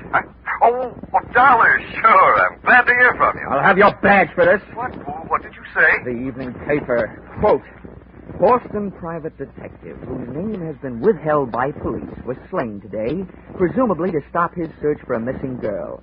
It was learned by this paper from reliable sources. Oh, now, Dollar. That another investigator still alive has joined the hunt for the girl. Johnny Dollar, well-known Hartford insurance sleuth, checked into room 705 at the Cartwright Hotel today. Well, you want more? Why, I can't understand it. I told the boys not to say a word. I think the boys didn't. Oh, now, see here. A man would have to stoop pretty low to use methods like that. You probably touch your toes every morning for practice. Well, I hope you got the results of your stakeout in front of Flannery's. You got 2 hot carbines and a hot car. The evidence that could have talked, those gunmen, are so full of police lead that your only chance of learning anything now is to find somebody strong enough to pick them up and write with them. Now, wait a minute, Dollar. You know who hired them? Well, I'll find out. Well, when you get confused, check with me. I think I know. Now, do I get the name of that private detective? The deceased? Well, I don't see any harm. Bernard Knight. Hired by? Well, all right, Dollar. If you'll cooperate, I will. According to his files, he was hired by Roxy Morris to find the girl. Now, who hired the gunman? I think, but don't know that they were hired by a gent named Louis Marine to stop Roxy Morris from finding Michelle Marsh. Why? We'll have more about that later. But if you'll put a search on that pair of names, I'll look for a good night's sleep. And after that sidewalk, it was easy to find.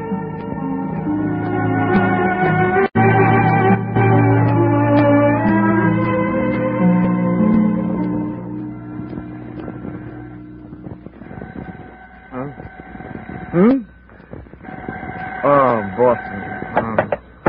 Hello. Good morning. Hello, is this Mr. Dollar?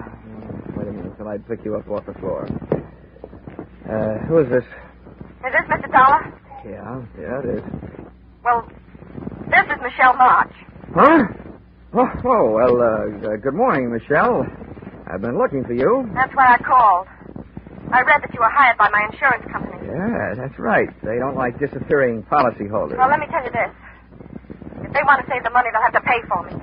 Stop looking for me. What are you afraid of? That Roxy Morris will follow me? What do you know about Roxy? But he'd like to find you and Louis Marine. What'd he tell you? Oh, what counts is that I filled in what he didn't tell me. Namely, that he was in Chicago for a year, and you were supposed to be waiting for him in this fatal apartment on Longwood Avenue. But instead, Louis Marine landed, took the situation well in hand, and captured you for himself. You're just trying this on for size, aren't you? If it fits, keep it on approval. The point is, there are too many people looking for you to stay lost. Where can I meet you? How do I know I can trust you? I can't trust anybody. Look, I'm still working for the insurance company, so my greatest interest is keeping you alive, not selling you out. What about the police? My promises aren't equipped with lifetime guarantees, but I'll do what I can. If you tell all, and if the story is big enough, they should be willing to make a deal. It's big, all right. It'll clear something out of their books that's been there for a year. Where do I meet you? You know where Charlestown is? I know it's part of Boston. Take the subway and get off at City Square. An hour from now. I'll be in a bar. The Gangplank. On Chelsea Street. Near the Navy Yard. Okay, sweetie. I'll be there. Up until now, whoever's been doing the shooting has used everything but battleships. Even though Michelle's story sounded like trap bait, cheesy indeed, I had to take a chance. I dove into a cab and had the cab drive into the top of Hanover Street and down to Boston's North End. Playing quiz games with strangers in that section is called Take It or Lump It. But a few well-placed 20s led me to a neighborhood undertaker who had the officially unproved reputation of creating a large demand for his own services. We swapped donations. I gave him $50 and he gave me a large out of the corner of his mouthful. Listen to me good. About a year ago, the laws picked up a Roxy Morris on a suspicion. They had a good idea. He's a heisted a 75G payroll. But there were no witnesses. He didn't leave them. Roxy knew they'd watch him, so he hightailed it out of town. But he didn't detect the loop with him. The boys around the year got it back on the grapevine. He was suffering from the shorts. So everybody figured he had the dough stashed away somewhere right around here. Is that all? Have you got anything else to tell me? Yes. Goodbye. I didn't like the way that undertaker said goodbye. I legged it up to the subway station marked Union, went down in and caught a train for Charlestown. Once at City Square, a 3-block walk down Chelsea Street produced the Gangplank Bar, which in turn produced that nose-bruising smell which comes from slopping beer on sawdust. Out of place in the place sat Michelle Marsh. She was a good looker, with a bad look. And if I had been Roxy Morris, I would have elected her the last national bank. I flopped into a booth beside her. She turned her head my way, looked me straight in the kisser, blew a smoke ring at me, and popped 2 words through it. You Dollar? Yep, I'm Dollar. You March? I'm Michelle Marsh. Well, so far so good. It's nice hearing you breathe. That means Tri-State Insurance can keep its nice $25,000. Only if you keep me this way, Mr. Dollar. And that might prove to be a difficult thing to do. Oh, maybe not so difficult. Why not? Well, you indicated yourself that your magnetic personality might suddenly attract a few steel jacket bullets. That means there'll have to be somebody to pull the trigger.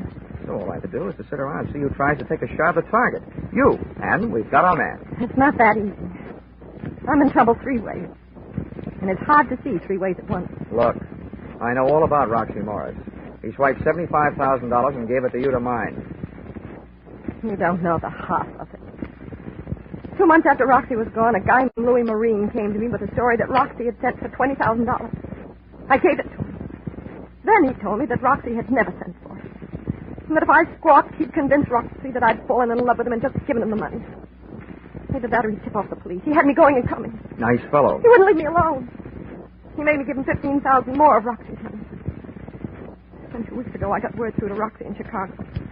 He blew up. Turned on me. I've been running from him ever since. He wants his $75,000, all of it. And I haven't got it.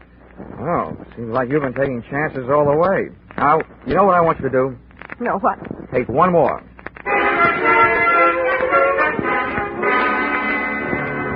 I told Michelle what I had in mind for her, during the next few hours at least, and grabbed a cab back across the bridge into the north end.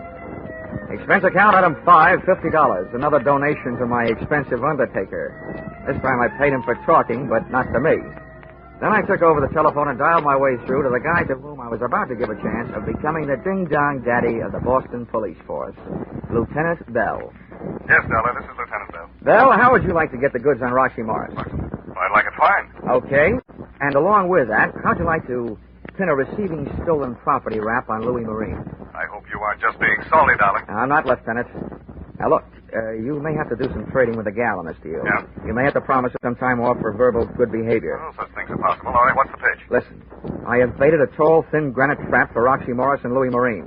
The bait is Roxy's ex-girlfriend, Michelle March. Okay, what then? I had a tipster call Roxy Morris and tell her that Louis Marine was meeting Michelle at a certain place at 3 o'clock this afternoon. Yeah? I also had Mr. Blabbermouth call Louis Marine and tell him that Michelle is meeting Roxy at the same time and the same place. What? I had him tell each of the gentlemen that Michelle was meeting the other one with what's left of the money in cash. Oh, you started a war, Dollar. Oh, but if it does the trick, it's worth it. All right. What's my move? First, call the place where I've arranged a surprise party and tell them to get rid of the public. Also tell them to let a girl named Michelle March come and go as she pleases. Also me. Oh, don't tell me you've set this thing up in a public place. Where is it? Lieutenant Bell, what I want is for those 2 characters to run up a blind alley. And when I say up, oh, brother, they got the word the Michelle meeting would be held at the top of the Bunker Hill Monument. Oh, no! You might remember what General Prescott almost said. Don't fire till you see the red in their eyes.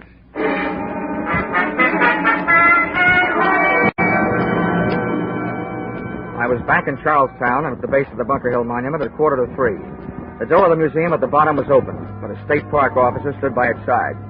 I told him who I was, and he nodded me through the bronze doors. Officer, did Miss Mark get here? Yes, sir, young man. She went up the shaft. Oh, well, look, can I run the elevator myself? There isn't any elevator. Just steps, 200 to 300 of them. Oh.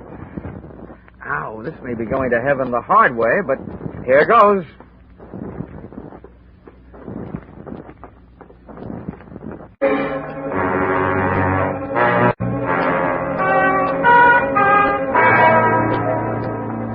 Halfway up the winding granite stairs, I yelled for Michelle.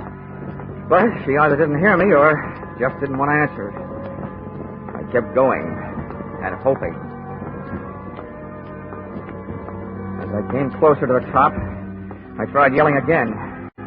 Still no answer. Finally, I made it. Up into the observation landing at the top. Michelle was there. She still wouldn't talk, but she had written me a note. Beside her crumpled figure was a vial that hadn't been filled with perfume. The note was short and to the point. Dear Johnny Dollar, I still want to help, but I hadn't better be around here alive when everybody gets here. And it was Cy Michelle. As I bent over to see what kind of bye-bye medicine she'd taken, I heard something that might mean a sudden dose of lead to the head for me. Either Morris or Marine had landed, and there I was stuck at the top with a bait that had suckered them into a trap, which suddenly turned out to be mine. Waiting up there in that tiny room for death to come get me would have killed me anyway, so I started down. With the pounding of my heart and my own steps on the granite blocks, I heard the pitter-patter of anything but tiny feet come charging up a narrow staircase. Whoever was coming up and I both slowed down, but my heart didn't. When I crept around a curve and my eyes went to a head-on collision with a pair staring back. What are you doing here? I'm a tourist, Roxy. You may be right, white guy. You may be taking a trip. Who's up there? Up there? Oh, I don't know who they are. Just some girl with a guy she keeps calling Louie. Okay. Let me by. Easy now. Don't try anything. Roxy Morris tagged me with the butt of a .32 going by. But lying there with my head against the cold granite inside wall of the monument brought me back. And conscious was a very dangerous condition for me to be in, because charging up the stairs came another pair of unfriendly feet that couldn't have belonged to anybody but Louis Marine. Who are you? What are you doing here? Well, up until somebody hit me on the head, I was tailing Roxy Morris and his girl. They're up there? Sure, Louis. Yeah, they're up there. Then let me by. Come on. Get up out of my way. Okay. Go ahead, by. Yeah. But wait a minute. I got an idea. Come on, chum. Ahead of me. Up you go. You can affront for me. Move! Louis had a gun at my back, and Roxy had one waiting for me up front. We took the last few steps up to the top real quiet-like. When my eyes came level with the floor of the observation room, Roxy was bending over Michelle, but he snapped up in a hurry, and his right hand was loaded with heat. Louis pushed me ahead of him, up and in. I stood there between them, listening to them grind their teeth at each other, with one foot under Michelle's arm. Then I got two big shocks. A scream from Michelle just before she snatched my legs out from under me.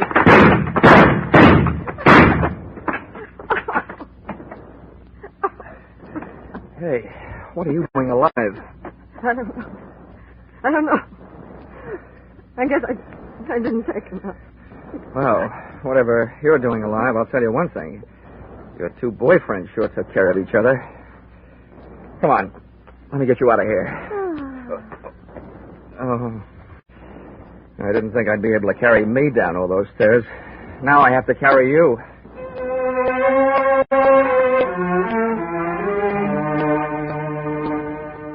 Expense account, item 6, $20. City hospital, having Michelle's stomach pumped out. And the way Michelle took my suggestion that she voluntarily turn herself over to the police was very good. Lieutenant Bell was very cooperative. Otherwise, I might let it be known that the reason that he didn't show up on time to help me in the 1949 Battle of Bunker Hill was because he forgot to reset his watch at the end of daylight saving time. He showed up for our 3 o'clock appointment at 4. Expense account total, $786 and no cents. Signed, yours, truly, Johnny Dollar.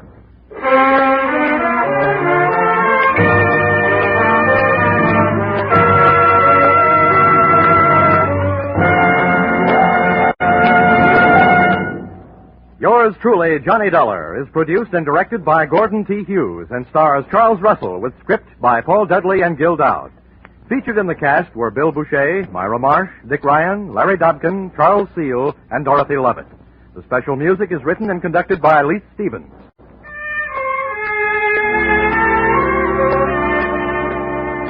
Be sure to be with us next Saturday, October 1st, when another unusual expense account is handed in by yours truly, Johnny Dollar. That's right. Yours truly, Johnny Dollar, will be heard on Saturday evenings starting next Saturday.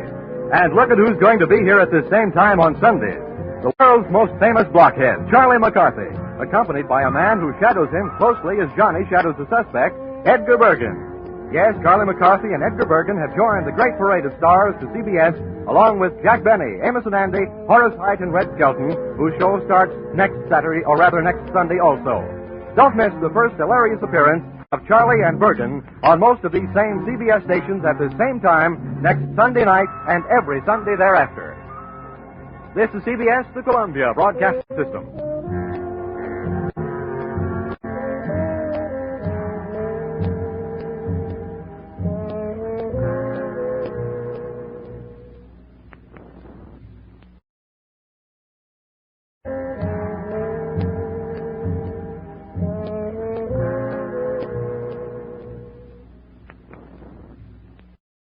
This you can really call a fish story. And I was the live bait.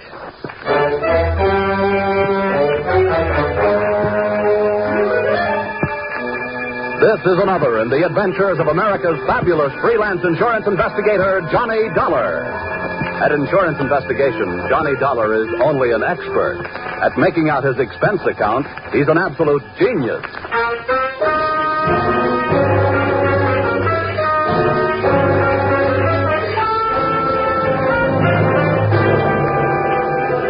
Expense account submitted by Special Investigator Johnny Dollar to Intercontinental Marine Insurance Company, Hartford, Connecticut. The following is an accounting of my expenditures during assignment in San Pedro, California, investigating the loss of 2 pieces of property insured by you.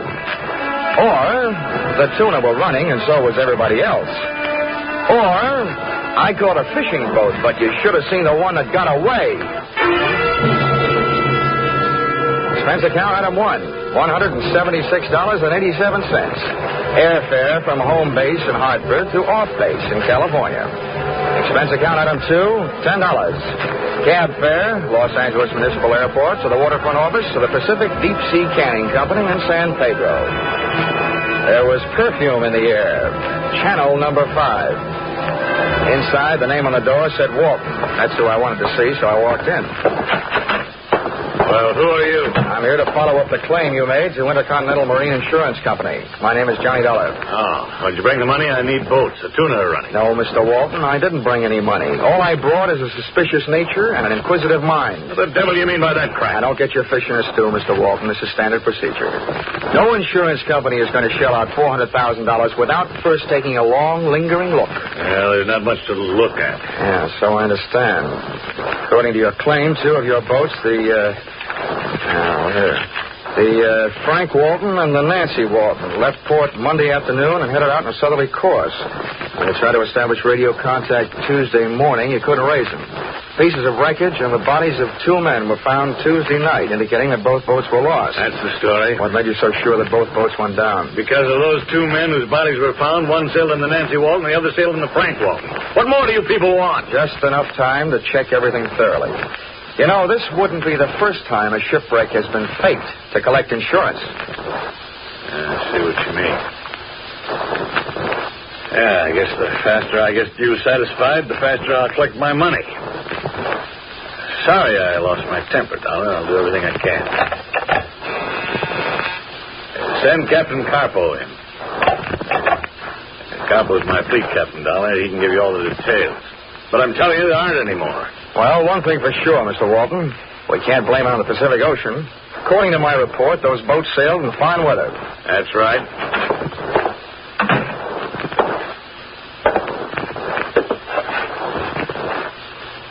Call me, boss. Yes, George, this is Mr. Dollar from the insurance company. He's here to investigate the sinking. So?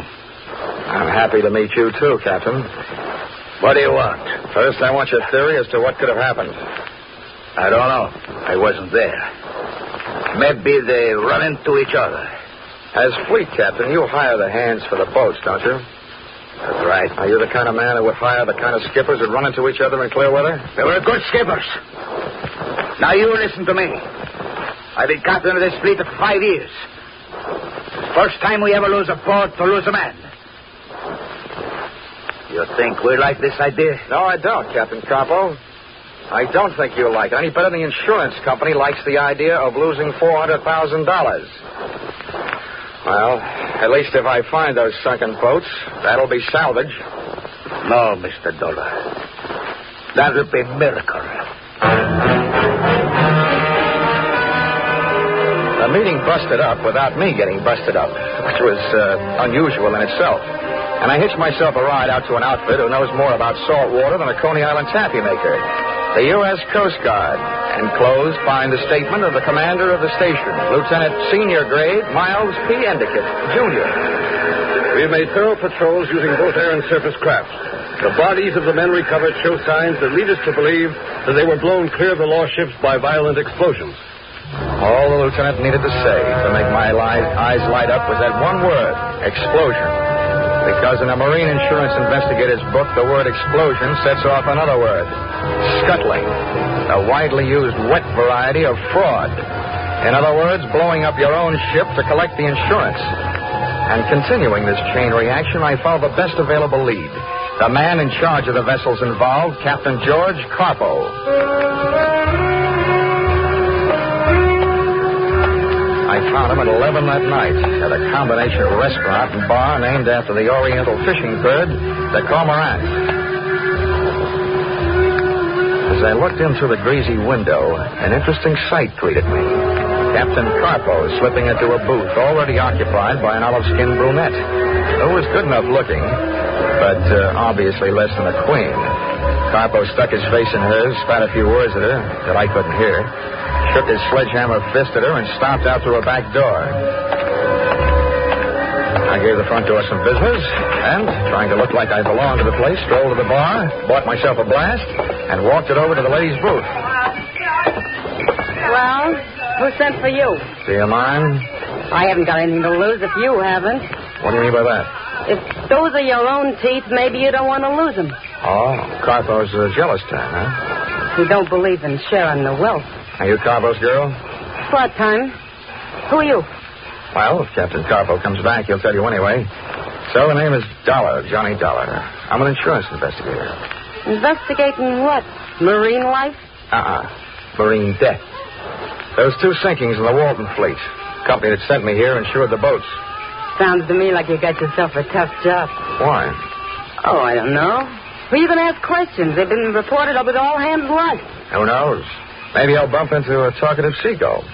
Or maybe, if I'm lucky, a talkative girl. What have you got that could make a girl talkative, mister?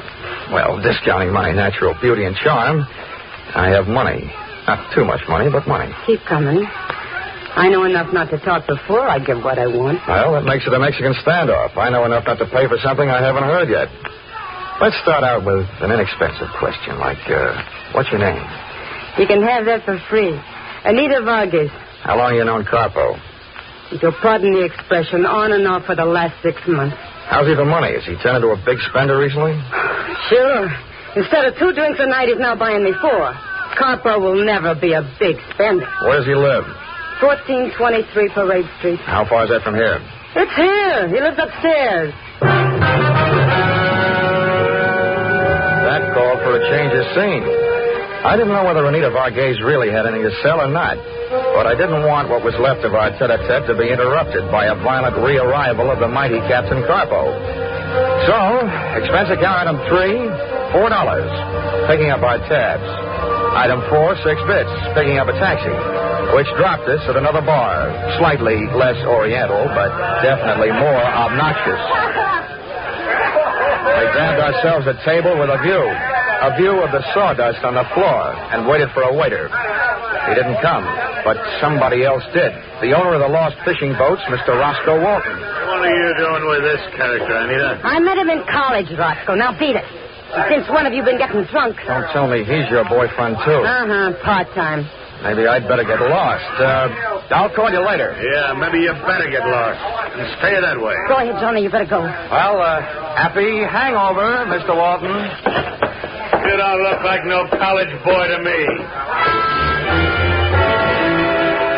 I was no professor of mathematics either, but I could add this much up. If those tuna clippers had gone down by explosion, somebody had to buy some explosives. Maybe locally. That problem I took to the local police, who went to work looking up names in the dynamite register. And since those explosives would have been planted while the boats were under the care and supervision of Captain Carpo, that problem I decided to take to him. It was 1:30 in the morning when I got back to the front of the Cormorant restaurant and bar. The grease joint was dark, but a light was burning on the second and top floor. I got halfway up the front stairs to ask my leading suspect a few questions about explosions when I heard something.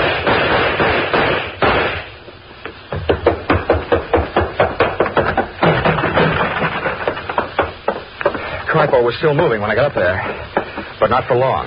The back door was as open as the captain's life was closed. I looked down the back flight of stairs. It was either too dark or there wasn't anybody there, and I wasn't going down to look. I bent over the body just to make sure. Oh. First they beat him half to death.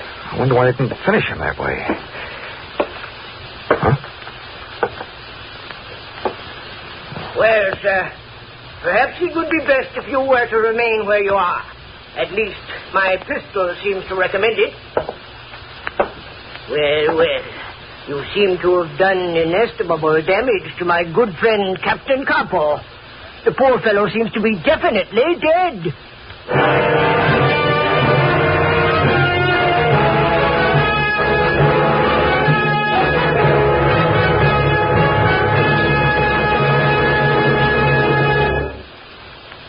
In just a moment, we will return to the second act of Johnny Dollar.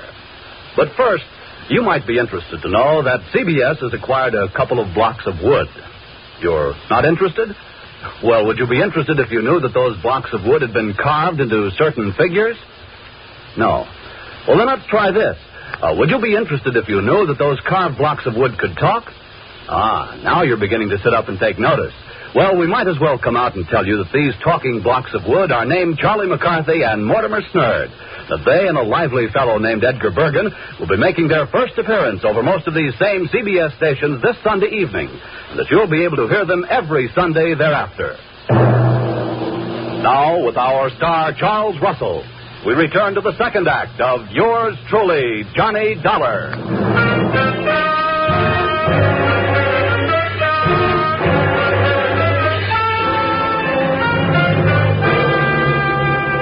There I was again.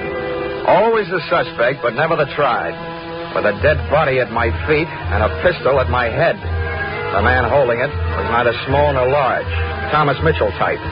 His frame was fighting the seams of a sloppy tweed suit, and his pouchy face was fighting the alcoholic content of his blood. Well, sir, what do you have to say for yourself? Oh, don't be ridiculous. I came to talk to this man. Killing him would hardly be the way to kick off a conversation. How about you? What are you doing here at 1:30 in the morning? Most amusing, most. Two accused men, each of them judging the other. With a dead man for a jury. All right, then. As for my testimony, my name is Cricket. I was on my way to discuss with the good Captain Carpo a matter of possible mutual profit. Naturally, when I heard the shots from the street, I hastened to his assistance. I won't ask you how you knew Carpo was getting shot instead of doing the shooting. My name is Dollar. I'm an insurance investigator from Hartford, Connecticut. I was sent out here to look into two sinkings in the captain's fleet. Oh, then you and I share a common interest. My business is ship salvage. It's obvious that I should put up this pistol and replace it with a shake of a hand. How do you do, sir? In my business, you never know. How do you do? This is indeed a most fortunate meeting. A pity that it should take place upon the very threshold of tragedy. Poor Carpo. His face seems to have enjoyed the worst of an encounter with a monkey's fist. How's that? A monkey's fist. I mean, what's that? Well, a monkey's fist, sir, is a highly complicated knot woven about a slug of lead to lend weight. Ordinarily, it is intended for use at the end of a heaving line. However, it is sometimes used by seamen in the forecastle in the administering of torturous beatings. Now, what do you make of that? Well, if we can take the word of the centuries for it, torture suggests the violent seeking of information. That would indeed seem to be the case. Well, from the looks of this room, a monkey's fist or any other kind of knot wouldn't be hard to lay your hands on. What's that one on the wall there? Oh, that is a miniature of a knotted ship's fender. fender? It's a device for cushioning the shock between a ship and a wharf or another vessel. In modern sailing, this type has largely been replaced by the commercial cork variety. Somebody evidently heard the shots and notified the police. Look, Mr. Cricket, I feel like talking, but not to the police. Splendid. Perhaps then you would be kind enough to join me in a nightcap at my quarters? Lead me to it.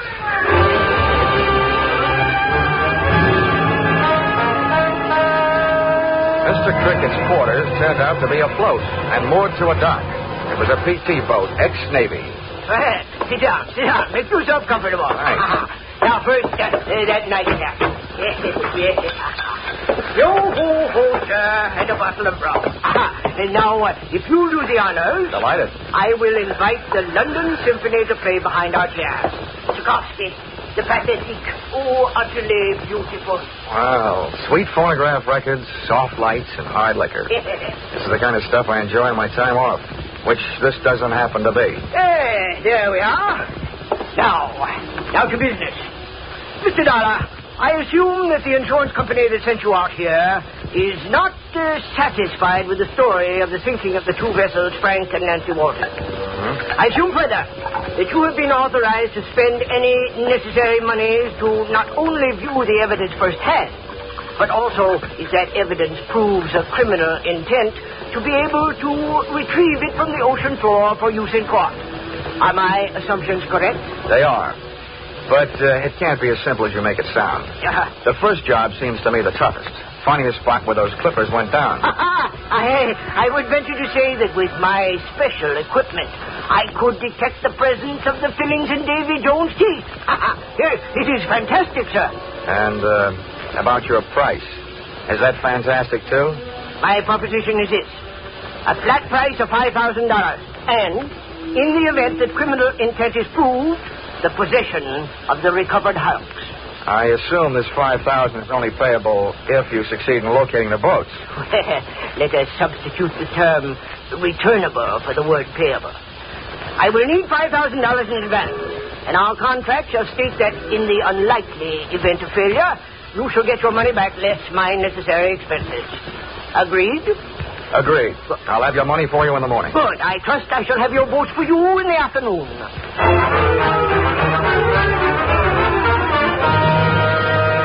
I couldn't tell yet about his fantastic sonic sounding device, but otherwise, Mr. Cricket was well equipped. By ship-to-shore telephone, he ordered me a taxi, which I ordered to a corner near Roscoe Walton's Pacific Deep Sea Canning Company.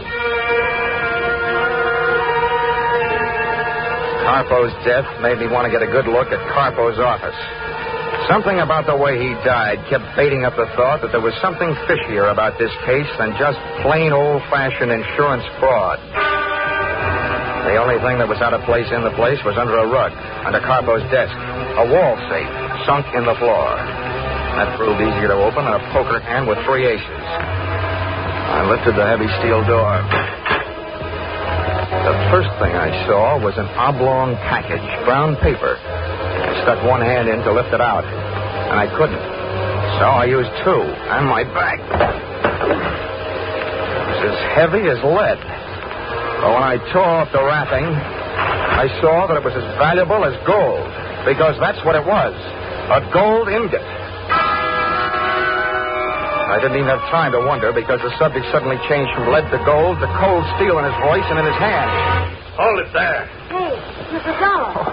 It's a little late to be canning fish, isn't it, Walton? Yes, it seems to be just right for breaking and entering. What are you doing here? Entering the last phase of this investigation, Walton, and breaking the back of your little racket.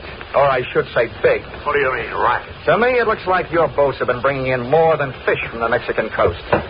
This heavy little handful makes it look like they've been hauling in Mexican gold. I don't know what you're talking about. I'm not going to stand here and be accused. You're so right you're not going to stand there. Now, move me. Give me that. You and take this. Johnny. Are you hurt? Are you kidding? You'll never make a living being a fight referee. I'm what is commonly known as the winner. Johnny, do you really believe what you said is true? What about smuggling in Mexican gold? Yeah. Listen, Anita, when you find a private citizen with a gold ingot, he is not using it for a watch fob. The only thing I learned after that was that 2 hours in the sack does not constitute a good night's sleep. By 10 in the morning, one phone call east and one telegram west delivered $5,000 into my hands from a local bank. And I, after a quick call to the Coast Guard to cover a few final details, placed myself into the hands of Mr. Cricket, Deep Sea Guide Extraordinary.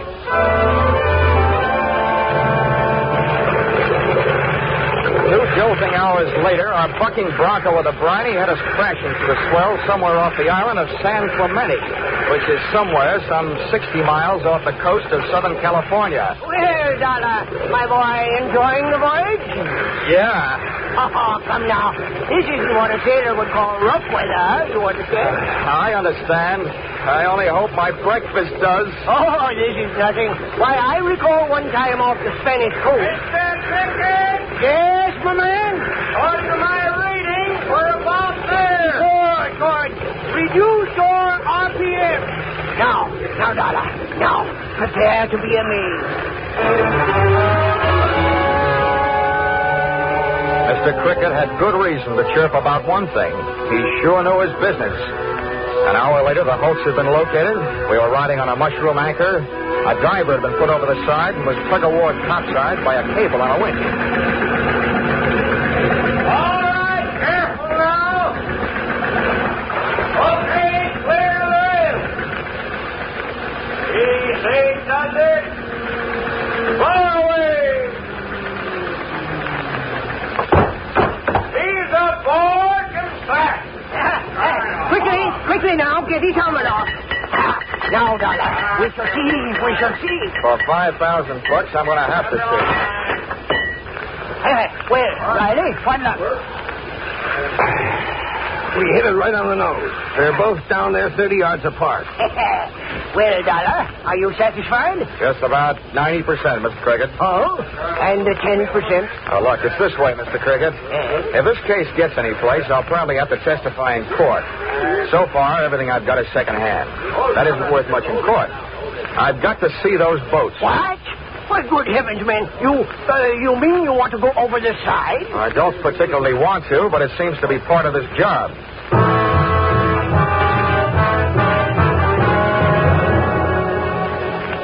Many times before in my career, I thought I had a heavy weight on my shoulders. But that diver's helmet set the new record. And those lead shoes and that rubberized canvas suit didn't feel exactly zoot.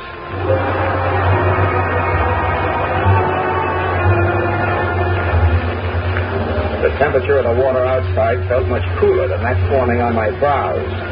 This was a steam bath, airtight. 8 days later, in my mind at least, my lead wedgies groped to a foothold on a slimy bottom, and I had arrived shipside. As I had no immediate way of determining the sex of a sunken ship, I couldn't tell from abaft abeam whether I was looking at the Frank or the Nancy Walton. About then, a passing current grabbed me and invited me out to daft along the ocean floor. I grabbed out for anything for support. It turned out to be a rope hanging from the clipper's gunwale. Well, Dollar? Well, the drift passed on in a huff. All right? I had a chance to take a closer look at what I was hanging on to. The line was secured to a woven rope ship's fender, which Mr. Cricket had not so long before told me was fashioned about a buoyant core of cork. But this one felt heavy enough to be loaded with county cork. And as for buoyancy, this was about as buoyant as a lead balloon. It was resting on the bottom and heavy to lift. The next correct that swept over me was mental. I clawed the shark knife out of the diving suit belt, started hacking at the woven rope, then through a thin layer of canvas. And that's as far as I got. Dollar, is this phone system operating? Here now, Dollar. Are you there? This ain't the three little fishies. Oh, good. Have you seen the ships? Yeah, they're here all right. Are you satisfied that they were sunk by explosion? Yep. They're blasted in all directions. Then I have earned my $5,000, and I must bid you farewell. What? What are you talking about? Oh, you have been all but lost in a diving accident. Oh, yourself. What'll that get you? In disposing of you, sir, I am confident that as well as pocketing your $5,000, I will also do away with the meddling of the insurance company. You see, when my diver comes down to recover your unfortunate body, he will continue our search for the gold. Oh, well, I've got news for you, pal. You evidently didn't knock the hiding place out of Carpo before you killed him. But I was lucky. Not only have I already found that gold, I have stashed it. Here now, Dollar. You're bluffing. If you think so, turn off my air. So you do know about it. Dollar, tell me honestly, are you open to terms? Well, I'll think about it. Haul away!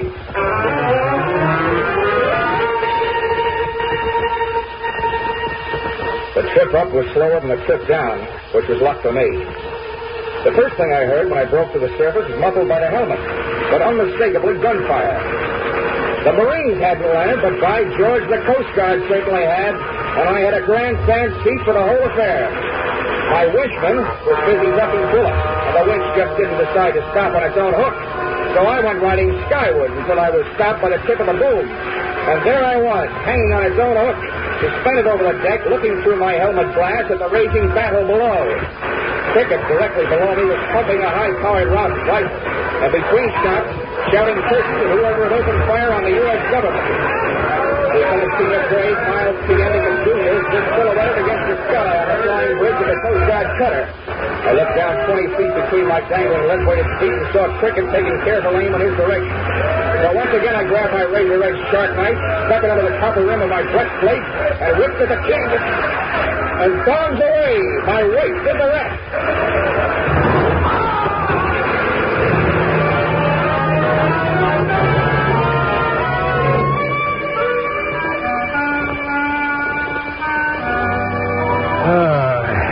Expense account, item 5. Cab fare to the San Pedro Police Headquarters, where I made my statement and heard Mr. Crickett's. A badly damaged Mr. Cricket. Well, sir, during a short stay in Cleveland, it was brought to my attention that every city in the country was suffering an epidemic of small-time gold robberies. Dentist offices, pawn shops, and so forth. Such a condition piqued my curiosity. Well, there's my love for money. And I studied the situation more closely. To my amazement, I learned that the gold was being melted down, fashioned into ingots, and sent off somewhere to the Orient for use in the gold and gun smuggling traffic. It occurred to me that if I could intercept the gold immediately after its dispatch, under the guidance of Captain Coppo, to a larger ship, being met at sea by his tuna clippers, then I could realize for myself a tidy profit.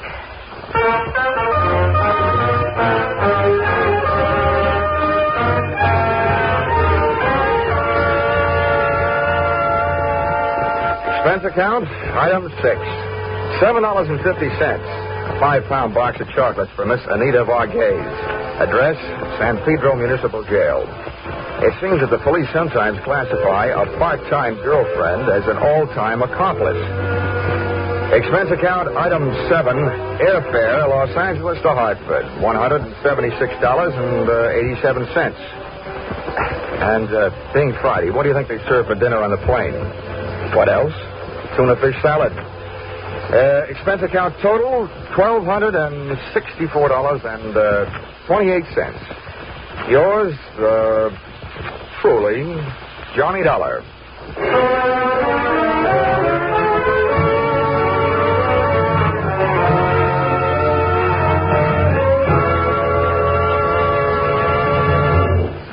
Yours truly, Johnny Dollar, is produced and directed by Gordon P. Hughes and stars Charles Russell.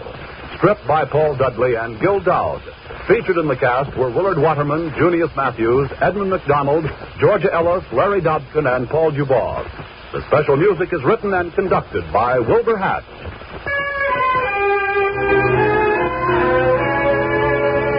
Be sure and be with us at this same time next week when another unusual expense account is handed in by yours truly, Johnny Dollar.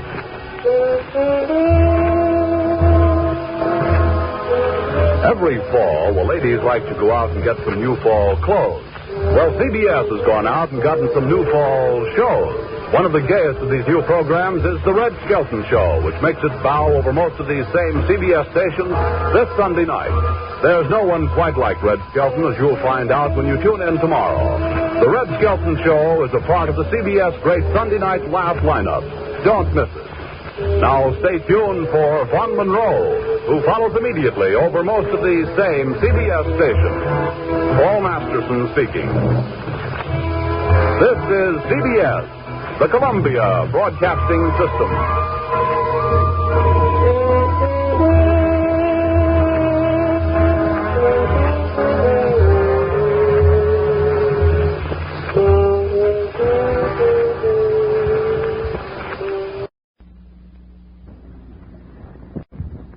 This is a horse on me.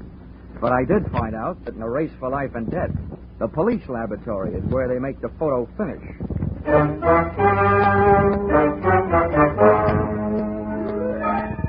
This is another in the adventures of America's fabulous freelance insurance investigator, Johnny Dollar.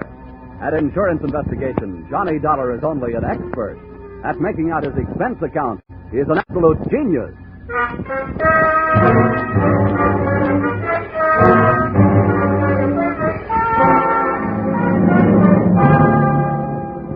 Expense account submitted by Special Investigator Johnny Dollar to Hartford Branch, Lloyd's Underwriters Association.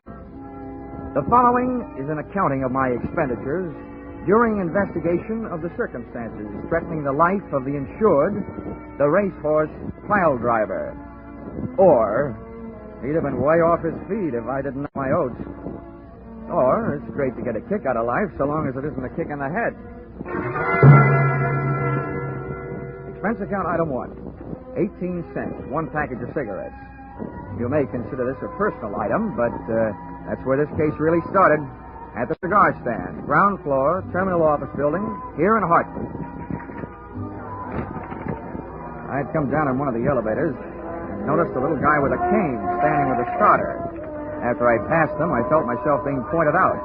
And not being the type who likes being followed for long periods of time, I gave myself a good reason to stop and look things over. Hello, Mr. Dollar. Hiya, Mac. Give me a pack of Lucky's, will you? I just sold you a pack when you came in. I know. But things may really start smoking any minute. There. Good morning to you, sir. I've been led to believe that you were one Mr. John Dollar. Would that be a fact? Yeah. I'm Dollar. What can I do for you? Well, I am quite a famous fellow myself. Perhaps you've heard of the fabulous jockey Earl Sands? Yeah, but... Well, next to him, I was among the best. May I introduce myself? I'm the famous little Nettie Montana, sometimes called the short Johnny Longden. Shake hands. Oh, how do you do? Now, to business. I think I have a way for you to solve my problem and make yourself an honest buck besides. Oh, now, whoa, pony boy, you're wasting your time. I don't bet the horses, and when I do, I don't buy tips from touts. Oh, now, wait a minute, pal. I did not introduce myself for the purpose of being insulted. I will have you know that I, too, do not consort with touts. I will thank you to keep a civil tongue in your head. Oh, I can see this is going to be one of those days. What is your problem, mister? Well, it is a problem best not overheard by people in the lobbies of office buildings. But this much I can tell you.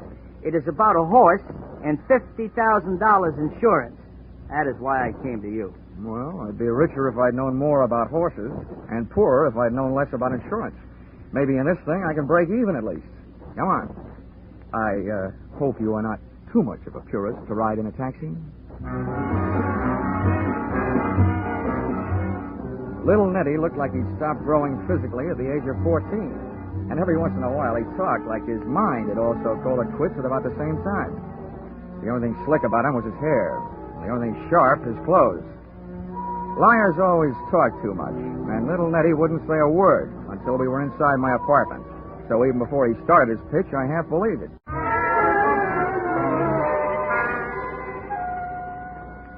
To take it from the beginning, I was born in a stable, and that's not just a figure of speech. They brought the hot water in a feed bucket, so you can understand my deep affection for horses. Yeah. Now, On top of that, kindly consider this.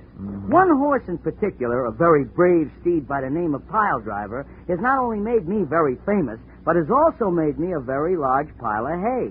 I have ridden Piledriver to a win position since he was a maiden. Piledriver, huh? Quite a hunk of horse. Ah, you remember. Yeah. Then you might also remember that he was on his way to becoming one of the big money winners of all time, until I had to go and fall off a livery stable horse while teaching a girl how to ride in Central Park. It busted up my leg, and I might add, my future. To say nothing of Piledriver. He hasn't won a race since I got grounded. Yeah, well, what's all this got to do with insurance? Mr. Dollar, they are going to murder him. Oh? Can you guess why? I can try. Piledriver is heavily insured. He's also no longer winning races. He is also a man who can't have a family. No good for studs. So if Piledriver should trip and break a leg, the owner would be entitled to shoot him, and he'd still collect the insurance. I know, it's been done. You have hit the horseshoe nail on the head. Mr. Dollar, I have a considerable bundle of money stashed away, and I am willing to devote a considerable lump of it to the purpose of saving Piledriver. Now, maybe you wouldn't understand such a thing, but I happen to love that horse. I understand it, Nettie. Where is he? Well, he is currently stabled at a track named Hiawatha. Oh, by the shores of Gitche Gumi? No, by the shores of Lake Michigan. This is located slightly north of a place called Chicago. 5 telephone calls and a few hundred questions later, I learned that Piledriver was insured by your company. Got the assignment and was on my way. So, expense account item 2, airfare, Hartford to Chicago, $57.72. Little Nettie insisted on coming along, and he kept the hum of the plane from being humdrum as follows. Well, Johnny, the gentleman who owns Piledriver is an old Kentucky mint julep sponge named Colonel Faraday Bushnell. Now, this character has a very black heart hiding beneath a head of white hair. I trusted him until I heard him say what he was going to do. From then on, I have been seriously tempted to wrap these hands around his neck and squeeze. All I can say is he had better not hurt Piledriver.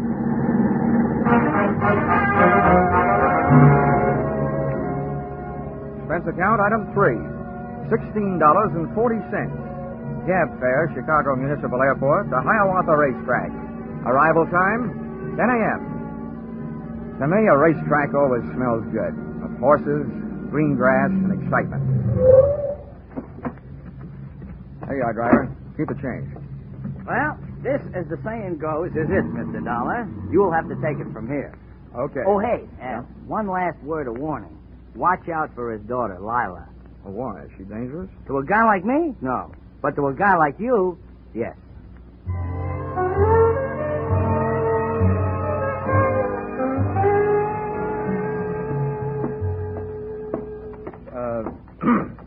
Pardon me, miss.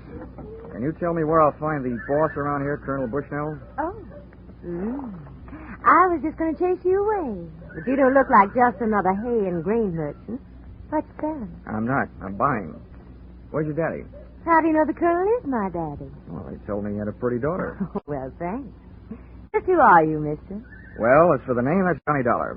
As for my business, that's trying to buy one of your father's horses. Well, the colonel won't be back for a little bit, but I'm bossing while he's away. I'll tell you now, I don't think he's figuring on selling any of his horses. But I'll be glad to show them to you. Good enough. But there's only one I'm really interested in. Piledriver. Piledriver? Why, no, Daddy wouldn't sell him. Why not? Oh, he's practically one of the family. He put me through the last 2 years of college. Do you mind if I see him anyway? Why, no, not at all. Right over here. Okay. Here, baby. You have company, darling. Meet Mr. Dollar. Hello. Quite a horse. No, he's just a perfect dear, aren't you, darling? Mr. Dollar, why do you want to buy Piledriver? Oh, he's a great horse. Got a great record. Have you been following him lately? Yeah. Oh, I know he hasn't been winning. That ought to make his price cheap and the odds long when he gets back running. I just happen to think I can make a winner out of him again. But his spirit's all gone. How do you think you're going to do that? Well, if I told you, his price might go right back up. Johnny, darling. I can't help it, darling. Hey, wait a minute. Let go. Wait a minute. Please, darling, please. Well, it was great fun. But what was it for? Johnny, you shouldn't have. Right out here in the open. Huh? Oh, Leo. Yeah. What's going on? Now, wait, Leo, honey. This guy ain't your brother. He'll wish he was. Besides, that's no way to kiss brothers.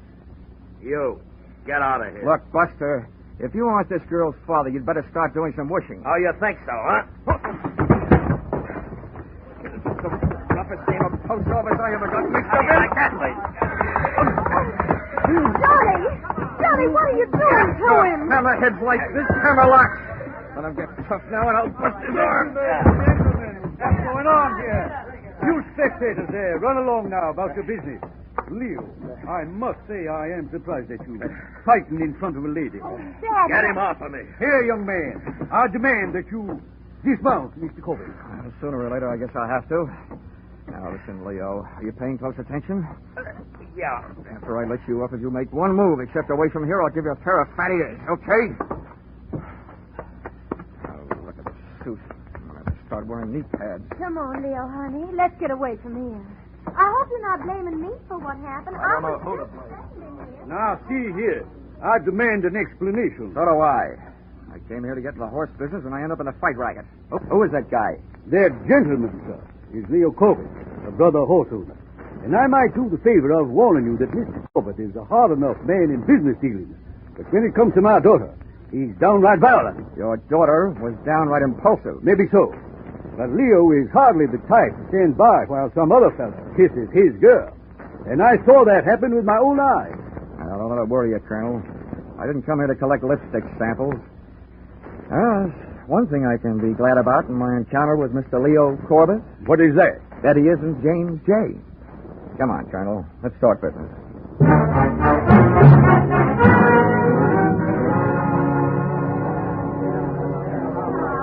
Hey, bartender. Hey, Mr. Dollar, over here. Oh, never mind. There's my man over there. How are you, Ninny? Oh, I'm fine. Hey, but you, where did you catch that mouse under your eye? Oh, I'm sharp as a trap, I am. You were so right about Miss Bushnell. She's not only dangerous, she's daffy. Huh? I didn't know she could hit that hard. No, she didn't. Let's just say that she has a novel way of introducing people to her boyfriend. Oh. You know him? Leo Corbett? Well, if I knew any more, I'd be the Racing Commission's witness. He owns a string of very fast horses who run very slow until the odds get right. Then he bets them up to the brisket, wins himself a potful. It's also rumored that he is stiff competition to the Perry Mutual machines. He books big bets among the owners. Well, they'll catch up to him sooner or later. They always do. Amen. But about that human glue factory, my friend, the horse-killing colonel, what's with him? Well, I offered him $60,000 for Piledriver. Huh? That's $10,000 more than he'd get if he knocked him off and collected the insurance. Yeah, where are you going to lay your mitts on 60 G's? I haven't got that kind of dough. We don't need that kind of dough, little Nettie. You see, I told Bushnell that I was sending to California for my private vet, and that he'd be here in 3 days. And that once he pronounced the horse sound, I'd give him the money. Yeah, but that only means that Piledriver is safe for another 3 days. And then what? And those 3 days is up to me to prove intent. And if it's there, I'll prove it. And have the policy canceled. Once that's done, he'll probably be willing to peddle the horse for $10,000. That I can handle. But in the meantime, I'm not taking any chances, see? I'm keeping Piledriver under my own personal eye. I wish you wouldn't, Nettie. We don't want the colonel getting suspicious. I can't help it, Mr. Dollar. I just can't help it. Okay, Nettie, but don't blow it. Be careful.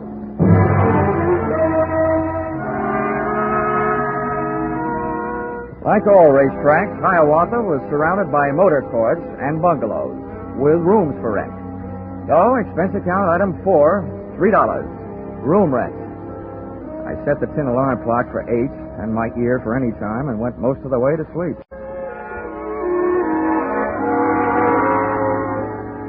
First things being first, I dreamed a girl. Then I dreamed a fire engine. And suddenly, I realized why. I was hearing some. I bounced out of bed and over to the window. There I saw an incendiary sunset hanging over the racetrack stables. I jumped into my pants and into the landlady's car and got over there as fast as the 1929 Ford could take me.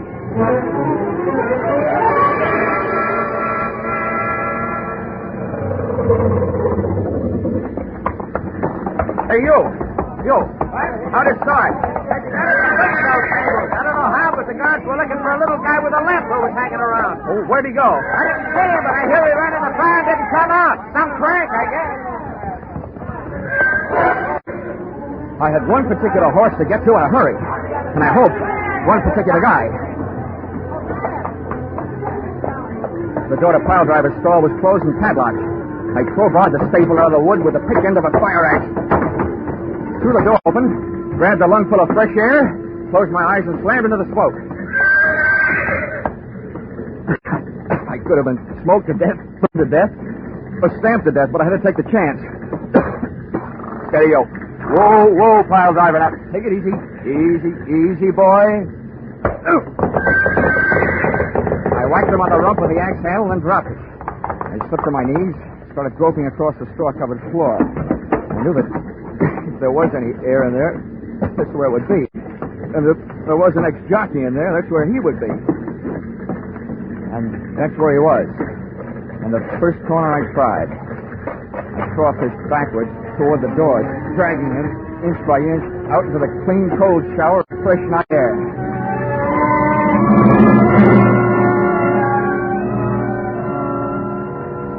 But I could have saved myself the trip. Little Nettie Montana was dead. He'd had a horseshoe hung on his forehead, but not for luck. And all I could think of at the moment was, a jockey's best friend is not always his horse.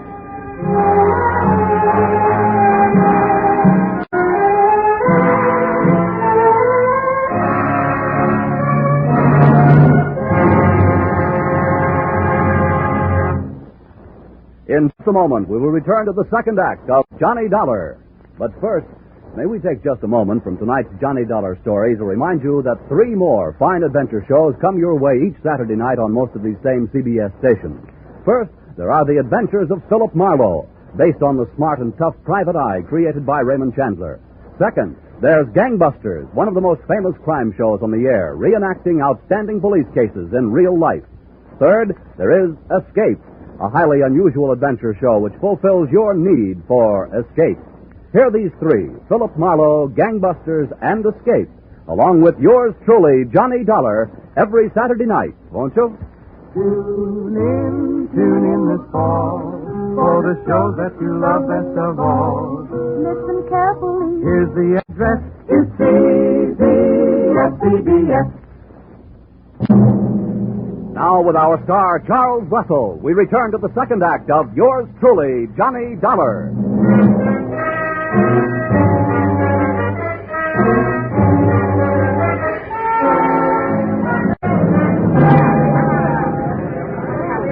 Tough luck.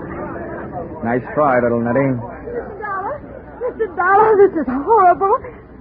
Why, little Nettie. It sure is. What's left of little Nettie? You don't... Yeah, I mean he's dead. You know, when I was a kid, I knew about a story with a horse and a woman in it. Helen of Troy. I should have remembered that before I tangled with you. Why don't you get lost? Whatever's the matter with you? Look, Miss Bushnell, 2 minutes after I met you, you bagged me into a fist fight with your boyfriend with a phony kiss. I don't know how much you had to do with putting little Nettie where he is, but I intend to find out. Why, you're insane. Any fool, even you, Mr. Dollar, can plainly see that this boy's been kicked in the head by a horse. Lila, child, what are you doing here? Why, I saw What? Who's that on the ground? What? It's little Nettie. Don't tell me he's dead. What would you be if you got kicked in the head by a horse, Colonel? Why, the poor boy. I held this lad in deep affection until just a few months back. He was my best jockey. What on earth was he doing around here at this time of night? From all I can see, little Nettie swapped his life for Piledriver's. As small as he was, it's a pretty big price to pay. Although I guess you wouldn't think so, would you? What? What's that? I demand an explanation of precisely what you mean, sir. I mean that to some people, a dead horse is more valuable than a live one. Too bad you can't go count your money. I gotta take my friend to the morgue. An hour later, little Nettie was resting better than I was. I'd made my report to the police and was back pacing the floor of my rented room. There wasn't a long walk.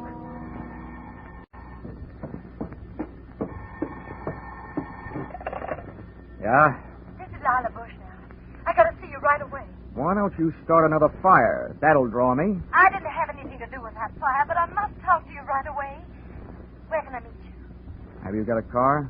Yes, I'll come any place. Pick me up here in 20 minutes. Come alone, and we'll take a little drive to the country. I want it to be just the three of us. You and me and the dewdrops.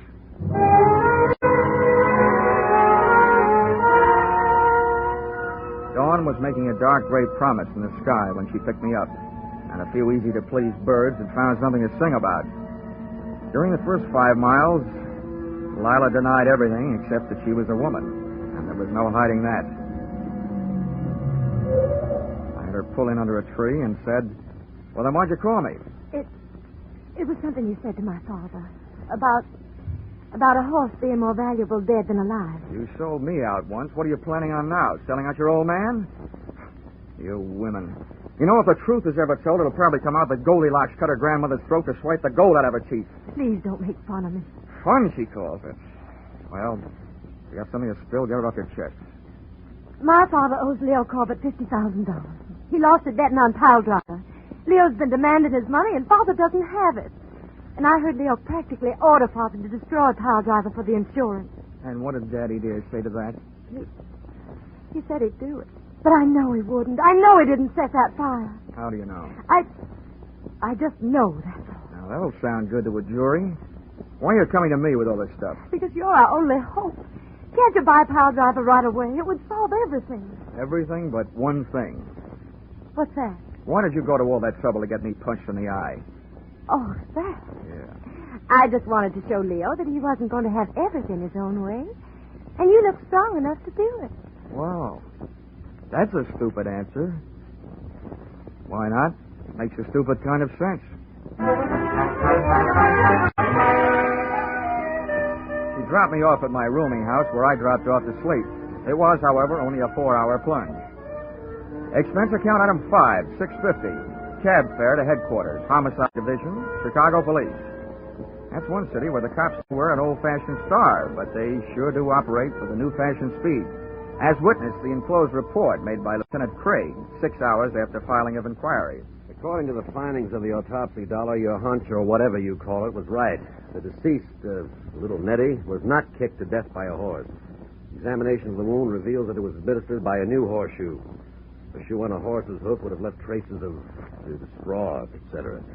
We say that the fatal weapon was swung by person or persons unknown. As you suggested, he'd have to have been standing on his head to have the horseshoe make the mark it did if the horse had kicked him. The lieutenant had made only one mistake. He should have said person or persons known. Expense account item 6, 10 cents, 2 telephone calls. The idea I was working on, I'll give you for nothing. Expense account item 7, $6.50. Cab fare to Administration Building, Hiawatha Racetrack, where the afternoon's program was in progress, and where I got the wholehearted cooperation of the track officials and the use of a vacant office in which to hold the meeting I had set up. I sat myself in a swivel chair and waited.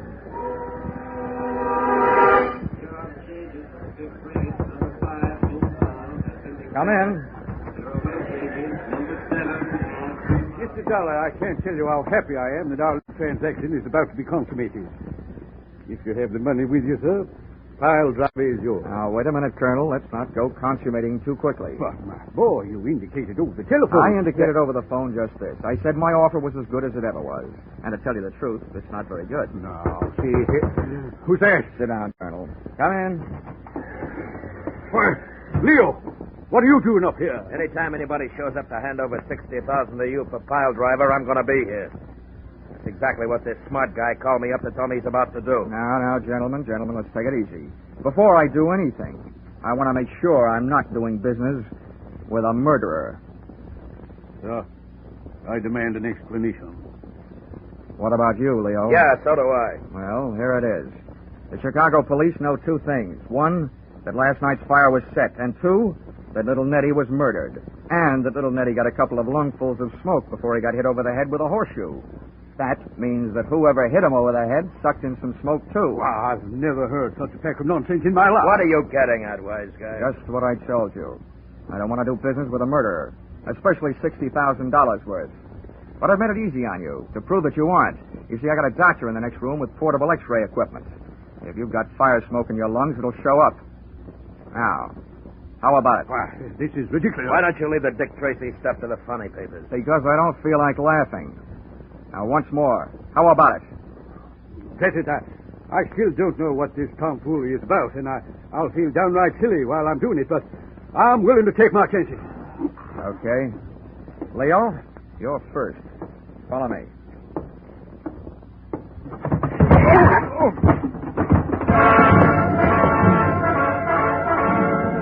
Turning your back on a murderer is no way to stay healthy, but very often it's a good way to get him to make his move.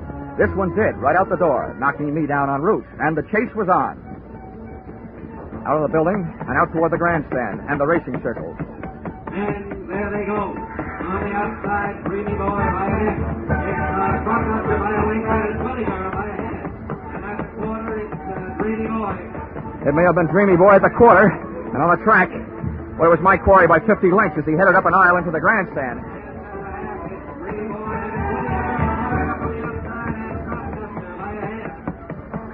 Dreamy Boy was still doing fine down there, and I was moving up here, but up near the top of the grandstand, and onto the ramp leading to the press box section.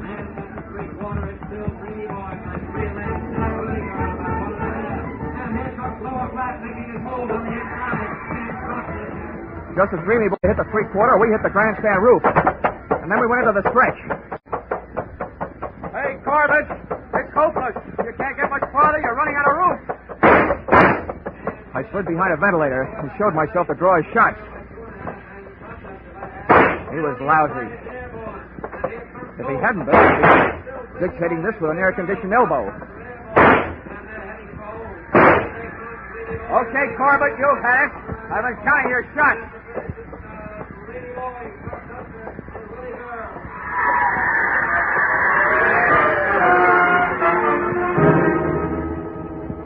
Corbett tried a few ventilators himself, and then apparently he decided the second time he fought me, he'd do better.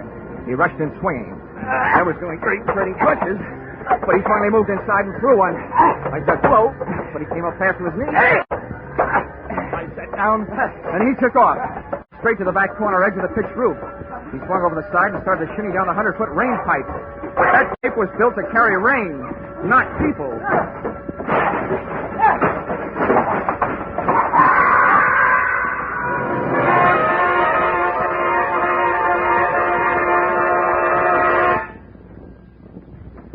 Finish line of one tiny segment of the human race. It was gambler, arsonist, murderer. Leo Corbett, by a head.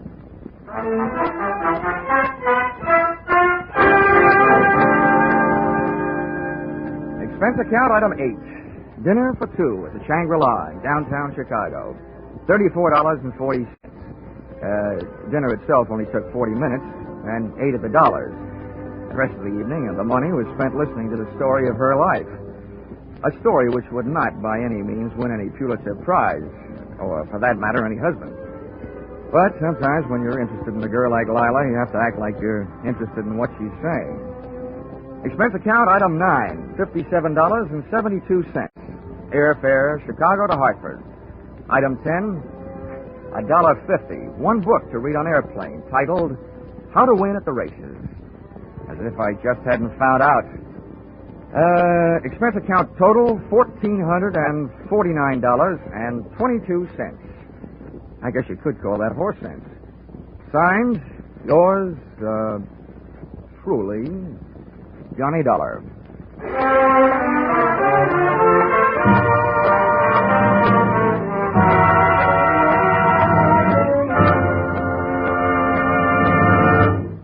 Yours truly, Johnny Dollar, is produced and directed by Gordon T. Hughes and stars Charles Russell. Script by Paul Dudley and Gil Dowd. Featured in the cast were Bill Conrad, Dora Singleton, Jerry Hausner, Herb Butterfield, and Hal March. The special music is written and conducted by Will Patch.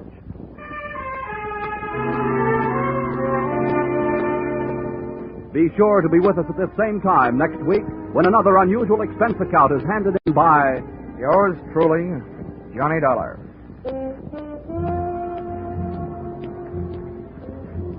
Those mystery adventure shows we mentioned earlier, the fun and music and fabulous jackpot of Sing It Again, and 2 outstanding music shows. They're on tap for you every Saturday on most of these same CBS stations.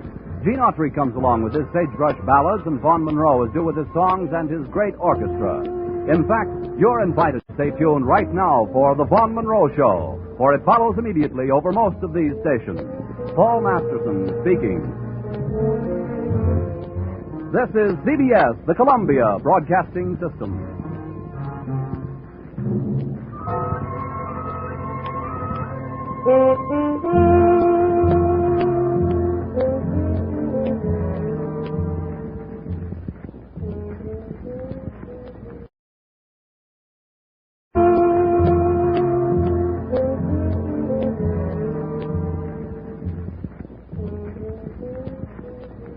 To the question, what does a doctor do when a doctor needs a doctor?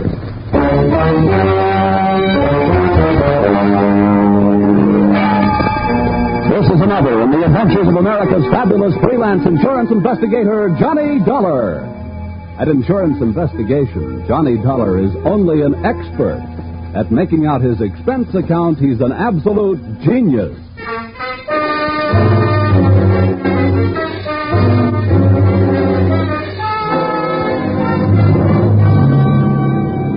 Expense accounts submitted by Special Investigator Johnny Dollar to American Volunteer Liability Insurance Company, Hartford, Connecticut.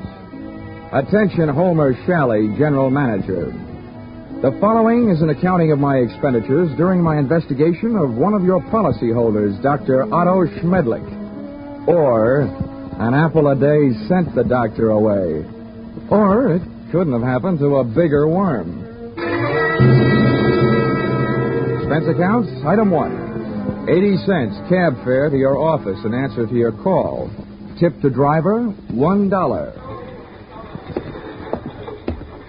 Oh, morning, Mr. Dollar. Hiya. Go right in, Mr. Shalley. Expect you. Thanks, sir. Good morning, Dollar. Good morning. Sit down. Thank you. I'm sorry we had that unfortunate altercation over the last expense account you submitted to this office. Oh, that's all right. Because it was ridiculous. You were going around tipping cab drivers $1 after a 50-cent trip. Well, you know me, Homer. Just a silly, headstrong, impetuous boy. It was somebody else's money, yes. We've been through all that. What I want to talk to you now is... go ahead. Here it is. Dr. Otto Schmendlick, Los Angeles, California. California? Doesn't anything ever happen in Hartford? I've been using an airplane seatbelt so much lately, I'm about ready to throw away my suspenders. Dr. Otto Schmendlick. I suppose you're familiar with the existence of that type of insurance policy which protects doctors against charges of malpractice. Yeah, I've heard of them. Well, we had the rare misfortune of issuing such a policy to this quack Schmendlick. Well, what do you want me to do? Go out and take his temperature? Dollar, when I want to laugh, I tune in Jack Benny. Now, this is serious. The policy we issued to Dr. Schmendlick only covers him up to the extent of what is construed as accidental malpractice. If we can prove criminal malpractice, we can cancel the scoundrel's policy. Do you have a good reason to think it's criminal, or are you just toying with a happy thought? Look, our company has already paid off on 2 claims. Recently, we've heard rumors about this man. It seems the Medical Association is watching him very closely. But so far, no one can prove anything. Now, Dollar, do you want the assignment? No. Well, I'll take it.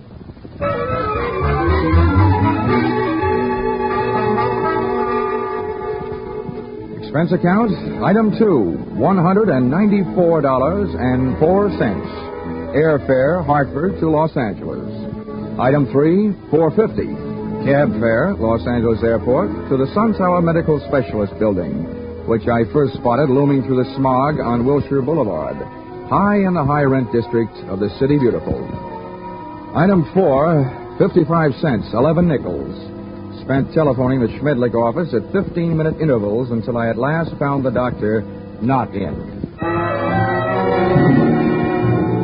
In California, the doctors really specialize.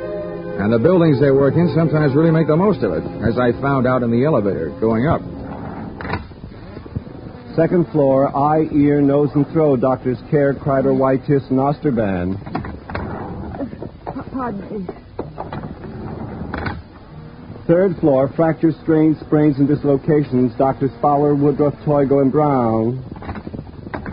Oh, pardon me. Fourth floor, obstetrics, orthopedic, pediatrics, and general practice. Dr. Small, Collier, Reynolds, Frank, Stanley, Feinbaum, and Schmendlick. Would all these medical terms you just tossed off by any chance mean that we have now arrived in the land of the mechanized stork? To put it crudely, yes. Thank you, Jack Armstrong.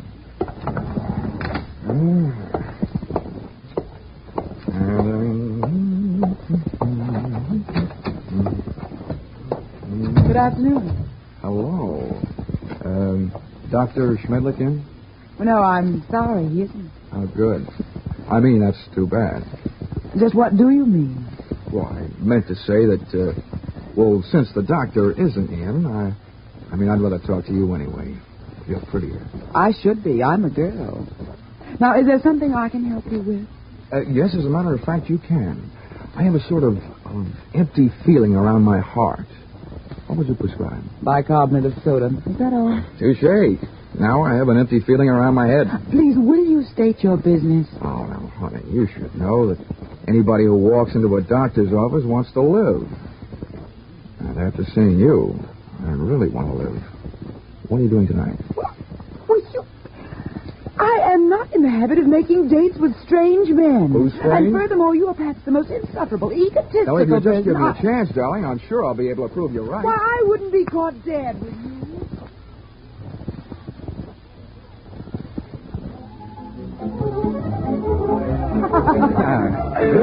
Oh, Johnny, you ain't. You like that, huh? This is the first time I've ever tasted champagne. Good old champagne. The rich people's 7-Up. Well, here's to us. To us. Doreen, I feel like talking. Well, thanks for putting me on guard. Listening to you can do strange things to a girl. I want you to know more about me. I'm an insurance man. I didn't go up to your office hoping to see the doctor. I wanted to see his nurse. You. Why, Johnny Dollar, if you try to sell me... Oh, hey, now, wait a minute. Hear me out. You can probably guess it's getting pretty tough trying to sell insurance these days. More than anything else, the guy needs a new angle, and I've got one. People who go to doctors are worried about their health. Now, people who are worried about their health are worried about the security of their families. So, they become good prospects for insurance policies. No, but at the same time, aren't they also bad risks? A lot of them are, yeah. But they can't pass the insurance physical. But there are plenty of others. But you should know the figures prove that as many healthy people go to doctors as do unhealthy. Perhaps the most popular disease in America is hypochondria. And the national headquarters seems to be located right here in Los Angeles. I see. And from me, you want a list of Dr. Schmendlick's patients? Smart girl. Smart boy.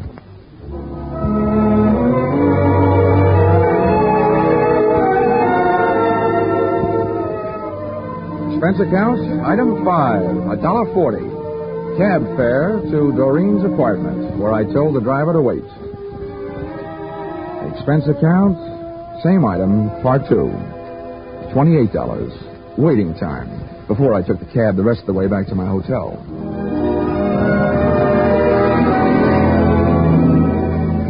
Expense account, item 6. Breakfast the next morning. 2 hard-earned dollars for 2 soft-boiled eggs. The hen that laid them must do barnyard bits in the movies. At least at those prices, she could have autographed them. At 9:30, I was right on time for my morning appointment with Doreen to pick up the list of Dr. Schmendlick's patients, a half hour before the doctor was due to arrive. Well, Johnny, for a man who stayed up so late, you're very punctual. Oh, that's me. The early worm who so often gets the bird. You got a copy of the list? Yeah, got here at 8 to type it for you. Oh, fine. Here it is. So this is wonderful. You're a doll. Yeah. A. Aarons. You'd make the top of any alphabetical list. Look, this is a selfish way of saying thanks because I'll enjoy it more than you will, but dinner at Romanoff's tonight? I'd love it. Good. Good morning, Miss Smith. Oh, good morning, Dr. Schmendlick. Oh, his patients already? Oh, yes, Doctor. This is Mr. Dollar. He's from out of town. Good morning. Well, all right. What's the matter with you? Oh, it's really nothing. Well, let me be the judge of that. I will make the diagnosis. I'll see you in a moment. Johnny, I don't know what happened. He's never come in this early before. I don't mind that, but I wish you hadn't met a patient out. Well, I just had to say something. He wants to know about everybody who comes in here. Johnny, you'll just have to go through with it. We can't let him know about the list. Okay. But what's this going to cost me? What does the old squarehead get for a checkup? $50 consultation. Oh. Honey, instead of Romanovs for dinner tonight, we better make it a drive-in. Sorry, Johnny, I am. You can come in now, Mr. Lawler. With a D, Doctor. The name is Dollar. Oh, yes, I forget. I have so many cases on my mind. Now, if you will be so good to slip off your jacket and your shirt while I talk. All right. And what is the nature of your complaint? Well, my back. See, I was in a small automobile crank-up driving out here. No, that's a dangerous, complicated area, the back. Now, if you'd be so good to get up on the table and lie down. Oh, all right. No, on your stomach. The feet down here, please. That's good. Now, I tap your back. When I reach the painful area, please tell me. Yes, Doctor. Mm-hmm. Oh, very well muscled, Mr. Dollar. No bruising, strange. There it is. Aha. Well, not dangerously near the spine, but very interesting. Here, I think this will help. Oh! At first, it felt like a big bee sting about a quarter of the way up my back. Then came the buzzing inside my head. Whatever kind of liquid lullaby the good doctor sunk into my spine, it really rocked me to sleep. I had time to move my head and watch Schmendlick put down the hypodermic, walk across the room to my coat, and take from it the list of his patients, plus my wallet containing my identification. But I didn't give it a second thought. I didn't have time to. For me, the lights went out.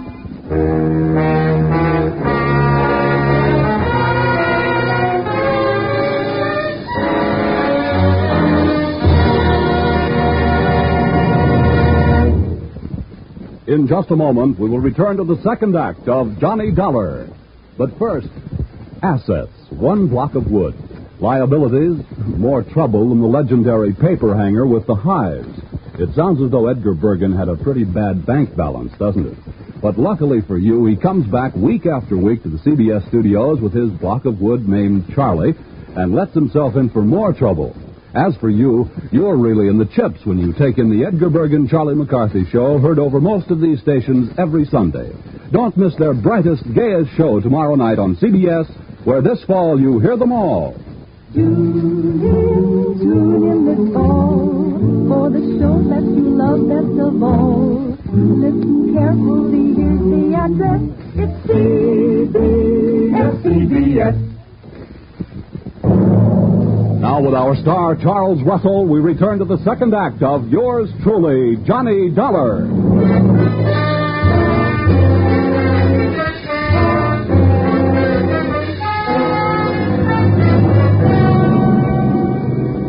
In my racket, sleeping on the job isn't always fun, and this was one of those times.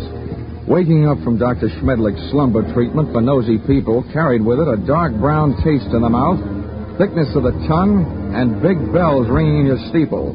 I was scoring on all those counts when I rolled open my eyelids, which fought me all the way. I sat up and found myself on a hard canvas cot in a bare room with soft walls. They were padded. The window wasn't much. What there was of it was barred. So was a tiny opening in the upholstered door. At first, I thought I was going crazy. Then I realized I was in the kind of place where they put people they think have already joined the ranks of the enchanted. It took me only 10 years to make it over to the door where I looked out through the small slit. Hey! Hey, come here, someone. Hey, room service. All right, wait a minute. I'm coming. Hold up your horses. Now listen, mister. The first thing you run in here is we don't like noise. Makes the other patients nervous. Okay. Where am I? Who are you? I'm your nurse. Oh, sorry I didn't recognize you. I thought nurses were supposed to wear little caps. I got a little cap, but I don't wear it indoors. Listen, you. Don't go making fun of me or you'll be sorry, see? I'm sorry now. How'd I get in here anyway? All I know is this place is for your own good. They say outside you're dangerous. You can depend on it. If I ever get out, I will be. What'd you say? Nothing. You're one of them, all right, talking to yourself. What's your name? Well, it's none of your business, but I'll tell you. I don't like people calling me hey you, so I'll tell you. My name is Foggy. Okay, Forgy. Listen, all I want is a chance to talk to somebody who's in charge. How about it? That's easy. When your time comes, the boss will be here without no asking. You get one visit from the boss every day, just like all the others. When'll that be? Just before supper. So why don't you go back to sleep? That won't be for 4 more hours. Oh, dandy. Who is this boss? What's his name? The boss is not a he. It is a she. And her name is Dr. Doreen Smith. I had 4 hours to think up different ways of calling myself a sucker. At the end of hour number 1, I ran out of fingernails. At the end of hour number 2, I ran out of patience. And the other 2, I spent devising torturous new ways of getting even with a combination that shanghaied me into that fancy 4-walled straitjacket. They had left me only one move to make. That was out. I figured that if the winsome Dr. Doreen Smith paid me a visit, she'd come with her body well guarded, probably by the charming, bemuscled behemoth, Nurse Forgy, who, from what I saw of him through that slit in the door, was no Florence Nightingale, believe me. For him, I needed a club. I didn't have much to work with. The iron and canvas cot was heavily bolted to the floor, as was the only other piece of furniture in the room, a small but sturdy table. Took off one of my shoes, ripped the heel off in an angle of the cot, and looked lovingly at the shiny little nail points gleaming back at me from the solid piece of leather in the palm of my hand. I put it to work, ripping a 4-foot square of canvas out of the cot. Then I put both of my shoes into the center of the square, picked up the corners, tied them together close to the weight, gave it a heft, feeling that I now had at least the start of a weapon. Hey, you! Here we are. Oh, I suppose you think that's good news. He's safe, Dr. Smith. He's still groggy from that smoke. Don't trust him. Grab his arms when you go in and hold on. Now go ahead. I'll follow.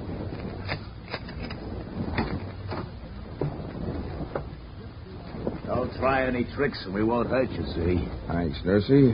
I wouldn't think of it. Come here, you. Back in here, sweetheart.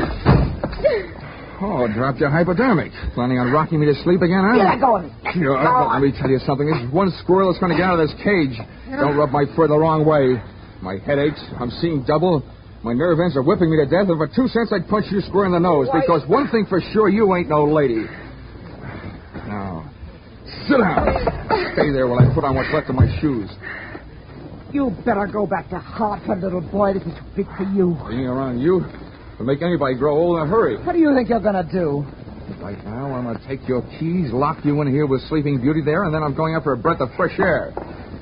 Have fun, the two of you. You make a peach of a pair.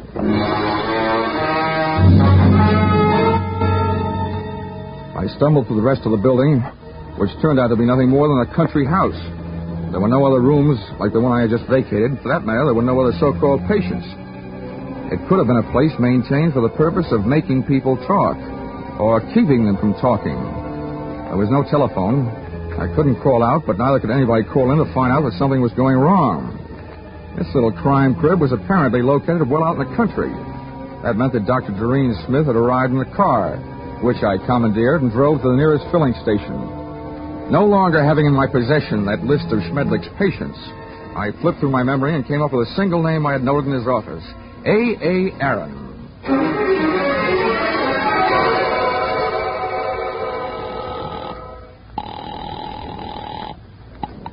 Hello? Hello, is Mr. A. Aaron in, please? It is Aaron speaking. Oh, good.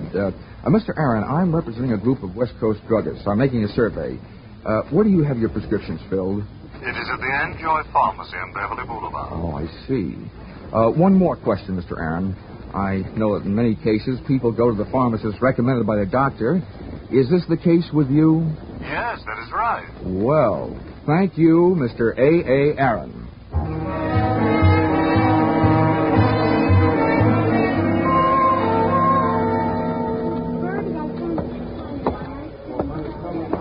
pardon me, Mr. Anjoy. The clerk up front told me where I could find you.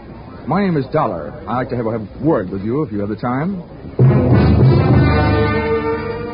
On the basis of ethics, the state of California should have picked up a gentleman's pharmaceutical license and issued him a barber's permit. Mr. Anjoy loved to talk. From the few thousand words he threw at me during the ensuing half hour, I managed to sift the following information. Dr. Schmendlick's prescriptions were usually refillable, dangerous, and habit-forming. I also managed to memorize the names of a few of his patients from the narcotics book. With these tucked into a lonely corner of my cerebral cortex, I limped out into the newborn night.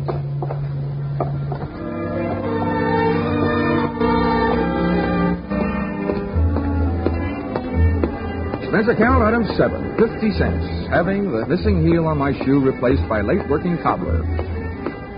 Checking the owners of the first 4 names drew me nothing but blanks. The 5th drew me closer. Come on in. Her name was Millicent Royal. She was the kind of girl whose family takes up a full page in the Blue Book, and whose personal habits take up full pages on police blotters. Well, don't just stand there. Come in. Thank you. Sit down. Miss Royal, I'm going to be honest with you. I'm an insurance investigator. I don't want any. You don't understand. I said investigator, not salesman. I want to get a line on a doctor. Otto Schmendlick. You recognize the name? I might, but I'm not sure it's any of your business. Look, little lady, let's quit sparring. I've tailed friend Schmendlick this far, and now I want some information. What have you got? Nothing. He's a fine doctor, a wonderful doctor. I don't think he's doing you any good at all. You don't know anything about me. I'm afraid I do, more than you think. I know enough about Dr. Schmendlick to know that he's doing a lot of people a lot of trouble. I want to put him out of business, and you can help me. Oh, look, honey, Schmendlick isn't the one that needs protection. You do. You and the other people on the same spot you're on. Why don't you do yourself some good? I think you better leave now. Okay. Perhaps I'd better drop around to the home of Quincy P. Royal, Bel Air. Good father? No, don't do that. And give me some answers. You can't make me. Nobody can. Anything that passes between a doctor and his patient is a secret. Nobody can make me say it, not even a judge. Whoa. Wait a minute. All right. If you change your mind, I'm staying at the Park Beverly Hotel. I'll trip them up sooner or later. If I have to, I'm turning it over to the federal men. Narcotics department. Why did I ever let you in here? Get out. Leave me alone. Go away. Please. You can't make me do anything. Well. Is my estranged wife having a lover's quarrel? No. Get this man out of here. Make him leave me alone. I don't see why I should rescue you from anybody's clutches. But you, I don't like your look, so get out before I bust you in half. You know, you look like just the guy who might be able to do it. Happy honeymoon.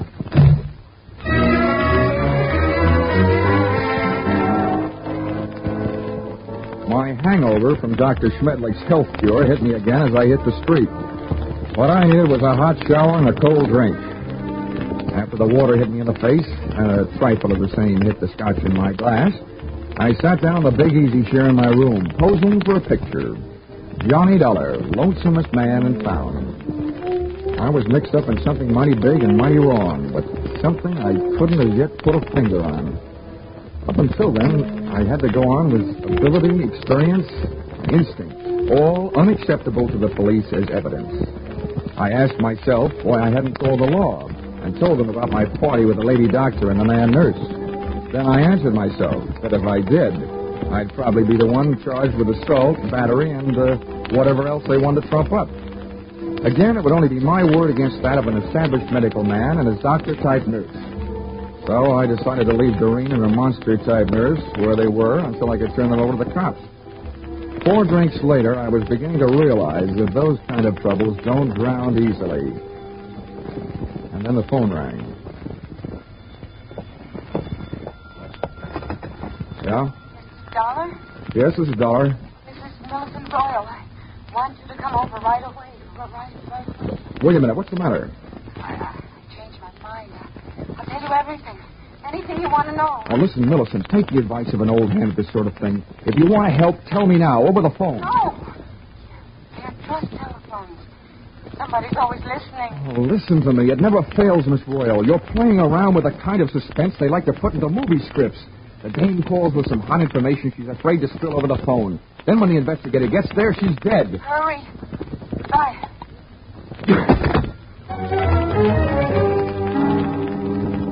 I went there. I was right. She was dead.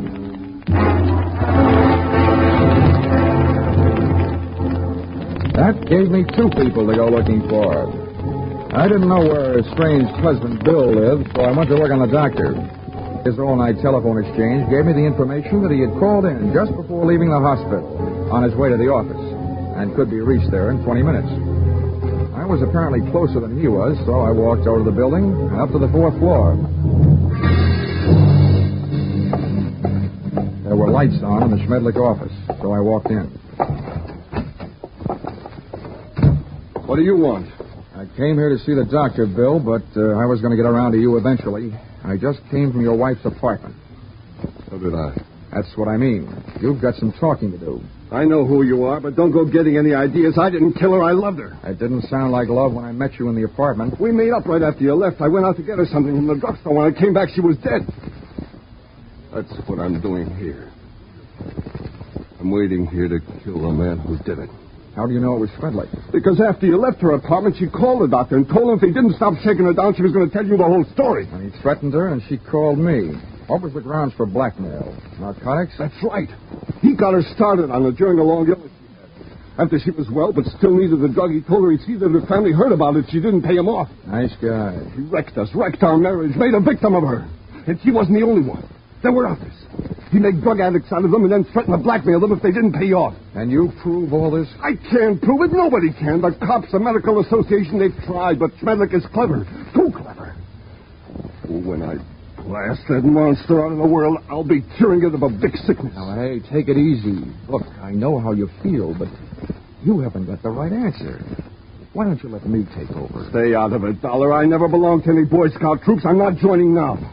You know what they say, an apple a day? Well, I've got one here for the doctor. You see this? It's left over from Guadalcanal. I sure do see it. A pineapple. Army type. Hand grenade. Well, I'm going to feed it to him. Oh, Bill, now look, I know you're upset, but don't forget, those things were designed to take care of more than one man.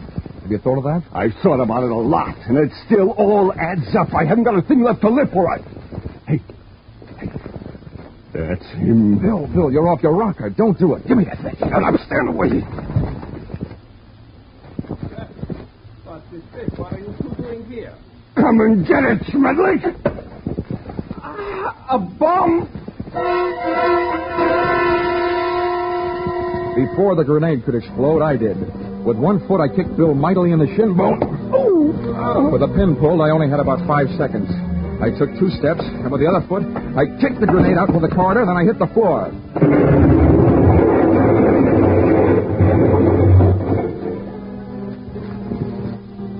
All right. I'll still take you to pieces, Schmendlick. I let Bill go to work on the doctor until he had socked him into a state of unconsciousness. And to save Bill from a murder rap, I did the same for him. With a loose, portable typewriter. Sorry, but it's time to typewrite the tagline, William. P.S. Then I called the police.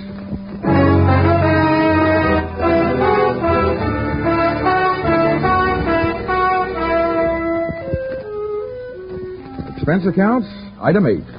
$50, airplane rental, Burnsley Charter Service for flight to Palm Springs. Item 9, $62. Dinner at the Dunes, party of 3. Included in said party, me and Haig and Haig. Expense account, item 9, airfare Palm Springs to Los Angeles to Hartford, $244.04. Expense account total, $1,211.69. All that for getting rid of a doctor. And if you react the same way you reacted to my last expense account, it'll probably mean that you will be needing a doctor. Signed, yours, Truly, Johnny Dollar.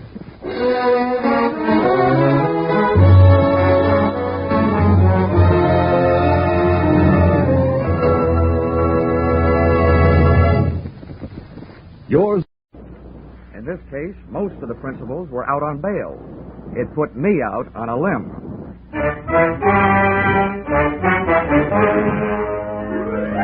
This is another in the adventures of America's fabulous freelance insurance investigator, Johnny Dollar, starring Charles Russell. At Insurance Investigation, Johnny Dollar is just an expert. At making out his expense account, he's an absolute genius.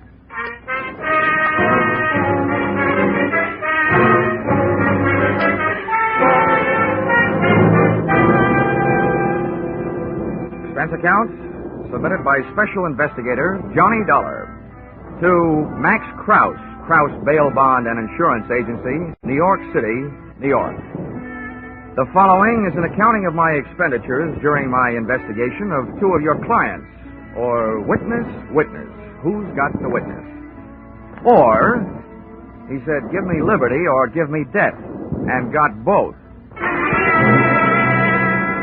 Expense account, item 1. $1, one cigar, to replace the asphyxiating stogie you were smoking when you arrived, unannounced, at my Hartford apartment door. My name is Max Krause. Here's my card. Krause Bail Bond Insurance Agency, State, Federal, and Immigration. All forms of surety bonds and insurance. Got it? Yeah, I got it. Well, I got a job for you to the tune of saving me $50,000. Okay, you can come in. But you'll have to tie up that cigar outside. What's that? Yeah, better yet, give it to me. Hey. Thanks. Come on in.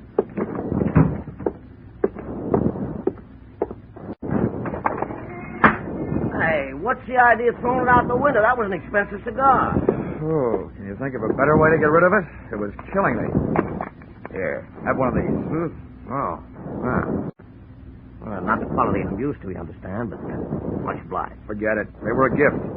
Maybe I won't even charge you for it, if I go to work for you. Well, shall we find out if I will or not? Sit down. What do you know about Leo Persino? Just what I read in the paper. Did you put up his bail? I wish I had.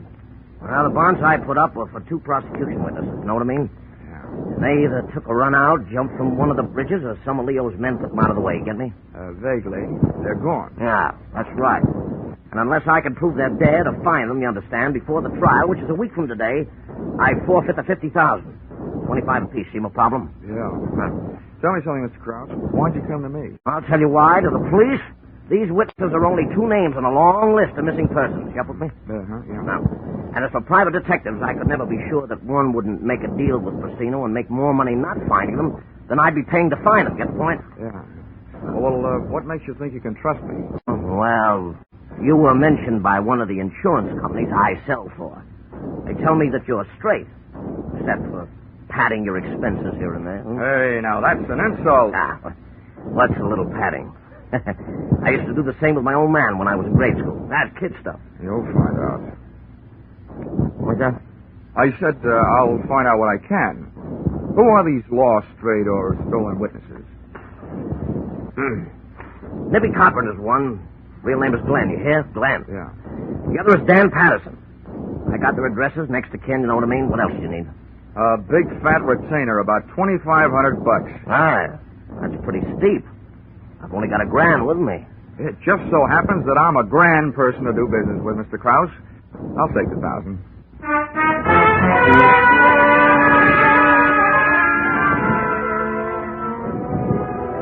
Expense account, item 2, $3.45, train fare, Hartford to New York. A high wind and I hit the big city at the same time, 4 p.m. to be exact. So I set storm canvas and tacked crosstown toward 81st, between Madison and 5th.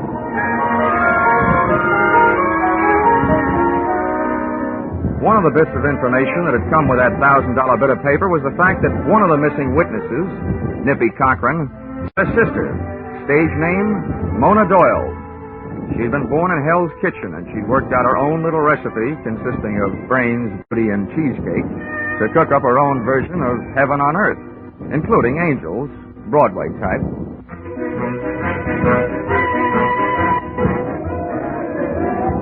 When I hove to in front of her 81st Street brownstone, a delivery boy was buzzing his way into the building.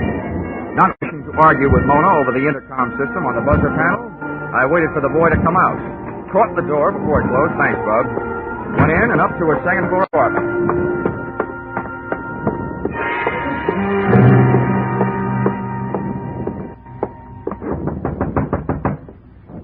Yes? Who is it? My name is Dollar. You don't know me, but I have some news about your brother. Oh? Just a second, I'll let you in. Come in. Thanks. What's this news you have about Nippy? Oh, well, the guy who put up bail for him, Max Krause, has hired an insurance investigator to look for him. Oh? Well, what am I supposed to do about that? Ask me to sit down. I'm the investigator. Well, you're awfully clever, aren't you? No, I hire a couple of radio writers to work these things out for me. Well, please do sit down. Thank you. Why did you do it this way? Didn't you think I'd let you in if I knew what you were? Well, lots of people are allergic to what I am. Well, I'm not. That helps. Do you know where your brother is, Miss Doyle? No. Now, could I fix you a drink? Does that mean that this is the end of our little discussion? Mr. Dollar, I don't know where Nippy is, believe that or not. I haven't seen much of him the last few years. He doesn't approve of me, and I don't approve of him. But that doesn't make any difference. What does is that if I did know where you could find him, I wouldn't tell you. I don't hate him enough to kill him that way. That way? Are you holding out for a choice? Hey. That was a nasty thing to say. Oh, that slap you handed me ought to make us even. Sorry. Don't you know what would happen if you found Nippy and brought him back? Well, I've heard that Leo Porcina has some quaint habits with people he doesn't want around. Something about wrapping their feet in a concrete block and lowering them into any handy river. But the law will give him protection until after the trial. What difference would that make? Even if Leo were convicted, don't you think he'd leave orders behind to take care of Nippy? Well, that could probably be worked out, too. Well, look, I wasn't hired to worry about that. I was hired to find your brother so my client won't lose his money. Well... Oh, this is a lousy way for two people to meet, isn't it? I wish it were different. What's that supposed to mean? I'd like to ask you again to have a drink with me. That wind has my nerves jumping. And you haven't helped. Be a good guy, won't you? With what she had to back up that invitation, I defy any guy, good or bad, to come up with anything but an acceptance. Unless he was crowded 70, and had a car double parked outside, and was married to a suspicious wife, who was waiting in the car. So, I stayed, and we learned to know one another. 20 minutes later, we're close friends. I knew it had to end, and it did. The door buzzer sounded, and Mona bounded over to the little button that controlled the lock on the downstairs entrance. Don't be shocked, Johnny. I brush off a lot of my admirers this way. The only thing I admire about you is the act you put on. It's a good one. I'm glad you enjoyed yourself. There was one thing I forgot to tell you about my brother. I can hardly wait. I'm all ears. He gave me everything I have. Without him, I'd have none of all this. Is it Nippy who's on his way up here? That isn't what I mean. All Nippy did was introduce me to Leo Porcina. That's who's on his way up. Oh, yeah. Well, blood may be thicker than water, but where you're concerned, it isn't thicker than champagne with ermine on the side. Hi, Leo. Come on in and see what's on you. Well, what do you know about this? Who's he? Johnny Dollar, an insurance investigator, hired by Krause to find Nippy. Well, it's interesting. Yes, it is. Oh, boy. What are you going to say for yourself? Matter Harry there said everything there is to say. Except that I'm also looking for the other missing witness, Dan Patterson. Yeah, I assume that. Very apt, Mr. Dollar, that we should meet this way. Two men interested in the same subject. The subject was more interesting before you came in. I'll ignore that. Natural. What I meant was that I, too, am quite anxious to find Nippy and Patty. Can I mix you a drink, Leo? No, leave us alone, Mona. Go in the bedroom. All right, Leo. And close the door, please. Now, man to man, Dollar, how do you propose to go about finding Nippy and Patterson? What would you suggest, Porcina? Dragging the rivers? Now, see here, Dollar, there's no need to take such a pessimistic view. I realize that an unfriendly press has endowed me with a reputation for violence, but I don't deserve it. I hope you aren't bucking to be canonized. That's a picture, isn't it? St. Leo Porcina. Quite a sense of humor, Dollar. But my motives are honorable. I'm not afraid of the testimony of those two men. I want them back because their disappearance makes it look bad for me. It's the kind of thing that sways public opinion. I got nothing against them. I'll believe that when I see the three of you enjoying a nice friendly game of billiards. Well, have it your own way. I thought we could form a combination, you and me, to find the boys, but a combination's no good if I trust you and you don't trust me. Go ahead, Dollar. Bullet through alone. And good luck to you. Thanks, Leo. I've enjoyed your pack of lies no end.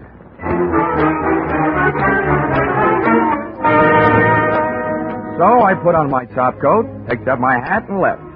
He didn't shoot me while I was on the stairs, so by the time I felt the sidewalk underfoot, I also felt fairly safe. But not for long.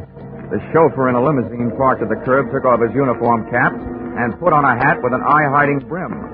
I looked up at the lighted window of Mona Doyle's apartment and saw Leo's figure just slipping out of sight.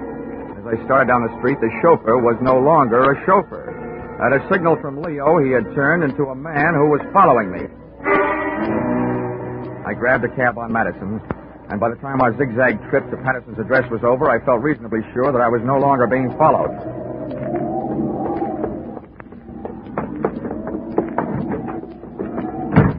The hall was like a mine shaft and smelled worse. 4 doors down on the right, I found the number of Patterson's apartment. Come on in. The man who bid me enter was still wearing the hat with the eye-hiding brim. But something new had been added to his right hand, .45 caliber. Leo Porcina's chauffeur hadn't followed me to Patterson's address. He beat me there. Close the door. I don't like to ask foolish questions, but what are you doing here? I live here. Or I did. Oh, Patterson.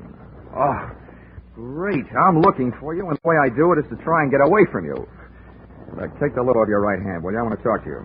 Sure, but not here. Let's go someplace. For me, that someplace was out. But before I got there, I had time to pass myself a question. What better place for a missing witness to hide than the employ of the guy he was supposed to testify against? Then I found a hiding place of my own. It was nice and dark, but the only person I was hiding from was me, Johnny Dollar, America's fabulous insurance investigator. Fabulous indeed.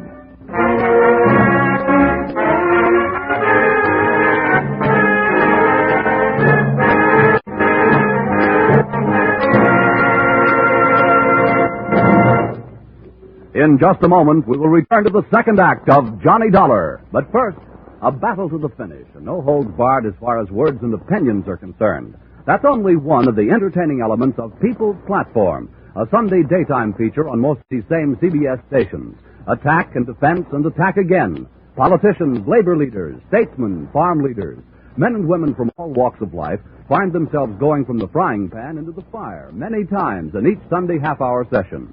You'll enjoy People's Platform every Sunday on CBS. Now, with our star, Charles Russell, we return to the second act of yours truly, Johnny Dollar.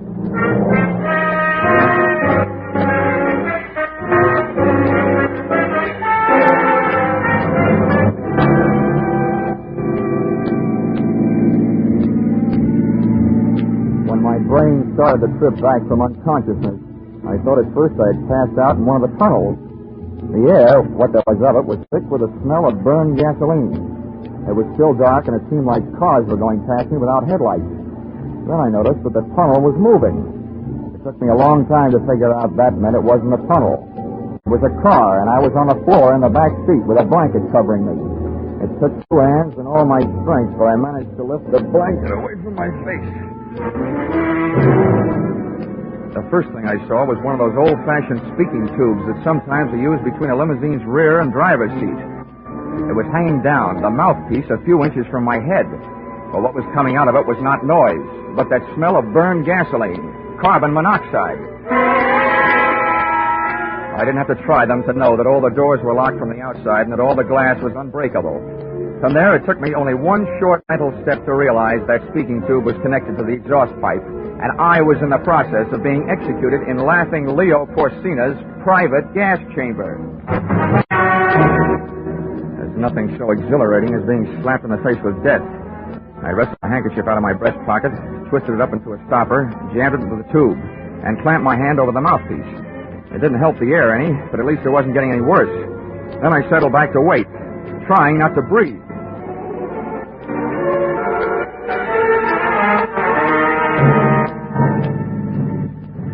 Chauffeur, leg man, executioner, Dan Patterson. Opened the rear door. When we came to a stop, waited a few seconds for the wind to clear out the fumes, then reached in, grabbed me under the shoulders, and dragged me out. I managed to stay limp until we got a few yards off the road and into the brush. Then I dug my heels in, and he... It was surprise more than strength that toppled him, but it was no time for niceties. I picked up a handy rock and bashed him one on the head.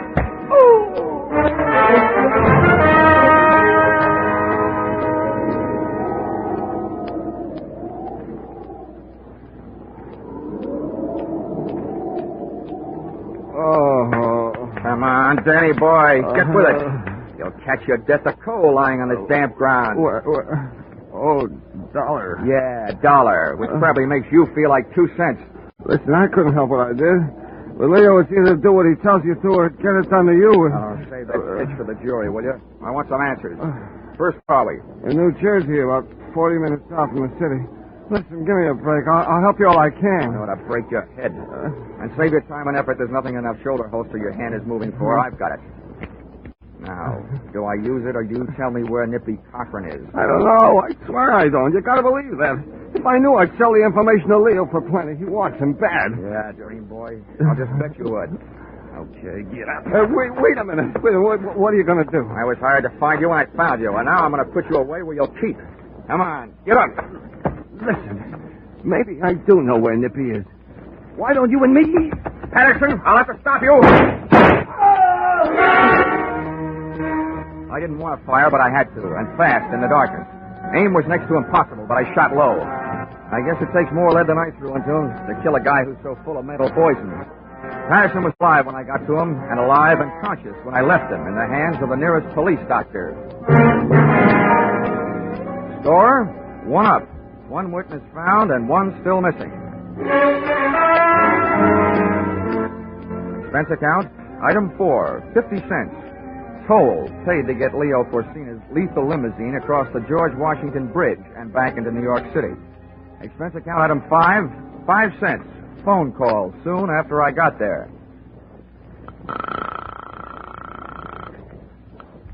Yes? This is Dollar. Let me speak to Leo. Johnny. Yeah, sorry to disappoint you, but I'm alive and almost well. Johnny, I don't know what you mean, and I don't care what you think of me. You gotta help me. With what? Nailing my casket together? Nippy's in town. He killed Leo. Oh? Well, if it's true, that's a switch. All over the country, defendants are knocking off witnesses, but when I show up, the witness knocks off the defendant. I repeat, if true. It is true. I was with Leo. We went from here to his apartment. Nippy came in with a knife, and you gotta help me. I don't know what to do. Well, it's generally a good idea to call the police. Did you? Are you crazy? Probably. Where's Leo's apartment? Do you have to go over there? Well, why not? All right. Pick me up here. I'll pick you over. Goodbye. Whether she was asking me or telling me, she was right. I must be crazy. I gave myself 10-to-1 odds that my journey would end in a trap. But I've been wrong before. Leo Porcina was in his apartment, all right, ungracefully spread out on the floor in front of a not quite clean white leather chair. There he is. What are you going to do? Knife wound, left side of chest. No signs of struggle. Where were you? I was in the other room. You didn't see it happen? No, I hardly heard anything. I didn't even hear Nippy come in. The radio was on. I heard a mumble of voices that didn't mean anything, and then Leo screamed, Nippy. I ran in there, and Leo was just falling, and Nippy was watching him go down. I wish I knew whether you were bawling because you're grief-stricken or because you're scared. I wish I knew a lot of things about you. Now, come on. Let's go back to your place. And maybe I can find out.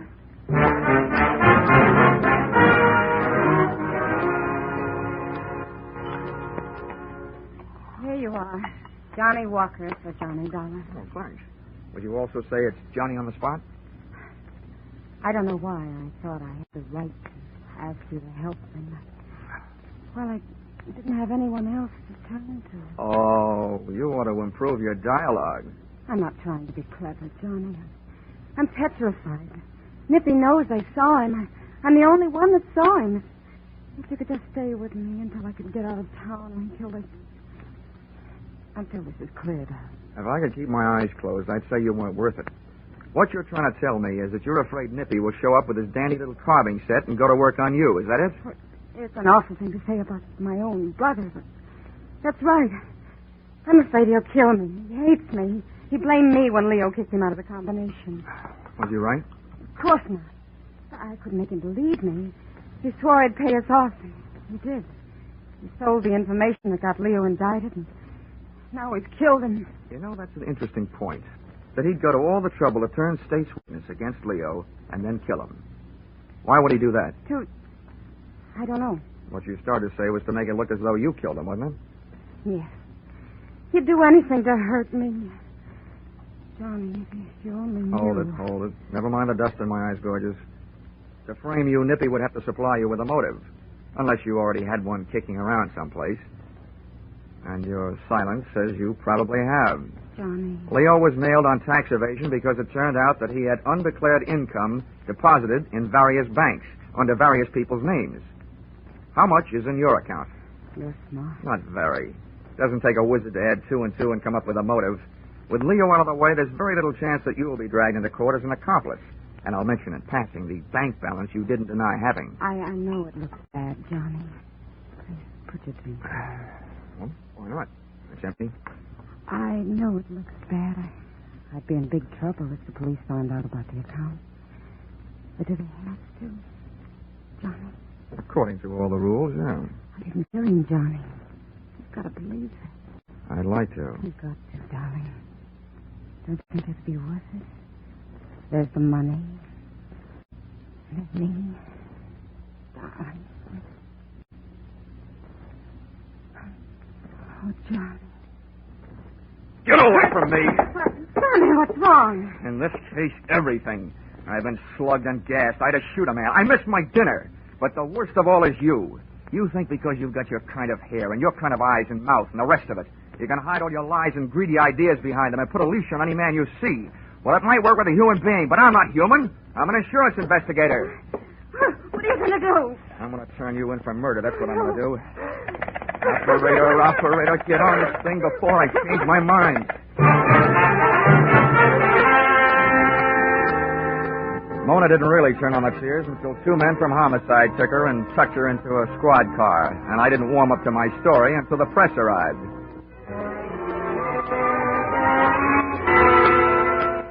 In print, in a very early morning edition that hit the stands at 12:01 a.m., it looked even better than it had sounded.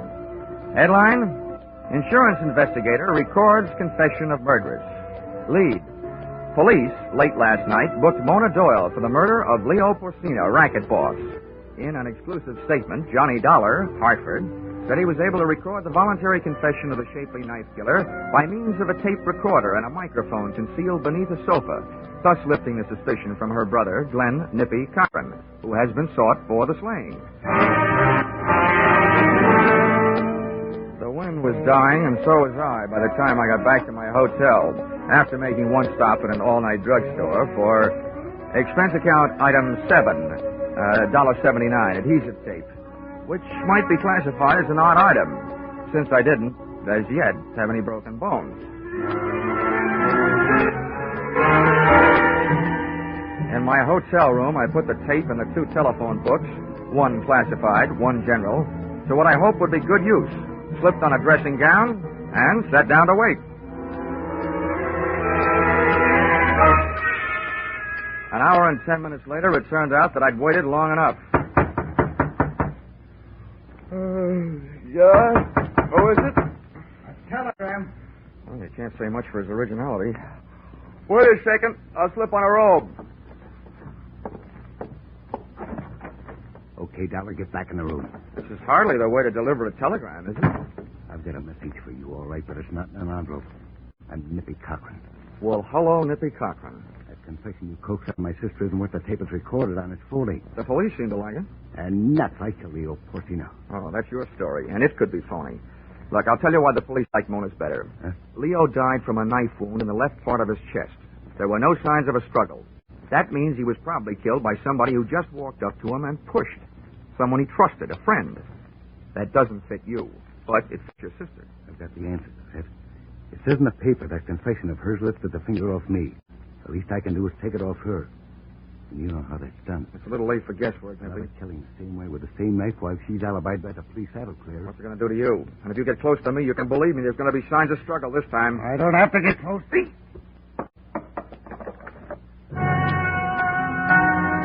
The knife came from the usual place in his collar behind his head. His aim was perfect. I felt the shock just over my heart. But the telephone books I taped to my chest called his number. The knife bounced off, and Nippy stood there with his mouth hanging open. Then I found something to throw. Something I could aim just generally. A chair. He stumbled back from the impact, and before he could collect his wits or his balance, I let him have a barrage.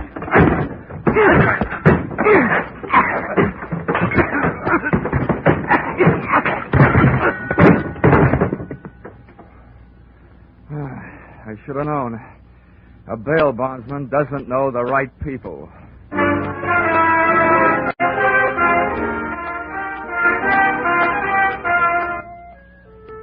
Expense account item 8. $15, doctor fee. If it wasn't worth it to you, it was worth it to me to get that adhesive tape off by using alcohol instead of violence.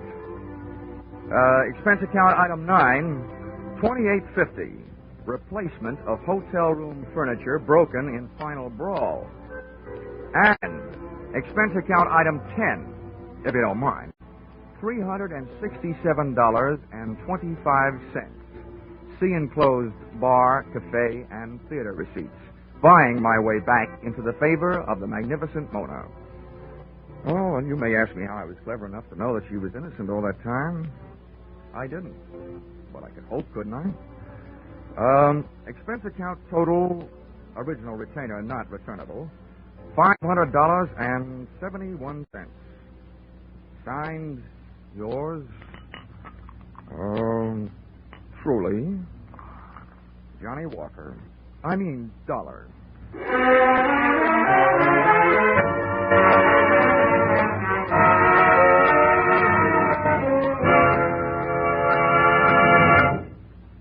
Yours truly, Johnny Dollar, is produced and directed by Gordon T. Hughes and stars Charles Russell.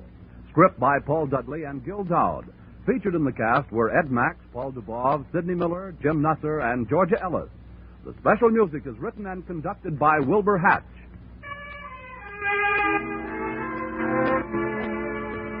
Be sure to be with us at this same time next week when another unusual expense account is handed in by yours truly, Johnny Dollar.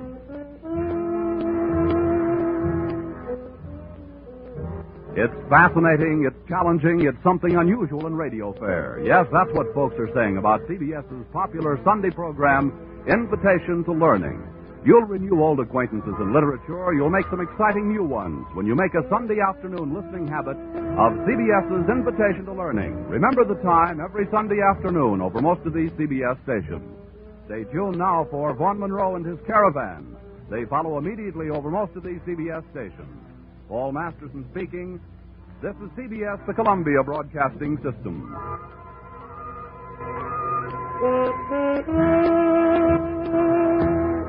Thank you.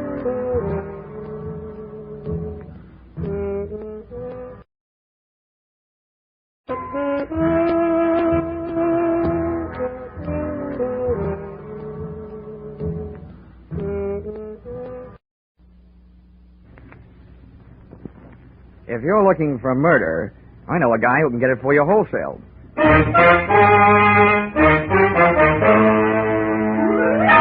This is another in the adventures of America's fabulous freelance insurance investigator, Johnny Dollar, starring Charles Russell. At insurance investigation, Johnny Dollar is only an expert. At making out his expense account, he's an absolute genius.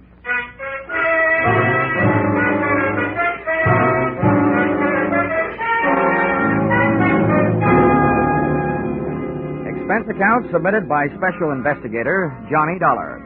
To West Coast Underwriters, San Francisco Branch. Attention, Bradford L. Coates, General Manager. The following is an accounting of my expenditures during my investigation of the little man who wasn't all there, or in most cases, there at all, or the unpaid premium payoff. Expense account, item 1. 3 cents postage due on your airmail special delivery letter containing said assignment. I can just hear you dictating it. Take a letter. To Johnny Dollar. You'll find his address in the files. Dear Sir, better make that Dear Dollar. Enclosed find copies of letters received by us from one Mr. James Yarbo, period. This man's wife was insured with our company until recently. One day before her death, her period of grace and an unpaid premium ran out. We canceled her policy in the amount of $20,000. Her husband, Yarbo, first made every effort to collect, then threatened us. Since then, we've received the enclosed series of letters intimating, without confessing, that he's had a hand in the accidental death of at least 12 of our policyholders to date. The police have been working on it, but are getting nowhere. If you are available, please come immediately. Yours very truly, Sophie.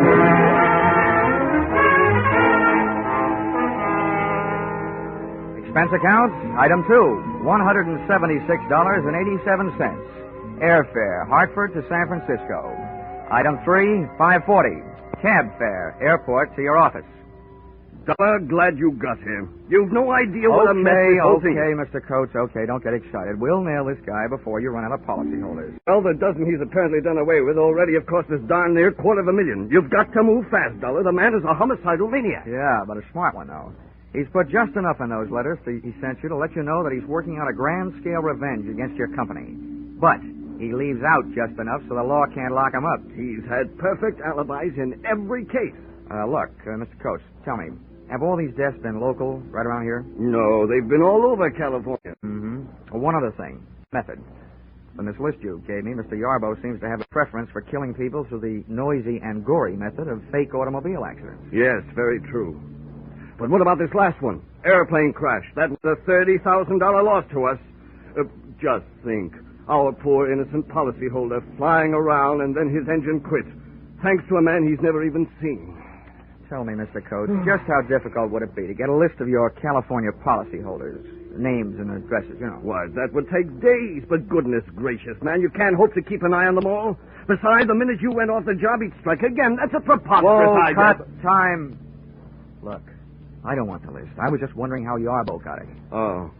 Now, so far you've given me nothing to go on. I'd like you to add 2 things to that. Yarbo's home address and a $50,000 life insurance policy made out to me. What on earth's that for? Well, look, in the first place, if we're going fishing for Mr. Yarbo, I might as well be the worm. In the second place, if I should get gobbled up in the line of duty, that $50,000 life insurance would make several attractive young ladies of my acquaintance very happy. Not, mind you, as happy as I can make them by remaining alive.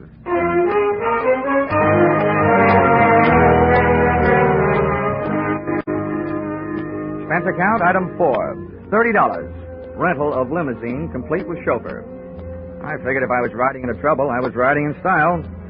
So I started on a house-to-house survey. You might say, knocking at death's door.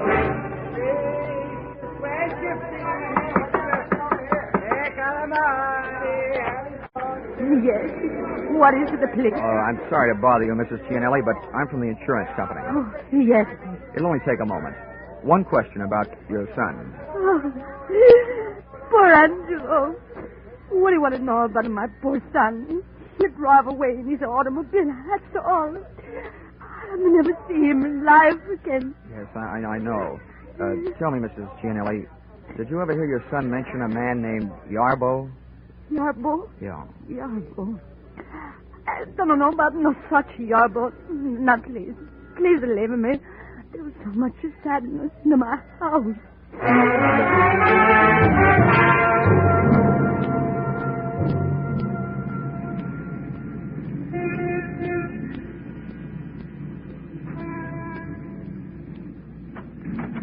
Yes? Mr. Dykes? Yes. I'm sorry to bother you, but I'm from the insurance company. About your son's plane crash. Oh. I thought all those details had been taken care of. But just one thing, Mr. Dykes. Did your son ever mention a man named Yarbo? Yarbo? Yeah. That's an unusual name. I'm sure if he had, I would have remembered. Okay, sir. I'm sorry to have bothered you. And thanks.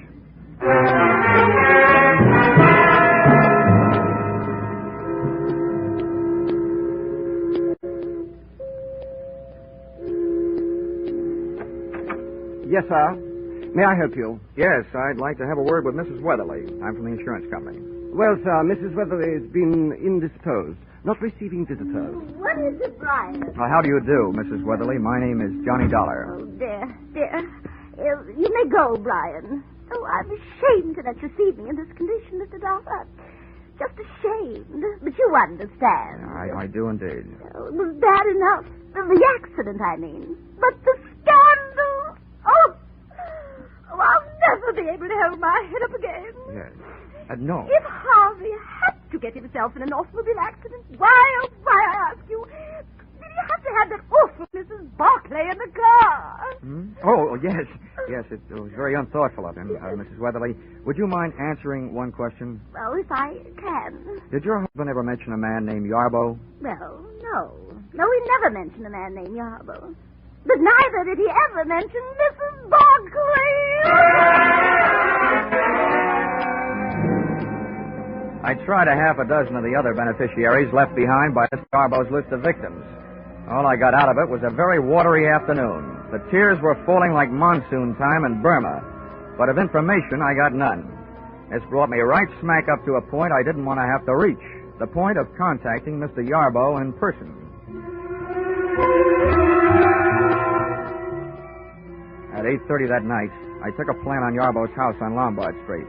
At 11:30, I saw the lights go out, as did Yarbo.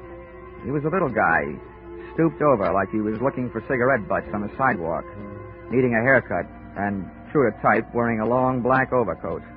But worst of all was the little satchel he was carrying. Items like this always set off a chain reaction in my imagination, and I could just see him on his way to atomizing the Oakland Bay Bridge, thus causing the biggest automobile accident in history. I very cleverly forced my way into the house by breaking a first-floor window, reaching in and opening same. The cyclops eye of my flashlight started picking up information on the subject of Mr. Yarbo immediately. The room I had entered looked like the Hobby Lobby of an English bobby, a crime museum if I ever saw one. On one wall, a gun case. On another, a crime library. And scattered around the room, a grisly collection, ranging from blood-stained hatchets to shrunken heads. But the most surprising criminal curio of all stood right behind me. Mr. Yarbo, complete with little black bags. Well, I must say the current second-story man dresses well, but I must also say you, my man, must have the old masters of the art turning in their graves. For you, young man, are a heavy-fingered bungler. There, let's have a better look at you. Now that flashlight, I'll feel better after you've dropped it. Hey, what am I doing? You're not even pointing a gun at me. Don't feel too comfortable. You are well covered from many points. A step from you in any direction may detonate any number of explosive devices. Why'd I pick this joint to burgle? I feel like a city councilman playing a call in the White House. You seem more the kind of a guy I should be working for instead of on. What's your racket? Racket? Yeah. You were in a racket, my little friend. My pastime is a science. Yes, I take it you are impressed with my collection. Who wouldn't be? Well, if you're interested, come here. About those booby traps. Oh, yes. Note well the design in the rug. The large roses. Avoid stepping on them for the time being. Oh, great. And I was in here stumbling around in the dark. May your good luck continue. But look here in this case, the small vial on the right. That was purloined for me to order from the famous Black Museum in Scotland Yard. That little wire once rested in the case of the fabulous murderer, Dr. Crippen. And there, beside it, that lock of hair, that is from the head of the second victim of the noted mass murderer, Neil Creed. And up there, look up there, the hangman's noose over the mantel. From that once swung the body of the notorious Western bad woman, Fanny Turner. How's chances for running this place for Halloween? Well, all right then, since you no longer seem interested in playing the part of a bungling burglar, then I assume that I am also free to discontinue my pose as a victim of your disguise, Mr. Johnny Dollar. Oh. Looks like the chips are down and I'm the fish. Yes, and there are a lot of other fish in your sea, Mr. Dollar. Poison eels, that's what you are, the lot of you. Parasites, gambling on death, and then not paying when you lose. Listen, Mr. Yarbo, you're placing a big hunk of blame where it doesn't belong. You're confused about this. Confused? Yes. When your wife's insurance premium was overdue, you were allowed a 30-day period of grace. And when that went by, the policy was canceled. Now, that's not the insurance company's fault. It was your fault. But it wasn't. I gave her the money. She spent it on herself. I didn't make it up. I told them so after she died. I told them, but they wouldn't listen. I'll show you.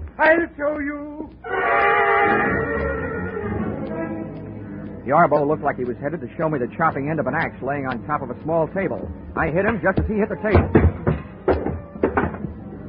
As he hit the floor, I noticed what I was standing on. One of those big red roses in the carpet. It hadn't exploded yet, but that was one flower I wasn't standing around waiting to see bloom.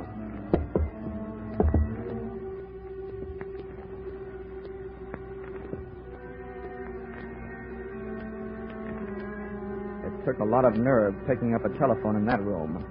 But I finally got a good hold on my nerves and a fair hold on an imitation of Yarbo's voice.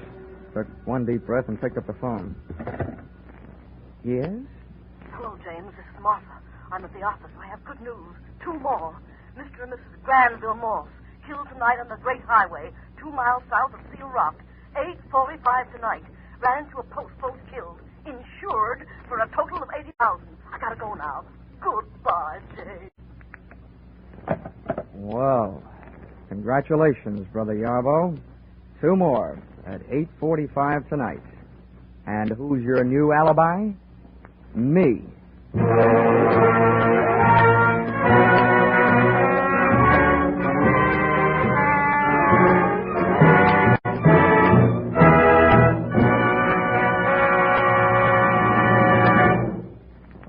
In just a moment, we'll return to the second act of Johnny Dollar. But first, did you ever think of "and" as a comedy word? Maybe not, but you'll get a full demonstration on CBS this Wednesday night. There'll be Groucho Marx and his guest on that hilarious quiz, You Bet Your Life. For it's the guests who sometimes floor Groucho with their wisecracks. There'll be Bing Crosby in his regular Wednesday night CBS show and his special guest, Bob Hope. There'll be George Burns and Gracie Allen and Bill Goodwin. And becomes more filled with comedy when you learn that Lum and Abner will have their premiere as Wednesday night regulars on most of these same CBS stations. Yes, this fall you hear them all on C and B and S. Now, with our star, Charles Russell, we return to the second act of Yours Truly, Johnny Dollar.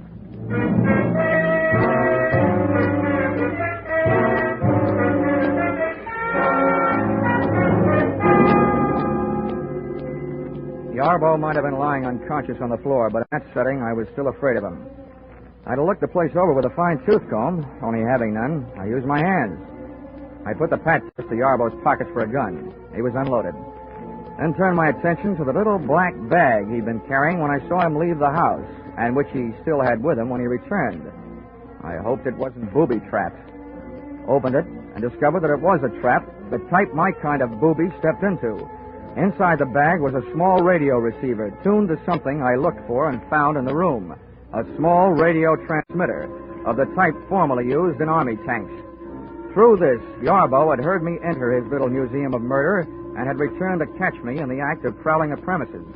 About then, I caught him in the act of coming to. Well, welcome home, Yarbo. Time to get up.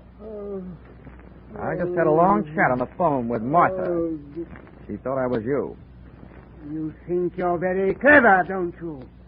Martha knows my voice. If she talked to you at all, she didn't tell you anything. Of that I am sure, so save your breath. There is no use your telling me she gave you any information. Oh, no, you got me wrong, pal. I only told you Martha called to let you know I know there is a Martha. I figured it might make you nervous, and nervous men are easy to beat. Other nervous men may be easy to beat, Dollar, but not James Yarbo. The police have tried, and they couldn't prove a thing against me. Now, may I have your permission to get up? Yeah. Maybe the police haven't been able to get anything on you, but I have something. Attempted murder. The hatchet you went for. The pitiful mistake of a pitifully suspicious mind, Dollar. I wasn't reaching for that hatchet on the table. I was trying to show you something in the table drawer. There it is, spilled out on the floor. My wife's insurance policy. The one your unscrupulous thieving superiors refused to pay. The vampires? Here, look at it. All in order. Much of it in fine print. Fine. Just fine. Okay, Yarbo, that's it. Come on, help me. Where are we going? Find some place to lock you up. I was hired to stop you, and until I do, I'm at least going to try and slow you down. Now move.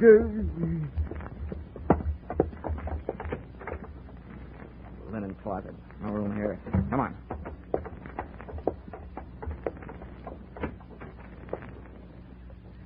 Bathroom. No window. Yeah, this'll do. Go on, get in there. No, not in here. Anywhere but in here. It's a good place. You make it thirsty. No. This is where my wife died. Not in here. No.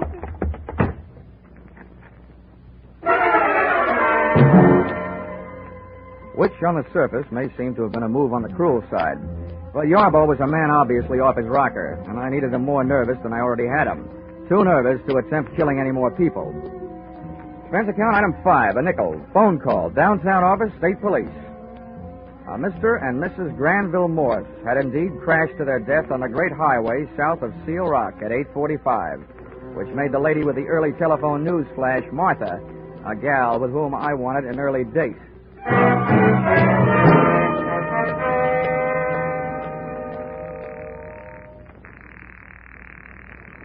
Come on, answer the phone. Hello? What is this? Hello, Mr. Coates. This is Dollar. Yes, Dollar. What do you want? Well, first I want to tell you that you just lost 2 more policy holders. List price, $80,000. Oh, good Lord. This is terrible. Who? How? What? Never mind that. I've also got something else. On the good side. I need your help tonight. Of course. Anything. What can I do? Meet me at your office. You and I are going to go looking for a dame named Martha. Martha? Martha who? I don't know, but I hope she works for you. I'll be there in a half hour. Make that 20 minutes, and you'll be 10 minutes closer to happy days. The office personnel records of the West Coast underwriters turned up not 1, but 3 employees named Martha, which gave me 3 choices as to who had been supplying Yarbo with a list of West Coast insurance policy holders. Finding the exact Martha was even easier. On the phone, she had told me that she was calling from the office, and the night elevator operator's in and out book showed the signature of one Martha Kinsey, and I just couldn't wait to hear her report.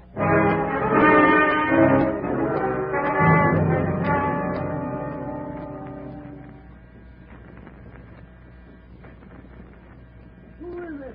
I've got a message from Mr. Yarbo. Just a minute. Message from James. Oh, what does he want? Well, what he really wants is to get out of the bathroom. That's where I've got him locked up. Who are you? You ought to know who I am. I assume you're the one that told Yarbo he could be expecting a call from an insurance investigator named Dollar? Well, that's me. Well, I don't care. James told me girls give out lists of names all the time. Sell them for mailing lists. 10 cents apiece. May not be ethical, but it's not against the law. James told me, and I believe James.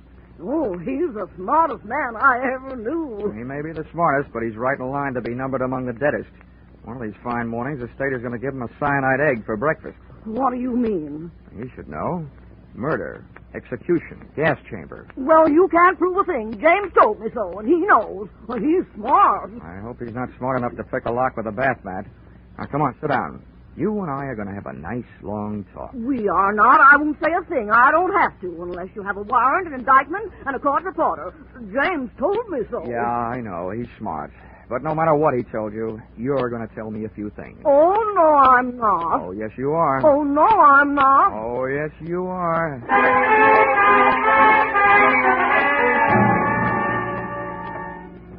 So, I was wrong. Martha didn't tell me anything. But her stubborn attitude did. She was in love with Mr. Yarbo, a stupid, middle-aged woman having her last fling at romance, doing her best to keep her last chance alive in the person of the man that made her his partner in crime. As crazy as it was, this grotesque pair of lovebirds created the only real emotion in the case to date, and switched my thoughts from the widely scattered deaths which had brought me into the case, and over to the single death of Yarbo's wife. Enclosed, find a transcript of statement made to me at 2 o'clock in the morning by the doctor who signed Mrs. Yarbo's death certificate. Cause of death, cerebral hemorrhage. Result of severe fracture of skull. Region, medulla oblongata. Contributing factors, woman bathing in bathtub at home. Slipped and fell, striking head on shower spigot. Coroner's finding death due to misadventure. Accidental. It took the doctor 2 minutes to get around to making that statement. I figured it would take Martha at least 30 minutes to get her hair out of her curlers and make herself presentable enough to risk being seen on the street. That left me 28 minutes to get back to Yarbo's house before she did, and I didn't need half that long. In a cab on my way over, I took inventory. 1, to date, Yarbo's alibis covering him on all the so-called revenge murders had been perfect. Too perfect. 2nd, when I first faced Yarbo, he screamed about his wife's death, not in the light of having lost his lady love, but in the light of having lost her insurance money. Just as my 3rd and most important conclusion came upon me, the taxi came upon our destination, and I had to go to work.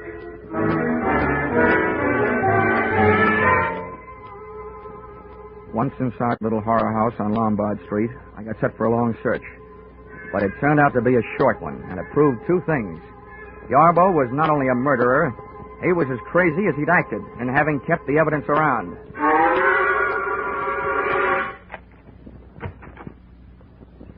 Okay, Yarbo, come on out. Well, I hope you have enjoyed your waste of time, Mr. Dollar, as I enjoyed my chance for meditation. You saw Martha, I suppose? Yes, I saw Martha. Bless her silent little soul. Yes, I was sure of Martha.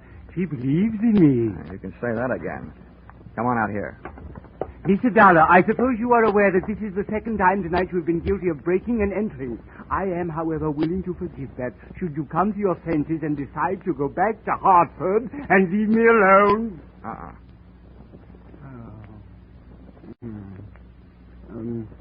Mind treading on the roses in the rug, Mr. Dollar? Sorry, Yarbo. I fell for that gag earlier tonight. People who smile at that joke give me the last laugh. Now, look, Yarbo, I know exactly what you've been up to, and I know why you've done it. But your little war of nerves has got to stop. It will never stop. No one can prove anything against me. I can. I can prove that you haven't done a thing to bring about those accidental deaths you've been taking credit for. Martha has sat down at insurance office and notified you every time there's been an accidental death of a policyholder in this part of the country. Then you've written the company your little letters and gotten your little kicks out of it, right? That's a lie, lie. This is a switch, a guy yelling that loud that he's guilty. You will have to prove it. You will have to prove it. Don't worry, chum. I'm not going to waste a breath proving murders that you didn't commit. But, brother, I'm really going to go to town on the one that you did. Your wife, Mr. Yarbo. That is the most ridiculous statement you have yet made, young man. Look around you. Take note. I have profited by all the mistakes made by the original owners of these bloody souvenirs, from Dr. Trippin on down. You see in me the living composite of them all, and I intend to stay that way, alive. I'm afraid you will, but it's going to be inside an upholstered room. And this is what will put you there. Yeah, Mr. Yarbo, you've carried your little hobby of crime souvenirs too far when you saved this hunk of pipe and the faucet with which you clubbed your wife to death. She slipped and fell. She was in the tub. I'm sure the police microscopes can give you a strong argument on that one. Now, come on. Now, let's make it easy on each other, shall we? No, I didn't do it. I didn't do it. Let go. Whoa. Let go of me. You have to prove it. What's he doing? Help me, Martha. Help me. Hit him with something. I'd have bet on myself against the two of them if I didn't have to fight while playing hopscotch over those roses in the carpet, about which I still wasn't quite sure. It was touch and go. Martha would try to touch the back of my head with something, and I'd go. Do something, Martha! Do something! I'll fix him. Something Martha tried to do was pick up a heavy-based urn and aim it at me. She missed.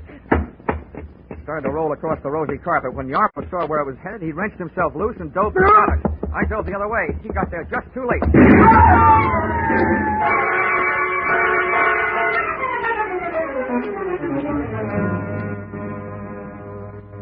I didn't have to look twice to know he was dead. Fate had called James Yarbo up on his own carpet. When Martha threw that urn at me, it had rolled straight for the only rose in the rug that had been booby trapped. Which only goes to prove that sometimes a rose by any other name can be anything but sweet.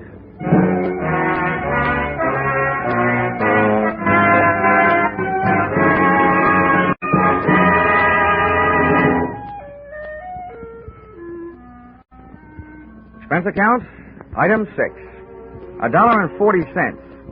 3-month subscription, Love Life magazine.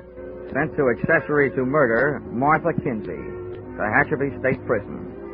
I figured 3 months was about all she had. The judges and juries in California being rather efficient that way. Expense account, item 7. $6. Dinner and diving for pearls in a barrel of Blue Points at Fisherman's Wharf. Diving for Pearl's earring, which she lost while bending over the barrel trying to see what oysters look like. Item 8, $176.87. Airfare, San Francisco to Hartford. Expense account total, $942.08. Not including defense lawyer fees if you decide to sue me for not being able to add correctly. Signed, yours, truly, Johnny Dollar.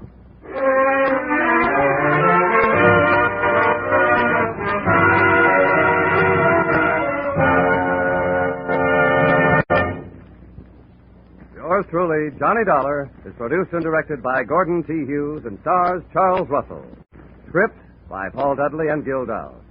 Featured in the cast were Jay Novello, Martha Wentworth, Paul DeBove, G.G. Pearson, and Larry Dodkin. The special music is written and conducted by Wilbur Hatch.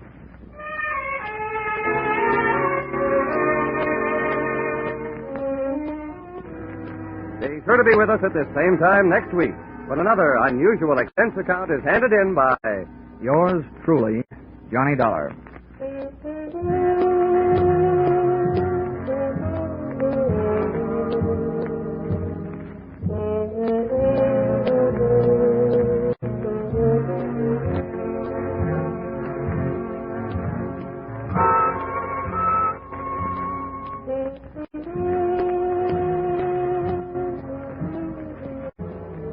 Everyone is concerned about world affairs these days.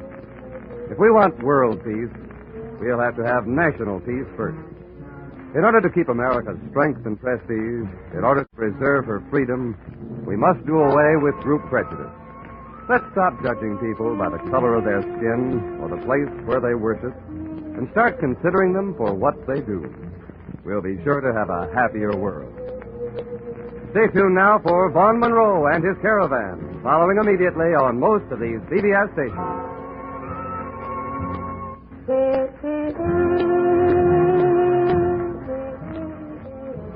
This is CBS, the Columbia Broadcasting System.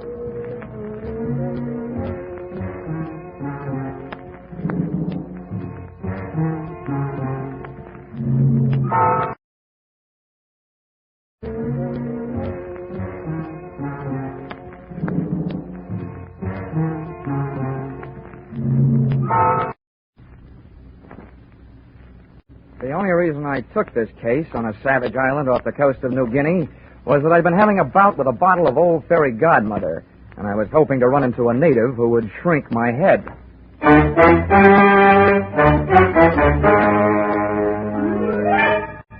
This is another in the adventures of America's fabulous freelance insurance investigator, Johnny Dollar.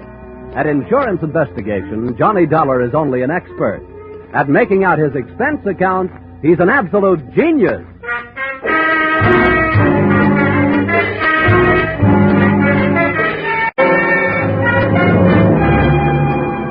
Expense account submitted by Special Investigator Johnny Dollar to Seven Seas Maritime Underwriters Association, Hartford, Connecticut. Attention, Enos McCardle, General Manager. The following is an accounting of my expenditures during my assignment on the Island of Tin Yutan. Or, south of the equator, things can get hot in more ways than one. Or, Mother, call my draft board. I'm leaving the country again. Expense account, item 1. $830.81, and 3.5 shillings. Airfare, Hartford, Connecticut, to Port Moresby, territory of Papua, Island of New Guinea. It's a long trip, brother. By the time I got there, I felt that my spine could use a new seating arrangement. Expense account, item 2. $36.80. New outfit, consisting of bush jacket, linen shorts, and a pith helmet. Item 3. 2 bits. To street beggar regarding location of building in which was situated the Port Moresby branch of the Seven Seas Maritime Underwriters Association. Oh, him long house, him blong white fella. Little way, big bed, money. You catch him sleep alongside, hurry. You hear Joyce, big fella buckets, you fight him cry. Him long house belong from there, no? No. Thanks a lot. I'll go look it up in a telephone book. Oh.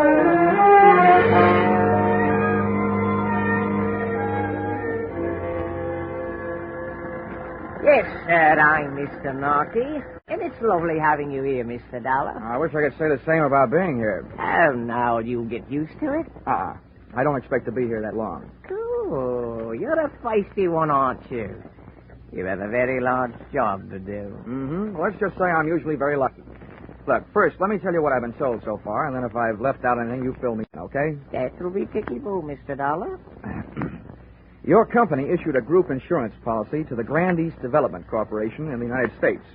Now, that company used $50,000 life insurance policies as part of the inducement to get executives and divers for their furling fleets. That's right. Well, about a month ago, they got word that the bodies of 2 of their 6-man crew on the island of Tin Yutan had been found hacked to pieces. The other 4 men were missing, which adds up to a possible insurance payoff of $350,000. That's what I'm doing here, and that's all I know. Well, that's all there is to know. Oh, dandy. Has anybody done anything? What about the police? Oh, they got their own troubles right here in the port. And as for the government officials, they'll look into it the next time around. Should be in about 90 days. Oh, fine. That leaves you. What have you been doing to earn your money? Waiting for me? Well, you could put it that way, Mr. Dollar. Why haven't you gone over to Tin Yutan? Well, now you might say that I'm just not a man of great courage, eh? Hey, but say, I can help you to get there. Oh, thanks. Heaps.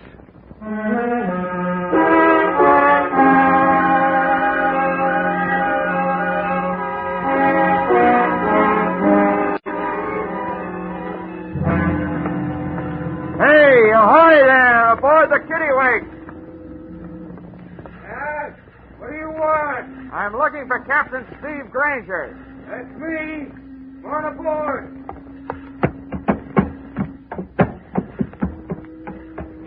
Captain Granger, I'm Johnny Dollar. Pleased to meet you. Mr. Narky of the Seven Seas Maritime Underwriters tells me you might be available for a charter job. Where to? Tin Yutan. Well, I guess so. Now, this is a big boat. It'll cost you big money. Narky says your prices are fair. When do we leave? Tide'll be ready by 5. I can't be 2. Good. I'll go get my toothbrush. Good. And since you're going to Tin Yutan, you might also bring one other thing. A .45. The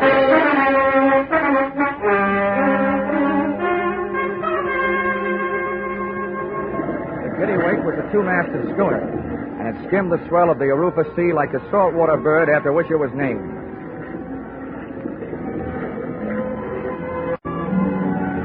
I guess I'm like most guys. When I'm standing on my sea legs, I suddenly feel like a giant, standing alone against the world. Romance is no longer a sleazy blonde in a tinny bar. All of a sudden, it's all stars and sky, horizon. And when the wind and the water start to sing their song to me, any bad in me decides to reform. I was standing on top of the deckhouse like Captain Horatio Hornblower, with my legs spread and my outstretched hands gripping a pair of backstays. Or at least that's what I think they were. And just about the time I'd reached the decision to trade my Hartford apartment for a berth on a Macassar pearling lugger, I heard a footstep from out of the night behind me. Fair passage, eh? Huh? Oh, yeah, Captain. Guess you caught me dreaming. A waste of time. This is the only place where dreaming can't possibly be as good as living. It's none of my business, but this sudden jump in Tin Yutan tourist trade, what's it all about? What do you mean, sudden? Well, it's the first time I've ever taken one passenger there, let alone two. Two? Yeah, another guy came to me after you did. He's below deck. Oh. Well, that ought to make you happy. It'll cut your fare in half. About that, I'll just let the guy who pays my expenses be happy. As for me, I like privacy. Who is this guy? Look, Dollar, I didn't ask you any questions, did I? Well, I didn't ask him any.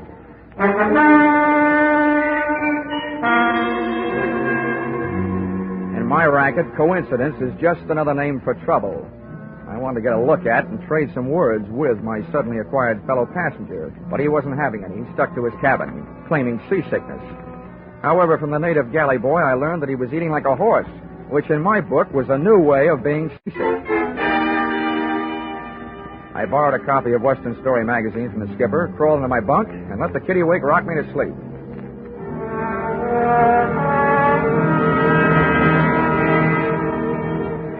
The next morning and afternoon were as uneventful as they were beautiful, and at sunset we raised the island of Tin Yutan. All right, boys. Here's where you go to work.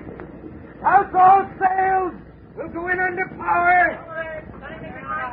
Hey, Beaky. You secure the ship. We got enough help back here. Beaky, don't move. Hey, flake that line. Don't leave it just lying in a big heap. All right, start the engine.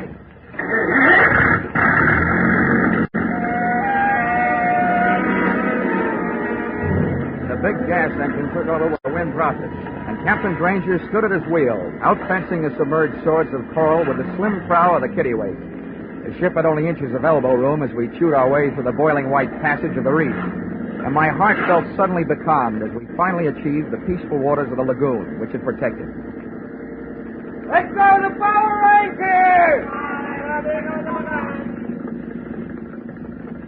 Hey, never mind that anchor. All bets are off. We're getting out of here.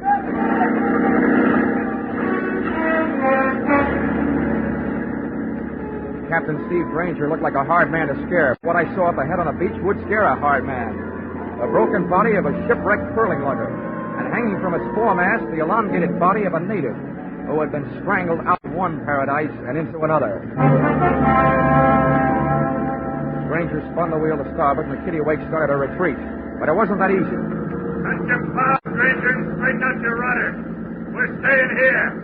Finally getting a chance to meet my fellow passengers. I couldn't very well shake hands with him, though, because he had a gun in each one of them. What the devil's your game, Keely? I said cut your power. Got it! Keep that crew of Kanakas forward. If you don't, we could use a few less natives around here. Hey, by the clock, it's time. Use English! I want to know what you're telling them. You, Dollar, get back there by the wheel. Keep your boys back there, Granger, I warned you. All right, you think I won't call your bluff? You got guts. No, I'm native, you ugly pig. You can't stop the other two, I can. Now, maybe you'll tell me what you were saying to them.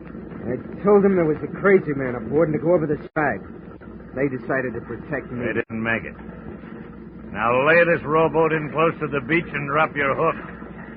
We're staying.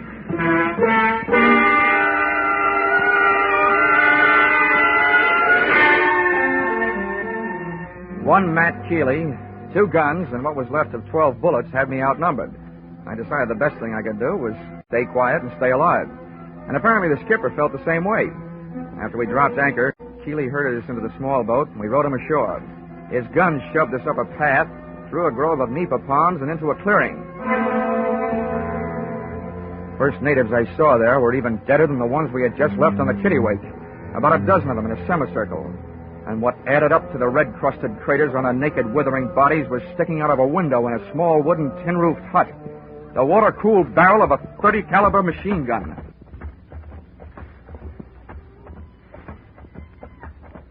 South Sea Island magic, huh? Oh, I heard you were a wise guy.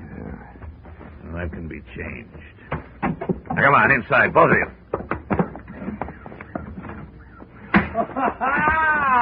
Keely, my friend. Why, you're shooting over the water. What's the matter? Big trouble you have getting here?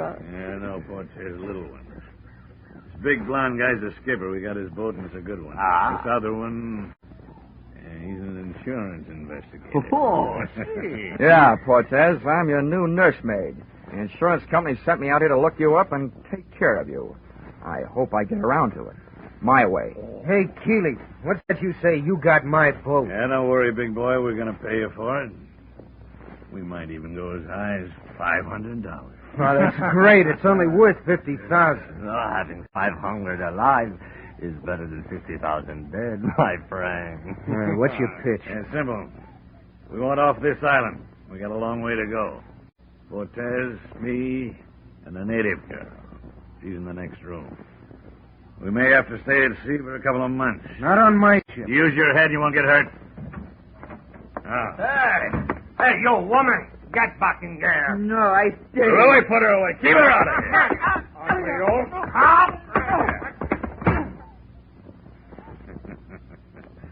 Yeah, for such an ugly broad, she sure has got a pretty name. Papalaya. Well, Dollar, you've seen yourself a South Sea Island princess. She's your date, Keely, not mine. Kind of boy, Dollar. They do look like they were meant for each other. Save you one for your sails, Granger. Now, what about your boat? Do we get it with a bill of sale or without one? Either way's all right with me, if you'll take what goes. With Cortez out of the room with Nature Girl, Granger's move looked like a good one. I was halfway across the room to make it 2 against 1 for the right side when the odds snapped back to even money again. Cortez came rushing back to join the fray, and he started fighting when he was 5 yards away. Just about then, Nature Girl came charging out of her quarters, swinging a chair over her head. I'd just gotten in position to shoot a right hand at Keely's chin when another shot from Cortez's gun put me strictly on my own. Caught Granger square in the forehead, and he went down without a sound. I had time for one more try. Keely's chin telegraphed a knockout message. Da-da-da, da-da-da, K.O., back up my arm.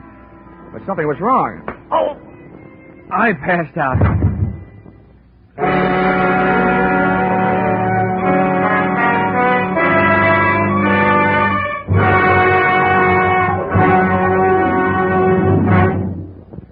In just a moment, we'll return to the second act of Johnny Dollar.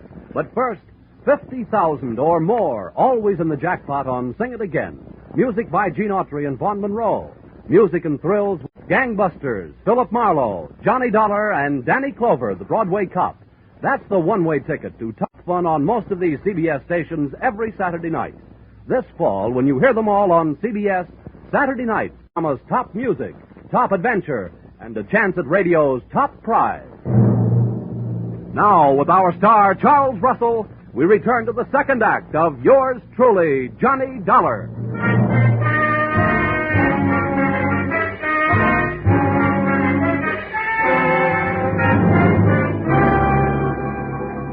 It was a beautiful dream while it lasted. It wasn't night, it was morning. I was in a hammock slung between 2 banyan trees, framed in hibiscus bushes. Someone was bathing my face with a cool, damp, gardenia-scented cloth. A tame parrot was feeding me toasted pumpkin seeds. As a smooth-skinned, soft-skinned, cafe au lait-skinned, half-caste, and all-woman-type girl gazed into my eyes and cooed softly in my ear. This doll would make Dorothy Lamour look like an Irish washerwoman, and the boot she was wearing a shorts around. Oh, poor man. Please to wake up. Hey, it wasn't a dream. It was really happening. Everything was there. Oh, but the parrot and his lousy pumpkin seeds, and who needed him? Oh, poor man. Please to wake up. Oh, where am I? Studio 1? Huh? Who are you? I thought you were talking in my sleep. I am Punta. Oh, this is awful. Awful? Yeah, this all reminds me. My copy of Tales of the South Pacific is 17 days overdue at the Hartford Public Library. How? Forget it. Where am I? What am I doing here? And who are you? I am Punta. You were brought here by the Princess Papalaya from the village Great Death. Oh, well, that place isn't hard to remember. Wish I could forget it. The princess! The one with the droopy ears, the long feet, the flat nose, the pot belly, the bad complexion, and dirty hair? Yes, she is it. She's a doll. Last time I saw her, she was swinging a chair at my head. Oh, no. She hit other fella on head after he hit you. She saved you. She like you. She tell me save you for her. Oh, what a way to die. Why didn't she hit me over the head with a chair?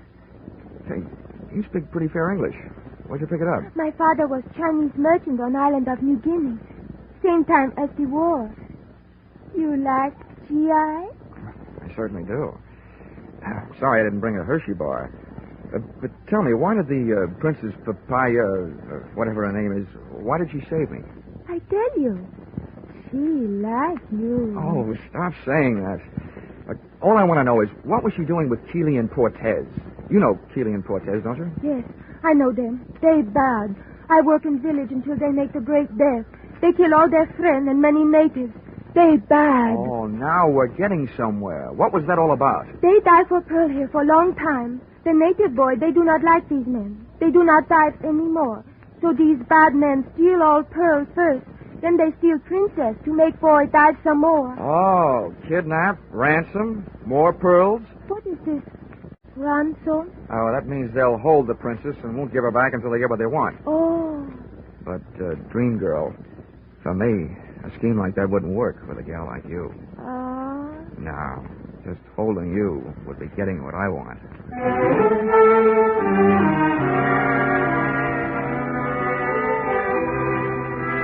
Only one thing wrong. My knees were getting a little knobby, thanks to a combination of insects and my new white linen shorts. However, Punta was good nerve medicine. The rest of the story came out later, and in her soft voice, it was a bloody kind of lullaby. She crooned me to sleep with the facts that the natives had tried to rescue their princess from Keeley and Portez, which gave me an answer for that semicircle of machine gun bodies outside their shack. Also that the princess had taken temporary refuge up in the hills. As nearly as I could figure out, I was left facing a very peculiar problem. 2 men out of 6 insured men had killed the other 4, and the 2 murderous survivors had this much going for them. To the insurance company, they were still worth $50,000 apiece on the hoof, which meant that my job was to keep alive 2 guys I felt very much like killing. And believe me, they felt the same about me.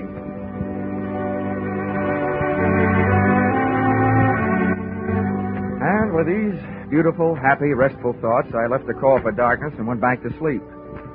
And who do you think I wound up with in my dreams? That hokey old parrot and his lousy pumpkin seed. Johnny, time to get up. What? Oh. Hurry from your sleep, Johnny. There is more trouble.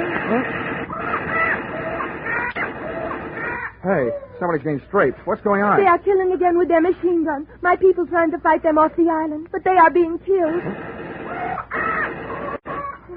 Now you must go and lead my people. Help them kill those bad men.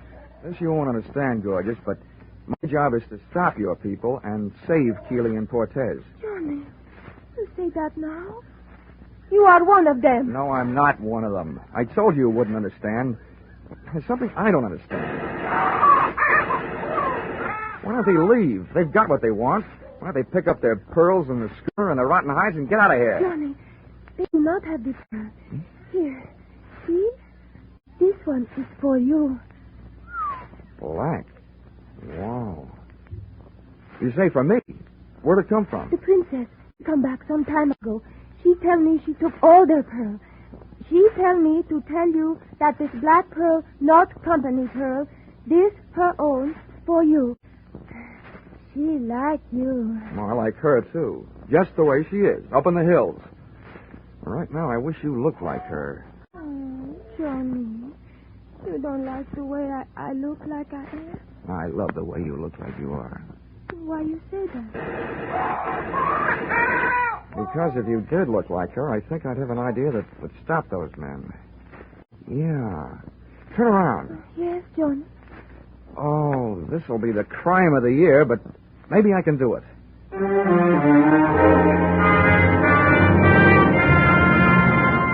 And I did. I gave Punta a thorough loss of beauty treatments.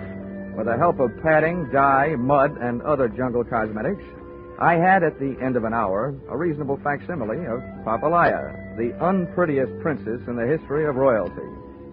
I briefed the suddenly uglified Punta on what she was to do and had her lead me most of the way back to the fortress shack in the clearing. She put a few words on the jungle grapevine, and by the time they reached the end, the native side of the battle, the home team, ceased activities. Hey, Keeley! Cortez! Time! Cut! Hold it! There's nobody here to shoot at but me, and I want to talk. Stay where you are, Dolly. Don't move. Shoot at anything we hear moving. Brother, we're getting so we can play this thing by ear. Yeah? Close enough? See what we mean? Now, what do you want?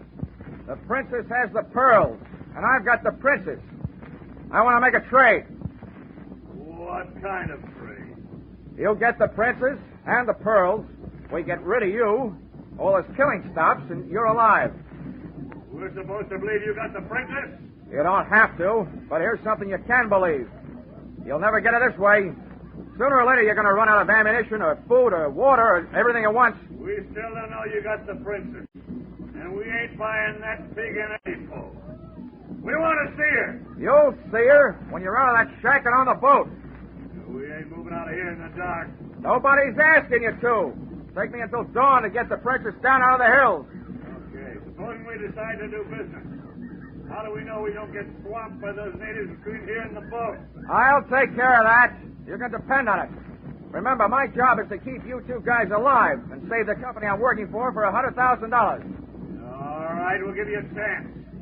We're on the boat at dawn watching the shoreline, and this machine gun will be at the rail watching the shoreline with us. You send out the princess. Hello? You got a deal. And that ain't all you're going to get. I hope. I hit the beach 2 hours before dawn, with Punta ready to paddle me out to the kittywake in a native canoe. I wanted to be there with all weapons handy when Keeley and Cortez stuck their heads up over the rail. But it seems they had thought of that, too. When we hit the sand, there they were, in the small boat, halfway out to the mooring. Oh, Johnny. There they are. They spoil everything. Stay out of sight, Punta. Yeah, they spoil everything, but not for long. Now, one thing for sure, I can't use the canoe. Tell me something. Are there sharks in this lagoon? Oh, no, not many. I hope traffic is light tonight. I've got a chance at it. Okay, Punta, you better stay here. I'm going a few hundred yards up the beach and swim for it. Oh, Johnny, be careful. Oh, baby doll, you sound so pretty, and you look so ugly.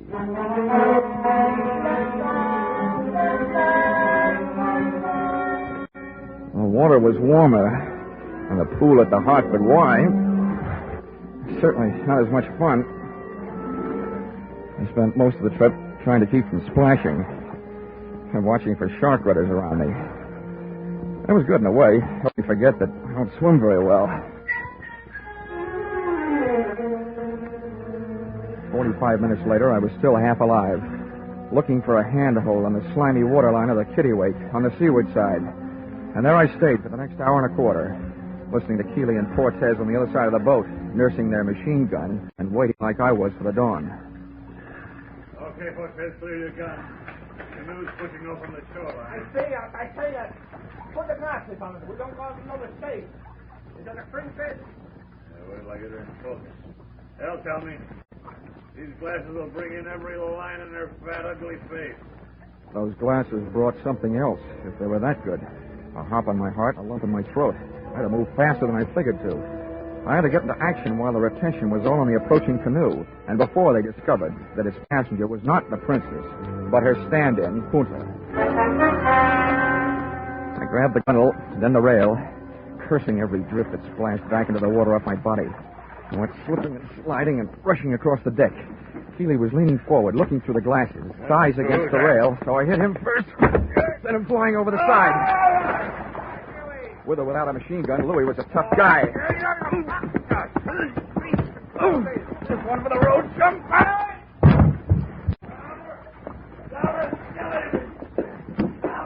I turned around to see what had to be done to take care of Keeley and saw that it was already being taken care of by a canoe paddle in the hands of an irate dame. Puta! Don't kill him! I want him alive! Puta, stop! No. I kill enemy of man I love. Huh? Who? Oh, no.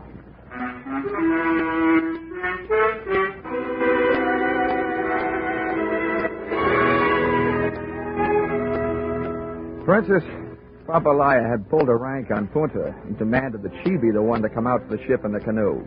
Because, as she kept telling me on the voyage back to New Guinea, she liked me. Oh, well, she may have been awful ugly, but she was also an awful good sailor. And knowing the way to a sailor's heart, I bought her a present. Expense account, item 4, $10. Tattooing job on the Princess Papalaya's fat right shoulder. A picture of a ship under full sail. So now when she laughs, it goes bounding over the waves. Expense account, item 5, $40. Long-winded cable to 7 Seas Maritime underwriters, that's you, gentlemen, recommending immediate cancellation of policies covering the lives of Keeley and Portez, who were in the hands of the New Guinea officials and looking forward to a short life and an unmerry one. Item 6, $831.81, 3.5 shillings. Airfare, Port Moresby to Hartford. Item 7, 48 cents. Past due charges at 2 cents per day. Hartford Public Library. On my copy of Tales of the South Pacific, which incidentally I never did get around to reading. After all, it'd be an utter waste of time for a man who has known a gal like Punta. Expense account total $3,286.44. Signed, yours, truly, Johnny Dollar.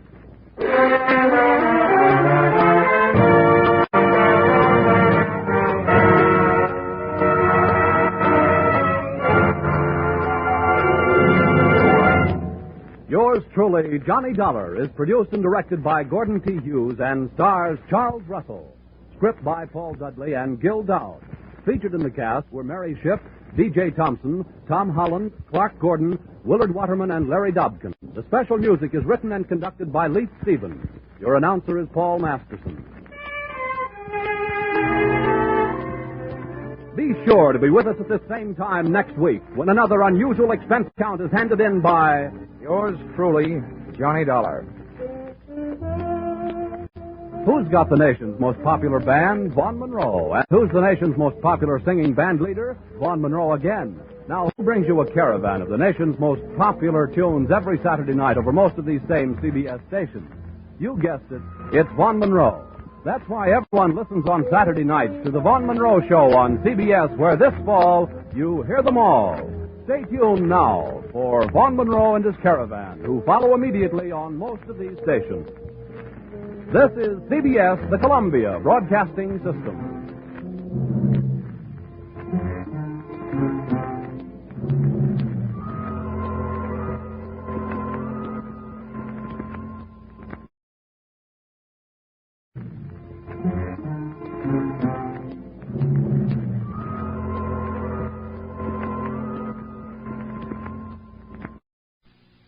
The most popular sport on Boston's Charles River is rowing in one-man sculls. Or rather, it was the most popular sport, that is, until they took to beating on one-man's skull. Mine.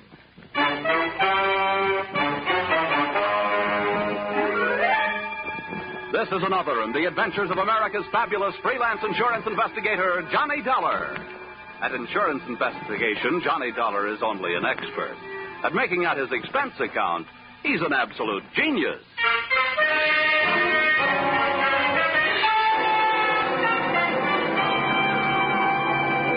Expense account submitted by Special Investigator Johnny Dollar to Miss Melanie Carter, Pinckney Street, Beacon Hill, Boston.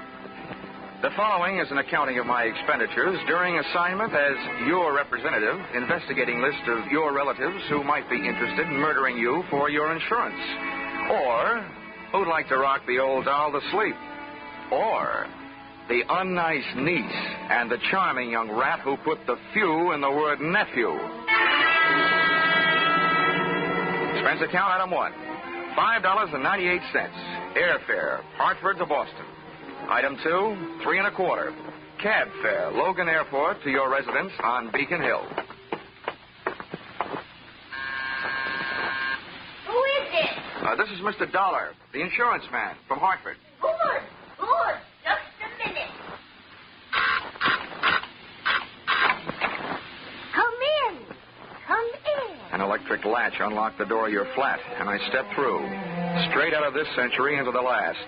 It was another world, the remnants of which you see today in antique shops, including those Chinese wind chimes that tinkled over by the window. And you, its tiny and aged queen, sat across the 19th century room in your modern throne, that chromium and black leather wheelchair. Come in, Mr. Dollar. Oh, What's the matter, ma'am?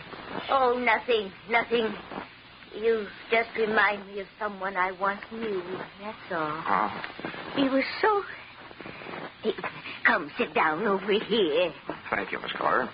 I take it you are Miss Carter. Oh, yes, indeed. You probably expected a younger woman. Maybe, but certainly not one any more attractive. Oh. Miss Carter, since you seem to know my name, I guess there's not much use in my telling you that I'm the investigator recommended by your insurance company, Royal Life. Oh, yes, they sent me a telegram saying you would be here. No telephone? No telephone. You see, Mr. Dollar, I was once a very happy young lady. Yesterday was very good to me. Today and tomorrow, who knows? And why take chances? What little life I have left, I want to enjoy. That is why I've sent for you.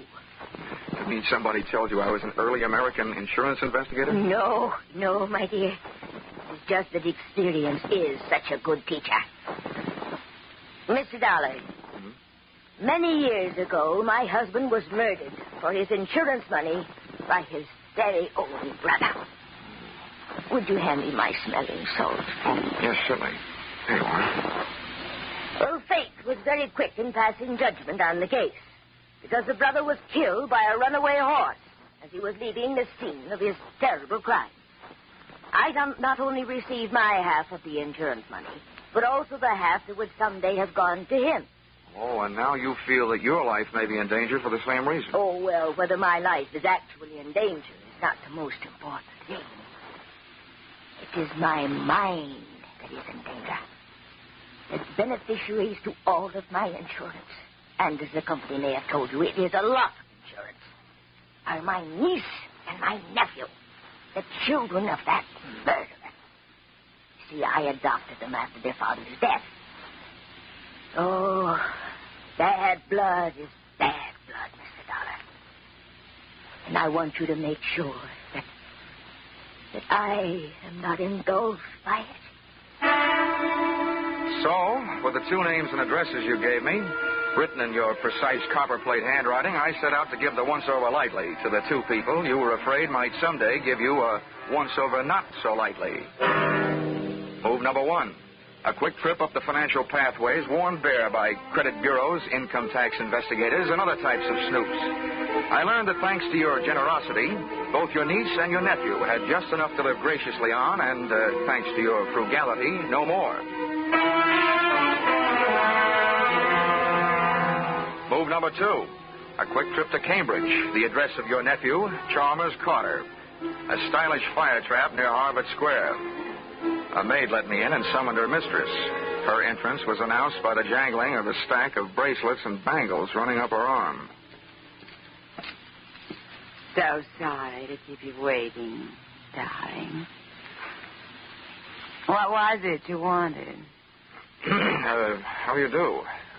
Mrs. Carter? I am. And I'm Crystal Carter. Oh, I say that's a beautiful suit you're wearing. Not Boston, I can tell. No, New York. $185. Right off the racks. Mrs. Carter, the maid tells me your husband isn't at home. I know. He isn't? Well, when do you expect him back? He always calls me before he comes. Why? I want to talk to him. That's why. Business, you know, that old stuff. Oh, business. Who can have any fun business? Who are you, anyway? To the house. I'm a guy who suddenly knows what the old-fashioned Iceman must have felt like. Huh? Oh. Who are you, I ask? Mrs. Carter, I am what is known in the investment business as a finder. My job is to find money for people who have bona fide projects, but who are short on cash with which to develop them. Oh, that sounds like a lovely job. It is, when you find the money. You work on a percentage. Now, right now out in California, there's a little man who some time ago bought a lot of oil rights covering a big piece of property. It's right near Newhall where there's been a lot of gushers coming in. He's got the property. I'm looking for the money with which to develop it. I hoped your husband would be interested. Oil? There's a lot of money in oil. Well, of course he's interested. I'll call him right away. Oh, before you do, maybe I'd better tell you. What I'm looking for is a lot of money. So unless your husband has a lot available, it'll be no use. Well, he can get it. I'm sure he can get it. He's often told me all I needed was one big chance. Maybe this is it. I know where to reach him on the phone. Where can he reach you? The chance to make a lot of quick money melted the love light right out of Crystal Carter's eyes. And if anything, the money look that replaced it was even wilder. She moved fast. By the time I got back to my hotel, there was a message there telling me where I could find her husband, Chalmers.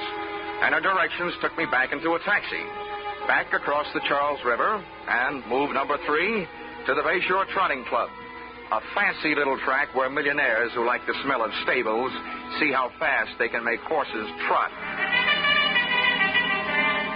Chalmers Carter was up there among the rest, in spirit if not in prosperity, sitting in a low-flat grandstand watching the afternoon workouts, knowingly holding a stopwatch in his hand and keeping one eye on a blaze-faced filly who was kicking up the dust in the racing oval, and one ear on me. And as you may or may not know, Mr. Carter, the best thing about an oil investment, the first 27% of your income from it is tax-free. What? Say that again. That's right. The first 27%, tax-free. Dollar, just how much money do you need? About $120,000 should do it. 120,000, huh? All right, I'll see what I can do about it. What did you say about 120,000, Carter? George. When you get your hands on 120,000, Chalmers, don't forget the 500 you owe me. Move number 4. A quick trip back across the one more river I seem to have to cross, the Charles, to a pompous little apartment on Bay State Road, where I found your niece, Sophia. Very pretty, but very stuffy. Your proposition interests me. However, I would naturally first have to check everything very closely with my business advisors. Oh, naturally. This first visit is only to find out whether you are interested and whether you do have money immediately available. Immediately? Yes. I see.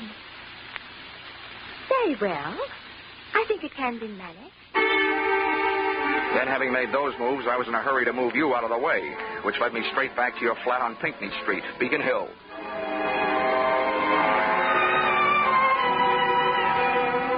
And there, once again, I bumped into what I've learned to expect in my racket, the unexpected. Your apartment door was slightly open. Your wheelchair was empty. And from outside, I saw you across the room, standing there, talking into something that earlier in the day you had very deliberately told me you didn't have. A telephone. Oh, Joseph, I'm so glad I was able to reach you. Now, listen, I have another little job for you to do. I want you to come right over. Both of you. Yes, you need Rocky, huh? You know where it is? No, this time it's somebody I have to get rid of. I took up a plant in the antique store across the street and waited for your visitors. They were charming. Just the sort of folks you'd expect to see on Beacon Hill, dropping in for a spot of afternoon tea. They were the kind of guys who never wear wristwatches, handcuffs being rough on watch crystals. I gave him a short lead upstairs, then pussyfooted up behind him.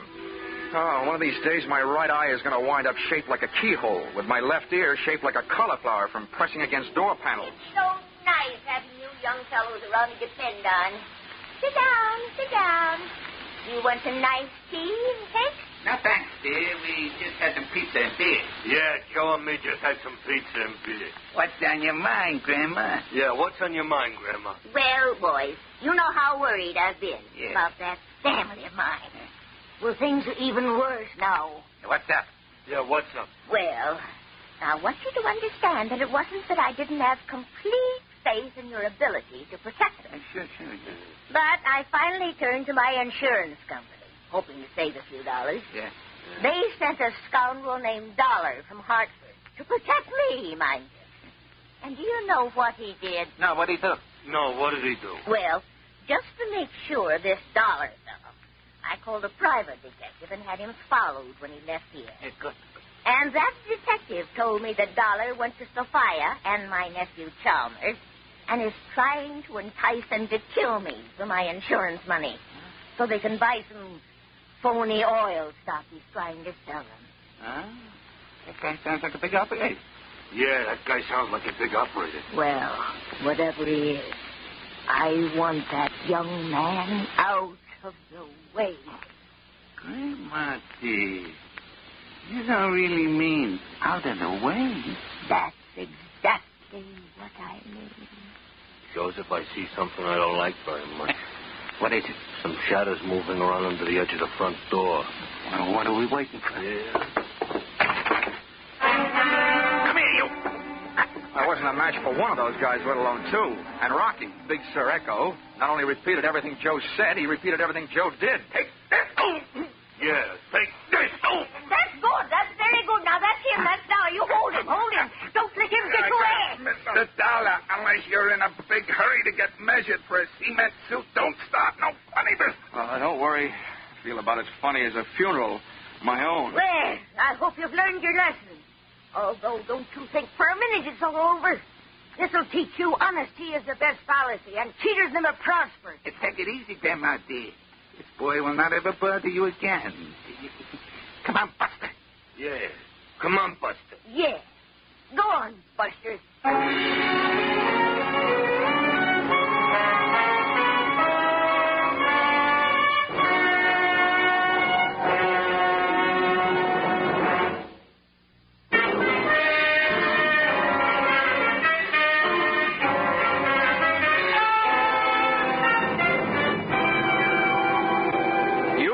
When people are taken for a ride, at least it's a free one. However, Joseph and his friend Rocky didn't feel that way. So, expense account, item 3, $1.20, cab fare, up Tremont Street toward Boston's South End. The three of us sat packed in the back of the taxi with me in the middle, and just as we passed King's Chapel burying ground, Rocky and Joseph suddenly felt the urge to be alone with me. Hey, driver, crank up your window. We wish to be in private. As it happens, I can't. The crank fell off. Yeah, you and your lousy cab. Yeah, you and your lousy cab. Well, step on it.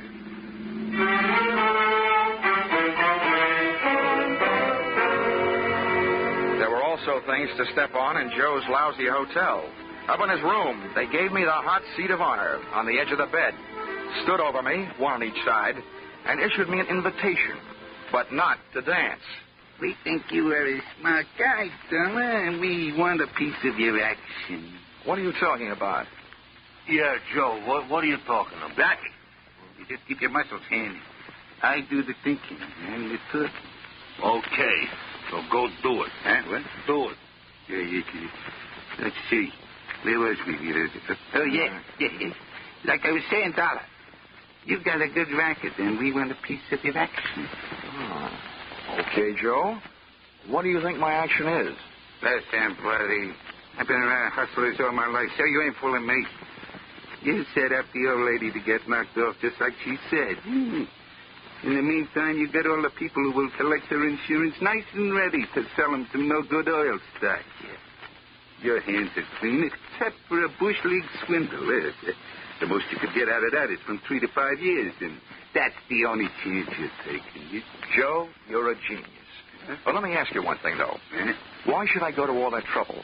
Why shouldn't I just sell my hot oil stock to the old lady in the first place and save all that extra trouble?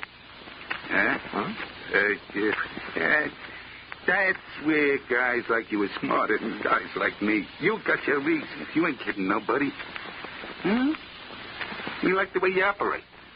And we want in.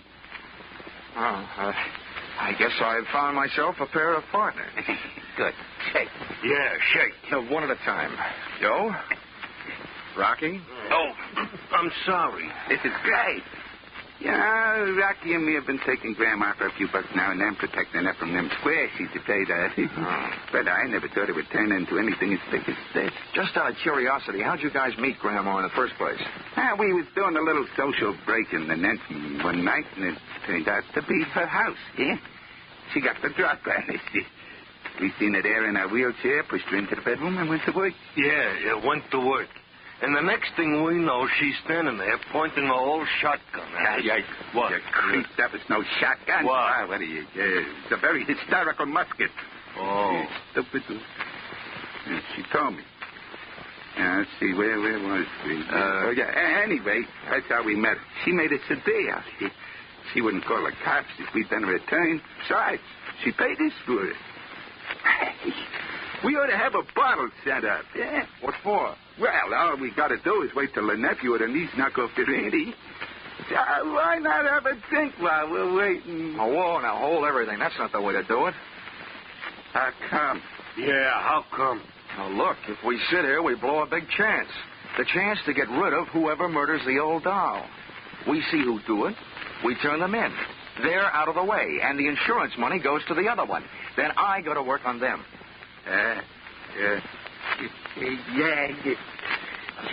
You see what I mean, Rocky? That's why guys like him has got more brains than guys like me. Yeah, more brains than guys like me, too. And spades. Okay, Donna, what do we do?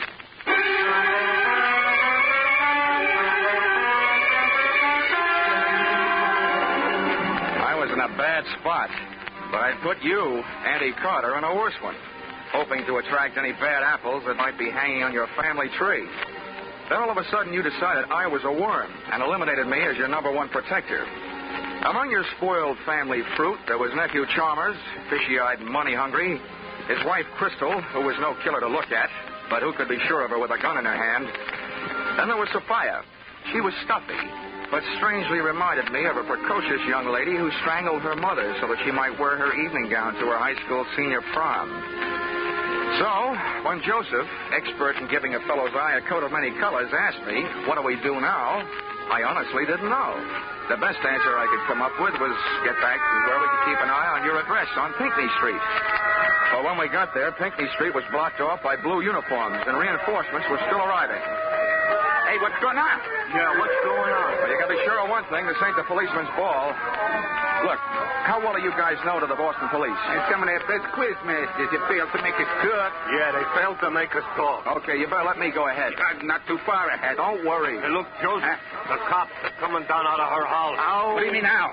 Looks like the job is yours, sir. Yeah, I'd better get up the hill and find out for sure. Don't forget, partner, we're watching. Don't worry. Keep moving, folks. Just keep moving, mister. Hey, officer. What? Officer. Yeah. I'm Dollar of the Boston Globe. What's going on? Am I going to make the front page? Yeah, you might. Well, what's it all about? Some dame, a friend of the commissioner's, called for protection. Oh, I thought it was a murder. It is. By the time we get here, the dame up there is colder than Sunday morning beans. How do you like that? Hey, Dollar, when you're writing this story, my name is Fred Mosher. Huh? Oh, yeah, Fred Mosher. Yeah, I used to play basketball for the Boys Club of Barton. When you're writing the story, put my name in, will you? The wife will get a kick out of it. Well, I got to get back to headquarters. Headquarters? Hey, officer. Fred. Yeah? Come in. Listen, I'll see that you get your name in the paper if you do me a favor. Act like you're arresting me, will you? A couple of friends of mine are just down the street. I want to pull a gag on them. Sure. With or without handcuffs. Anyway, just grab me by the elbow and throw me in that squad car.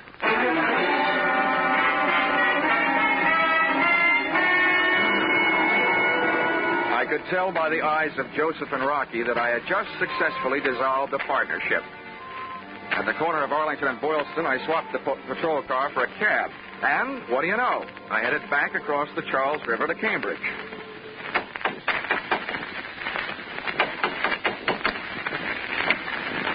Oh, hello, darling. I'm sorry the maid wasn't here to answer. I'm all alone. Isn't it funny? Would you mind, Crystal, walking just a few more steps ahead of me? It'll make you easier to follow.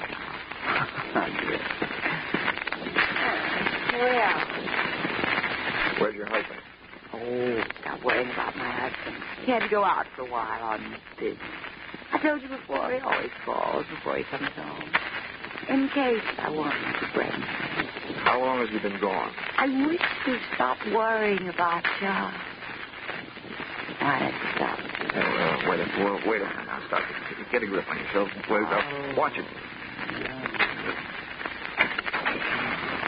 Crystal, what are you up to? Go. Oh, dear. Stop it. Stop it, I say. Oh, it's you, Dollar. A finder, huh?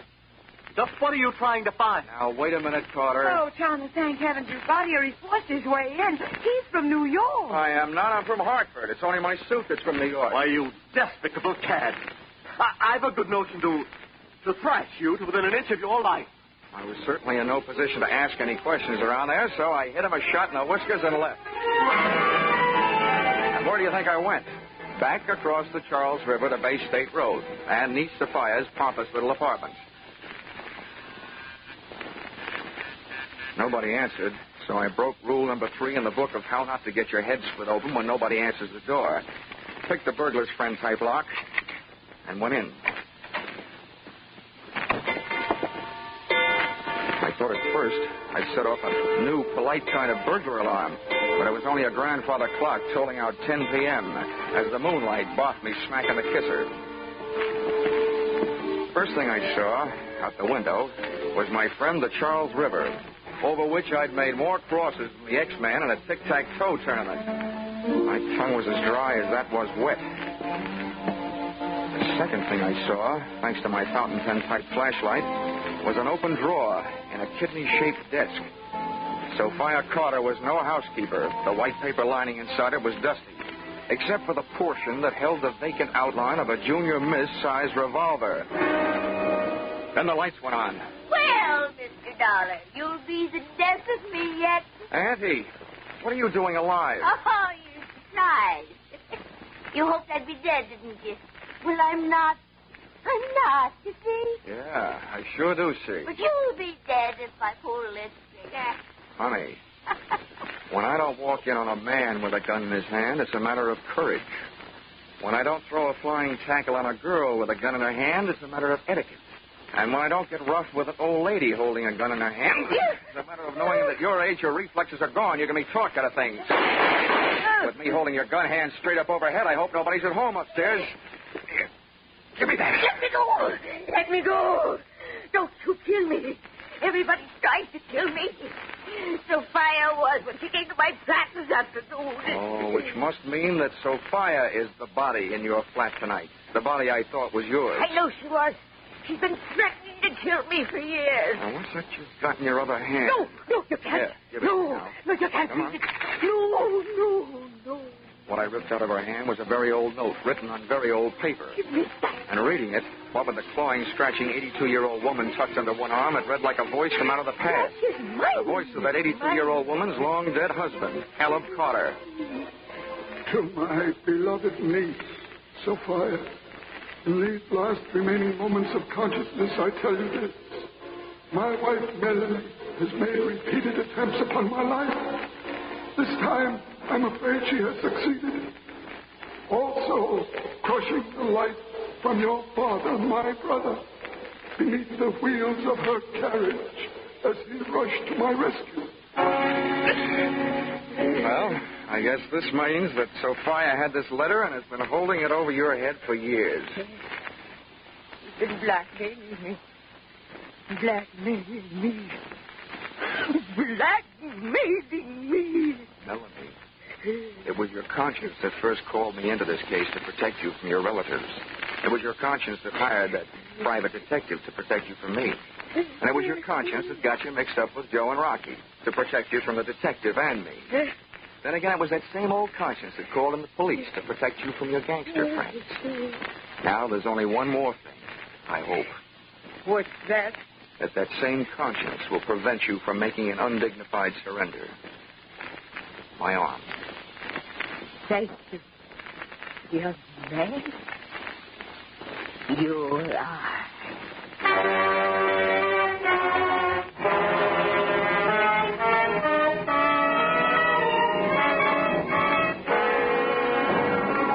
Expense account, item 4, $15, pipe and slippers. Appeasement to Chalmers Carter, nephew of the accused, to give him a symbol that all I was really trying to find was a way to straighten out his home life. Item 5, $50, a personally autographed check in lieu of his name in the paper to Patrolman Fred Mosier, so that the wife would still get a kick out of the publication of his name on the payable to line of said check. Expense account, item 6, $15. Gift to Joseph and Rocky. One roll of tickets on the River Queen sightseeing boat, which gives daily round-trip tours of the Charles River. Maybe they'll do me a favor and fall in. Item 7, $5.98. Airfare, Boston to Hartford. Expense account total? What's the use? Where you are now, Aunt Melanie Carter, you're never going to be in a position to pay. I won't even bother to sign it. Yours, truly, Johnny Dollar.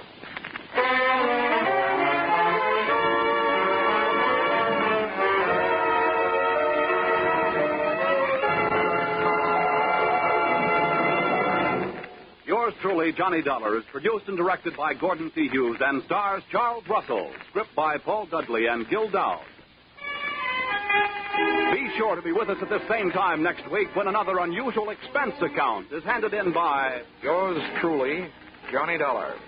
This is CBS, the Columbia Broadcasting System.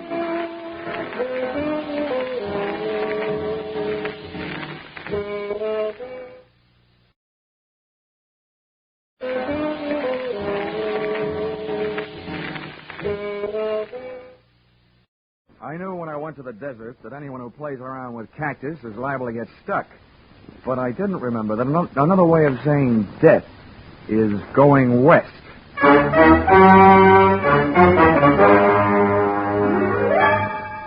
This is another in the adventures of America's fabulous freelance insurance investigator, Johnny Dollar. At insurance investigation, Johnny Dollar is only an expert.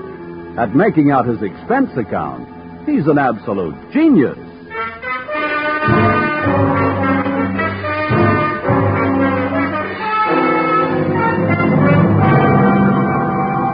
Expense account submitted by Special Investigator Johnny Dollar to Old Caledonia Insurance Company, Hartford, Connecticut. Attention, Oscar M. Wheaton, Chief Investment Counsel. The following is an accounting of my expenditures during my investigation of suspected skullduggery in the Skull Canyon mine. Or, Mr. Bones, who was that lady I seen you with last night? Or, messing with a mule train is one good way to kick off. Expense account, item 1. 25 cents. Tip to busboy who brought telephone to my table at the Blue Danube restaurant, Robertson Boulevard, Los Angeles, where I happen to be working on a case. Your call came right after the liver dumpling soup, taking me out of the soup plate and putting me in the soup.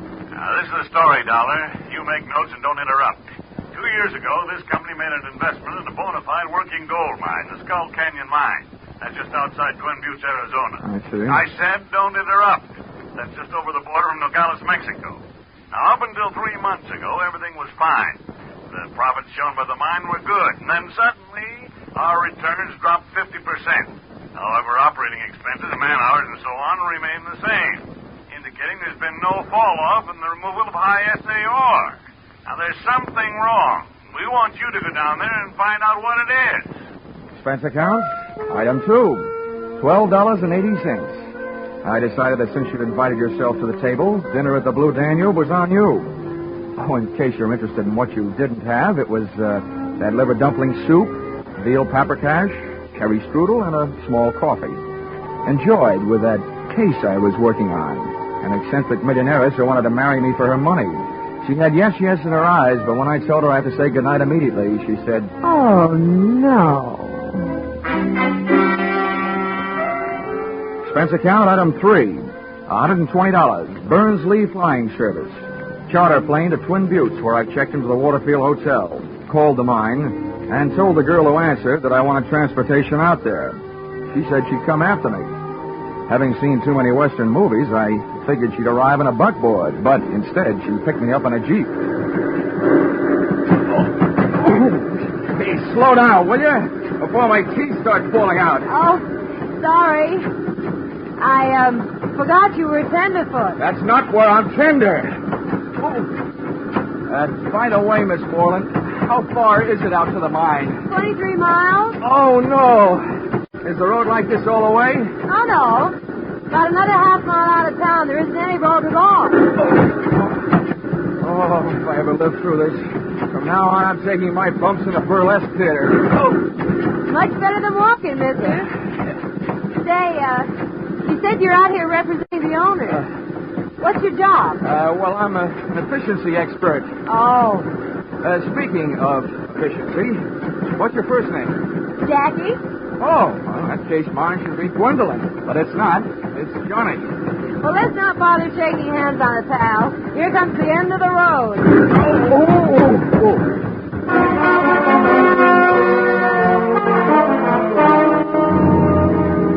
The scenery was jumping around like a home movie. My teeth were trying to find out how much abuse my uppers would take from my lowers. I felt like I was gradually being hammered down from a tall, thin man into a short, round one. And there I was, caught without my rhinestone-studded motorcycle belt.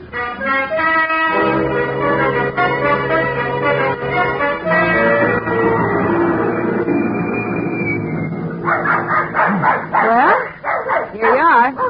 Want me to help you out? Oh, very funny. Joey, get lost, you little monster. I admit I look like a bag of bones, but I'm too young to die. Oh, no, beat it. Oh, be a good dog now. Lie down, Nugget. Down. Yeah, Nugget, drop dead.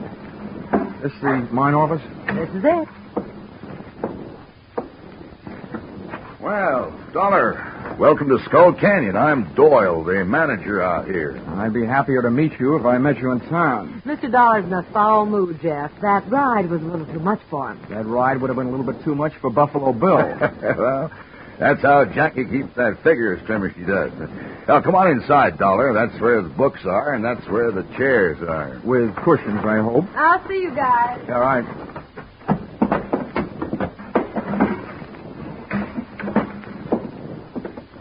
Sit down. Thanks. Oh.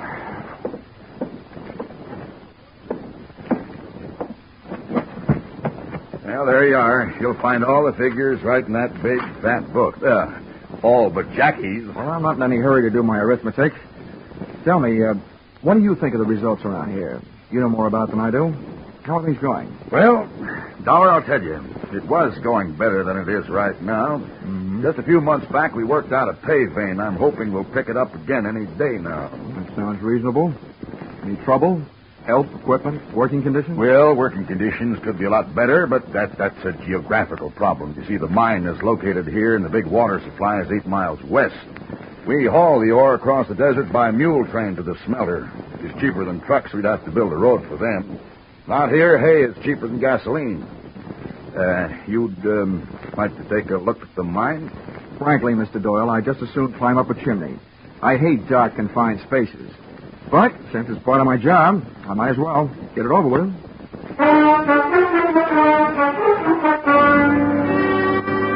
The entrance into the mine was through an adit, a horizontal shaft into the side of a hill.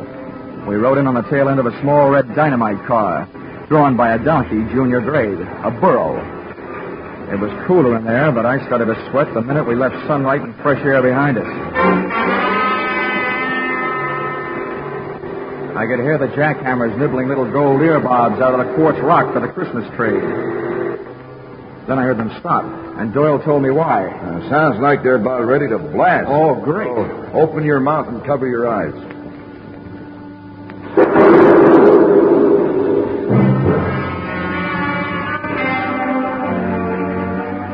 150 yards deeper into the earth, I was beginning to think that mankind is mighty hard to satisfy. The Lord gave us the world's whole surface. Then we had to go and invent gold mines and airplanes. And right then, I'd have settled for an airplane. What's the matter, Dollar? You look a little green. Oh, feel a little green. Well, look. Take some deep breaths and hold them as long as you can. Okay. Yeah, there. That'll perk you up. Well, this is it. Right here is the only face we're working. Doesn't help. So this is it, huh? Well, let's see the rest of it. What? I told you.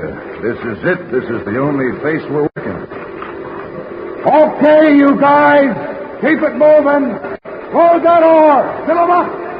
Come on. Bend your back. Well, let's get out of here, Dollar. Okay, Doyle. I've seen what I came to see. And I also figured I had heard what I came to hear.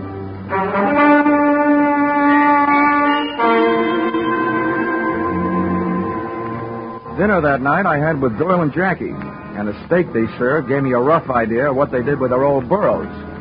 Doyle's attitude gave me a rough idea that maybe he'd seen my eyes light up when I heard those jackhammers snorting away in some other part of the mine, just after he had told me that where we were standing was the only place being worked. After dinner, Doyle went back to the mine, leaving me alone with Jackie, which was better than dessert. By the way, Jackie, just what's your job out here? Oh, I'm just sort of a secretary and bookkeeper and jeep driver. Uh-huh. How'd you happen to land here in Skull Canyon? Well, I took the job because I was going to marry the man who was the manager there, Doyle's old boss. I met him in college. He was a mining engineer. His name was Larry Hodges. Well, what happened? I was left at the altar. When I got out here, he was gone. Guess he got stage fright and changed his mind. Anyway, nobody's heard from him since. Least of all me. Come on, I'll show you where you sleep.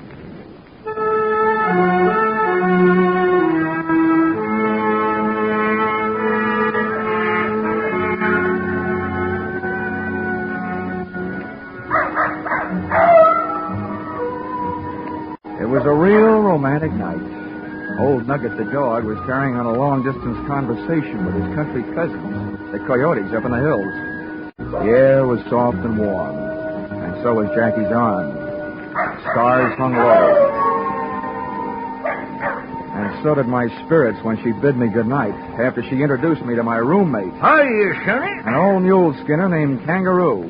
Make yourself comfortable. Oh, by chance. Well, better than a sand bed and a saddle pillar. For a pine shack, this has a mighty fancy floor. What is it, mahogany? No, tobacco juice.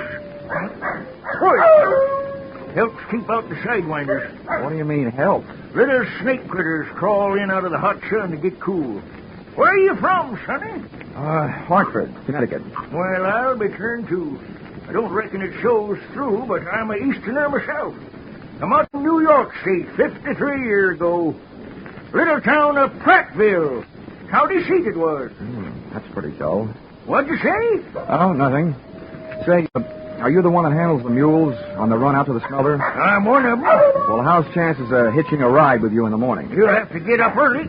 All right, then. I'll get up early. Well, then stop wasting your breath on a lot of dang fool words.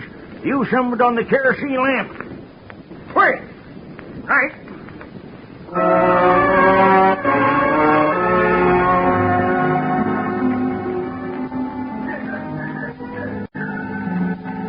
I lay awake, thinking about that jackhammer I'd heard working the supposedly inactive end of the Skull Canyon mine earlier that day. This didn't take too much pounding into my skull before I decided that Doyle was working on a vein for his own personal profit. I also knew that for him to convert the ore into gold, he had to get it to a smelter. So I figured that the mule skinner, Kangaroo, was the best place to start asking questions. It's funny how a sleepless night can sour the beauty of a desert sunrise.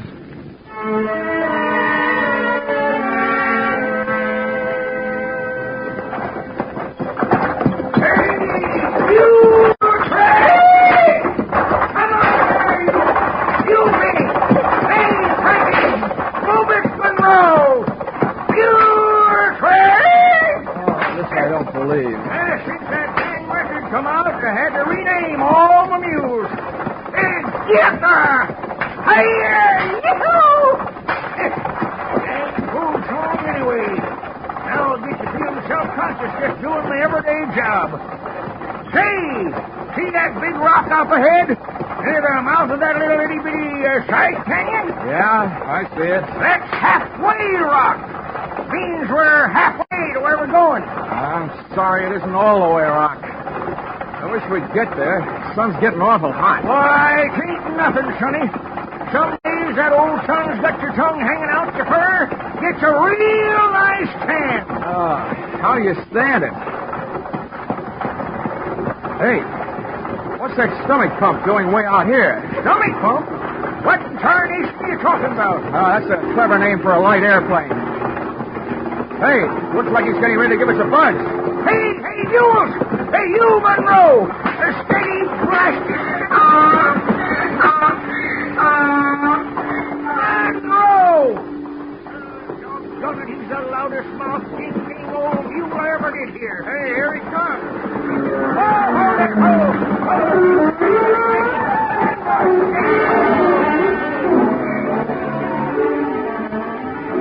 First thing I learned was if you ever want to panic a team of mules, just buzz them with an airplane. The second thing I learned was that little canyon we were approaching was loaded with armed horsemen who came galloping out like they were trying to make history at San Ferran.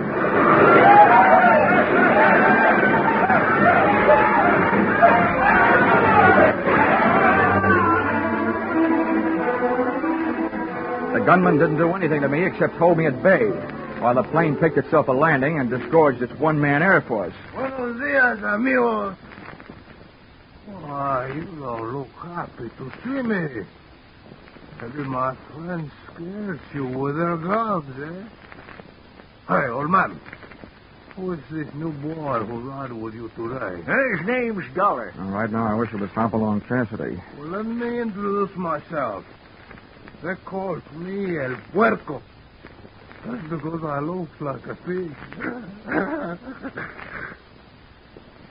Maybe it is because I'm so greedy, too.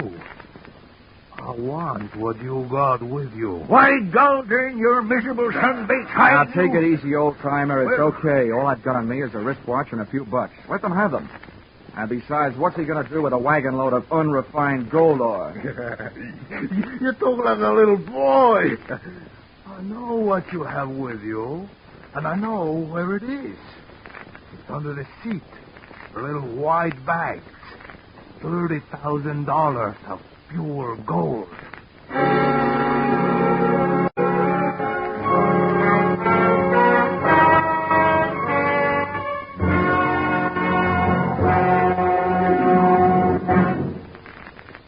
In just a moment, we will return to the second act of Johnny Dollar. But first, hardly a clue to start on, and the witnesses' stories of hopeless variance. That was the job that the Birmingham, Alabama police faced in the murder called the Case of the Hue and Cry. Later tonight on Gangbusters, Birmingham's own police chief comes to CBS to tell you how they tracked down the apparently unmotivated murder. Be sure to hear this true-to-life police story, reenacted on Gangbusters. Gangbusters and the Adventures of Philip Marlowe are regular Saturday night features on most of these same CBS stations. Now, with our star, Charles Russell, we return to the second act of yours truly, Johnny Dollar.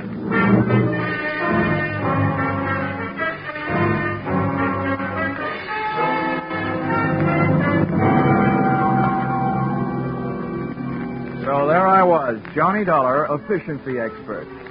I'd efficiently gotten myself in trouble.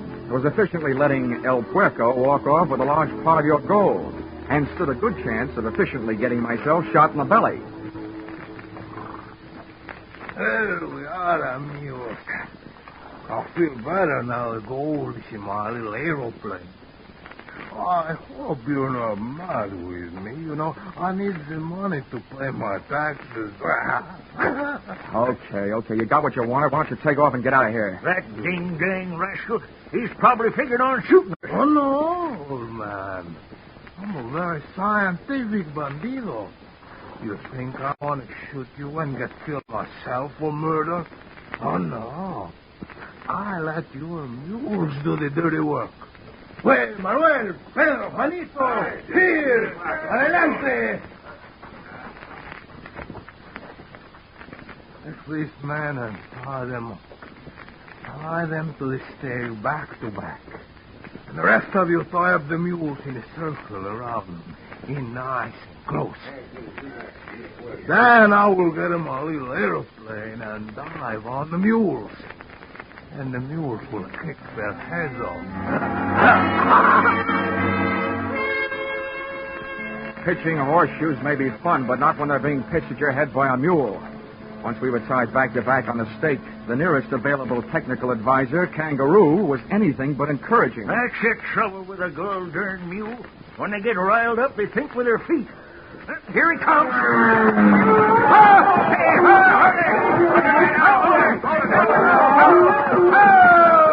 Ho there, ho, you mule, ho. Ah, there. I guess we showed him. Yeah. I ain't spun mules 40 years for nothing. I can handle them. Oh, nice going, Kangaroo. Now, listen, Sonny, I got me idea. Yeah, what is it? Well, go something like this. Hey! Oh!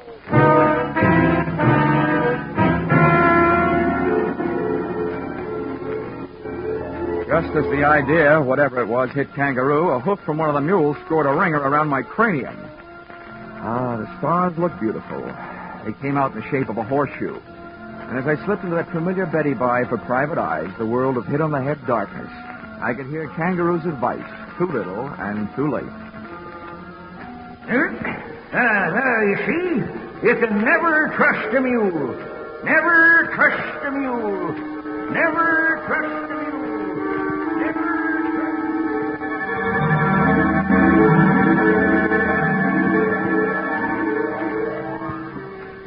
A long time later, the curtains of my eyelids went up on the next act. But something was wrong. The stage was still dark. The stars were still there, but not in a horseshoe pattern. I closed my eyes and dreamed some more. I was lying near an oasis in the Sahara Desert, and a beautiful maiden was bending over me, kissing me. She was breathing hard. She could have used some sense then. Huh? What? Nugget, get away from me, you mangy cur. Nugget, get away from him. Oh, Johnny, you frightened Huh? me. What? Jackie. Oh, what are you doing out here? Well, take it easy, pal. It's a darn good thing I am out here. You getting yourself kicked in the head. Let's just say the wrong end of a horse got mixed up with the wrong end of a mule. Hey, where's Kangaroo? Where are the mules? What's going on? Johnny, relax. Relax. Kangaroo and the mules are on their way back to the mine. Oh, where's Pancho Tortilla? Who? There was a Mexican bandit out here, the greatest piece of typecasting since the Gutenberg Bible. Oh, El Puerco. Yeah. Yeah, Kangaroo told me about him. Come on now. Try to get up. Come on. Yeah. Hey, what happened to you? Your clothes are all torn. Yeah. This is Mr. Doyle's idea of a proposal of marriage. We were supposed to fly off together to South America tonight.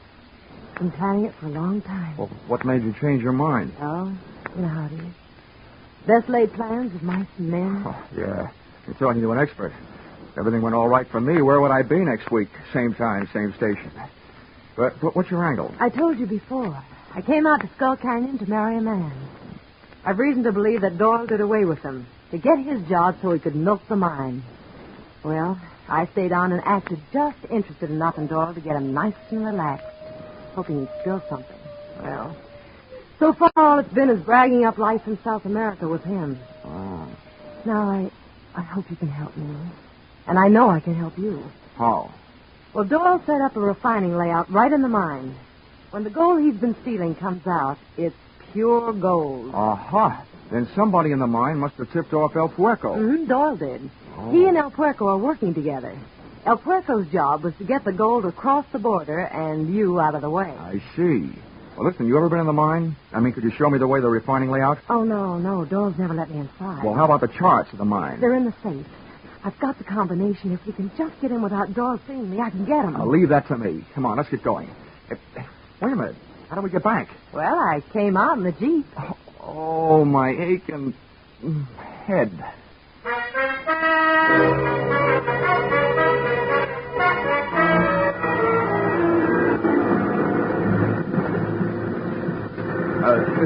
close enough, Star Eyes. We better pull up right here. All right.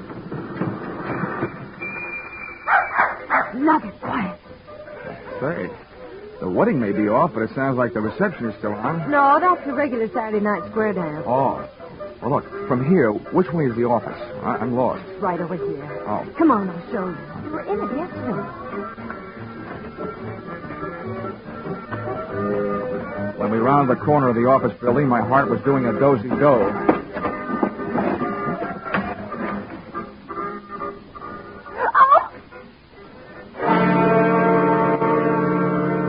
The door of the safe was open, and so was the mouth of the fellow in front of us. But he wasn't saying anything. He was lying on the floor, dead. El Puerco, the pig. Well, what a spot for a big red apple.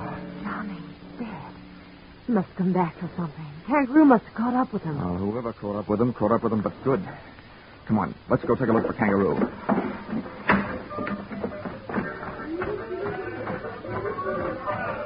Wait. Yeah. Careful, darling. The door may be in there. Boy, tight spots really give that word darling a good workout, don't they?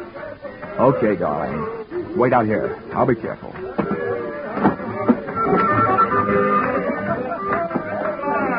Say, partner, you seen Kangaroo around here? Kangaroo? Yeah. Well, sure. Kangaroo came in here looking for Doyle. Well, did you find him? Well, don't know. Doyle went over to the mine. Is that where Kangaroo went? Well, if I was looking for Doyle, that's where I'd go. Thank you, Bottleneck.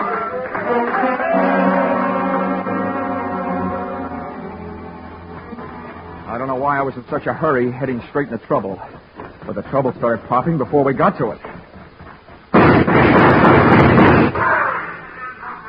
Oh, poor Kangaroo. Jackie was only guessing, but I could only hope she wasn't guessing right. Johnny, Johnny, I thought I saw something flashing just inside. Probably somebody's last spark of life. Now, take it easy. You stay right here.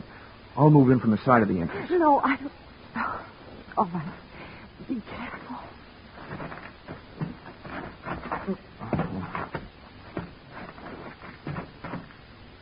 Oh, he sure got you good, partner. Okay, Jackie, you can relax. The right man got it, your play man. Mr. Doyle. Oh, Johnny, it's awful. What a relief. Hey, Kangaroo, you can come on now. Everything's all right. It's us, Jackie and Dollar. Anyway, don't make a move. You stop. Hey, what the... Harry! Anyway, stop. Larry, you mean the guy you thought was dead? The guy you were supposed to marry? Yes. Oh, Larry. Larry, darling. I'll kill you. Oh, Larry, what's happened to you? I was killed. All right.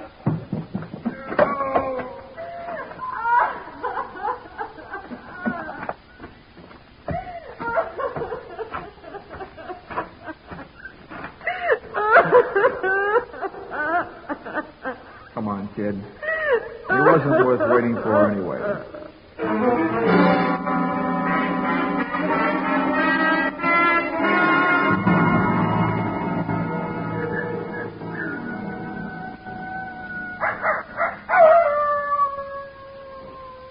Oh, well, Kangaroo, I'm glad your first interest was feeding your mules so that you didn't get mixed up in all that shooting. Yep. Poor. Well, I'll tell you. When three bad eggs like Hodges and Doyle and El Puerco get together double-crossing each other, they all gotta wind up in the omelet. They're dead. Sure feels good to get your boots off. That Larry feller thought he was pretty smart, holding up in that mine with his own private smelter, using Doyle for a front. The only thing was he didn't figure on Doyle falling in love with his woman. Yeah, who wouldn't? Hey, for a young fella, you sure talk a lot. How about using some of that breath you're wasting on that kerosene lamp, huh? Quick. All right.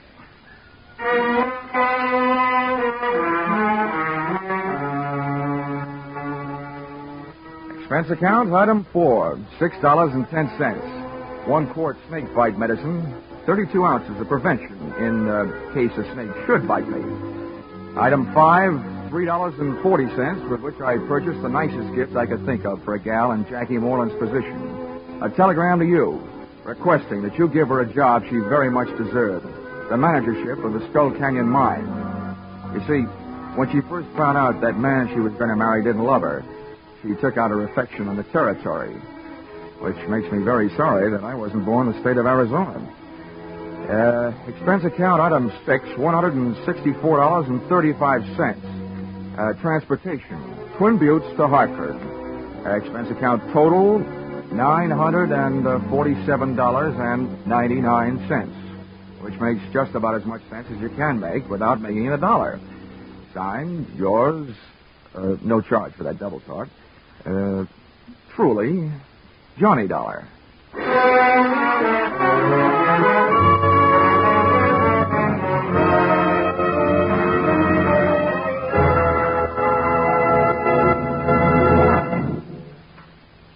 Yours truly, Johnny Dollar, is produced and directed by Gordon T. Hughes and stars Charles Russell. Script by Paul Dudley and Gil Dowd. Featured in the cast were Doris Singleton, John Daner, Willard Waterman, Fred Howard, and Don Diamond.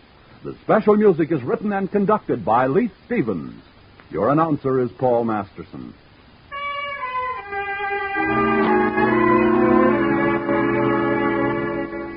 Be sure to be with us at the same time next week when another unusual expense account is handed in by yours truly, Johnny Dollar.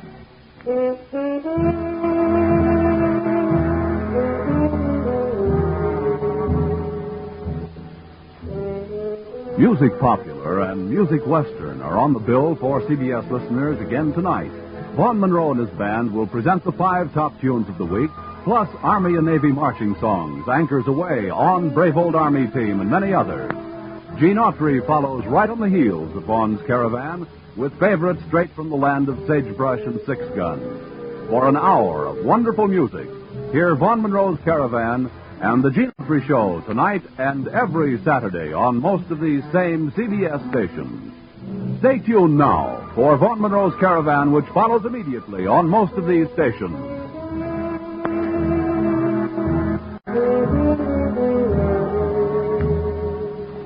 This is CBS, where yours truly, Johnny Dollar, meets adventure every Saturday night, the Columbia Broadcasting System.